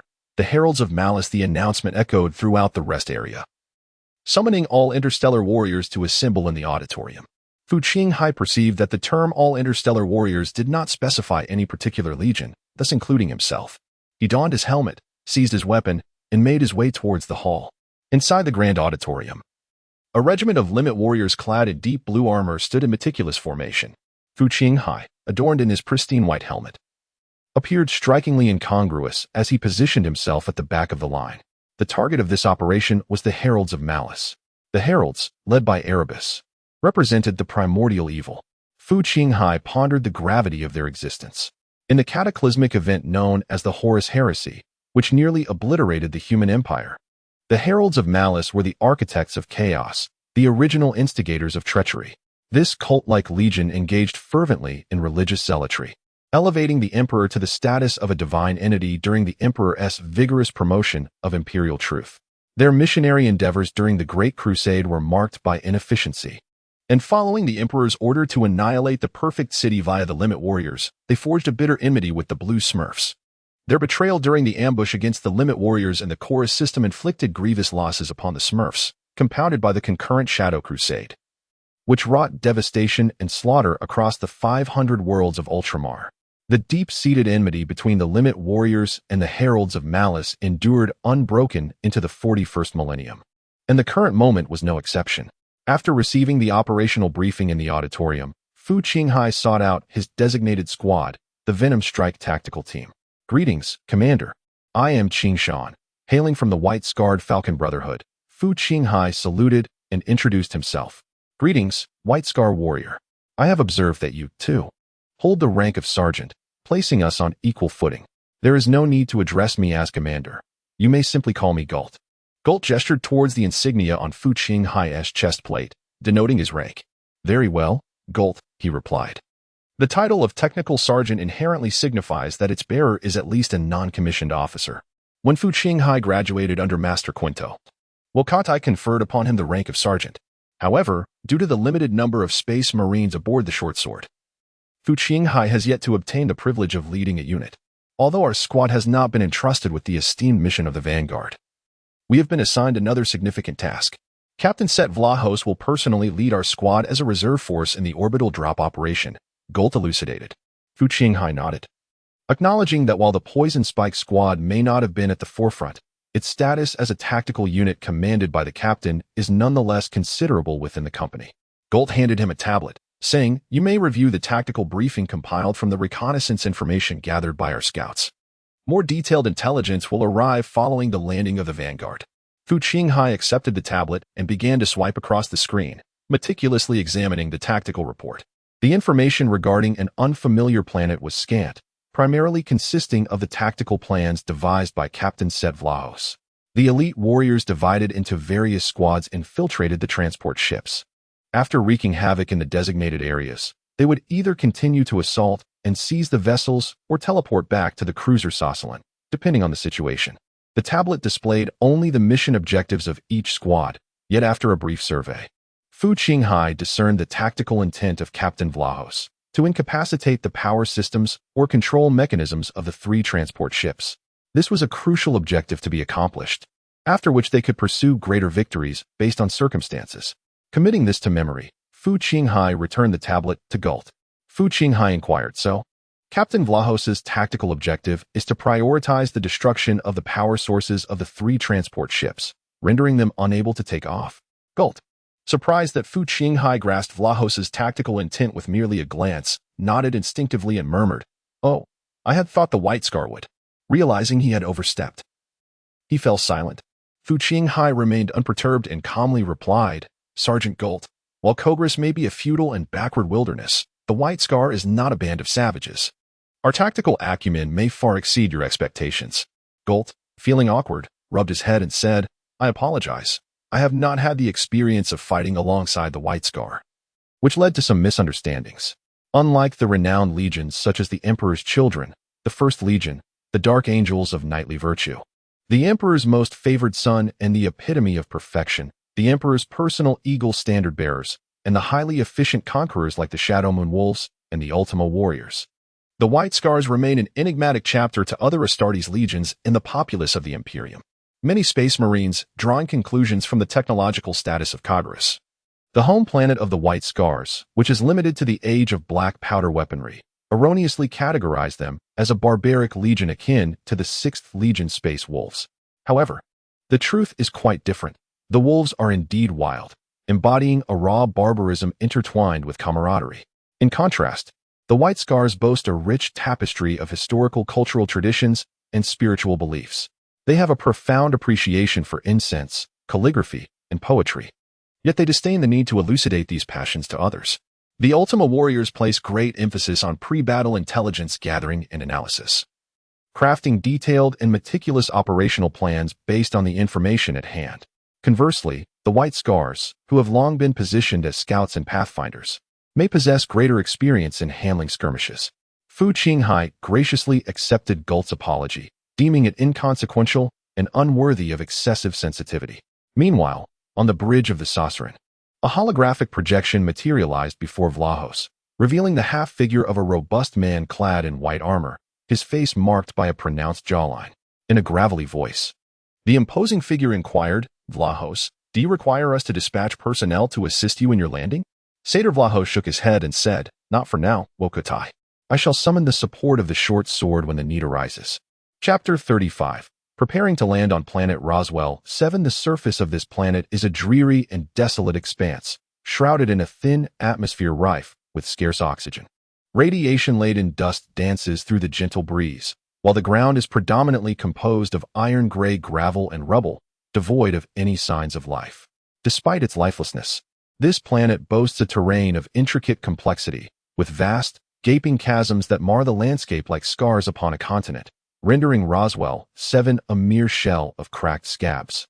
These fissures are interlaced with subterranean rivers of ammonia, eroding caverns and dark passages that weave a labyrinthine network throughout the planet. At this moment, a belly-laden transport ship, its hull adorned with blasphemous inscriptions and savage graffiti, quietly rests within one of the profound gorges. Though it is daytime on Roswell 7, the brilliance of the star is all but extinguished by the planet's atmosphere, leaving the vessel nestled in the depths of the chasm, shrouded in a darkness akin to night. Inside the control room of the ship, scattered prayer flags and scrolls inscribed with dense Corsius script lie about, while the dimly lit chamber is devoid of electric illumination, save for the flickering flames of various candles. The air is thick with a nauseating blend of pungent spices and the metallic scent of blood, evoking a sense of revulsion. Indeed, when Hiroshi Tiao first stepped into this control room, he nearly succumbed to the urge to vomit. He cautiously raised his gaze to scrutinize the imposing and fearsome figure seated in the spacious chair at the room's center. The menacing armor, illuminated by the flickering candlelight, swayed like a specter, its dark crimson shoulder plates inscribed with intricate black invocations. The edges of the armor were studded with sharp metallic spikes. The owner of the armor did not don a helmet. His pallid, shaven head was similarly adorned with twisted inscriptions. He bowed his head, his face obscured in the shadows, while the fingertips of his gauntlet lightly tapped against his knee. Liao Xiaohong recognized him as Clother, the commander of the 3 transport ships, a formidable Chaos Space Marine. Upon receiving a summons to the control room, Liao Xiaohong and his companions approached with trepidation, wary of the powerful fallen Astartes. The dimly lit chamber echoed only with the sound of his fingers tapping, creating a suffocating atmosphere. At length, the Chaos Space Marine lifted his gaze, revealing a pale, sinister visage, and spoke in a low, resonant voice. "They wish to confine us to this planet." The man's eyes were a ghastly yellow-white, and his teeth were sharpened to points, rendering Liao Xiaohong unable to meet his gaze. No one responded, and Clother continued in a deliberate tone. "They are about to land. The elite warriors are exceedingly cautious. They will probe our strengths and weaknesses bit by bit. These blasphemers are clever. They will not engage us in a war of attrition within the caverns and tunnels. Once they ascertain the position of the transport fleet, they will relay that information back and call for orbital strikes." At this point, he lifted his head and fixed his gaze intently on the few individuals before him, stating, "In due time, we shall be engulfed in the high explosive bombardment unleashed by a lunar-class cruiser within this accursed canyon." Cloth, with a tone of playful intrigue, inquired, "You, who claim to be the agents of the 4 great powers of destruction assisting me, what insightful strategies do you propose in the face of such a predicament?" In the early stages of the Horus heresy, the strength of the rebellious faction was inferior to that of the loyalists. Commander Horus, adhering to the notion that the enemy of one's enemy is a friend, actively sought alliances with the oppressed, marginalized psychics, mutants, and space pirates within the Imperial territories, inciting them to revolt and disrupt the Imperial order. Thus, these individuals initially aligned themselves with the commander. Cloth evidently categorized the reincarnators among this group. Tachibana Hiro swallowed hard, his mind racing with thoughts. Having spent some time in the Warhammer 40K universe, he was well aware of how these genetically modified warriors, known as Space Marines, engaged in battle, and he understood their teleportation and other technological capabilities. The leader of the Chaos Space Marines had discerned the tactics the adversary would employ, a belief that Tachibana held firmly. His current objective was to devise a means to undermine such tactics. "My lord, I can provide you with exceptional warriors. As long as there is sufficient sustenance, warriors will abound," exclaimed a middle-aged man with reddish-brown hair and a bushy beard, his voice brimming with excitement. Tachibana, on the verge of speaking, could not help but let out a derisive laugh upon hearing this. Clotha smiled faintly, revealing his sharp teeth, and spoke in a somber voice. "Belenki, I remember you. Your little insects are quite amusing. They may have some effect on mortals, but they are far too feeble to impact Space Marines." Liao Xiaohong observed the middle-aged man tightly clutching the iron-gray canister and inwardly cursed, "Fool. This is the Warhammer 40K universe, where the threshold of power is exceedingly high. The exoskeletal strength of the xenomorphs, which can be injured by ordinary firearms, and their mere marginal superiority in strength and agility pales in comparison to the might of explosive rounds and power swords." The brown-bearded middle-aged man pursed his lips, displaying a defiant demeanor. Ignoring the others, Liao Xiaohong resolutely spoke up. My lord, I can disrupt the enemy space marine's teleportation for 30 minutes. Oh? Clofa's interest was evidently piqued. What manner of disruption are you employing? Are you utilizing some ancient technological jamming device? Liao Xiaohong clarified. No, my domain activation. Once my psychic ability is triggered, all teleportation within a radius of 5 kilometers will fail. Clofa squinted as he scrutinized the slender young man with black hair, stroking his chin and mused.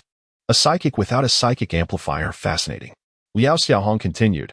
I can only interfere with their teleportation back to their warships, my lord. As for the space marines remaining on the planet, that will be up to you. Having spoken, Liao Xiaohong cast a profound glance at Clofa, confident that this cunning and malevolent interstellar warrior would comprehend his intent. Clofa chuckled and remarked, I am beginning to appreciate you, clever mortal. Rest assured, the blessed holy warriors, endowed by the 4 gods, will leave the pseudo-emperor's lackeys on the surface. Once entangled with our forces, the commander of the extreme warriors would dare not employ orbital bombardment unless he is utterly indifferent to the fate of his own soldiers.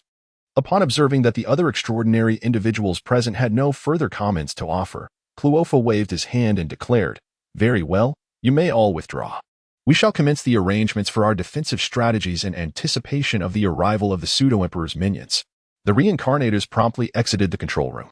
As Liao Xiaohong traversed the dimly lit corridor of the spacecraft, the eerie wails and moans of victims occasionally echoed from the dark recesses, sending chills down his spine. He surmised that the whisperers were likely tormenting captives for their amusement. At that moment, a tall, slender woman clad in black, her figure draped in a cloth bundle resembling a long staff, approached him and whispered, Curse technique reversal?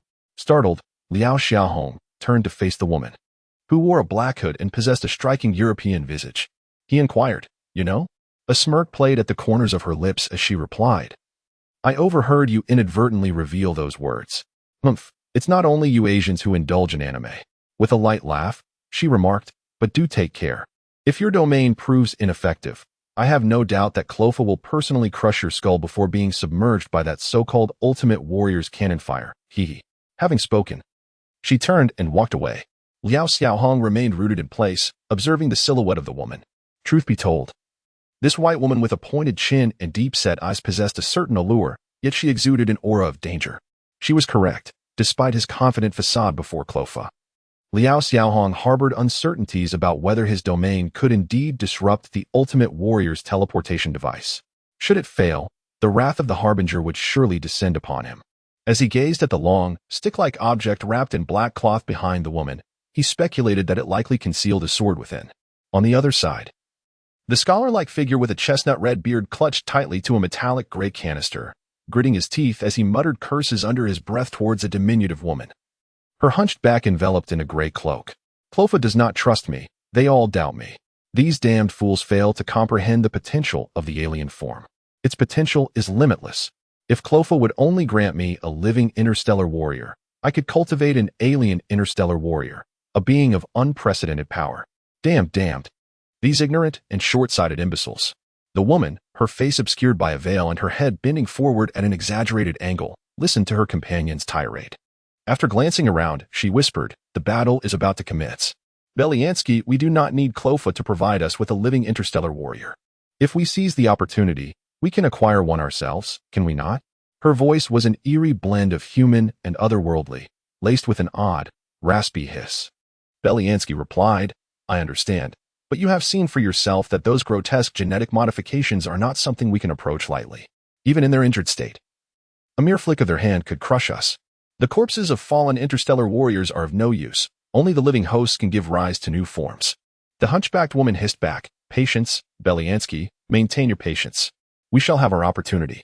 On the transport deck, Vlahos stood quietly at the center, holding a tactical tablet, upon which flickering green dots continuously shifted, intuitively reflecting the positional information of the various squads.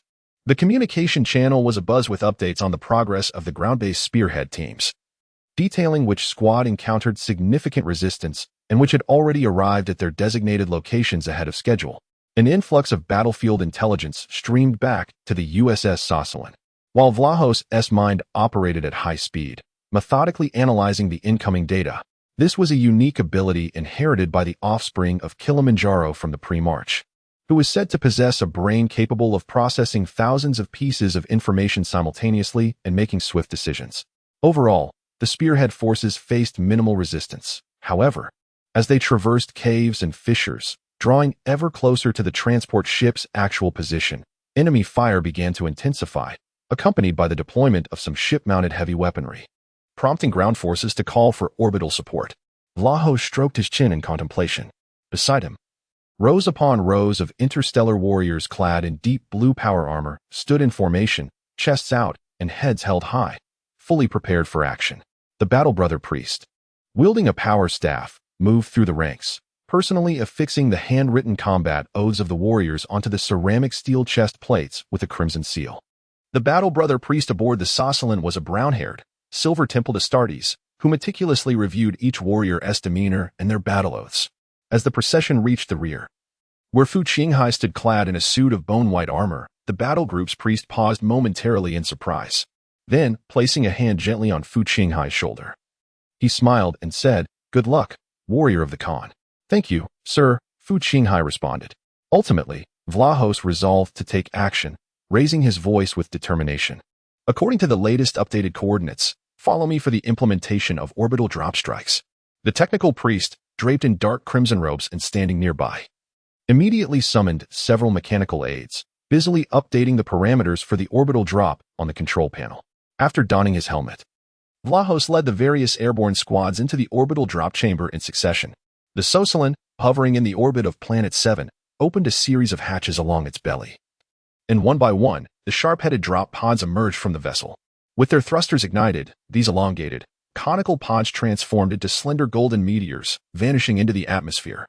Chapter 36. The sudden first kill within the confines of the narrow drop pod, a violent tremor and jolt ensued, accompanied by a red indicator light akin to that of a torpedo flickering above. Fu Qinghai was securely fastened to the seaback by straps. Gert, his helmet-clad visage obscured by crimson goggles and a faceplate, turned his head. "Qingshan, is this your inaugural experience aboard the orbital drop pod?" His muffled voice emanated from the speaker. "Yes," Fu Qinghai replied. "No one relishes this contraption. Everyone would prefer to ride the Stormbird rather than entrust their fate to this disposable metal shell," Gert remarked. "I find it tolerable, at least it's quite swift." "Isn't it?" Fu Qinghai responded with a smile. A gentle chuckle rippled through the cramped, tumultuous space, momentarily alleviating the oppressive atmosphere. Despite the disdain of the Space Marines, one cannot deny that orbital drops represent a formidable tactical assault method. The warfare between heaven and earth has historically been asymmetric. The loss of air supremacy in the outer space orbit exacerbates this disparity, regardless of the formidable and intricate layers of defenses constructed by the enemy on the surface. They would inevitably crumble under the multidimensional strikes and direct assaults of an orbital drop. Beyond the Astartes it carried, the drop pod itself served as a weapon. Suddenly, the warriors seated within the drop pod experienced a violent shake. The abrupt spike in G-force was sufficient to expel the bile of an ordinary human. However, the Astartes quickly regained their composure. Everyone was aware that the bottom thrusters of the drop capsule were firing in reverse to decelerate, and they were nearing their landing. The crew tightened their grips on their weapons. Soon, a violent jolt and tremor shook the capsule to a halt, and the alarm lights above switched from red to green. However, after the shudder subsided, the surrounding hatches did not immediately open, leaving everyone confined within the drop capsule. The airborne troops were supposed to execute a rapid deployment upon landing. If the hatch remained shut, that element of surprise would be lost. Gult slammed his fist against the hatch, cursing, "Damn it, our hatch is jammed." After venting his frustration, he turned to Fu Qinghai, noting that the silver lining was that they had a technical sergeant among them. Fu Qinghai rose from his seat, and the mechanical arm folded at the side of his power pack extended in response to his thoughts, resembling a clawed mechanical appendage. Approaching the hatch, he activated the arm, which opened its pincers to reveal a welding torch nozzle. A brilliant white light illuminated the dim interior of the drop capsule, and with the assistance of the mechanical arm, Fu Qinghai swiftly pried open the jammed hatch. The elite warriors surged forth, weapons at the ready.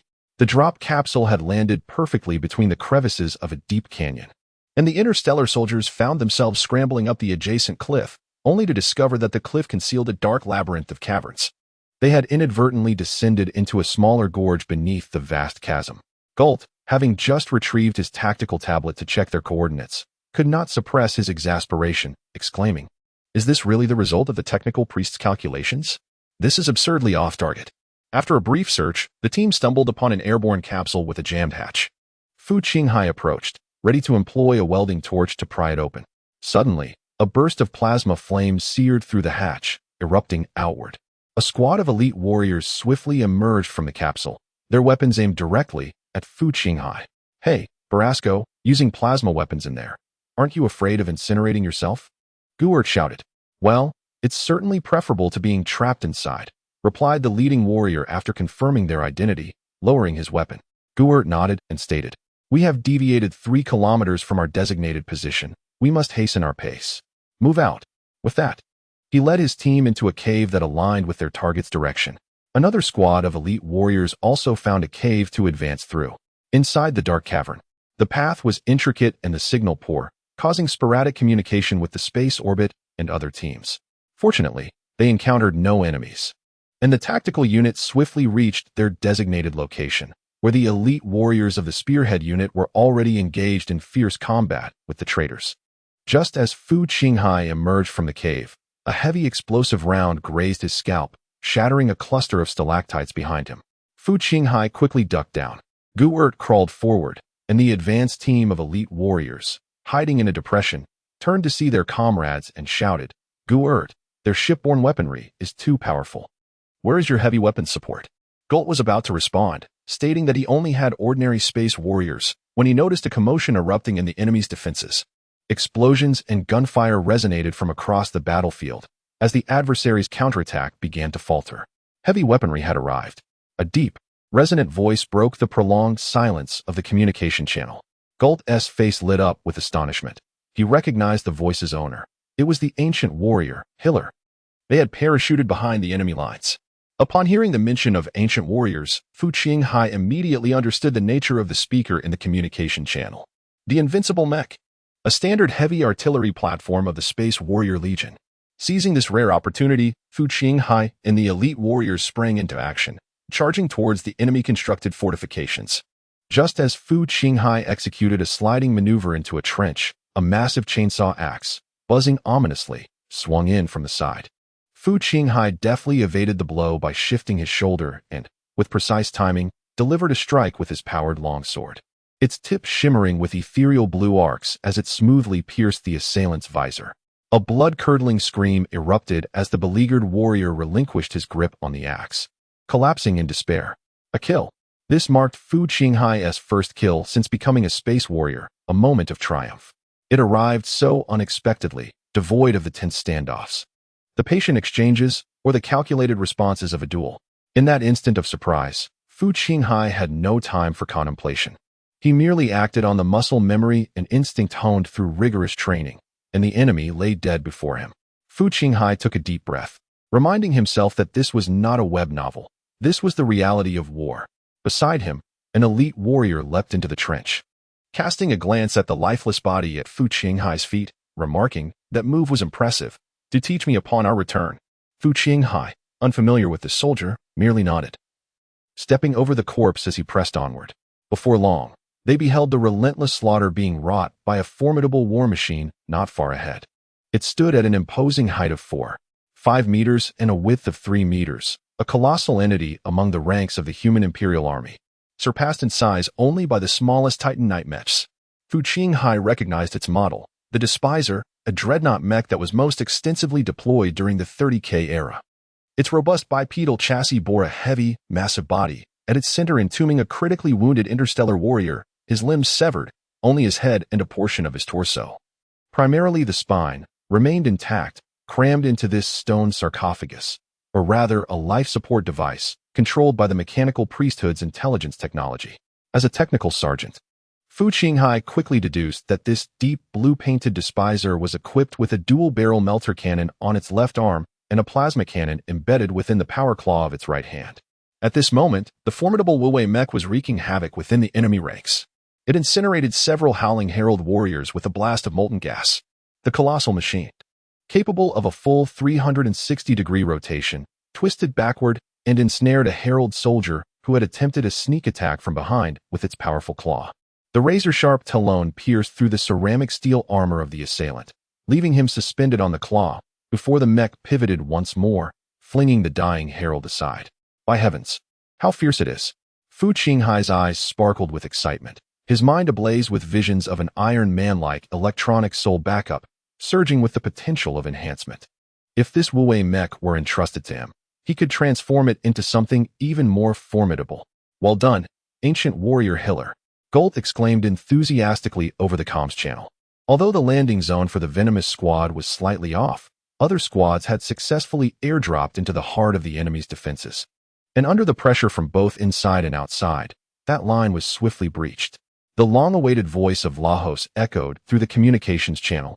All teams, proceed to the critical positions on the transport vessel to sabotage its systems as per the original plan. Do not engage in prolonged combat. Repeat, do not engage in prolonged combat. Fu Qinghai was aware that Vlahos had also bravely led his team into the fray, though he was uncertain of their precise landing location. With the restoration of communications, their distance was merely a matter of time. The tactical execution of the venomous squad was exceptional. The Wu-Wei mech carved a path straight into the enemy's core, avoiding unnecessary skirmishes. After several brief encounters, the venomous squad located their target transport vessel amidst the inky expanse of the gorge. The spotlight atop the fearless mech illuminated, casting a white beam upon the towering, wall-like flank of the gray and white spacecraft. The elevated bulwark stood like a fortress wall before the gathered crowd, requiring one to tilt their head back to glimpse its summit. The transport ship, sensing the arrival of the ultimate warriors, reacted accordingly. A quad-linked heavy bombardment cannon mounted on its side swiveled towards them and unleashed a ferocious barrage. The fearless mech activated its atomic energy shield generator, absorbing the brunt of the incoming explosive projectiles as it valiantly advanced step by arduous step against the tempestuous onslaught of firepower. The venomous Sting team utilized the protection afforded by the atomic energy shield to engage in a grueling standoff with the turrets aboard the transport vessel. Gert shouted into the communication channel, "Venomous Sting team, you have arrived at the designated location 11 minutes later than scheduled. The transport ship, named the Abominable Worm, is at coordinates 34102-3123 and is currently exchanging fire with the vessel's onboard weaponry. Heavy fire support is required. Received, Venomous Sting team. Proceed to the designated coordinates of the Abominable Worm and retreat after accomplishing your objective," echoed the voice of Vlahos over the comms. The atomic energy shield was running low on energy, expected to endure for only 3 more minutes. The ancient warrior, Hiller, spoke through the converted transmitter, his voice as consistently calm as ever, narrating a perilous truth. Meanwhile, the relentless turrets showed no signs of abating their furious assault. Venomous Sting team, fan out on the flanks and suppress their fire, Gert commanded. The elite warriors swiftly fanned out from behind the fearless mech, raising their weapons to fire upon the turret. However, the rotating quadruple heavy bombardment turret aboard the transport vessel paid no heed to the bullets fired by the flanking space warriors. Its formidable bulkhead effectively absorbed their sporadic shots, fixating instead on unleashing its wrath upon the fearless mech. 2 minutes passed. The somber voice of the ancient warrior Hiller reverberated once more through the communication channel. The only heavy firepower possessed by the Venom Squad consisted of the dual-barreled thermite cannons and plasma guns mounted on either side of the scornful, fearless mech regrettably. Neither of these weapons could reach the distant, towering turret. We shall retreat steadily, back into the cave, and await the positioning of the long-range heavy fire support before we engage again, suggested Gult, believing that such passive bombardment was untenable and opting for a more cautious approach. Fu Qinghai zoomed in through his visor, meticulously scanning the hull of the transport ship, while the electronic essence of Tony Stark analyzed at a rapid pace. Eureka! Fu Qinghai, based on the structure, form, and patterns observed, discovered a half-hidden hatch partially embedded in the rocks. I can infiltrate the transport ship. Provide cover for me, Fu Qinghai exclaimed over the communication channel. Without waiting for his comrades to respond, he glanced around. Seizing the opportunity presented by the darkness and the diversion of fire towards the fearless mech, and stealthily maneuvered towards the opposite side. Gult turned to see Fu Qinghai stealthily approaching a hatch located at the underside of the spacecraft. While the mechanical arm behind him adeptly deployed a welding gun and cutting torch, commencing the breach. The Venom Squad, initially poised to withdraw, halted once more. Gert reflected on Fu Qinghai's conduct throughout their journey, pondering how excessively combative the young man was. His desire for battle surpassed even that of the ultimate warriors who bore grudges against the Huayan faction. As a technical soldier who ought to have remained in the rear of the formation, Fu consistently surged to the front lines, vanquishing countless foes, his swordsmanship rivaling that of the squad's champion. Little did he know that Fu Qinghai had gradually come to realize that acting alongside his comrades would accrue assimilation points. Yet the most substantial points were earned through his own hand in slaying enemies, which compelled him to lead the charge in every skirmish. However, Fu Qinghai was also gripped by the fear of death. As he sought to gather assimilation points, he remained highly vigilant and cautious. Due to the angle of elevation, the four-linked heavy explosive device was oblivious to Fu Qinghai's covert maneuvers beneath the spacecraft. The turret continued its relentless bombardment, while the atomic energy shield of the fearless mech began to dim under the sustained onslaught of firepower. Fu Qinghai sliced open the hatch and slipped inside. Beyond the hatch lay a pitch-black circular conduit, filled with an array of black cables, chains, and pipes extending along its length. Climbing up the conduits, Fu reached the installation site of the four-linked heavy explosive device, where he discovered a gaunt automaton connecting and controlling the weapon, with numerous wires plugged into its head, linked to the turret's controller. Fu Qinghai fired a shot that severed the connecting line, resulting in a burst of white smoke and sparks. The automaton collapsed, trembling on the ground, uttering incoherent sounds. At last, the four-linked heavy explosive device fell silent, allowing the Viper squad, concealed behind the fearless mech, to advance swiftly. Well done, Qingshan. We await your rendezvous, Gert praised over the communication channel. The warriors of the venomous Sting squad infiltrated the transport vessel through the hatch cut open by Fu Qinghai. Gert instructed the accompanying invincible mech, Ancient Warrior Hiller, remain here to await the arrival of the other squads and cover our rear. Received, the invincible mech replied tersely. The hatch that Fu Qinghai had severed was too small. It did not lead into the corridor of the transport ship, but rather into a passage bustling with workers and mechanical aids, rendering the massive invincible mech unable to pass through. Outside, another transport vessel, Vlahos, clad in Terminator armor and wielding a power hammer, was still engaged in a fierce battle against the heralds. He received word that Fu Qinghai's venomous Sting squad had already penetrated the interior of the abominable worm transport ship. As the commander, he recognized that Gert's squad was the first to successfully breach the transport vessel. Vlahos was well acquainted with his subordinates and understood that Gert was not one to recklessly charge ahead. Thus, the variable lay in the Astartes tech sergeant from the White Scars. Vlahos smashed a herald warrior aside with a powerful swing, pausing to catch his breath. He mused to himself, truly, the White Scars embody their reputation, as the rumors suggest. Their speed ingrained to the very marrow. Chapter 37. Sacrifice. Gert led the warriors of the venomous Sting squad as they cautiously navigated the interior of the transport ship. Upon reaching a fork in the conduit, Gert produced a tactical tablet. The screen illuminated with several small green dots approaching the transport vessel from various directions. These were the elite warriors from other squads arriving. As the first team to infiltrate the transport ship, Gert maintained a vigilant and patient demeanor. The squad formed a tactical formation, meticulously searching the ship's interior. While Gert occasionally raised his hand to confirm the stability of the signals on the tactical panel, particularly the transmission coordinates.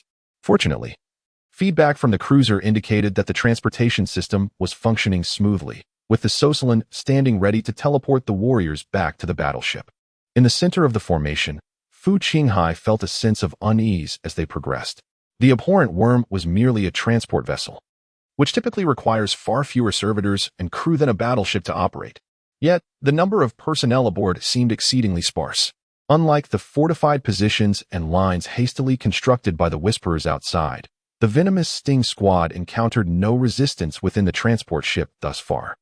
It appeared that the enemy had concentrated their defensive forces around the periphery of the vessel, transforming the entire surface defense into three thick-skinned, hollow buns. Meanwhile, within another transport ship, in the main control room, a stark contrast prevailed. Unlike the cacophony of gunfire resonating from outside, this space was eerily quiet. Clofa sat in his seat, quietly contemplating. A blood-soaked warrior clad in armor entered, removing his helmet and kneeling on one knee. "My lord, all the extreme warriors have breached our outer defenses." "Excellent. We may now proceed with the next phase of our plan," Clofa replied. his fingers drumming on the armrest of his chair in satisfaction. The kneeling warrior hesitated, then inquired, "My lord, must we truly sacrifice all those individuals?" Clofa's murky yellow eyes sharpened with intensity. "Are you questioning my decision, Dwight?" "And no, not at all." The warrior, still kneeling, spoke in a panicked tone, hastily denying the implication. He cautiously glanced up at Clofa's expression and continued, "These individuals are the sacrifices specifically requested by Lord Airy Bas. If we were to offer them here, I fear what Lord Airy Bas might think." Dwight trailed off, his words faltering. "Humph," Clofa scoffed. "Do you think I am unaware of the purpose of these sacrifices?" His voice dropped to a low rumble. "Listen, Dwight. I do not care about your previous associations with Airy Bas. I am the commander of this transport fleet." "Why, yes, my lord." Dwight hastily lowered his head, unable to meet Clofa's gaze. "Indeed, I am aware that these offerings are desperately needed at the front lines of Terra. Now, I implore you to engage that rigid mind of yours and contemplate. If we do not utilize these offerings, how can we possibly confront the extreme warriors with our meager forces and 3 transport vessels devoid of heavy artillery, spears, and torpedoes? If the extreme warriors intercept them, or if we find ourselves stranded on this accursed planet along with these 3 vessels, what difference would it make to Lord Airy Bas in the solar system?" By the time he uttered the last sentence, Clofa was nearly shouting, "No, there is no difference." Dwight bowed his head even lower. Observing the submissive Dwight before him, Clofa snorted derisively, rose to his feet, and began pacing back and forth, inquiring, "Is the altar functioning properly?" The technomancer of the cult of the dark mechanical god is keeping a watchful eye. "Everything is in order." "Are the offerings prepared?" "They are ready, my lord." As Clofa continued to pace, stroking his chin in contemplation, he reached another decision. "Bring that psion who can disrupt teleportation to the control room. The other psions and mutants should be positioned at ambush points. By the way, filter through them. Those who are weak and of little use should also be sacrificed." "Yes, my lord," Dwight replied promptly, rising to carry out the orders. As Dwight stepped out of the control room, a somber voice echoed from behind. "Remember, Dwight, whether or not the solar system is deemed the front line of battle, for us, wherever the 4 divine enemies exist, that is the front line." Meanwhile, Terra Hero and numerous reincarnators were confined within a chamber. The traitors, being the most suspicious of others' betrayals, did not fully trust this group of psychics and mutants who had approached them, claiming to be followers of the 4 divine. Although they shared the same transport vessel, their movement was heavily restricted.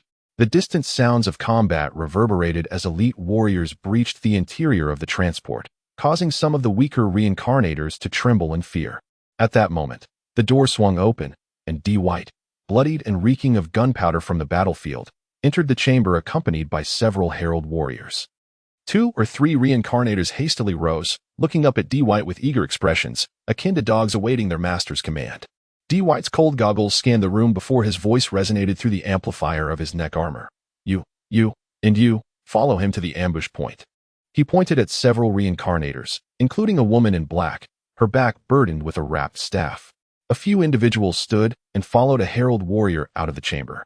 "You, proceed to Lord Clofa's control room," Dwight instructed, gesturing towards Terra Hero, who promptly rose and followed a herald warrior as he exited.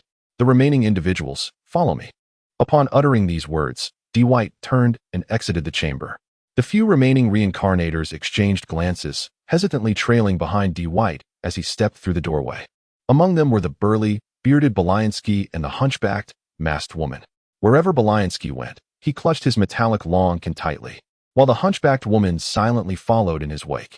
As the reincarnators followed Dwight through the dimly lit corridor, the pallid lights flickered ominously above, casting intermittent shadows on the towering figure of the interstellar warrior ahead.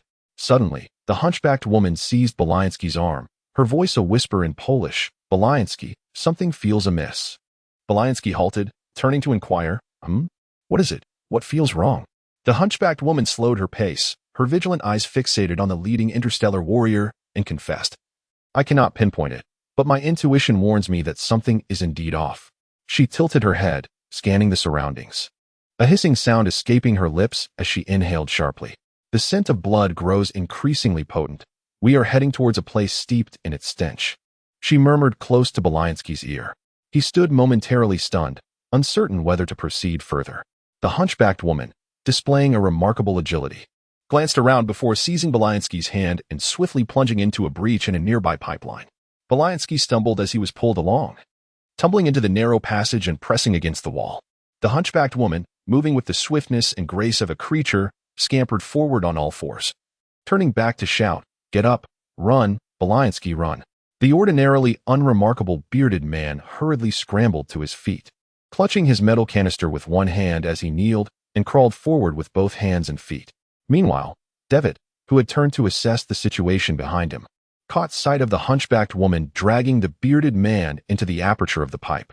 One of the Herald's interstellar warriors beside him also witnessed the scene, promptly drawing his explosive firearm and inquiring, "Commander?" Devitt raised a hand to restrain his subordinate from advancing, remaining steadfast in place as he replied, "Let them go. The sacrifice is paramount. Do not squander time on these two inconsequential individuals." As previously noted, the corridors and conduits within a spacecraft are exceedingly intricate, with many narrow spaces only accommodating serval automatons and ordinary mortals. The stature of interstellar warriors renders them incapable of traversing such confines. With some elite soldiers already infiltrating the transport vessel, it is far more prudent to conserve time and resources for pressing matters rather than searching for two insignificant civilians. The subordinates nodded, retreating to the end of the line, as the two individuals, one in front and the other behind, flanked the reincarnators and pressed onward. The sudden turn of events left the remaining reincarnators exchanging puzzled glances, bewildered by the inexplicable flight of the two. An unsettling feeling lingered, suggesting that this development boded ill. However, ensnared by the imposing presence of the two fully armed Astartes, the group had no recourse but to silently continue their march. Thus, the bearded middle-aged scholar and the hunchbacked veiled woman vanished into the intricate labyrinth of the transport ship's deep corridors. Chapter 38. The slaughterhouse. A peculiar silence enveloped the transport vessel, an atmosphere that felt almost eerie. It was not just Fu Qinghai who sensed the disquiet. The leader, Galt, also found something amiss. He deliberately slowed his pace. Armed with an array of weaponry, the interstellar warriors meticulously scoured the dimly lit corridors. At that moment, Fu Qinghai could not help but ponder. What exactly were the Whisperers transporting aboard this vessel? Firearms, ammunition supplies, or perhaps battle armor? The internal schematics and operational data of the transport ship had already been projected onto the visors of the interstellar warriors. This vessel adhered to a standardized Imperial model, with a uniform internal design. In theory, by following the directional arrows on their visors, the Venom team should be able to locate their target, the engine control room. Unlike the lunar-class cruisers that boasted multiple power control halls, the repugnant Worm, while comparable in size to a lunar-class cruiser, contained only 3 engine control rooms. If they could incapacitate 2 of them, this transport ship would be rendered unable to ascend into space. However, reality often diverges from plans. The Venom team found their path obstructed by a wall. The Whisperers had not only adorned the exterior of the transport ship in a chaotic manner, but had also drastically altered its internal structure. According to the operational data, this area was supposed to be a corridor, and after navigating 3 turns, they would reach the engine control room. "Blow it open," Galt decisively commanded. The hastily modified bulkhead would undoubtedly be less sturdy than the ship's outer shell. Thus, he opted not to take a detour. Several elite warriors were affixing high-explosive ordnance to the steel bulkhead, which was defaced with blasphemous graffiti. This trivial task did not require the expertise of Sergeant Fu Qinghai, who lifted his gaze to scrutinize the rebellious markings on the wall. At the top was a symbol resembling the Roman numeral 8, beneath which a multitude of incantations densely covered the surface. As Fu Qinghai scanned the inscriptions, most of them eluded his comprehension. Only a few words, seemingly inscribed in High Gothic, caught his attention. Having entered the Warhammer 40K universe, Fu Qinghai, like other reincarnated souls, had been endowed with the ability to decipher High Gothic. As he contemplated the few discernible words, he silently intoned, "Praise the great brass, the brass master." A chill ran down his spine as realization dawned upon him. 8 represented the number 8 in Roman numerals, and the entity known as the brass master was associated with the sacred number 8. Korn. The bulkhead was inscribed with prayers directed towards one of the chaos gods, Korn. Fu Qinghai felt a sense of foreboding. He refrained from counting whether the number of prayers was a multiple of 8. What lay behind this bulkhead? "Fall back. Prepare to detonate," Gert declared loudly. Fu Qinghai found himself uncertain about whether to intervene. In a Chaos Space Marine transport vessel, the presence of corn worship was not unexpected. Indeed, any invocation of a chaos god was rather commonplace. Surely, he could not admit to being intimidated by a mere wall. Following the elite warriors, Fu Qinghai retreated to a safe distance. Boom. The explosives detonated.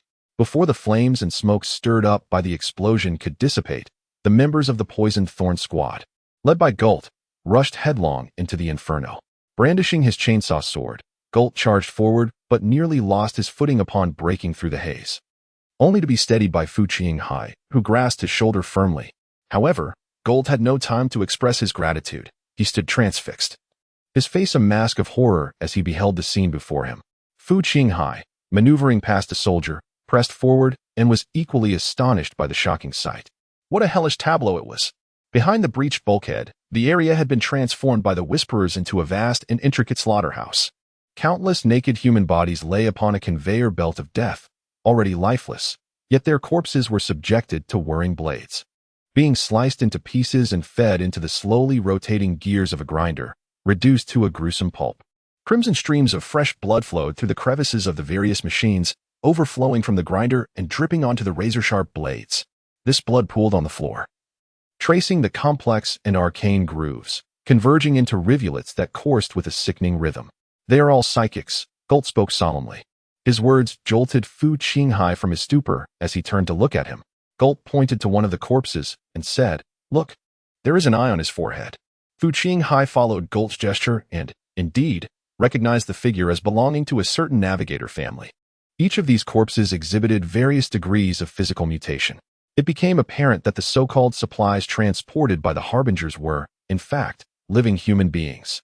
Fu Qinghai comprehended the grim reality. During the Horus Heresy, the traitors not only utilized the subspace storms to disrupt the Empire's transportation and communication, but also gradually began to experiment with summoning subspace forces directly into reality to aid their cause. Through the large-scale slaughter of civilians, combined with the dark sorceries left over from the ancient barbaric technological era, the Harbingers achieved their objectives through a series of complex sacrificial rituals. They were among the first legions to conjure subspace demons into reality during the Horus Heresy. Compared to ordinary humans, psychics, who possess an innate ability to communicate with subspace, serve as superior sacrifices, enabling the completion of the ritual with fewer offerings. Otherwise, the traitors might need to raise an entire city to summon a mere ordinary terror demon. The grooves etched into the floor formed a complex pattern, ultimately converging in one direction. This was a blood altar, intricately composed of gears, drive shafts, incantations, and malevolent rites. Fu Qinghai raised his gaze, peering past the myriad of slaughtering apparatus towards the direction where the blood was pooling. His visor automatically zoomed in, sharpening the focus. At the culmination of the blood's convergence, Fu Qinghai beheld a Harbinger Space Marine, bound by iron chains to a humanoid recess in the wall. Surrounding the wall's recesses are an array of grotesque and twisted reliefs and totems, adorned with fangs, spikes, and skulls. Atop the humanoid recesses, two U-shaped demonic horns protrude ominously. Beside them, two humanoid recesses stand empty. Fu Qinghai gazes intently at this scene, exclaiming loudly, "This is an altar. They are performing a sacrifice. They seek to summon the enchanted warrior. No, we are known as the Blessed Ones." A chilling voice echoes nearby. Fu Qinghai swiftly averts his gaze, drawing his blade to strike in the direction of the voice. Clang! A sharp sound reverberates, accompanied by a shower of sparks. Fu Qinghai's powered longsword is ensnared by a massive claw resembling that of a crab. He retreats, retracting his blade. "Maintain formation, fire." Gert bellows beside him. The monstrous entity emerging from the corridor raises its formidable crab-like pincers to deflect the incoming explosive projectiles and swiftly lunges toward the poisoned Sting Squad. This fearsome creature is a chaotic interstellar warrior, with two curved horns piercing through its helmet, sprouting from either side of its head. The entire powered armor has warped under the influence of subspace surreal forces, melding grotesquely with its engorged, blood-red flesh. Countless bone-white chitinous spikes erupt from the armor and the jet nozzles of its power pack, while the wedge-shaped grill of the respirator has contorted into a gaping maw lined with razor-sharp teeth, from which a bifurcated, purplish-black tongue lashes out. One hand transformed into a colossal, elongated crimson claw, while the other morphed into a crab-like pincer adorned with jagged edges and thorns. This enchanted warrior exhibited no trepidation in the face of overwhelming odds, brandishing his claws as he charged into the formation of the venomous sting squad. The explosive projectiles that struck him inflicted only minor injuries, while the elongated claw of the enchanted warrior plunged deep into the vulnerable joint of an extreme warrior's neck armor. Fu Qinghai crouched to evade the oncoming massive pincer, executing a diagonal slash that severed the two crimson claws of the enchanted warrior. Use melee weapons, Fu Qinghai bellowed. The extreme warriors promptly discarded their explosive firearms and drew forth chainsaw swords and power blades. The air was filled with the resonant hum of rapidly rotating serrations as the members of the venomous sting squad formed a seamlessly coordinated melee combat formation. Encircling the enchanted warrior, a guttural, indescribable roar emanated from deep within the throat, accompanied by the sight of another twitching, staggering enchanted warrior appearing at the corridor's entrance. Another one. Fu Qinghai cursed silently, pivoting away from his skirmish with the first enchanted warrior to confront the second. I'll take care of that one, Fu Qinghai shouted.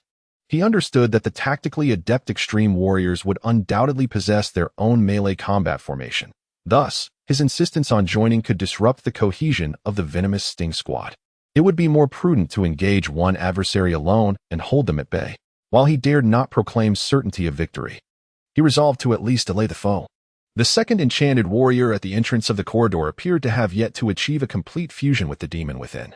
Its neck twisted exaggeratedly to the left, then to the right, standing there trembling and convulsing. This was an opportunity. Fu Qinghai strode forward with determination, lacking the gentlemanly demeanor to wait for his adversary to fully transform before initiating combat. With both hands gripping his blade, he aimed the tip directly at the warrior's skull. Take this from me. Ding. Two grotesquely twisted claws crossed in an X shape, blocking the lethal strike.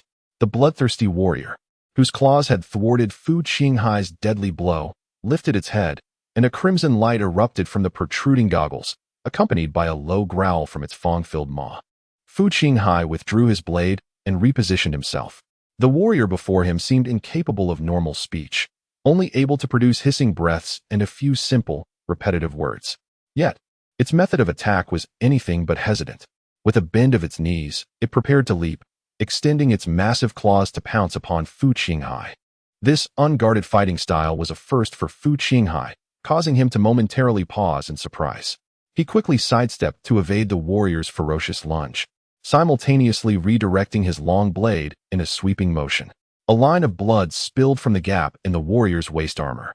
The enchanted warrior crashed to the ground, but quickly turned and charged at Fu Qinghai once more. Fu Qinghai swiftly defended himself, but upon closer inspection of the wound at his opponent's waist, he noticed the pale red granulation tissue writhing like small fleshy growths, nearly healed. No wonder this creature fought with reckless abandon, exchanging injury for injury. Its self-healing ability surpassed that of interstellar warrior's blood regeneration. How could one possibly contend with such a foe? As Fu Qinghai deflected the opponent's claws with a swift stroke, he urgently recalled the information on enchanted warriors. Between the subspace and the tangible universe lies a barrier, often referred to as a veil. It is exceedingly challenging for subspace entities to breach this barrier and influence the real world. The Whisperers have sought a vessel for these demons, a willing interstellar warrior prepared to offer themselves to the chaotic dark gods. This implies that, at least during combat, the body is controlled by a subspace demon rather than the interstellar warrior themselves. Fu Qinghai's mind began to formulate a hypothesis. He could not gradually diminish the enemy's combat capabilities through successive strikes, for the energy of subspace distorts reality, granting astonishing regenerative powers. His assaults must target the opponent's brain or heart, aiming for a decisive blow to shatter this vessel containing the demon's soul. However, enduring the onslaught of an enchanted warrior proved exceedingly arduous.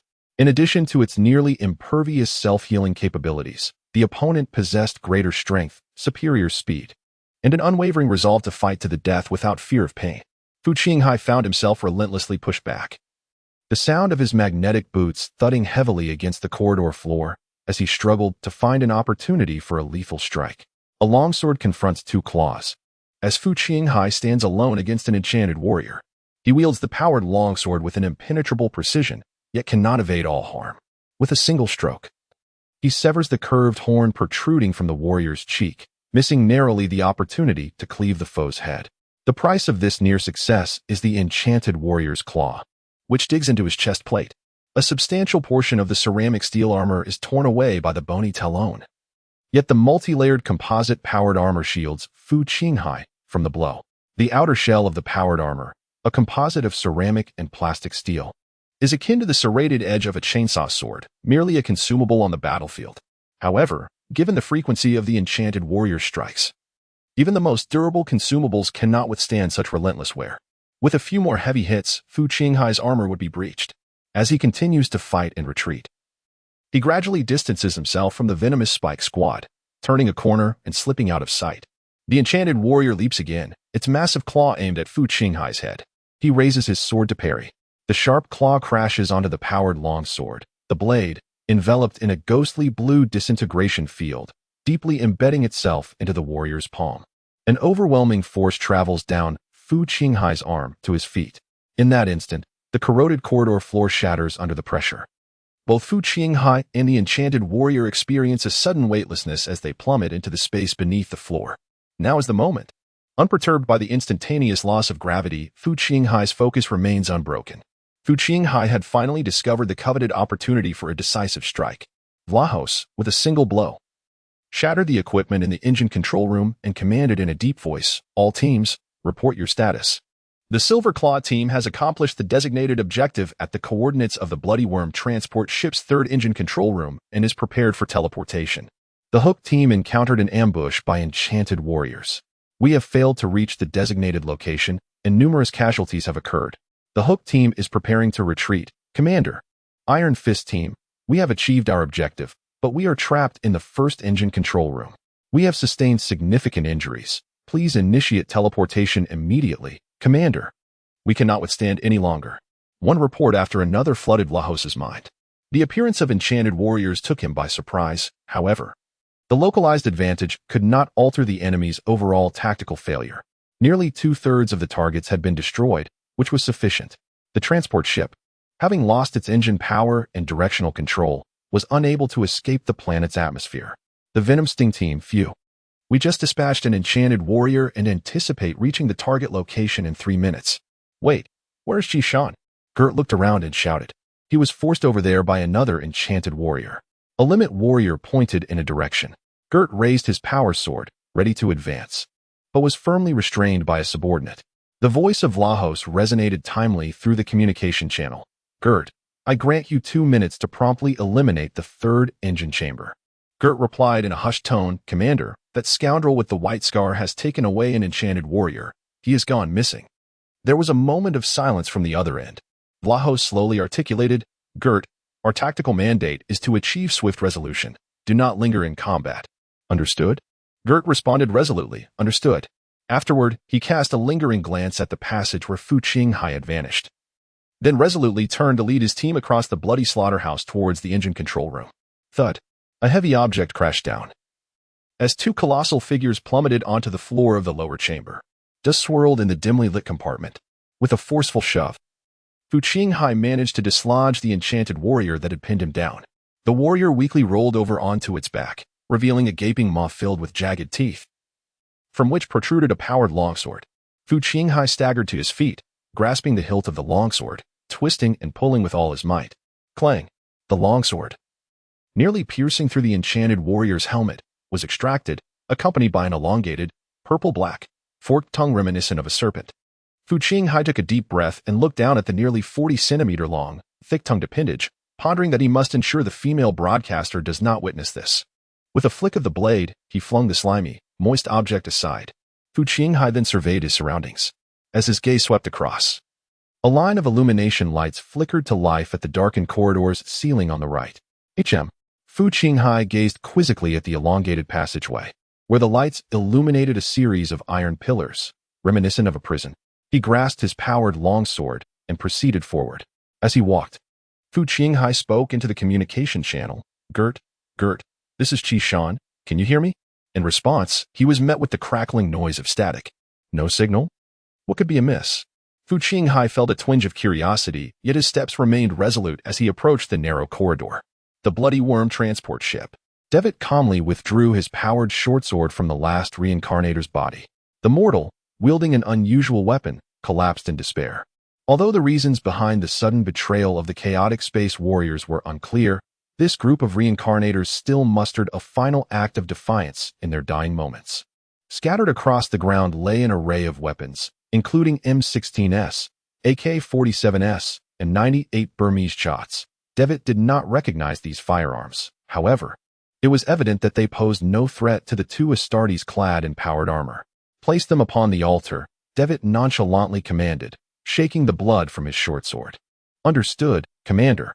His subordinate hoisted several corpses towards the altar. Clofa's voice resonated through the communication channel. Devitt, return to your position immediately and prepare to release that individual. Our counterattack is about to commence. Received, my lord. Clofa fixed his gaze upon the monitor screen in the control room, observing Vlahos within the engine control chamber. At that moment, Vlahos also glanced up at the surveillance camera. Beholding the relentless warrior, adorned with an eagle-winged helmet, Clofa's lips curled into a cruel smile. You believe victory is assured, do you not? Clofa mused inwardly. He shifted his gaze from the monitor and turned to the side, addressing Takashiro Hiroshi. Please, commence your performance. Esteemed wizard. Takashiro nodded, closing his eyes as he assumed a deep stance, his hands weaving intricate gestures.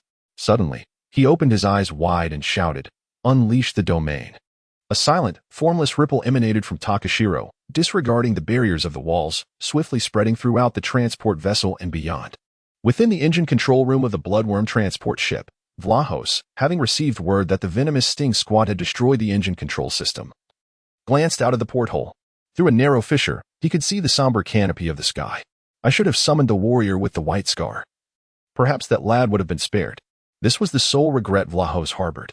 He spoke in a solemn tone. Sosalin, prepare for teleportation back to the ship.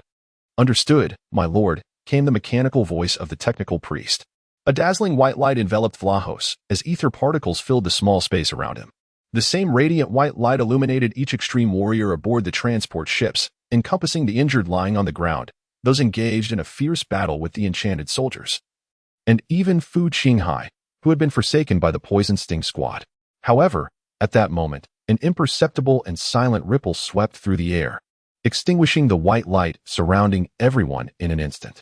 Vlahos stared in disbelief, his eyes wide open. A sudden eruption of laughter resonated through the main control room as Clofa burst into a hearty laugh, exclaiming, Well done, sorcerer.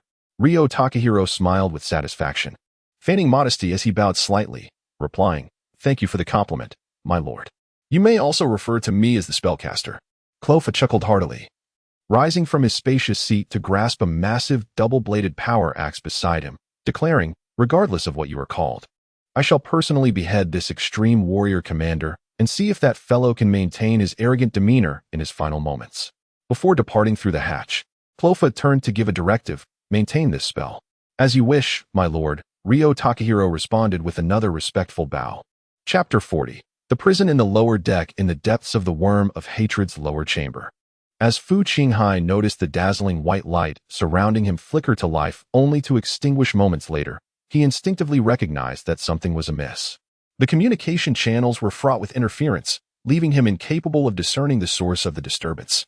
Standing resolutely in place, he engaged in deep contemplation. The only plausible scenario that came to mind was that the enemy had concealed additional warships on the far side of the planet, launching a surprise attack on the stationary Sosalin in orbit, thereby disrupting the transmission. Yet, aside from the Sosalin, the short sword vessel, Scar of White, also occupied the same orbit. But enough of that. He resolved to cast aside his distractions, steady his mind, and forge ahead. Having come this far, he was determined to explore and uncover the mysteries harbored within this lower chamber. Approaching the first compartment encircled by a magnetic field, Fu Qinghai was astonished to discover a woman kneeling inside. She was a slender, tall figure clad in form-fitting white armor, her hands bound behind her back, and her legs positioned forward on the ground. Her striking long red hair was secured in a ponytail at the back of her head. The harsh white light above illuminated her form, casting her face in shadow as she bowed her head, motionless and inscrutable. An Ada spirit. Fu Qinghai fixated on the pointed ears peeking through her fiery locks. Was she lifeless? Fu Qinghai extended the power-long knife, which had not yet activated the disintegration field, behind the iron bars, the blade's tip lifting the chin of the elven woman. A pair of icy eyes gazed at him. Is it appealing, human? Fu Qinghai nodded, acknowledging her beauty.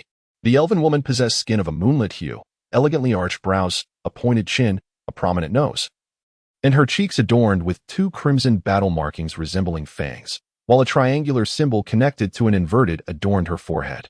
Retracting the power-long knife, Fu Qinghai, slightly astonished, inquired, "Do you speak Low Gothic?" Judging by her appearance, she appeared to be no more than 19 or 20. Yet the elven race enjoyed an extraordinarily lengthy lifespan, perhaps having existed for centuries. The elven maiden maintained her frosty stare at Fu Qinghai, evidently disinclined to respond to his query. With a casual shrug, Fu Qinghai pressed on, "What of your weapon?" The elven maiden paused momentarily, astonished, and blurted out, "Are you going to release me?" Fu Qinghai replied, "I ask, you answer. Do not respond to a question with another question." He mused that he had no intention of indulging her bad habits. It was rumored that the Ida elves were exceedingly proud. They had once dominated the galaxy, viewing humanity merely as upright apes on a blue planet from tens of thousands of years ago, unworthy of their regard. As the elven lady listened to Fu Qinghai's nonchalant and provoking tone, she gritted her teeth and softly replied, "It is locked within the wall behind you." Fu Qinghai turned around, and the mechanical arm, folded behind him, unfurled with a mere thought. The scorching jet from the welding gun streaked across the cabin wall, and with a firm grip of the large pincers, a hidden compartment was revealed. Inside lay 3 items: an oddly shaped bone-white helmet, a strangely contorted handgun, and a slender, curved dagger. Indeed, this spirit clan maiden was a banshee of unparalleled ferocity. Banshees are a unique warrior class of the Arc Spirit clan, specializing in high-agility close combat. While they may not match the brute strength and defense of interstellar warriors, they surpass them in both technique and speed. Each of these warriors, who revere the spirit clan's war god, Bloodhand Cain, is a highly efficient killing machine. As for the reason the Whisperers chose to confine this spirit girl here, Fu Qinghai, having witnessed the slaughterhouse altar, could surmise even with his toes. Unlike humans, from whom a psychic is a rarity, every member of the Ada spirit clan possesses psychic abilities, albeit with varying levels of talent. Capturing a spirit for sacrifice is far simpler than sifting through the vast sea of humanity for a psychic. If one possesses the skill to capture, each grab yields a psychic. "Turn around," Fu Qinghai commanded. Tempted by the allure of freedom, the spirit girl obediently shifted her knees and turned her back to him. Fu Qinghai extended his power blade through the steel bars. With a flick of the tip, a ghostly blue light flashed, and the restraints on the spirit girl's wrist smoothly severed. "Aren't you afraid I will kill you once I acquire the equipment?" she asked coldly, now standing with her hands freed. She is remarkably tall. Fu Qinghai gazed at the ethereal woman of the Ling clan, who stood at least 2 meters high. Accustomed to looking down upon mere mortals, Fu Qinghai experienced a rare sensation of meeting someone at eye level for the first time. Contrary to her impressive height, the physique of the Ling clan is remarkably slender, yet it is said that the quality of their muscle fibers far surpasses that of humans. "Why did you attempt to take my life?" Fu Qinghai inquired with a tone of gravity. An astute question, the Ling girl replied, her voice laced with palpable sarcasm. "I, too, wish to understand why your kind feels compelled to assault us without provocation." The very term alien reveals the human empire's insular and conservative nature, as they harbor animosity towards all non-human races. Whether one is a graceful and beautiful Ida from the celestial realm or any other bizarre humanoid creature, all are collectively deemed as aliens by the human empire. Prior to the signing of the alliance agreement between Robert Killamon and the Ling clan prophet, the human empire's territories responded to the wandering Arc Ling with hostility and expulsion. Fu Qinghai remarked, "That question is better posed to the Terra Council, which genuinely represents the human empire, or to any high lord, rather than to me." With that, Fu Qinghai tossed a handgun, a long knife, and a helmet into the prison cell. The ethereal girl gazed in disbelief at the pile of equipment cast before her, unable to fathom that Fu Qinghai had truly returned her belongings. She raised her eyes to the interstellar warrior before her and, in confusion, inquired, "You are remarkably different from the other humans I have encountered. What is your true intention in saving me?" Fu Qinghai removed his helmet and spread his arms wide, responding, "Firstly, I harbor no prejudice against other extraterrestrial races, fair spirit maiden. Secondly, I believe we currently share a common adversary, do we not? You were brought here by the interstellar warriors of the Whispering Ones, and I am well aware of your fate, to be sacrificed in their summoning of the subspace demons. Coincidentally, my enemies are also these traitors. The enemy of my enemy is my friend. At least for this moment, our interests align. Fu Qinghai articulated his reasoning with clarity and conviction, convinced that his arguments were both logical and sound. He had always considered himself a rational individual. His earlier remarks about the haughty nature of the spirit race were merely a strategic negotiation tactic, as it is well known that unyielding subservience leads to no fruitful outcome. In an effort to enhance his persuasive appeal and foster camaraderie, he even mimicked the approach of Turl when negotiating with mortals, removing his helmet. Turl had once advised Fu Qinghai that mortals tend to feel anxious and tense when addressed by Astartes through a cold, menacing helmet, and that revealing one's face could alleviate such discomfort. Fu Qinghai's sole concern was that this ethereal woman was, indeed, a woman. It is widely acknowledged that women, irrespective of their race, often act without reason. In response to Fu Qinghai's earnest remarks, the spirit girl slowly nodded, then crouched down to don her gear. Fu Qinghai discreetly exhaled in relief. Had she still harbored resentment over the prior conflicts between her spirit race's Ark fleet and the human empire, his actions would have undoubtedly invited trouble. A wailing banshee was not a foe to be easily dismissed. It would surely lead to a fierce confrontation. The crux of the matter was that he had not previously encountered the banshee in combat, leaving him unaware of their cunning tactics. The spirit girl mistook an object Fu Qinghai believed to be a helmet for a mask. This mask, bone-white and elongated with a high crest extending from the forehead, was adorned at the back with a mane of chestnut-red hair. The mask featured a fearsome visor and an enlarged cross-ventilation valve, which Fu Qinghai had heard served as a megaphone. Together with the energy amplifier embedded in the crest, it unleashed the banshee's spirit energy shriek, instilling dread in the hearts of adversaries. With the mask affixed and armed with a pistol and a long blade, the spirit girl transformed from an ethereal beauty into a fearsome warrior. The slender blade shimmered with arcs of blue energy, effortlessly slicing through the iron bars of the prison. Casting a glance at Fu Qinghai, the masked spirit girl turned and strode purposefully outside. "Where are you going?" Fu Qinghai could not help but inquire. He felt compelled to remind the ethereal woman of the spirit race, who had long been confined in the dungeon, that this transport vessel had come to rest on a desolate planet. "None of your concern," came the voice of the spirit maiden, filtered through the loudspeaker, its tone harsh and grating, devoid of any distinction between genders. With that, the frenzied war maiden lightly tapped her toes and vanished into the shadowy corridor. Well, let us not speak of self-sacrifice. Faced with the ungratefulness of the spirit maiden, who remained indifferent to the life-saving favor she had bestowed, Fu Qinghai could only shrug in resignation. At the very least, he had managed to create a bit of trouble for the Whisperers. He then donned his helmet and turned to make his way to the next prison cell. Let me see what else is contained within these confines. In that moment, Fu Qinghai felt a thrill akin to unboxing a mystery. The next cell housed nothing but a skeleton. "Oh, has it already perished?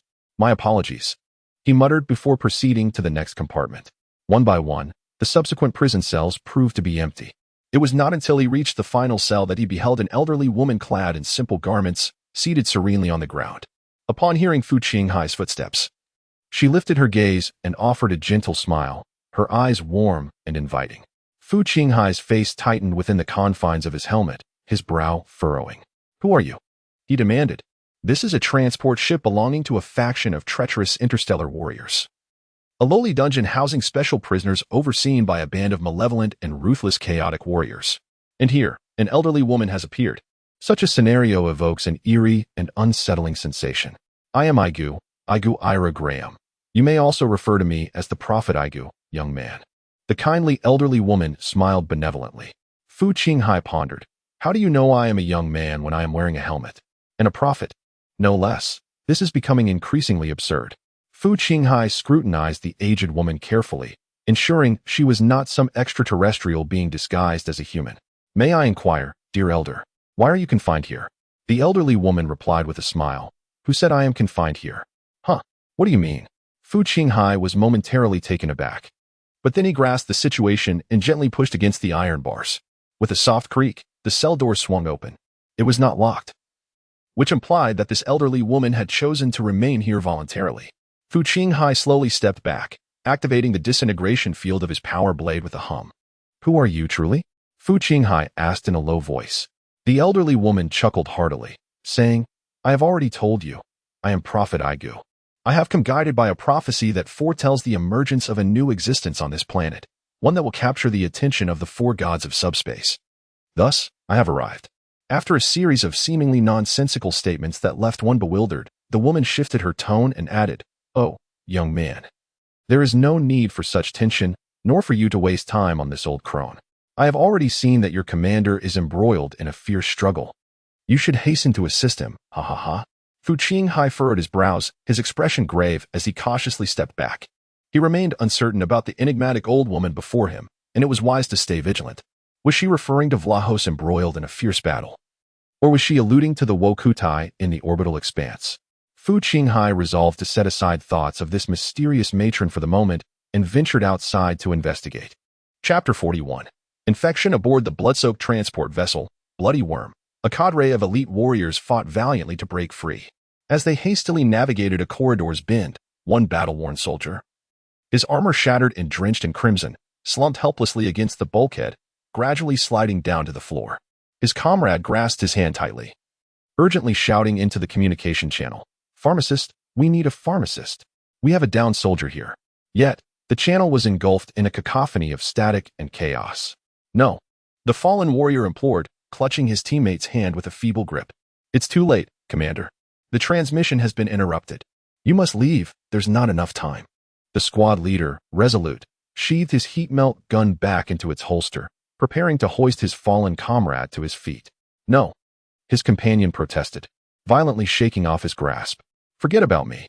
You must go and rendezvous with Lord Vlahos. I still have this." He revealed a battered anti-armor grenade from his belt, cradling it in his palm. The squad leader met his gaze, a deep understanding passing between them, and clenched his teeth in determination. "Understood."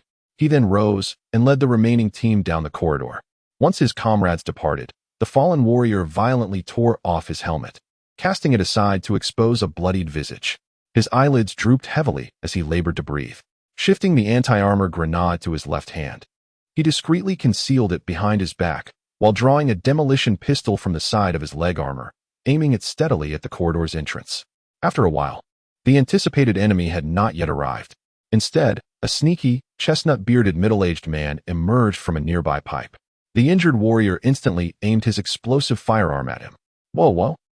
"No, be cautious. Commander, do not fire." The scholarly-looking bearded man quickly raised one hand, while clutching a gray metallic canister tightly in the other, presenting a rather comical sight. "Who are you?" The warrior, still aiming his gun at the bearded man, coldly inquired. "I am a civilian imprisoned aboard this ship by these fiends. I am here to rescue you, esteemed commander," Belinsky said, bending slightly. One hand raised as he cautiously approached the injured warrior while observing his expression. "Rescue me?" The warrior furrowed his brow and pointed his weapon at the metallic canister in Belinsky's grasp, asking, "What is that?" "Oh, this? You inquire about this? It is a unique potion of mine, the very thing that will save you," Belinsky stammered. In a transport ship of treacherous interstellar warriors, a civilian appeared, clutching a peculiar canister and claiming to offer salvation. Lying on the ground, the warrior found this situation exceedingly bizarre, almost an affront to his intellect. He raised the muzzle of his gun and coldly commanded, "Step back, retreat. I do not require your assistance." Though the entire affair exuded an air of the bizarre, the ultimate warrior refrained from firing upon the civilians. Seeing that his lackluster performance could not deceive the wounded warrior, Belinsky gritted his teeth and hastily approached, uttering, "Sir, please allow me to." Bang! The explosive pistol discharged. In an instant, Belinsky was rendered half a body. He screamed in agony, his upper half remaining as he succumbed to his fate. At the moment he was struck, the metal canister in his hand tumbled to the ground, landing before the ultimate warrior. A drop of viscous black liquid splattered onto the bloodied, cracked armor of the warrior's chest, ignoring the half-lifeless, bearded man. The warrior gazed curiously at the drop of black liquid. Then he witnessed the viscous substance seemingly come to life, vanishing swiftly into his wound. No, the realization dawned too late for the warrior. His eyes rolled back, and his body trembled before he collapsed backward. The left hand, which had just raised the broken grenade, slowly fell as well.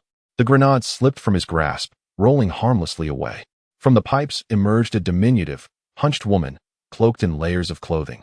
who cautiously approached the corpse of the bearded scholar. She extended her hand, gently closing the man's wide-open eyes. "Rest in peace, Beliansky." A peculiar hissing sound emerged softly. Subsequently, she approached the unconscious warrior, gently caressing his form, her tone tender as she murmured, "Come forth, my children." The chest of the comatose warrior began to swell ominously, the bulge rising and falling subtly, as if it were breathing. Witnessing this spectacle, the hunchbacked woman felt an overwhelming joy. She smiled and tenderly stroked the bulge, pressing her lips against it, whispering, "What a bountiful hunting ground this is, my children. Every soul here is your sustenance, I mean, all of them." Chapter 42. The beast of hell. Fu Qinghai hastily returned to the fractured section of the floor from which he had fallen. After laboriously climbing up through the breach, he swiftly made his way towards the altar of the slaughterhouse, eager to uncover the unfolding events. Before he could reach his destination, the cacophony of fierce combat reached his ears. Lowering his footsteps, Fu Qinghai peered around the corner of the corridor. Before him stood an enchanted warrior, commanding 2 heralds of the void interstellar soldiers, who were relentlessly overpowering the poison sting squad. Fu Qinghai instinctively recoiled, momentarily assessing the strength of both sides and formulating a tactical plan. Once his strategy was in place, he burst around the corner, seizing the opportunity to strike an unsuspecting herald of the void interstellar soldier from behind. A piercing scream erupted as Fu Qinghai's meticulously calculated strike with his power longsword sliced through the vulnerable junction between the soldier's shoulder guard and helmet, embedding itself deep within the chest cavity of the chaotic interstellar warrior. In a swift maneuver, Fu Qinghai rolled away, relinquishing his grip on the sword's hilt. Using the fallen soldier's body as a shield against the incoming explosive projectiles from his adversaries. Drawing his explosive firearm, he prepared to retaliate. Suddenly, a massive crab claw swung towards him, knocking his weapon to the ground. The enchanted warrior had turned to charge at Fu Qinghai. "Qishan, you're still alive," came the jubilant shout of Gold from behind the enchanted warrior as the members of the Poison Sting squad recognized the identity of their reinforcements. "Cease your incessant shouting and lend me a hand," Fu Qinghai silently lamented as he awkwardly evaded the formidable strikes of the enchanted warrior, his hands devoid of any weaponry. His original scheme had not unfolded as anticipated. The enchanted warrior, with its tough hide and rapid regeneration, had thwarted his initial plan to eliminate 2 chaotic interstellar warriors through stealth before joining the Poison Spike squad for a coordinated assault to wear down this resilient foe. To his dismay, after dispatching the first adversary, all enemies swiftly redirected their focus onto him. His miscalculation and timing had inadvertently positioned him at the forefront of battle. With Fu Qinghai's stealthy maneuver diverting the enchanted warrior's attention, the Poison Spike squad, led by Gold, experienced a significant reduction in pressure. Seizing the opportunity to launch a vigorous assault, Fu Qinghai was acutely aware that the armor protecting his chest was on the verge of collapse. He dared not withstand the blows directly and resorted to employing various evasive tactics. The enchanted warrior, enraged, bellowed and stomped. Incensed by the slippery and cowardly tactics of this interstellar warrior, whose actions blatantly contradicted the tenets of the blood god. Without the enchanted warrior's protection, the seer was overwhelmed by concentrated fire from the Poison Spike squad, transforming him into a gory spectacle. The others rushed to support Fu Qinghai. After an arduous struggle, the enchanted warrior finally succumbed. Unlike Fu Qinghai, the faith-driven enchanted warrior was oblivious to the notion of retreat, choosing instead to fight to the bitter end. Stepping upon the corpse of the enchanted warrior, Gert supported Fu Qinghai's shoulder, gasping with joy as he exclaimed, "Splendid news, Qingshan. We all believed you had perished." "Silence, you wretched crow," Fu Qinghai thought irritably, his chest slightly heaving. After catching his breath, Fu Qinghai inquired, "What transpired, Gert? What is happening outside? Why has the teleportation been disrupted?" "I am uncertain.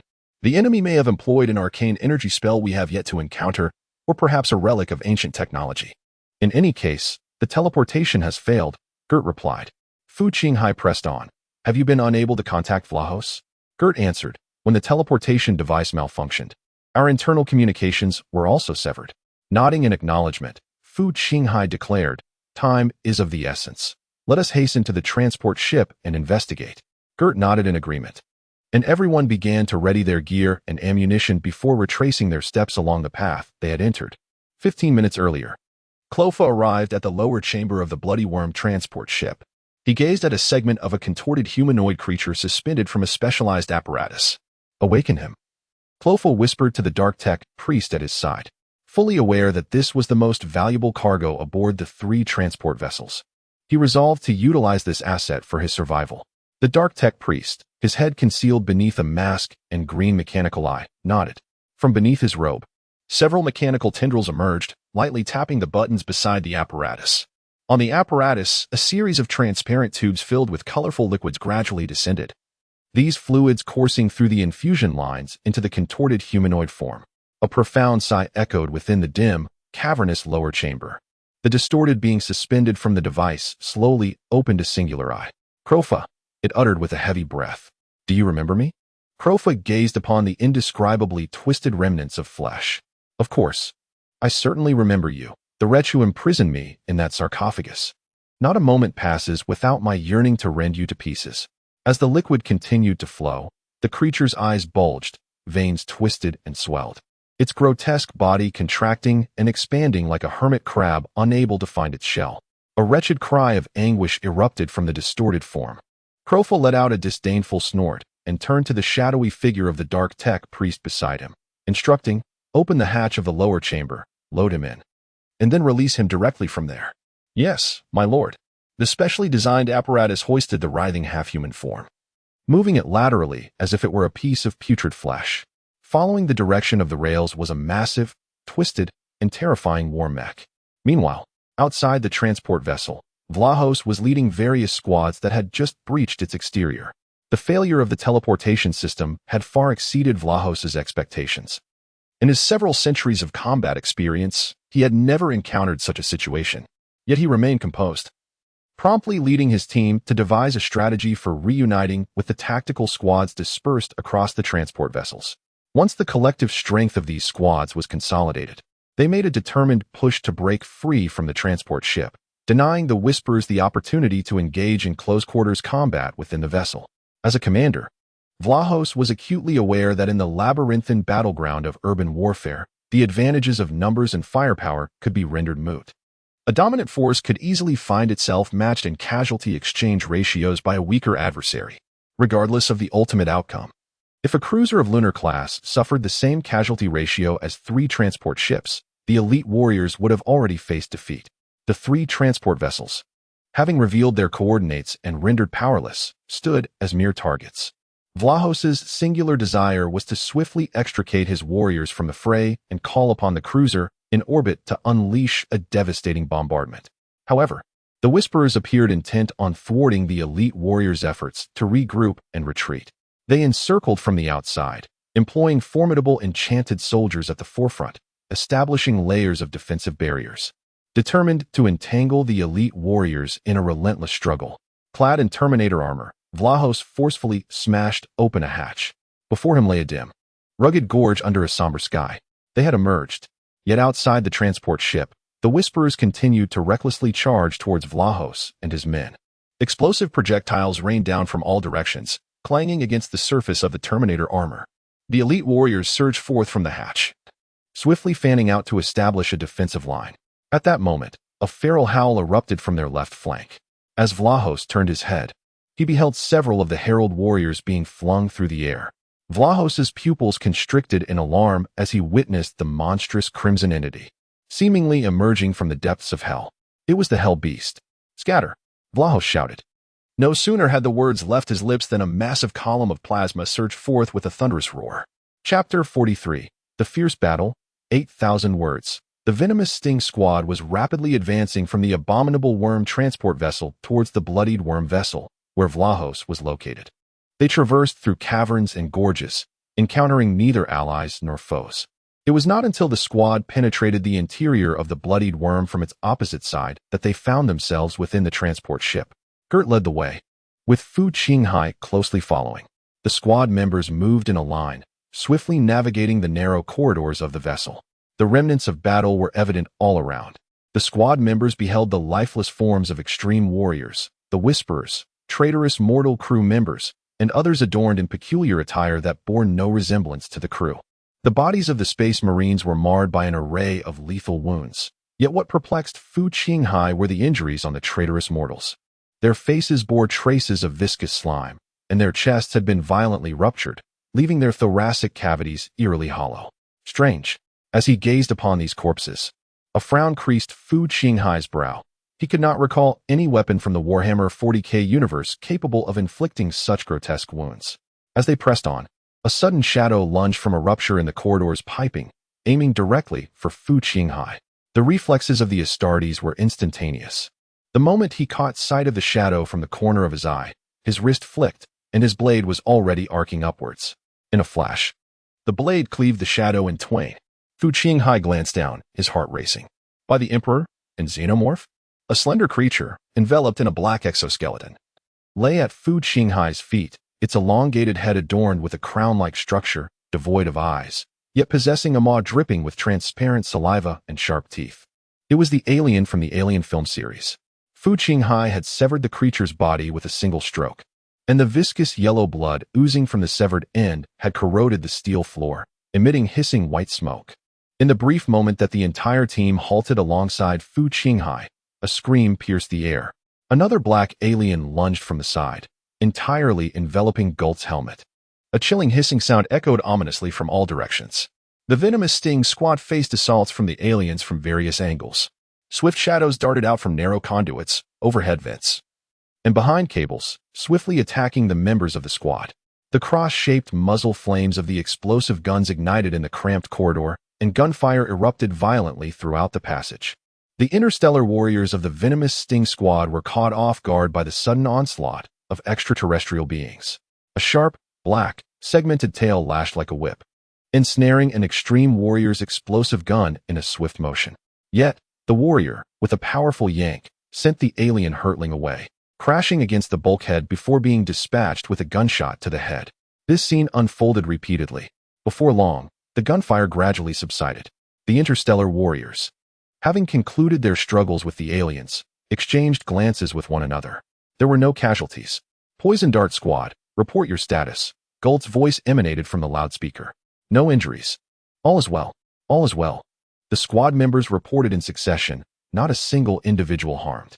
It was astonishing that someone had been incubating xenomorphs aboard the transport ship. Undoubtedly another reincarnator, Fu Qinghai pondered.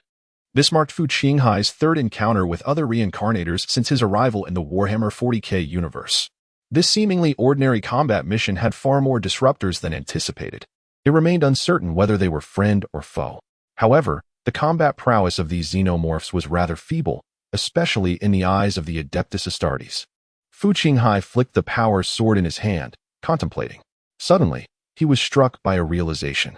He glanced down and pressed the button of the disintegration field generator on the hilt of his power sword with his thumb. The expected azure arcs of electricity did not materialize. Instead, the generator had been corroded by a yellowish fluid, exposing its pitted interior. Damn it, my sword is broken. Fu Qinghai cursed under his breath. It turned out that during the previous skirmish with the xenomorphs, blood had splattered onto the hilt. Commander, there seems to be an issue with my helmet, another space marine reported, removing his helmet. Yellowish liquid trickled down, rendering the crimson visor a muddled blur. Gult gazed at the pockmarked blue ceramic steel armor adorning his chest, the once resplendent golden skull eagle emblem now eroded beyond recognition. The team meticulously inspected their weapons and protective gear, discovering that each member's equipment had suffered varying degrees of corrosion from the alien blood that had splattered upon them. Although the ceramic steel exhibited only mild deterioration, some exposed cables and mechanical components within the power armor had sustained severe damage. The peculiar nature of this alien blood troubled Gult. He turned to Fu Qinghai and remarked, "Qishan, judging by your expression, have you encountered such alien creatures before?" Fu Qinghai shook his head, replying, "This is my first encounter as well, Gult. My time in service has been brief."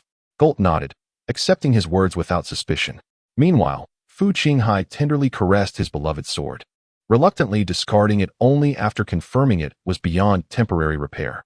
Observing this, Gult retrieved a chainsaw sword from the side of a fallen extreme warrior and tossed it to Fu Qinghai.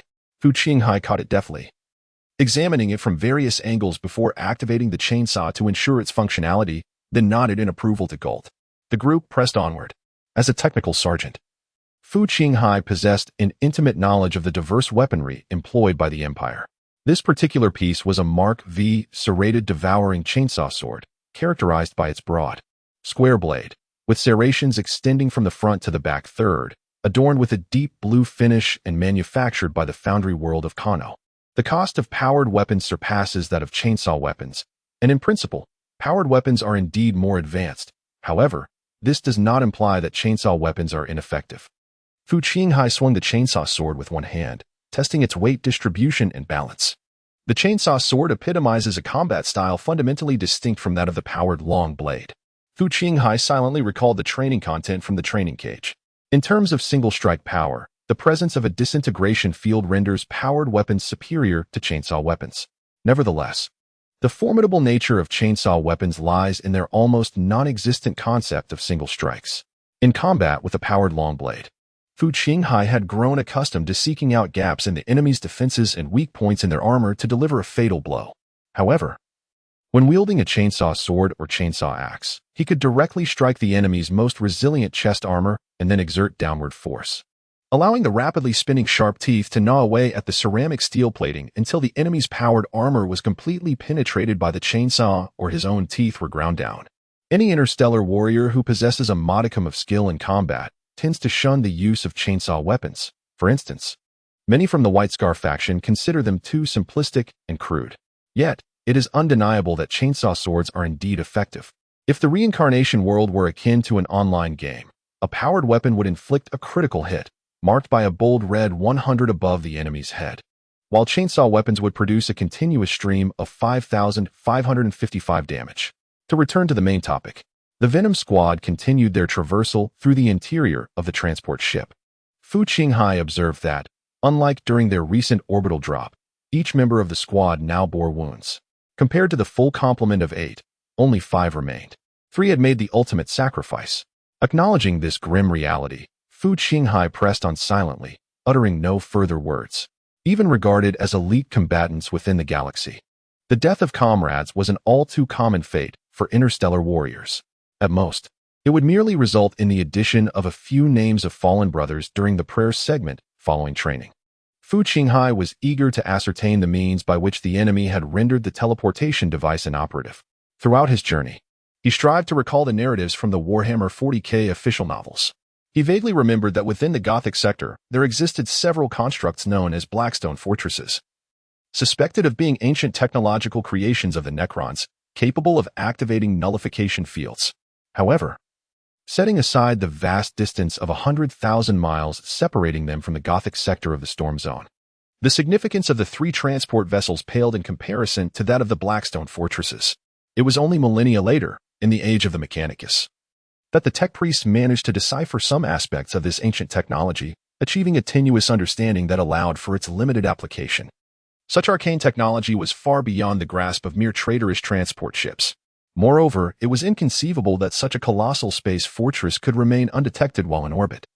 A lunar-class cruiser would undoubtedly sense its presence. The Tyranid High Fleet, upon approaching a planet, would generate a substantial subspace shadow through its warped gravity and immense hive mind, which seemed to possess effects akin to a nullification field. However, setting aside the fact that this desolate and lifeless planet lacks sufficient organic matter to entice the Tyranids, it is evident that this magical suppression field has been meticulously arranged by the Warlocks as a trap, waiting to be activated when the extreme warriors prepare to retreat. The Tyranids have no need to collaborate with the Chaos Space Marines. They do not communicate with any race, let alone coordinate with them. The 2 known possibilities concerning Fu Qinghai have been entirely dismissed. Furthermore, Fu Qinghai cannot conceive of any other entity capable of prohibiting teleportation within a given area.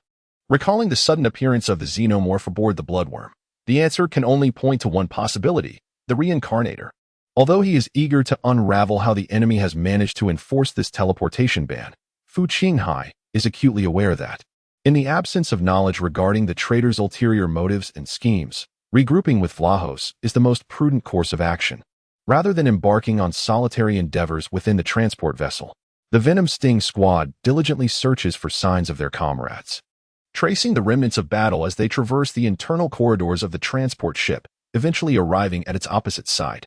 The cacophony of fierce combat outside the vessel captures Fu Qinghai and his companions' attention, leading them to realize they are drawing ever closer to their allies.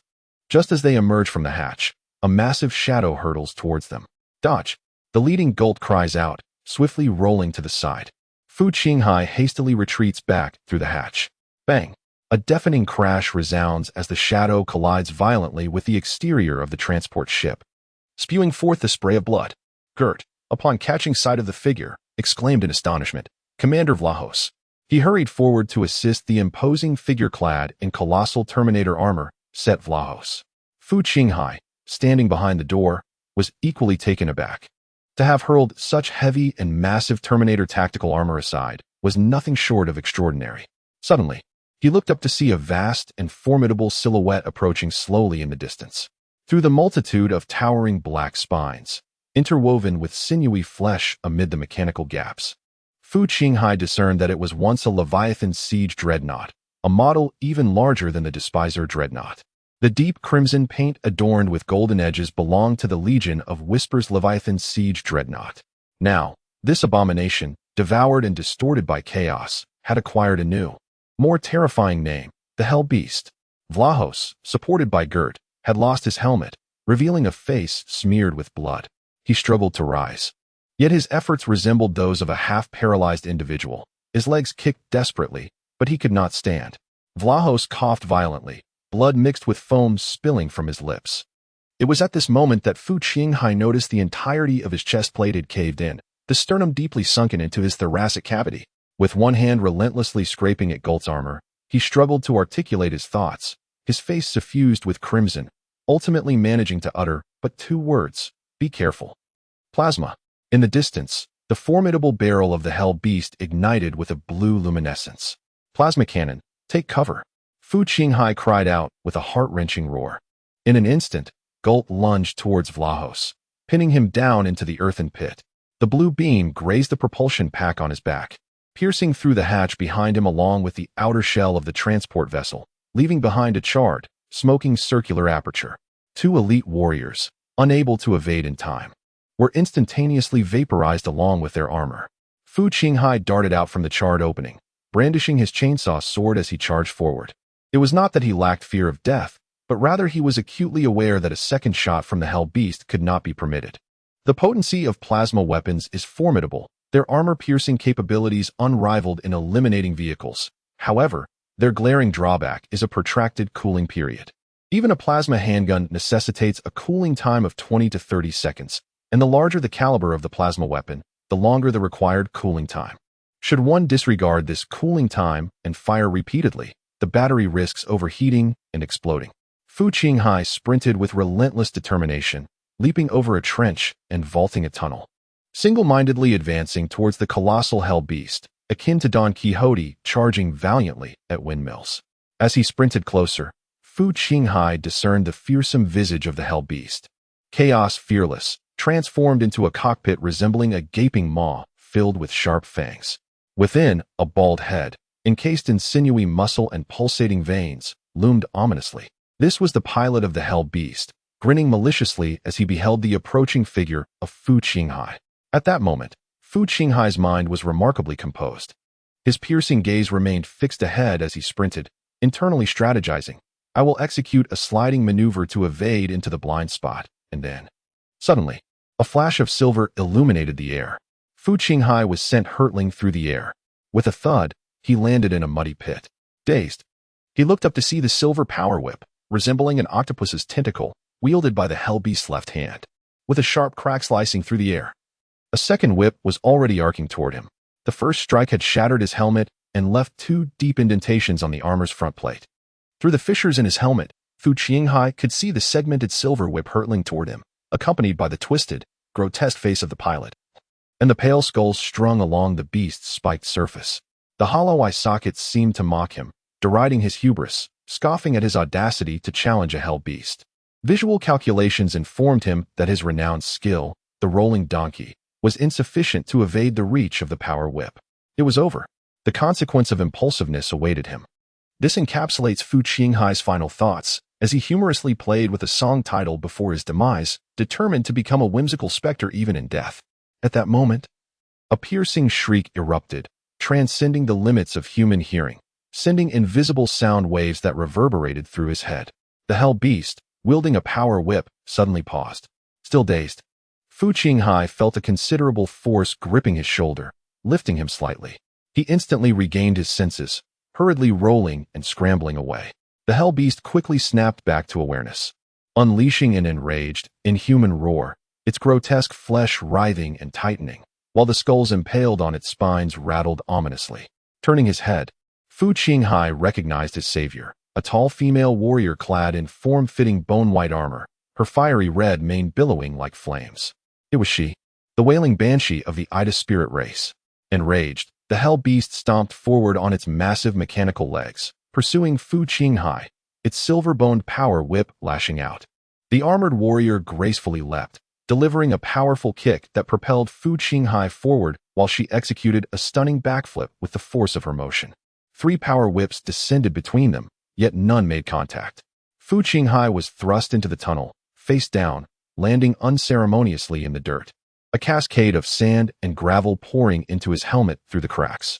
Fu Qinghai abruptly tore off the cracked helmet, sparks flying as he spat out the grit from his mouth. Without the helmet, he rose, gripping his chainsaw sword, while not far away. A bone-white armored banshee warrior was soaring around the hell beast, her slender, elongated power scimitar occasionally carving gaping wounds into the beast's flesh, causing blood to spray forth. It was akin to a form of scraping therapy, Fu Qinghai mused, though it appeared as if the hell beast were at the mercy of the banshee's relentless assault. The driver of the hell beast needed only to protect his exposed head. The banshee, as a counter-infantry unit, could not hope to breach the Chaos Dreadnought's exterior with merely a power scimitar and a star-firing pistol. Such aspirations were nothing but folly. Fu Qinghai concluded that this spirit woman could not hold out for long. Should the hell beast seize just one opportunity, she would meet her demise without a grave. His gaze shifted to the cluster of silver-segmented power whips, wrapped in flesh, mounted on the hell beast's left hand. For whips, flickering with arcs of ghostly blue disintegration fields, loomed large, and despite Fu Qinghai's agility, he could hardly evade them. He had nearly perished under their onslaught. Without heavy weaponry, he contemplated, one could only counter tanks with tanks, and mechs with mechs. As he pondered, the energy reservoir on the side of the hell beast's massive plasma cannon began to glow with a burgeoning blue light. With no time to spare, Fu Qinghai steeled himself and prepared to charge forward once more, chainsaw sword in hand. At that moment, a torrent of molten gas, radiant and crimson like lava, surged forth from the rear flank of the hell beast. The driver of the hell beast emitted a heart-wrenching, inhuman wail, as the flesh clinging to the chaotic mech appeared to be fused with his own sinews. It was the ancient warrior, Hiller. Fu Qinghai beheld a colossal, deep blue, fearless mech, slightly smaller than the hell beast, emerging from behind it. The ultimate warrior's fearless mech, originally stationed outside the abominable worm, had also joined the fray. At this juncture, the dual-barreled molten cannon mounted on its left arm unleashed a torrential barrage of firepower upon the hell beast. The wailing banshee hastily sidestepped, her bone-white armor singed by the splattering molten gas, now warped and crumpled. When the despiser's fearless mech launched its assault on the hell beast, it had scarcely regarded the elfin warrior. To most space warriors, there was no distinction between aliens and traitors. The opportunity to eliminate them together was deemed most advantageous. The hell beast's armor was largely penetrated, its demonic flesh curling and charred in the searing flames, while its steel plating twisted and deformed, dripping molten iron. The bipedal chassis spun violently, turning its massive form to confront the deep blue despiser fearless armor. Just as a cluster of powered whips was raised, a massive, sharp power claw seized it, and a small plasma cannon nestled within the claw's palm erupted in a beam of azure light. Qingshan! Fu Qinghai heard Golt's urgent shout from behind. He swiftly turned to see a tall, bald prophet clad in the armor of the Chaos Terminator leading a squad of space marines, charging towards the venomous sting squad that had encircled Vlahos. The battlefield was in a state of constant flux, leaving no time for idle chatter. Fu Qinghai warned the nearby banshee to be cautious before dashing towards the fray behind him. 2 warriors of the prophet, wielding chainsaw axes, advanced toward Fu Qinghai. Unlike the previous encounter with the hell beast, Fu Qinghai leaped into the air, gripping his chainsaw sword with both hands, delivering a powerful downward strike aimed at the approaching warrior. Clang! Steel clashed, and sparks flew. The chainsaw sword was significantly heavier than a power sword, and the warrior attempted to pivot his axe handle, trying to hook Fu Qinghai's serrated blade with the edge of his chainsaw axe. However, Fu Qinghai would not yield as he pressed forward. He forcefully pushed against the sword's guard, causing the rapidly spinning teeth of the blade to near the warrior's helmet, prompting him to instinctively lean back in a desperate attempt to evade. Fu Qinghai withdrew his chainsaw sword, tightening his grip, and with the momentum from withdrawing the blade, he executed a full 360-degree spin, harnessing the energy of his rotation to deliver a devastating blow to the warrior's waist. Vivid crimson blood erupted in a chaotic spray, splattering in every direction as the teeth of the blade whirled. In that moment, another humming chainsaw axe sliced toward Fu Qinghai's shoulder. He had braced his shoulder muscles, prepared to endure the strike while seeking to eliminate one enemy first. However, a shadow darted through the air. Fu Qinghai's peripheral vision caught a glimpse of a slender black disc darting past, like a flying dart. Another helmeted figure, a whisperer, was sent soaring, leaving behind a gaping, blood-spurting neck between his shoulders. It was the star dagger pistol of the Banshee. Without needing to look back, Fu Qinghai knew who had come to his aid. The spirit woman chose not to further intervene in the battle between the two indomitable mechs, recognizing that neither side would spare a thought for her life. Fu Qinghai nodded at the masked spirit maiden, delivered a final blow to the fallen whisperer, and pressed onward. Ahead, a bald whisperer clad in Terminator armor swung a double-bladed battle axe, engaging in fierce combat with Gult.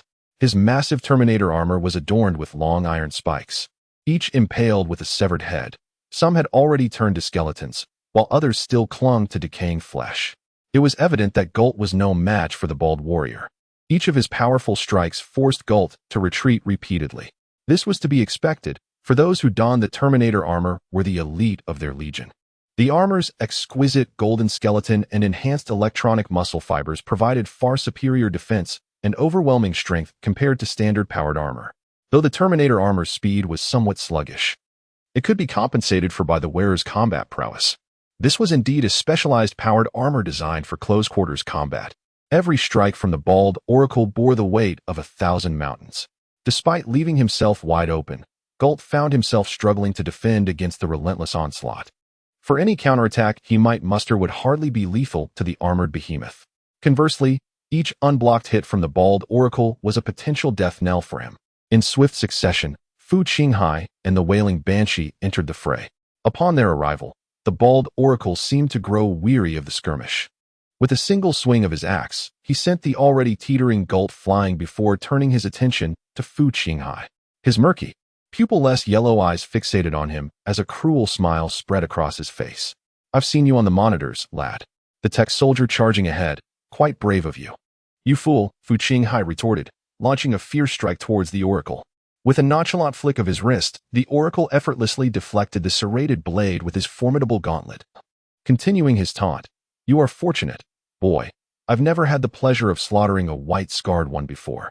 I've reserved a spot for you on my armor. Your head shall grace my left shoulder pad, a testament to my glorious conquest." He swung his axe at Fu Qinghai, who narrowly evaded the blow. "Consider it an honor," the oracle remarked. "Such a feeble attempt at banter to rattle my composure?" Fu Qinghai thought disdainfully. "If only you had faced me on the ladder, I would have unleashed a torrent of insults that would leave your parents unrecognizable." Meanwhile, the wailing Banshee clashed with two other oracle warriors, while Fu Qinghai found himself pitted against the chaotic Terminator alone. At this moment, he remained unaware that the individual before him was none other than the commander of the 3 transport ships, Clofa. After several rounds of engagement, Clofa's powerful strike was deftly evaded by Fu Qinghai, causing the axe blade to embed itself deeply into the earth. Fu Qinghai swiftly placed his left foot upon the axe's surface, preventing his opponent from withdrawing the power axe, while his right hand wielded the chainsaw sword, delivering an unexpected thrust aimed at his adversary's face. The rapidly spinning teeth grazed the tip of the bald man's nose, drawing forth a trickle of blood. Had the bald man not promptly relinquished the axe handle and retreated, his entire visage would have been cleaved by Fu Qinghai's blade. "Is that all?" Fu Qinghai sneered, standing with one foot atop the power axe and the chainsaw sword in hand, gazing at the now defenseless bald man before him. The bald man, his expression dark and silent, then lowered his shoulders and charged forward with a shoulder tackle. However, Fu Qinghai evaded the assault with agility. kicking the power axe aside and deftly turning away, leaving the hefty bald man to miss his mark entirely. Fu Qinghai exclaimed. An exaggerated look of bewilderment painted across his face, as neither of them wore helmets. It was as if the bald man had committed an utterly absurd act. The bald man's countenance grew even darker, panting heavily, his expression so grim it seemed it might weep. He realized that this scarred warrior was deliberately toying with him. The most profound ridicule often requires little embellishment, a mere question mark, and as simple as that all suffice. Understanding the nuances of the situation, Fu Qinghai sensed that the bald man before him was on the verge of an explosive outburst. The bald man hesitated, his demeanor starkly contrasting with the calmness he had displayed initially. After several exchanges, a hint of fear crept into his expression. He dared not bend down to retrieve the power axe that lay in the pit, fully aware that the white-scarred warrior possessed remarkable speed. The proximity between them suggested that the moment he lowered himself, even slightly, would be the instant his head could be severed. In this stalemate, unexpectedly, the white-scarred warrior performed an action that left him perplexed. Fu Qinghai casually tossed aside his chainsaw sword, extending his empty hands in a gesture of provocation, gazing defiantly at the bald man. What? The bald man, known as the Speaker of the Bald, widened his eyes in shock, the flames of fury seemingly ready to erupt from within. Fu Qinghai's audacity struck him as a profound humiliation. His sharp teeth gnawed furiously as venomous words oozed from the gaps in his bloodied gums, each word punctuated with rage. You were seeking death. With a thunderous roar, the bald speaker lunged recklessly at Fu Qinghai. This time, Fu Qinghai did not evade. The two armored figures collided with an earth-shattering impact. Fu Qinghai was knocked back by the formidable Terminator, who towered over him by a head, barely managing to stabilize his footing. Their shoulder and chest armors clashed, each restraining the other's arms as they glared fiercely, akin to two bulls locked in a struggle for dominance. Within the power armor, the electronic muscle fibers began to constrict. However, the power conferred by the Terminator armor was markedly superior to that of ordinary powered suits, and Fu Qinghai gradually found himself being overwhelmed by the bald-headed adversary, beginning to retreat step by step. At that moment, the robust mechanical arm connected to Fu Qinghai's power pack suddenly unfurled like a serpent, lifting up to target the bald-headed herald's face with its pincers resembling the head of a viper. As the pincers opened, a menacing black nozzle of a welding gun pointed directly at the eyes of the bald-headed herald. Fu Qinghai's cold gaze seemed to convey a message. Fool, do you think I willingly relinquish my weapon? I shall always possess one more weapon than you. The bald-headed man, upon noticing the mechanical arm, attempted to withdraw but soon realized he was already locked in a tight grip with Fu Qinghai. His eyes widened in shock as he opened his mouth to roar in fury. A searing jet of flame erupted instantaneously, aimed directly at the wide eyes of the bald-headed man. The molten stream, capable of melting metal, obliterated the traitor's eyeballs in an instant, penetrating into the brain behind.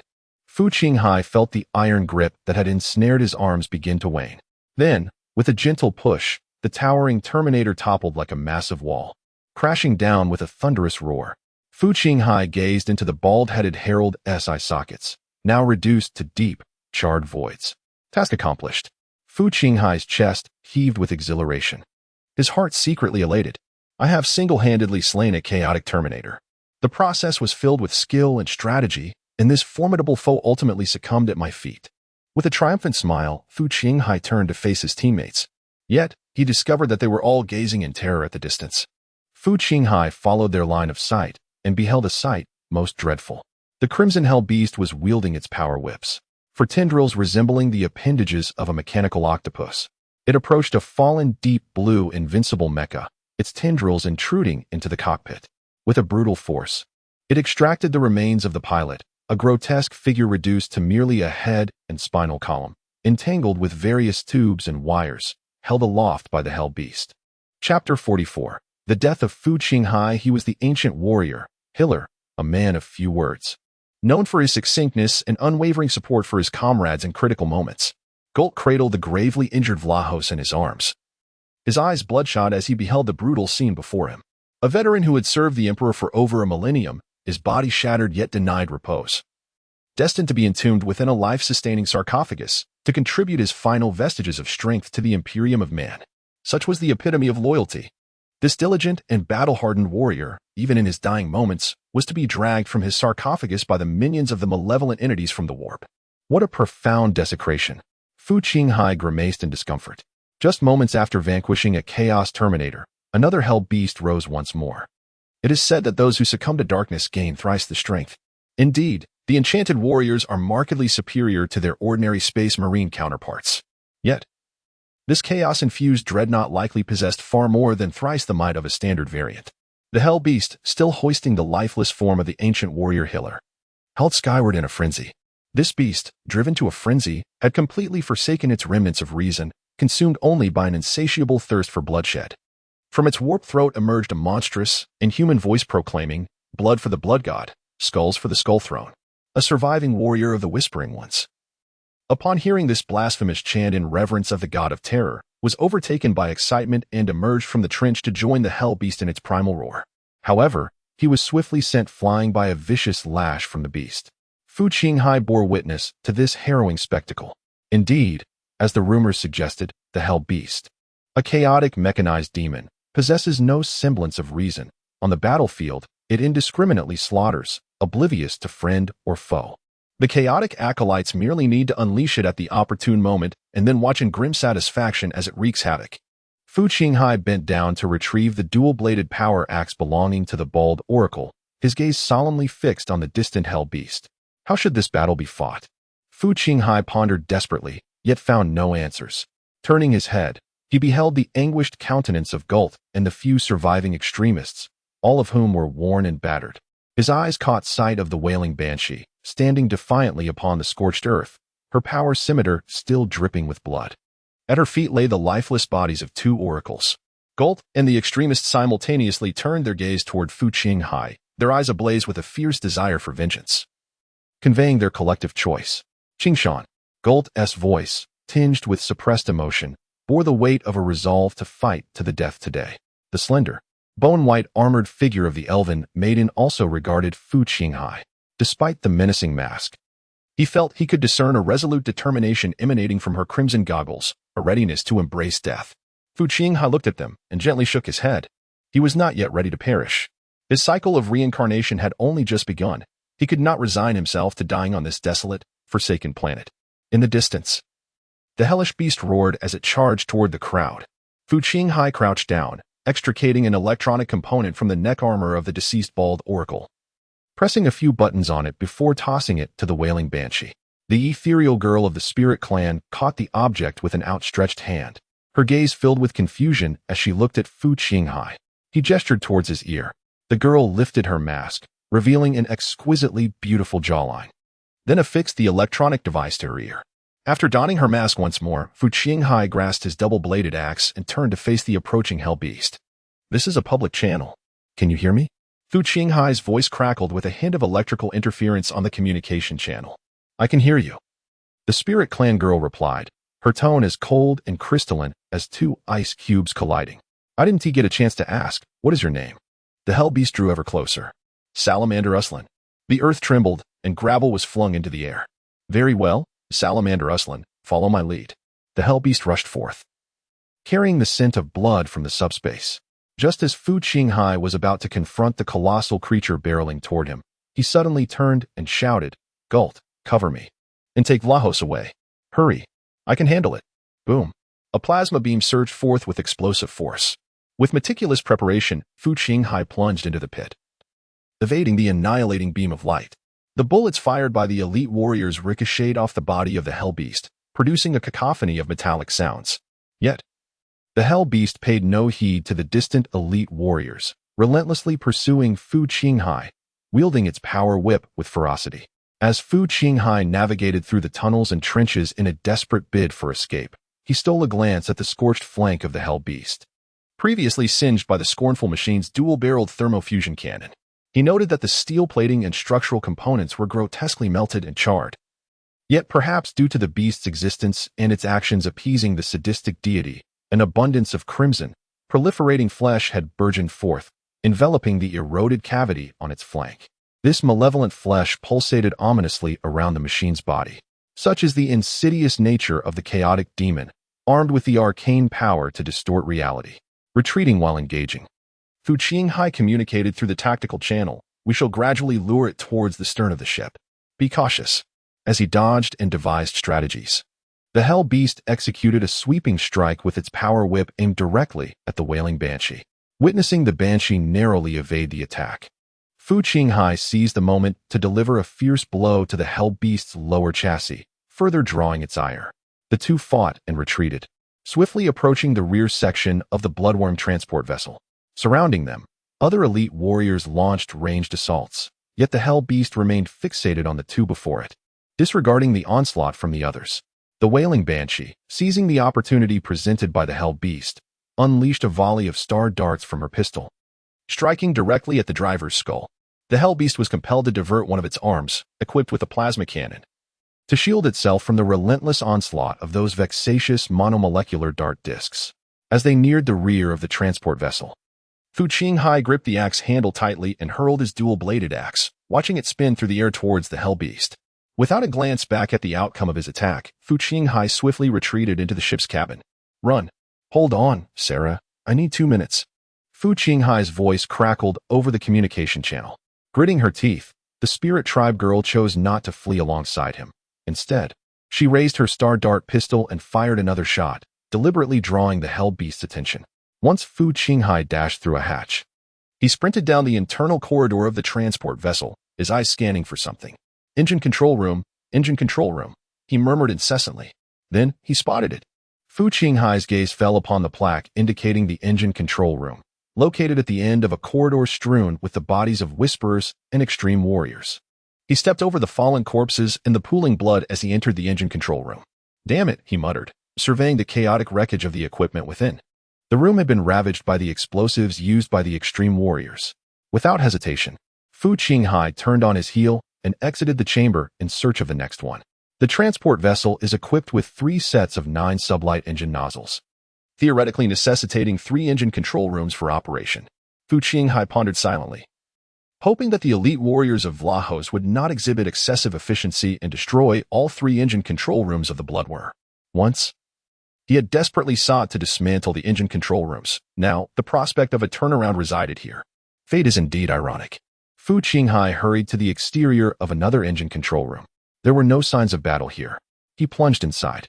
Excellent. The equipment within remained intact. The room was devoid of any mechanical servants or crew members operating the controls. However, this did not deter Fu Qinghai. He swiftly approached the equipment, and the mechanical arms behind him automatically unfurled. A mechanical tendril extended from the claws of the arm and inserted itself into the connection port of the equipment. Fu Qinghai aimed to seize control of the thinker system within a minute. A glimmer of murderous intent flickered in his eyes, and the electronic soul backup of Tony Stark in his mind was already bubbling with fervor. Outside the transport vessel, a slender figure with a bone-white hue danced around a chaos-invincible mech, evading its attacks with agility. The fitted armor accentuated the elegant contours of its owner's physique, her chest rising and falling subtly. Clearly, it was no simple task for the elven maiden, Salamander Ruslan, to concentrate fully on dodging the onslaught of a hell beast. Her breath was becoming increasingly labored. The hell beast roared, launching another strike with its power whip. Salamander quickly twisted her body to evade the blow. The bone-white armor on her waist was grazed by the tip of a dynamic whip. In that fleeting moment under the influence of the disintegration field, the armor instantaneously hardened, preventing the field from tearing through her waist. However, the accompanying immense kinetic energy sent her flying. Saramand heard the shattering sound of the soul stones embedded in her bone armor. She understood that the souls of her departed kin had shielded her from this strike. With a crash, the wailing banshee was thrown against the rocks. She staggered to her feet, feeling as though her legs were laden with lead, and the slender dynamic saber in her hand had transformed into a cumbersome hammer, nearly impossible to wield. The spirit tribe girl sensed that she was reaching her limits. Just then, the voice of Fu Qinghai crackled through the communication channel. Sarah, now, immediately, go behind those 3 engine nozzles to your left. With renewed determination, Saramand leaped backwards to evade the attack and sprinted towards the location indicated by Fu Qinghai. The 3 circular engine nozzles were arranged in a triangular formation, each large enough to accommodate an Astartes clad in Terminator armor. Stacked together, they towered higher than a hell beast. The hell beast, with a sinister grin, followed closely behind. Fu Qinghai, situated in the engine control room, had no visibility of the situation at the ship's rear. Upon hearing a breathless voice relayed back through the communication channel, "What next?" he immediately shouted, "I will count to 3. You must drop to the ground. 1, 2.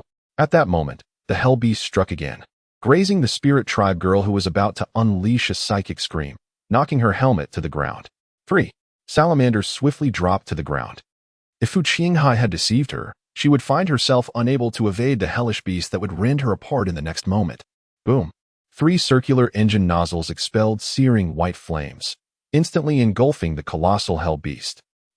The anguished howls from the subspace echoed, and within the flames of the engine's exhaust, the hell beast could only perceive a blurred, enormous silhouette.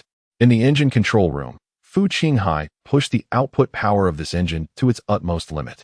Salamander hurriedly rolled aside to evade the scalding currents of air. Fu Qinghai steadfastly maintained the engine's power at full throttle, a level of output only sustainable for a brief period during the spacecraft's acceleration. The fierce white flames continued to surge forth, unrelenting, until the nozzles overheated and the system automatically initiated cooling. At last, the white flame torrent gradually subsided, revealing a withered, charred, carbonized figure standing silently behind the 3 engine nozzles. The young spirit race girl, still in a prone position, let out a long breath. Fu Qinghai, standing quietly in the engine control room, listened intently to the labored breaths emanating from the spirit girl over the communication channel. "How is it, Sarah?" he inquired. "It is dead." Fu Qinghai could discern the joy of survival laced within her feigned calm voice. Having vanquished the hell beast, Fu Qinghai felt a profound sense of elation as well. Victory! A glimmer of joy danced in Fu Qinghai's eyes, his lips curving into an involuntary smile. Immersed in the euphoria of triumph, he remained oblivious to the presence of a woman cloaked in black, discreetly standing outside the cabin door, her long staff-like bundle slung over her shoulder. Caught in the infectious joy of his teammates, Fu Qinghai beamed widely. Suddenly, an unsettling sensation gripped him, prompting an abrupt turn. With a swift motion, a dark sword plunged deeply into his chest. Stunned, Fu Qinghai gazed blankly at the scene unfolding before him, gradually sinking to his knees. Clutching the blade that had embedded itself within him, he felt a torrent of blood uncontrollably spilling from his mouth.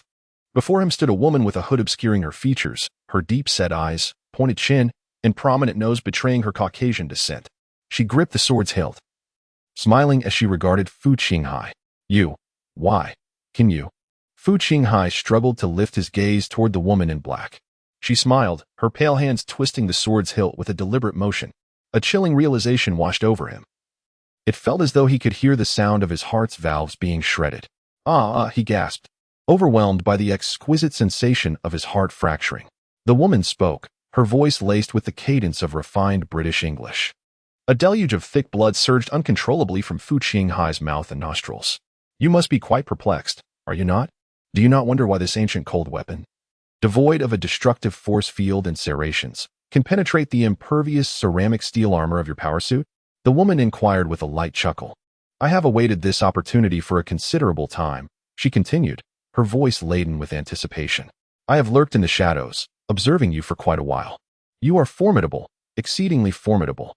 Were you a character in this narrative, you would undoubtedly be a pivotal figure among the loyalists. If you, like me, are a reincarnator or a player, then you must be a powerful, high-level contender of the Emperor's faction, regardless of the scenario. Should I vanquish you and accrue sufficient assimilation points, even if it results in the failure of the storyline mission, it would still be worthwhile.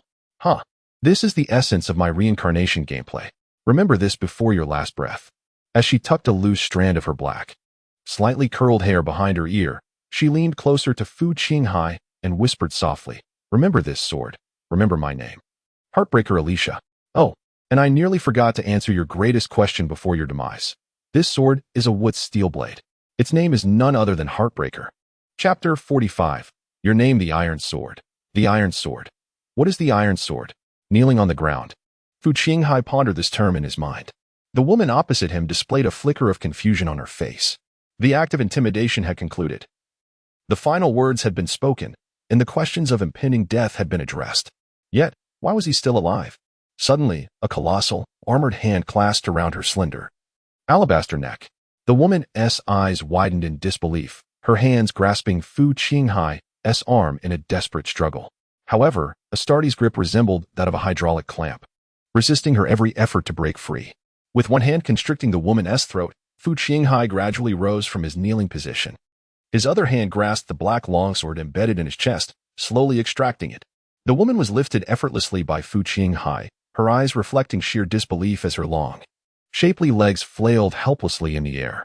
She had witnessed zombies walking with half their heads missing. Yet she had never seen a living being stand after having their heart shattered. At last, the longsword, which had penetrated deeply into Fu Qinghai's chest, was drawn forth by his left hand. Viscous, dark red blood flowed abundantly from the wound as the blade was removed. With one hand still gripping the woman's neck, he examined the ancient-looking sword that had pierced his own body, playing with it in his grasp. Valyrian steel, he finally recalled, originating from a song of ice and fire. Unlike the renowned metals such as Edmund alloy, vibranium, and Mandalorian alloy, known for their exceptional strength and sharpness, Valyrian steel is not crafted through any extraordinary alloying techniques. According to the implications from the original text, Valyrian steel is imbued during its forging through cruel blood magic rituals, such as blood sacrifices, bestowing it with an unparalleled sharpness befitting extraordinary weaponry. If one were to liken the world of reincarnation to a game, then defenses against Edmund alloy and vibranium would be calculated through armor, whereas defenses against weapons of Valyrian steel would rely on magical resistance. Strictly speaking, it is a magical weapon. Fu Qinghai spat out the remnants of blood in his mouth, gazing at the woman in his grasp, grinning broadly to reveal his blood-stained white teeth, and inquired, "Has no one ever informed you that Astartes possessed two hearts? The Heartbreaker, Alicia?"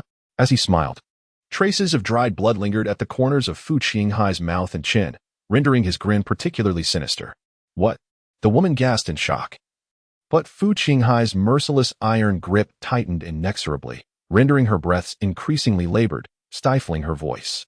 Ultimately, the woman, held aloft by Fu Qinghai with a single hand gripping her neck, rolled her eyes back and ceased her struggles, her hands falling limply, her long legs no longer thrashing. Fu Qinghai discarded the body of Heartbreaker Alicia onto the ground. Subsequently, he plunged the black sword in his hand into Alicia's chest, to shatter the heart with the Heartbreaker. Fu Qinghai has always possessed a penchant for delivering decisive blows, particularly against the cunning and unpredictable reincarnators. The reincarnation world has indicated a reward in the form of assimilation points for eliminating adversarial reincarnators. Drawing his sword, Fu Qinghai staggered forward a couple of steps, one hand gripping the blade while the other pressed against the wound on his chest. The pain was excruciating. Even though his second heart had swiftly taken over the functions of the first, augmenting its output to pump blood throughout his body. The first heart had indeed shattered into pieces. Couples on Earth often lament the heartbreak that follows a separation, expressing sentiments of shattered hearts. Fu Qinghai, however, was now acutely aware of what such a feeling entailed, an agonizing experience, both metaphorically and literally. The most unbearable aspect was that, after this heartbreak, he remained alive. The second heart sustained his existence, forcing him to endure the relentless torment of his heart being crushed. Not even painkillers could alleviate the agony entirely. Now, as Fu Qinghai reflected on the situation, he increasingly recognized the audacity and cunning of the reincarnator known as the Heartbreaker, Alicia. By this point, he had managed to piece together the entirety of her strategic maneuvers. Due to the use of a communication device stripped from the armor of his enemy, the Whisperer, he could only converse with the spirit race girl, Salamander Yusalin, via a public channel. In the typical operations of interstellar warriors, the communication devices are set to internal channels. However, the Heartbreaker Alicia may have fortuitously activated the public channel on the communication device of a fallen interstellar warrior. Consequently, she overheard the exchange between Fu Qinghai and the Howling Banshee, deducing Fu Qinghai's plan. Thus, she stealthily trailed him to the exterior of the third engine control room of the Bloodworm. It is also possible that she had been lying in wait nearby. Seizing the moment when Fu Qinghai vanquished the formidable hellbeast, in a state of utmost relaxation and lowered defenses, she thrust her sword through his heart. Truly, it exemplifies the adage that skill begets audacity. This woman, the Heartbreaker Alicia, judging from the rewards of her assimilation points, is akin to Takakura Yuki, the leader of the Kenpira group, as described by Asano Jin, belonging to the ranks of advanced players. At this juncture, it appears that these so-called advanced players are not significantly superior to oneself. Nevertheless, They are reincarnators who have unlocked a greater array of capabilities. To this day, Fu Qinghai remains unaware of the conditions required to unlock these functions. He staggered towards the hatch, the analgesics embedded within his powered armor diffusing throughout his body, providing him with a modicum of relief. Alicia's assessment of the damage inflicted by the Valyrian steel sword was incomplete. In truth, this blade not only pierced the powered armor encasing Fu Qinghai's chest, but also penetrated the black carapace beneath his skin and the closed bone plates atop his thoracic cavity. The black shell offers little in terms of defensive capabilities, yet the skeletal structure of the Astartes is far from that of an ordinary human composed of hydroxyapatite. It is an amalgamation of reinforced skeletal organs infused with metallic and ceramic materials, possessing a hardness that significantly surpasses that of mortal bones. In stark contrast, the layer of ceramic steel armor adorning Fu Qinghai's chest has already sustained considerable damage in prior battles, rendering it precariously fragile. Wiping the blood from the corners of his mouth and chin, Fu Qinghai stepped out of the hatch. The recent strike not only pierced a heart, but also severed his third lung, causing blood to surge forth, mingled with air, from his trachea. Thus, Fu Qinghai's spitting of blood was genuine, not a mere performance. He gradually made his way to the corridor near the transport vessel's porthole. Through the window, he observed sporadic skirmishes continuing outside. A few elite warrior squads had just breached this area, while some remnants of the dissenters stubbornly resisted. Even now, the conflict raged on. Fu Qinghai sighed. Suddenly, he spotted a fresh force entering the fray. 3 uniquely designed anti-gravity jet bikes came racing from the distant horizon. At the forefront of the jet bikes was the iconic sharp prow, adorned in bone white with red accents, complemented by power armor and a helmet topped with a flamboyant plume fluttering in the wind. The warriors with white scars had arrived. They too had landed on this planet. Though their arrival seemed somewhat belated, Fu Qinghai felt a surge of joy within him. The overall situation has been determined, and the circumstances have become clear. Yet who knows what strange conspiracies and tricks the hidden whisperers and the reincarnators of the Horus faction may still harbor. Fu Qinghai, enduring his pain, hastened toward the hatchway. He wished to disengage from the entanglements with his foes and yearned to return to the orbital space, where he could unleash a saturation bombardment to reduce this place to rubble.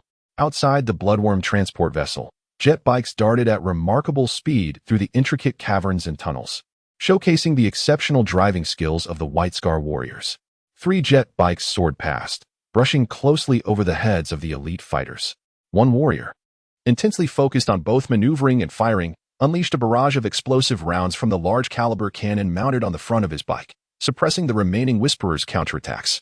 Meanwhile, the warrior riding pillion raised his power blade high.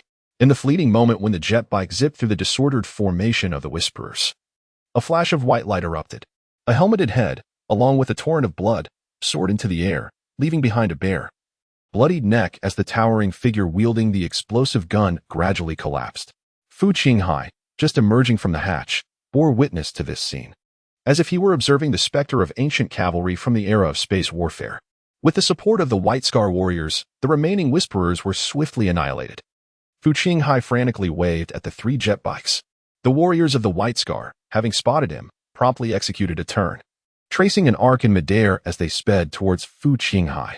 3 jet motorcycles came to a halt before Fu Qinghai, and before the vehicles could steady themselves, a tall warrior leaped from one of them.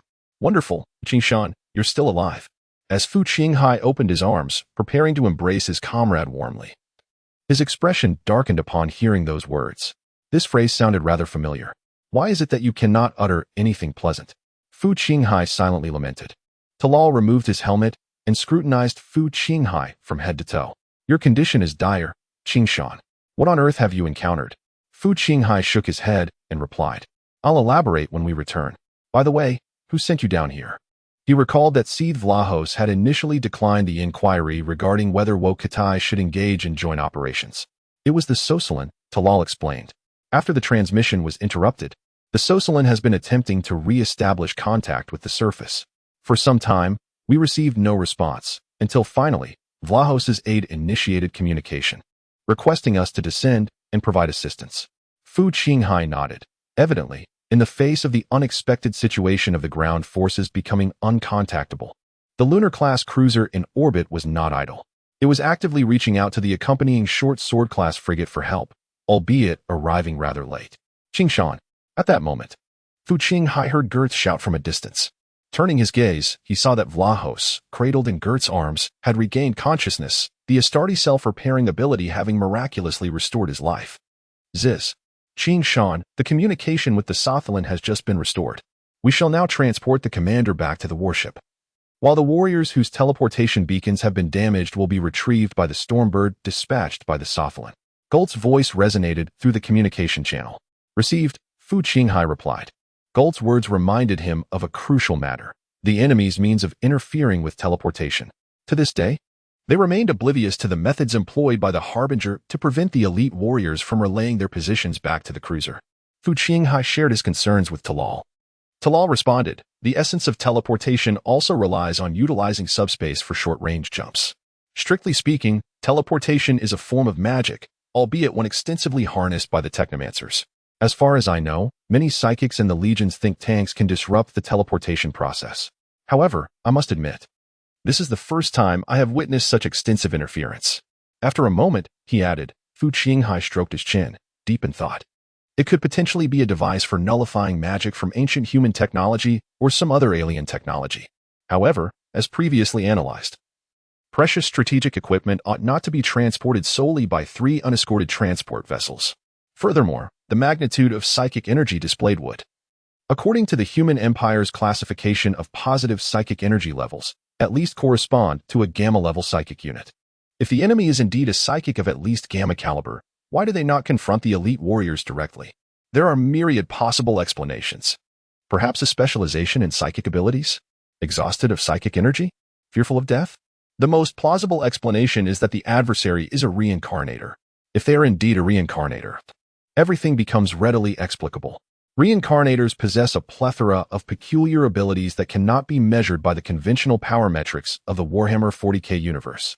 Their allegiance to Horus and the 4 gods of chaos is negligible. Their sole ambition lies in accumulating assimilation points. Their fear of death becomes understandable. Fu Qinghai's penetrating gaze fell upon the grim hull of the Bloodworm transport ship, adorned with blasphemous symbols. Besides the black adamantium sword in his grasp, these 3 transport vessels concealed numerous secrets. Among them lurked a reclusive entity, a suspected reincarnator adept at wielding anti-magic domains. There were also inexplicably manifested aliens. Fu Qinghai firmly believed that within the constricted, shadowy depths of the ship's corridors lay the lair of these extraterrestrial beings. And then there was that enigmatic old woman who referred to herself as the Prophetica. However, time was no longer on his side. The commander of the Space Marine contingent was gravely injured, and the personnel of various squads were incomplete. Fu Qinghai himself was still nursing severe wounds.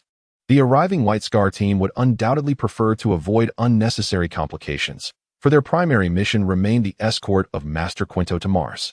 Fu Qinghai had no opportunity to delve deeper into the transport ship for exploration and discovery.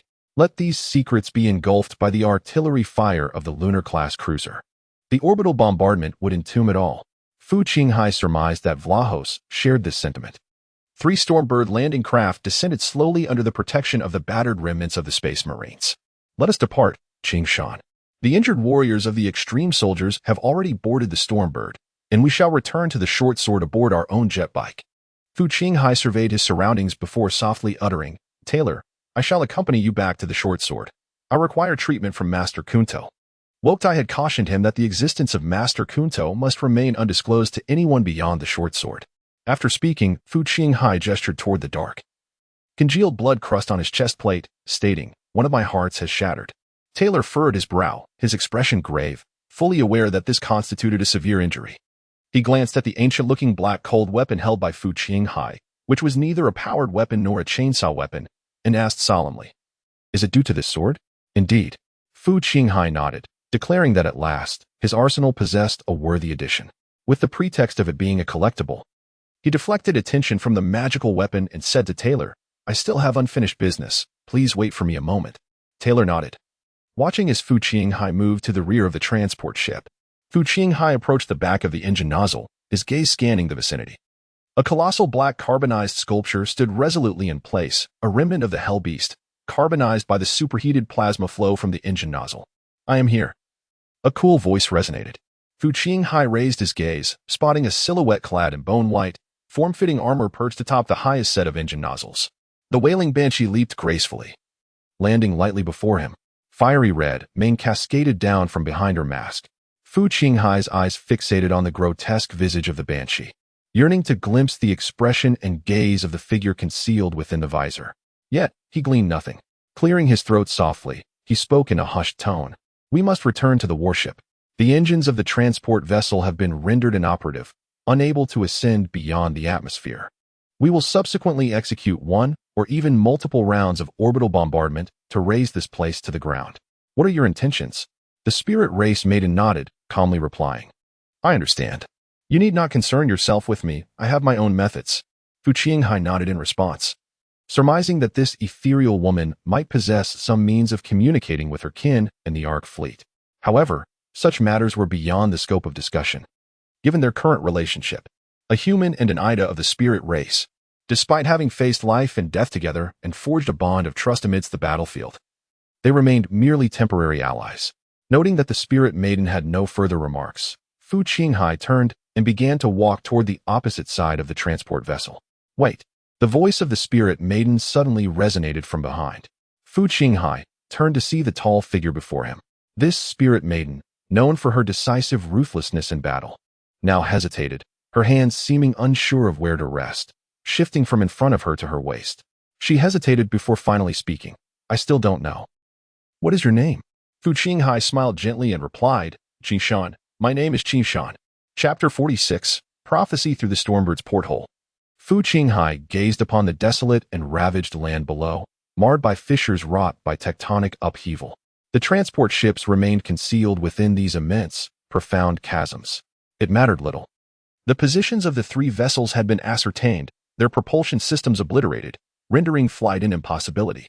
In this lifeless expanse, devoid of history or legend, the extremist warriors and the whisperers engaged in a brutal clash. Among them, Fu Qinghai and his comrades, the Astartes, the most elite and advanced bioweapons of the human empire, fought fiercely, bloodied and battered. They employed cunning strategies, pitting intellect against strength. Magic and technology, loyalty and faith, these were their weapons. They battled, they perished, and ultimately, it was merely a diminutive reflection of a broader conflict. This skirmish was but a fragment of the Horus heresy, a cataclysm that engulfed the entire human empire, leaving billions in devastation. In the grand tapestry of the galaxy's history, it paled in comparison to events such as the War in Heaven, the birth of the Chaos Gods, and the Iron Men's rebellion. When juxtaposed with wars that overturned galaxies, annihilated races, and shifted dominions, the Horus heresy was but a conflict of moderate intensity and scale. Lost in contemplation, Fu Qinghai found himself ensnared in a profound sense of nihilism. What is the purpose of existence? What significance lies in combat? What do sacrifices yield in return? Ultimately, we are but a speck of dust in the vast cosmos. Fortunately, the cold chime of the reincarnation world promptly pulled Fu Qinghai back from the profound inquiries of Plato's philosophy. With your assistance, the Extreme Warriors Legion's cruiser, Sosalin, triumphed in the encounter at planet Roswell 7, achieving a significant milestone. Assimilation points are now being calculated. 1,675 points. The rewards of the reincarnation world in terms of assimilation points far exceed those from the annihilation of the Qinping group. It appears that the reincarnation world deems the enchanted warriors and hellbeasts encountered on planet Roswell 7 to be beyond my capabilities. Fu Qinghai mused, speculating on the logic behind the allocation of assimilation points by the reincarnation world. The Stormbird distanced itself from the planet, and the deep chasm became increasingly indistinct, reduced to a bare, grayish-black sphere. Meanwhile, on the blood-soaked wormship in the chasm below, the narrative was far from over. Inside the control room of the wormship, Liao Xiaohong was in a state of panic, starkly contrasting the feigned elegance he exhibited before Clofa. At this moment, he resembled a frightened fly, darting about aimlessly. What to do? What to do? Liao Xiaohong clutched his head, utterly at a loss. He had believed that his cursed domain would unfold smoothly, and according to Clofa's original plan, exhausting this group of extreme warriors would be a mere formality. Little did he expect that even Clofa himself had met his demise. The two trump cards of the Whisperer transport fleet had sacrificed enchanted warriors and awakened hell beasts that were meant for the Terra battlefield, all of which had been utilized by Clofa. Originally, Liao Xiaohong was unaware of why Cleofa exuded such unwavering confidence in his ability to keep the ultimate warriors on the surface of the planet. However, upon witnessing the terrifying enchanted warriors and hell beasts, enlightenment dawned upon him. Liao Xiaohong believed that the outcome was nearly assured. Yet, to his utter astonishment, even the formidable hell beasts and enchanted warriors met their demise. He lamented, attributing the blame to that white-armored interstellar warrior, Fu Qinghai. Adorned in a striking white and red power armor, starkly contrasted with the deep blue armors of the ultimate warriors, making him exceedingly conspicuous in the eyes of the reincarnators. Moreover, he had single-handedly vanquished Cleofa, the commander of the transport fleet, a figure shrouded in enigma and perceived as overwhelmingly powerful by the rebellious reincarnators. Unlike the fragmented-hearted Alicia, who, aware of the warrior's might, resolved to assassinate him for greater assimilation points, Liao Xiaohong, who had witnessed Fu Qinghai's decisive victory over Cleofa, found himself devoid of the courage to confront him. Realizing the inevitable downfall of the reincarnators, Liao Xiaohong pondered whether the ultimate warriors would scour the entire transport vessel following their triumph. Desperately seeking a place to conceal himself, he noticed the ultimate warriors, either teleporting or boarding landing crafts, departing from the planet's surface. It appeared that their losses had been substantial, rendering them incapable of searching the entire transport ship. Liao Xiaohong mused quietly to himself, feeling a wave of relief wash over him, yet he forgot the initial words Cleofa had spoken to them. In the vastness of space, an imposing lunar-class cruiser belonging to the limitless warriors loomed in orbit, poised to unleash orbital bombardments at any moment. Outside the engine control room, where Fu Qinghai had been grievously wounded, the blood that had once spilled lay dried upon the ground, and the corridor was enveloped in an eerie silence. A diminutive old woman, clad in tattered robes, her hair streaked with gray and her face adorned with age spots, approached with a cheerful demeanor. She was the self-proclaimed prophetess, known as a gu, whom Fu Qinghai had encountered in the depths of the prison. To herself, she murmured, after observing for so long, "I have yet to discern the entity that could captivate the attention of the four gods. Who, indeed, is the one foretold in the prophecies?" Moving slowly towards the entrance of the engine control room, she cast her gaze upon the lifeless body of a woman in black sprawled upon the floor. Could it be that scarred youth? She pondered. In this entire affair, he appeared somewhat peculiar, bearing the semblance of a hero. However, it is still insufficient, far too insufficient to command the attention of the four gods. As the old woman continued her musings, she stepped into the chamber, kneeling slowly before the pool of congealed blood. Nevertheless, she acknowledged that the future of the galaxy remained paramount. Even an ordinary human hero warranted the secretive cult's advanced knowledge of his existence. With this thought lingering in her mind, she extended a gnarled, frail finger, dipping it into the dried blood upon the floor. "Let me glimpse your future, enigmatic scarred youth," she intoned, bringing her blood-stained finger to her lips. She closed her eyes and savored the essence, delving into the mysteries that awaited. In her mind, a vivid image suddenly materialized, as if she were immersed in the reverie of another. The surroundings appeared hazy and chaotic, and she drifted like a specter above a cathedral. At that moment, this distinctly Gothic spire of an imperial church seemed to be enduring an assault from extraterrestrial beings, humanoid aliens with blue skin, devoid of noses, and frail in physique. Yet, they donned formidable and agile combat suits, capable of delivering devastating long-range firepower. The prophet, Agu, shifted her gaze downward, swiftly entering the interior of the church. Inside, the grand and towering hall was teeming with religious figures draped in opulent robes, who, undeterred by the hail of gunfire outside, raised their voices in fervent hymns. Encircling a crystal coffin, Agu discerned at a glance that this coffin housed a stasis field device, capable of freezing time within, preserving its contents for millennia. Outside, the Imperial foot soldiers were gradually succumbing to the relentless onslaught of the aliens, retreating step by step into the sanctuary. Alien bullets and lasers had already shattered the church's stained glass, sending books and candles tumbling, their pages fluttering like leaves in a tempest. Yet, the congregation remained oblivious, fervently chanting around the coffin, as if the occupant within was their final hope and savior. It seemed that awakening the being within the coffin could herald a miraculous counterattack. The prophet Arga gazed into the transparent crystal coffin, revealing a young man with a handsome visage and dark hair, whose physique suggested he was likely an Astartes. Was this not the same lad with the white scar? Suddenly, as the besieging forces pressed closer and the defenders began to falter, The figure within the coffin abruptly opened his eyes. He sprang upright from the stasis field. Around him, the religious figures witnessing his awakening erupted in jubilant cheers, their voices extolling the God Emperor in fervent praise. The beleaguered soldiers, valiantly holding the line, felt their spirits lifted. Yet to their shock, the awakened dark-haired youth seized a nearby plasma pistol and, in a swift motion, shot one of the clergymen beside him, exploding his head in a gruesome display of blood and gore. With a cold smirk, the young man declared, "I have the utmost disdain for religion." At that moment, the vivid images in the old woman's mind vanished, and she found herself once again in the cold, quiet engine control room. Her eyes widened in terror as she gasped for breath, her face etched with fear. Large beads of sweat dripped from her wrinkled forehead, splattering against the frigid metal floor. No, no, he must not survive to see the future. The old woman trembled as she recalled the harrowing scene. At this moment, the elderly woman remained unaware of the concepts of state religion or divine emperors. However, she understood, or rather, a faction within the esoteric cult posited that only that man, referred to as the emperor, that frigid son, could truly ascend to divinity and thereby confront the four chaotic gods of the abyss and subspace, safeguarding all of humanity across the galaxy. Should the steadfast materialist, the young man with ebony hair, somehow survive to witness the world a millennium hence, he would undoubtedly become an unmitigated calamity.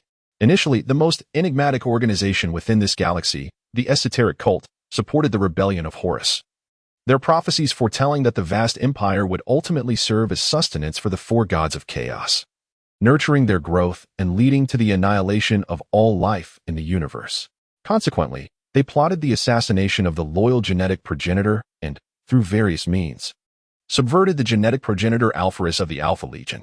Yet, certain seers of the Ida lineage held a divergent perspective. Their prophecies suggested that amidst the obliteration of the Spirit Clan Empire, only the human empire could persist as the principal force against the chaotic powers in the galaxy.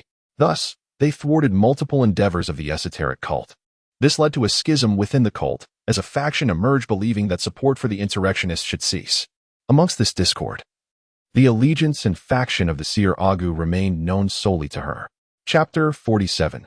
The newborn, a gentle breeze, tinged with faint radioactive particles, swept across the mask of Salamander Uslan, ruffling the crimson mane that flowed behind it. The tall, slender elf maiden stood at the precipice of a cliff, gazing at the distant retreat of the Stormbird lander, heeding the warning from Fu Qinghai. She had scavenged ample supplies within the transport vessel to sustain her for 3 months on this desolate planet. Casting one last glance at the dimly lit sky, Salamander Uslan turned and leapt from the cliff.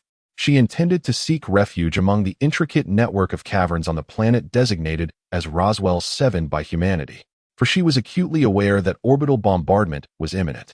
Meanwhile, Liao Xiaohong paced anxiously in the control room of the Bloodworm transport ship, his head bowed in contemplation of his uncertain future. The commander of the Orators, Clofa, was dead, and his fellow reincarnators were either perished or missing, leaving him in a state of disarray. The elite warriors had withdrawn, sparing him the need to hide and scurry. Yet, this was an inhospitable planet. Was he to linger in this forsaken place until the narrative reached its conclusion? Liao Xiaohong exhaled deeply. In truth, it was not entirely unfeasible. At the very least, he was still alive, was he not? Survival, above all else, held paramount importance.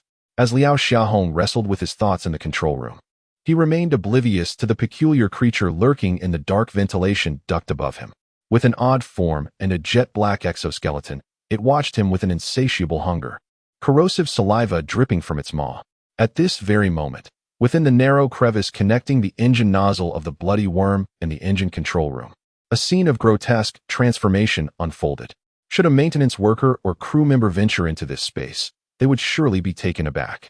The once mechanical expanse, filled with pipes and cables, was now entirely cloaked in a layer of grayish-yellow organic matter. Thick, root-like veins, varying in thickness, sprawled across the floor, walls, and conduits, reaching into the abyss of shadow. These fleshy, grayish tendrils and the vibrant yellow tissue continuously exuded a viscous secretion, rendering the atmosphere both slick and repugnant. In a cluster of cables, a hunchbacked woman draped in gray cloth stood before a colossal, egg-shaped entity, towering to the height of a person. This immense egg was anchored to the floor by a multitude of thick, root-like conduits, resembling intravenous tubes, which delivered essential nutrients to the egg. Within its confines, an alien creature was in the throes of hatching, having burst forth from the chest of an interstellar warrior. Its condition was far from optimal. It was weak. The hunchbacked woman gently caressed the surface of the giant egg, attuned to the faint lamentations of the nascent life within. It had expended a great deal of energy and vitality in breaking through the sealed ribcage of the interstellar warrior.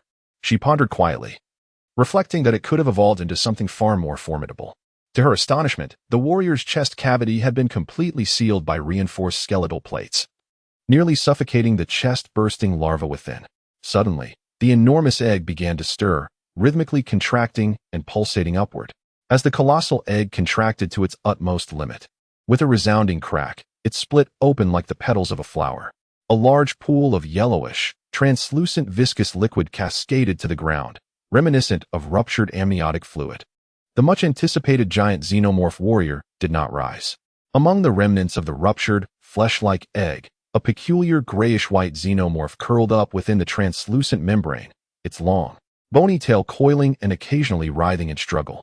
The hunchbacked woman gazed at the struggling xenomorph embryo within the membrane, gently peeling away the gray fabric that enveloped her form. Inside, you could have been a queen. At that moment, had Fu Qinghai, or anyone familiar with the Alien series of films, witnessed the true visage of the hunchbacked woman, they would surely have gasped in astonishment. What an exceedingly grotesque and deformed head it was. The woman possessed a skeletal exoskeletal face, with a long crown extending from the back of her head, akin to that of a xenomorph.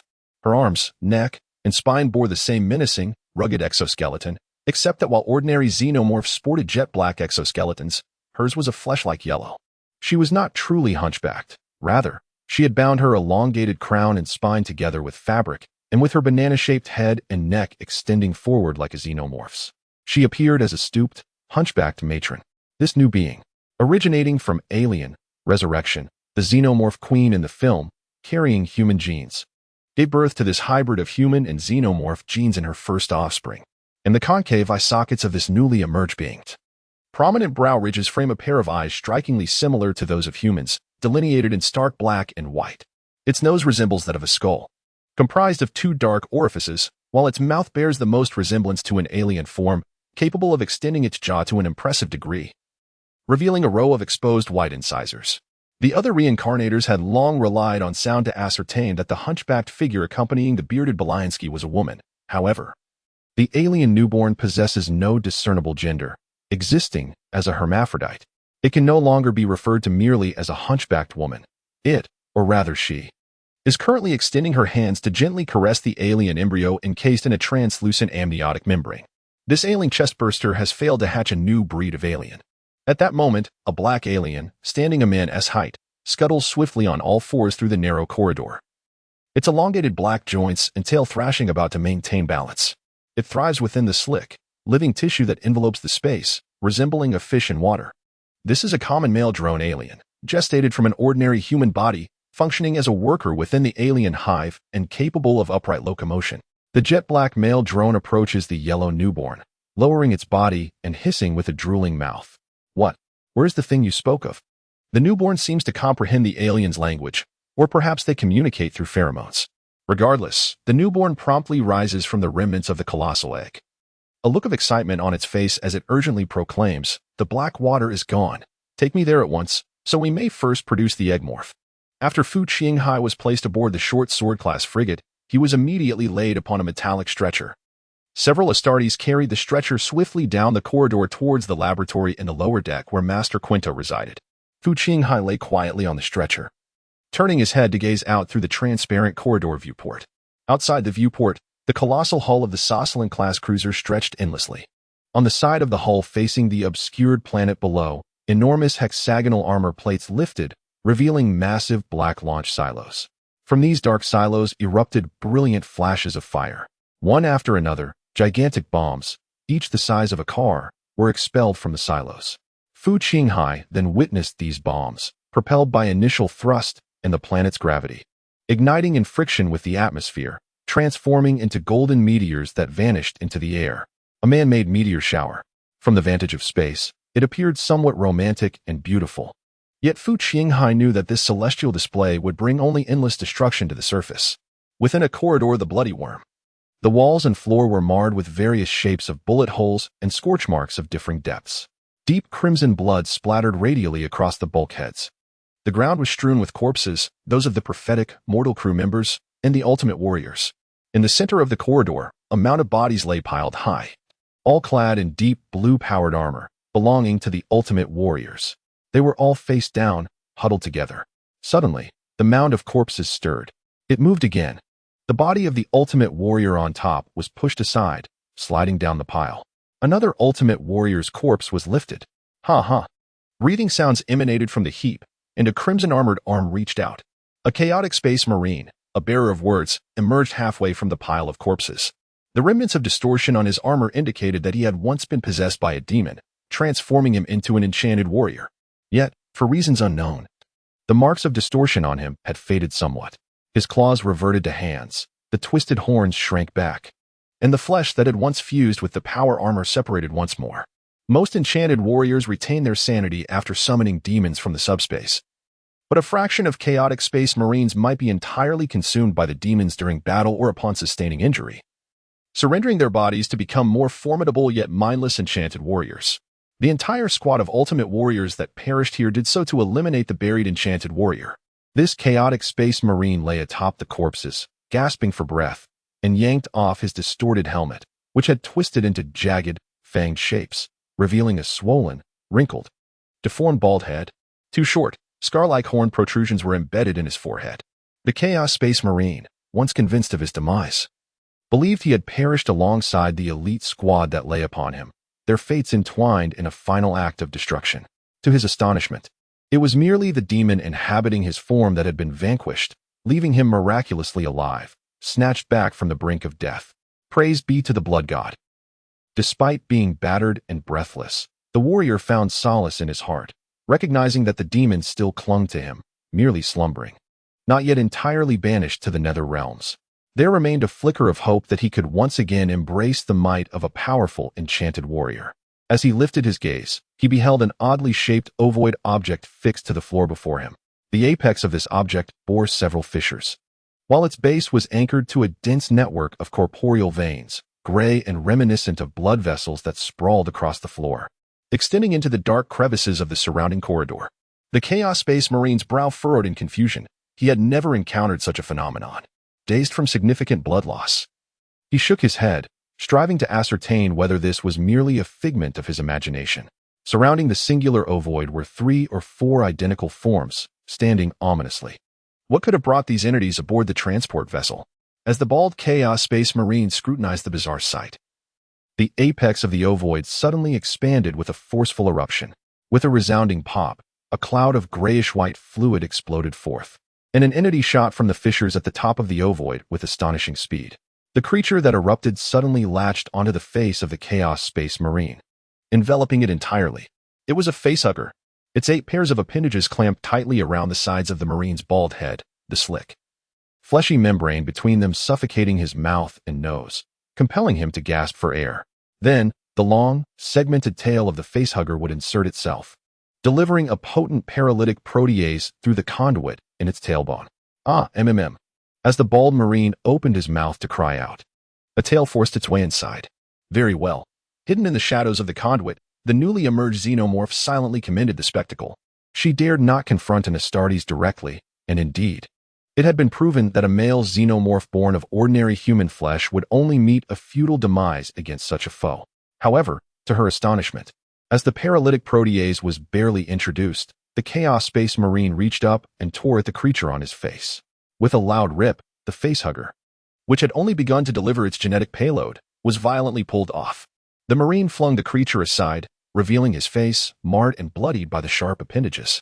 The facehugger, now cast onto the ground with its abdomen facing up, twitched a couple of times before succumbing to death. The observing xenomorph was taken aback. She had underestimated the Astartes, even one that was severely wounded and on the brink of demise. The Astartes, endowed with extraordinary strength and an impressive resistance to various toxins, was not without a contingency plan. The Chaos Space Marine struggled to rise from the heap of corpses, vigorously shaking his head. The paralyzing protein injected by the facehugger had rendered him increasingly dizzy and weak, exacerbating his already significant blood loss. In quick succession, 3 or 4 egg-shaped creatures surrounding him erupted in a cacophony of explosions. With a series of sharp pops, several flesh-membraned facehuggers lunged towards the bald warrior. The Chaos Space Marine staggered unsteadily, swatting one aside, only to have another cling to him. Ultimately, this towering figure, akin to a mighty wall, succumbed with a resounding thud upon the floor. Upon his upturned face lay a facehugger, rhythmically injecting alien genetic material into his skull. Chapter 48. Birth Planet 7 of Roswell. Transport Ship Bloody Worm. A few pitch-black male alien bees stealthily emerged within the corridor. They grasped the limbs of a Chaos Space Marine lying on the ground, dragging this host, who was on the verge of giving birth to new life, towards a chamber. Upon the chest of his half-dead Chaos Space Marine, a bulge gradually began to form. Solar System, Solar Domain, capital of the human empire, Terra. Warlord Horus was commanding the forces of various traitor legions to seize the starport. An unprecedentedly brutal series of battles was erupting, marking one of the bloodiest chapters in the history of the human empire. The Space Marine legions, including the Blood Angels, Dark Angels, White Scars, and Imperial Fists, were fiercely resisting, determined to protect Terra at all costs. Meanwhile, the rebel legions led by the sons of Horus, the Emperor's children, Alpha Legion, and Death Guard were launching a relentless offensive. If the Astartes, towering between 3 to 5 meters, could be considered small giants, then the Gene Heritage entities, standing over 5 meters tall, resembled true giants descended from the heavens. At this moment, Horus Lupercal, adorned in resplendent custom armor, stood upon the deck of his battle suit, delivering a rousing address. Without a helmet, his bald head gleamed, with a built-in luminescent device casting a red glow around his neck. He was a man of broad features, his countenance stern and commanding, exuding authority without the need for anger. Draped in a crimson cloak and embellished with ornate black armor, the centerpiece of his breastplate was a colossal red vertical eye, the Eye of Horus, carved from crystal and gemstones. Kerphalin, what has become of the Chaos Demon Engine and the psychic offerings you promised me? Why have they not yet arrived? Horus inquired, casting a disdainful gaze upon the accompanying prophet priest. Kerphalin, with a tone of resignation, responded, I regret to inform you, Commander, that we have lost contact near the Roswell star system. Humph. Horus scoffed, had Logar been here, I would have made an example of you in his presence. With a shift in conversation, Horus pressed further. How goes the sacrifice prepared at the Antarctic nest? Our offensive at the front has encountered obstacles. You must understand that this is not the time for bargaining. Our forces require the strength of them. Kerphalin was acutely aware of who Horus referred to. The commander had consistently rejected the corruption of the 4 chaos gods, his words lacking reverence. Although tempted by their allure, he sought merely to harness their power for his own ends, rather than become a devout follower of the deities. All is proceeding smoothly, Commander. Kerphalin replied with utmost respect. Please trust that the great gods are ever watchful over us. This is a pivotal moment in history. The deluded lackeys of the false emperor are merely clinging to despair. Soon, more warriors blessed by the 4 gods will join the fray, and we shall turn the tide. Horus nodded. Although he was neither the charlatan priest Kerphalin, who had long been in contact with the malevolent deities of the warp, nor a psychic, his intuition, honed by the genetic legacy of the superhuman, allowed him to sense the penetrating gaze from the depths of the warp, focusing upon him through the veil of reality. This realization instilled within the warlord Horus a profound sense of transcendent pride and satisfaction. All the gods of the universe were observing him. He was, indeed, the chosen one of destiny. Within a chamber of the bloodied worm, the surroundings had been transformed into a habitable nest by the malevolent tyranids. Grayish-yellow organic tissue enveloped every corner, with dense networks resembling the gnarled roots of ancient trees sprawling across the ground. At the center lay the unfortunate Chaos Space Marine. Several dark tyranids encircled him, deliberately severing their own limbs to allow their viscous yellow blood to drip from the wounds. Each drop corroding the power armor fused grotesquely to the Marine's distorted flesh. Inside the Marine's distended chest, a mass of black living tissue writhed beneath the skin. The half-human, half-alien skeletal face of the nascent creature bore an anthropomorphic expression of urgency, its heart racing with anxiety. The hopes of birthing a stronger and more formidable breed of alien from the depths of the Space Marines being rested within that chest. The newly awakened entity recalled that Belinsky had once informed it of the existence of a hybrid creature, the Iron Blood Xenomorph. birthed from the bodies of the iron blood predators within the AVP universe. By similar reasoning, it could be surmised that from the bodies of the Space Marines, a far more formidable variant, the Space Marine Xenomorph, could emerge. The vial of black liquid that Belinsky had brought to this world originated from a realm known as Alien, Prometheus, where the black liquid could utilize the womb of a human female to cultivate an entirely new breed of xenomorph, the trilobite, which would further evolve into the engineer xenomorph.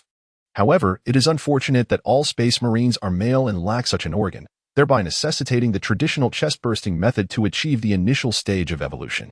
The robust and specialized bone structure of the Space Marine's thoracic cavity serves as an impediment to this evolutionary process.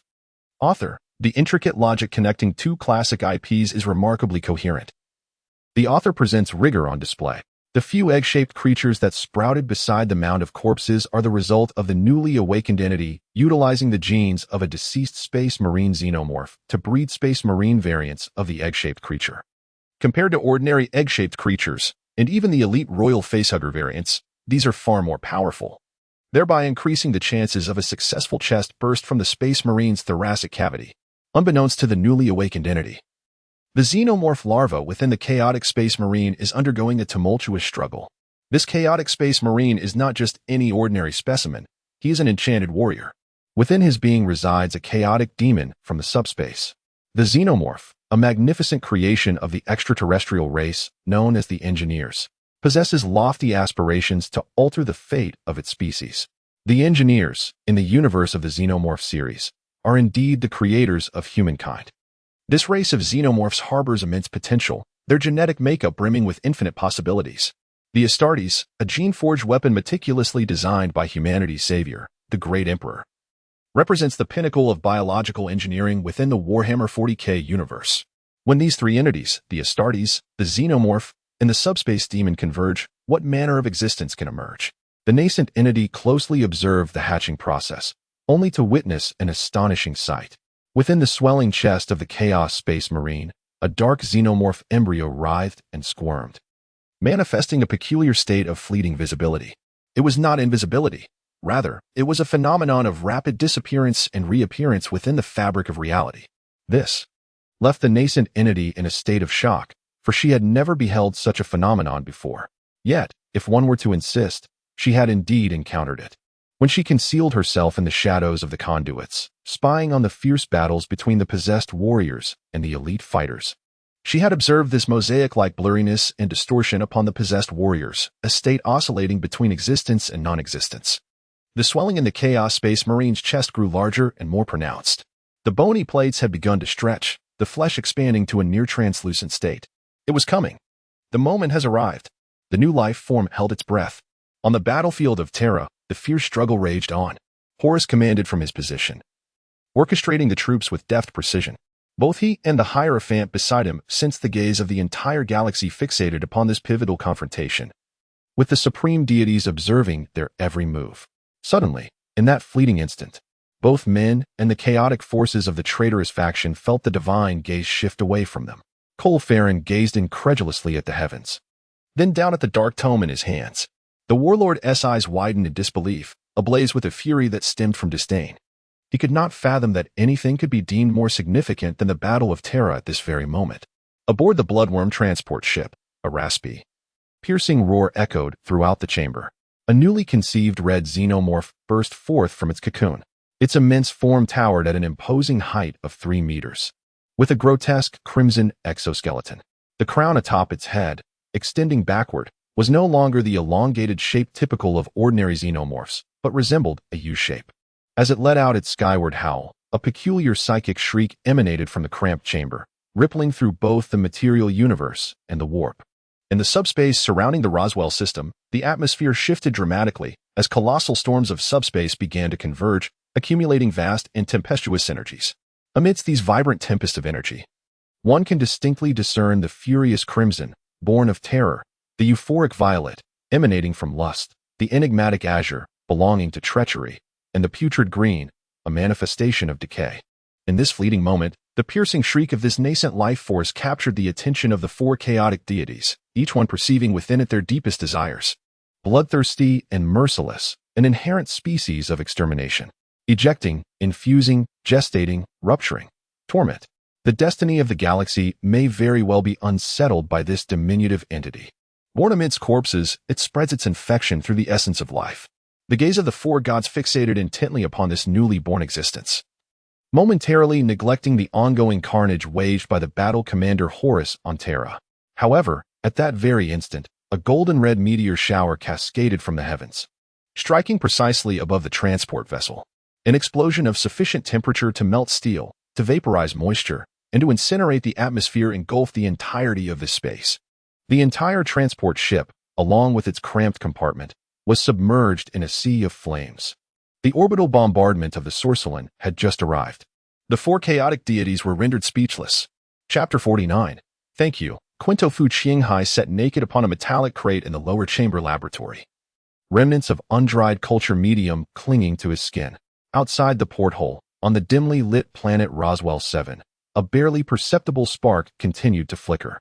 The cataclysmic scenes of hell on the surface appeared to be nothing more than a small flicker when viewed from space. Fu Qianghai withdrew his gaze from the porthole. The diminutive Master Quinto stood beside him, mechanical tendrils extending from beneath his dark crimson robe, methodically removing the numerous probes affixed to Fu Qianghai's back, forehead, and chest. All is well. The newly cultivated second heart and multiple lungs are functioning normally. Your body has returned to its original state, Master Quinto rasped, his voice emanating from beneath his hood. Fu Qianghai rose and inclined his head slightly, expressing his gratitude. Thank you, Master Quinto. With a gravelly chuckle, Master Quinto replied, There is no need for thanks. You ought to express your gratitude to fortune itself. Not every interstellar warrior can confront the fearless mech and emerge unscathed. It seems that news of my vanquishing the Hellbeast has reached Master Quinto. Fu Qianghai nodded and casually remarked, Master, during my time on the surface, I encountered a fascinating alien creature that reproduces through parasitic means. Alas, I was unable to capture a live specimen. Otherwise, I could have brought it to you for study. Master Quinto exhibited little enthusiasm. As a biological sage and expert in xenomorphs, he had encountered countless extraordinary alien life forms over the course of his extensive research spanning several centuries, most of which lacked any significant value for study. He merely nodded noncommittally, his hoarse voice murmuring, During my time accompanying the grand expedition of the Space Marines, I have witnessed innumerable xenomorphs. Most pose no threat to the human empire and are swiftly eradicated by the Astartes. Losing one or two specimens is of little consequence. You are quite diligent, young Locke. Master, I have changed my name. I am now called Qingshan. Fu Qianghai felt somewhat speechless, thinking to himself that while he was indeed diligent, he wished the master would pay a bit more attention. Oh, indeed. My aged and decaying memory retrieval device has become increasingly unreliable. I shall update your new name in my records at once. Fu Qianghai silently scoffed, pondering that perhaps in the master's memory retrieval device, the name he marked for him was neither Locke nor Qingshan, but rather Experiment Sample XXXXX. Dressed in simple garments, Fu Qianghai bid farewell to Master Quinto, saying, Master, as per the requirements, I must return to the Saucelin immediately after my injuries have healed. Farewell. Very well, farewell, young Locke. Clad in a modest robe, Fu Qianghai traversed the corridor back to his personal quarters, where, with the assistance of the servitor, he donned his newly repaired power armor. He then set forth towards the Saucelin aboard the Stormbird. This time, excluding the driver, Fu Qianghai boarded the Saucelin alone. As soon as he stepped onto the deck, Colt approached him, having been waiting for some time. Qingshan, I've been expecting you. Follow me. The commander wishes to see you. Fu Qianghai nodded, removed his helmet, cradling it in his hands, and followed Gult towards the bridge. The two men traversed the bustling bridge, filled with operational crew members, staff officers, and aides, making their way to the medical room at the rear. Inside the immaculate, sterile medical room, Fu Qianghai encountered Sate Villahos, who lay on a sick bed.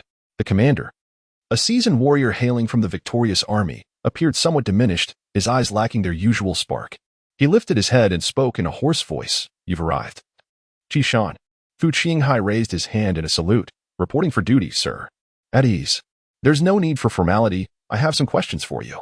After a brief pause, Villahos continued, The comprehensive post-war summary report has been released and sent to the short sword as well. Your performance was exemplary, Qingshan. You played a crucial role in this battle.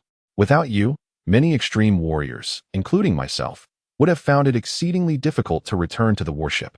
I am grateful to Wokuotai for sending such an outstanding warrior to my side. Fu Qinghai refrained from feigning humility, nodding in acknowledgement. Thank you for your praise, sir. Vilahos sighed and remarked, I will conduct a review of the tactical arrangements for this battle. That is an internal matter. However, before we proceed, I must clarify something with you. Vlahos gazed seriously at Fu Qinghai and inquired, during the final battles, we observed you fighting alongside an individual from the Spirit Clan. Is that correct? Indeed, the moment had arrived, Fu Qinghai mused inwardly. Since the commencement of the Grand Expedition, the Empire's fundamental policy has been to reserve diplomacy solely for other human regimes while eradicating all non-human entities. Yes, you are absolutely right, Fu Qinghai acknowledged, nodding graciously. There was no use denying it. So many had witnessed his collaboration with the Banshee in vanquishing numerous heralds and hell beasts. Alas, Vlahos sighed once more, a troubled expression crossing his face as he pinched the bridge of his nose. Qishan, are you aware of the consequences of your actions? You are fully cognizant of the Empire's stance towards non-human races.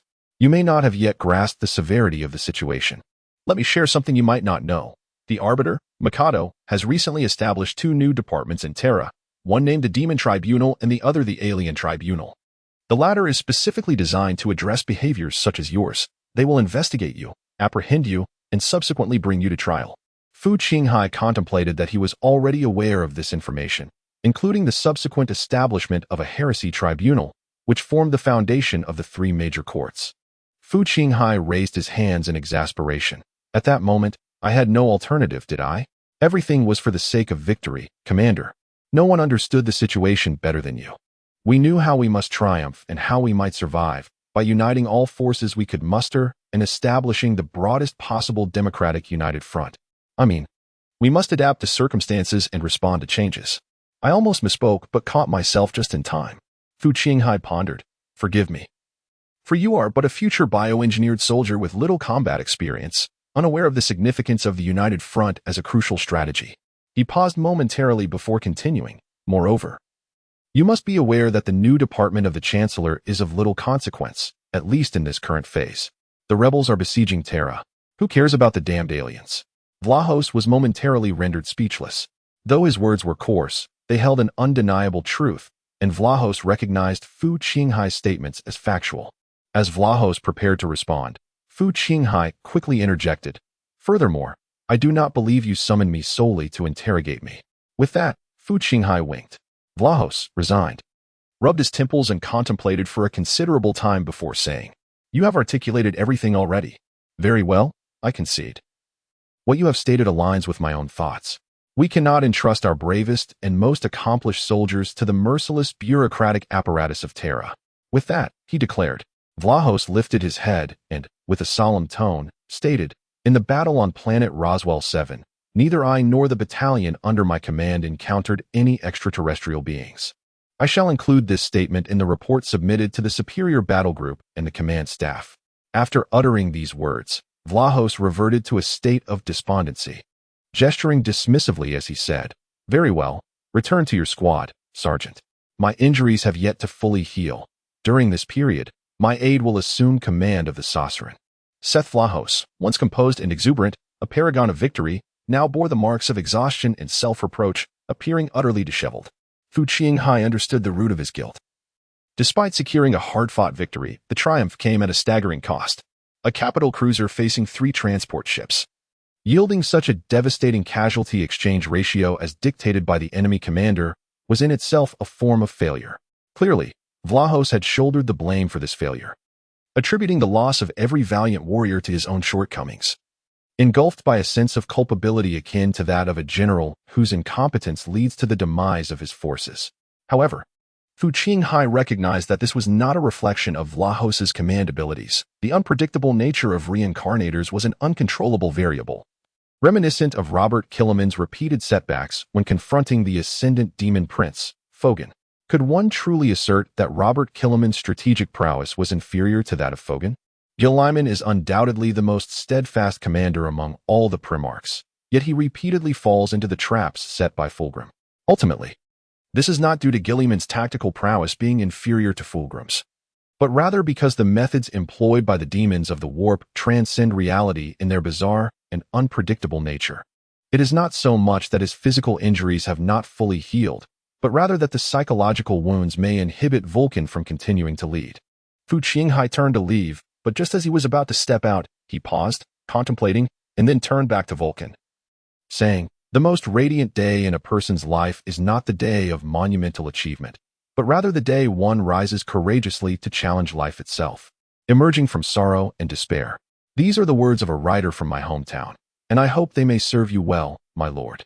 Upon hearing this, Vulcan's eyes brightened slightly. He lifted his head and nodded, replying, "Thank you, Qingshan."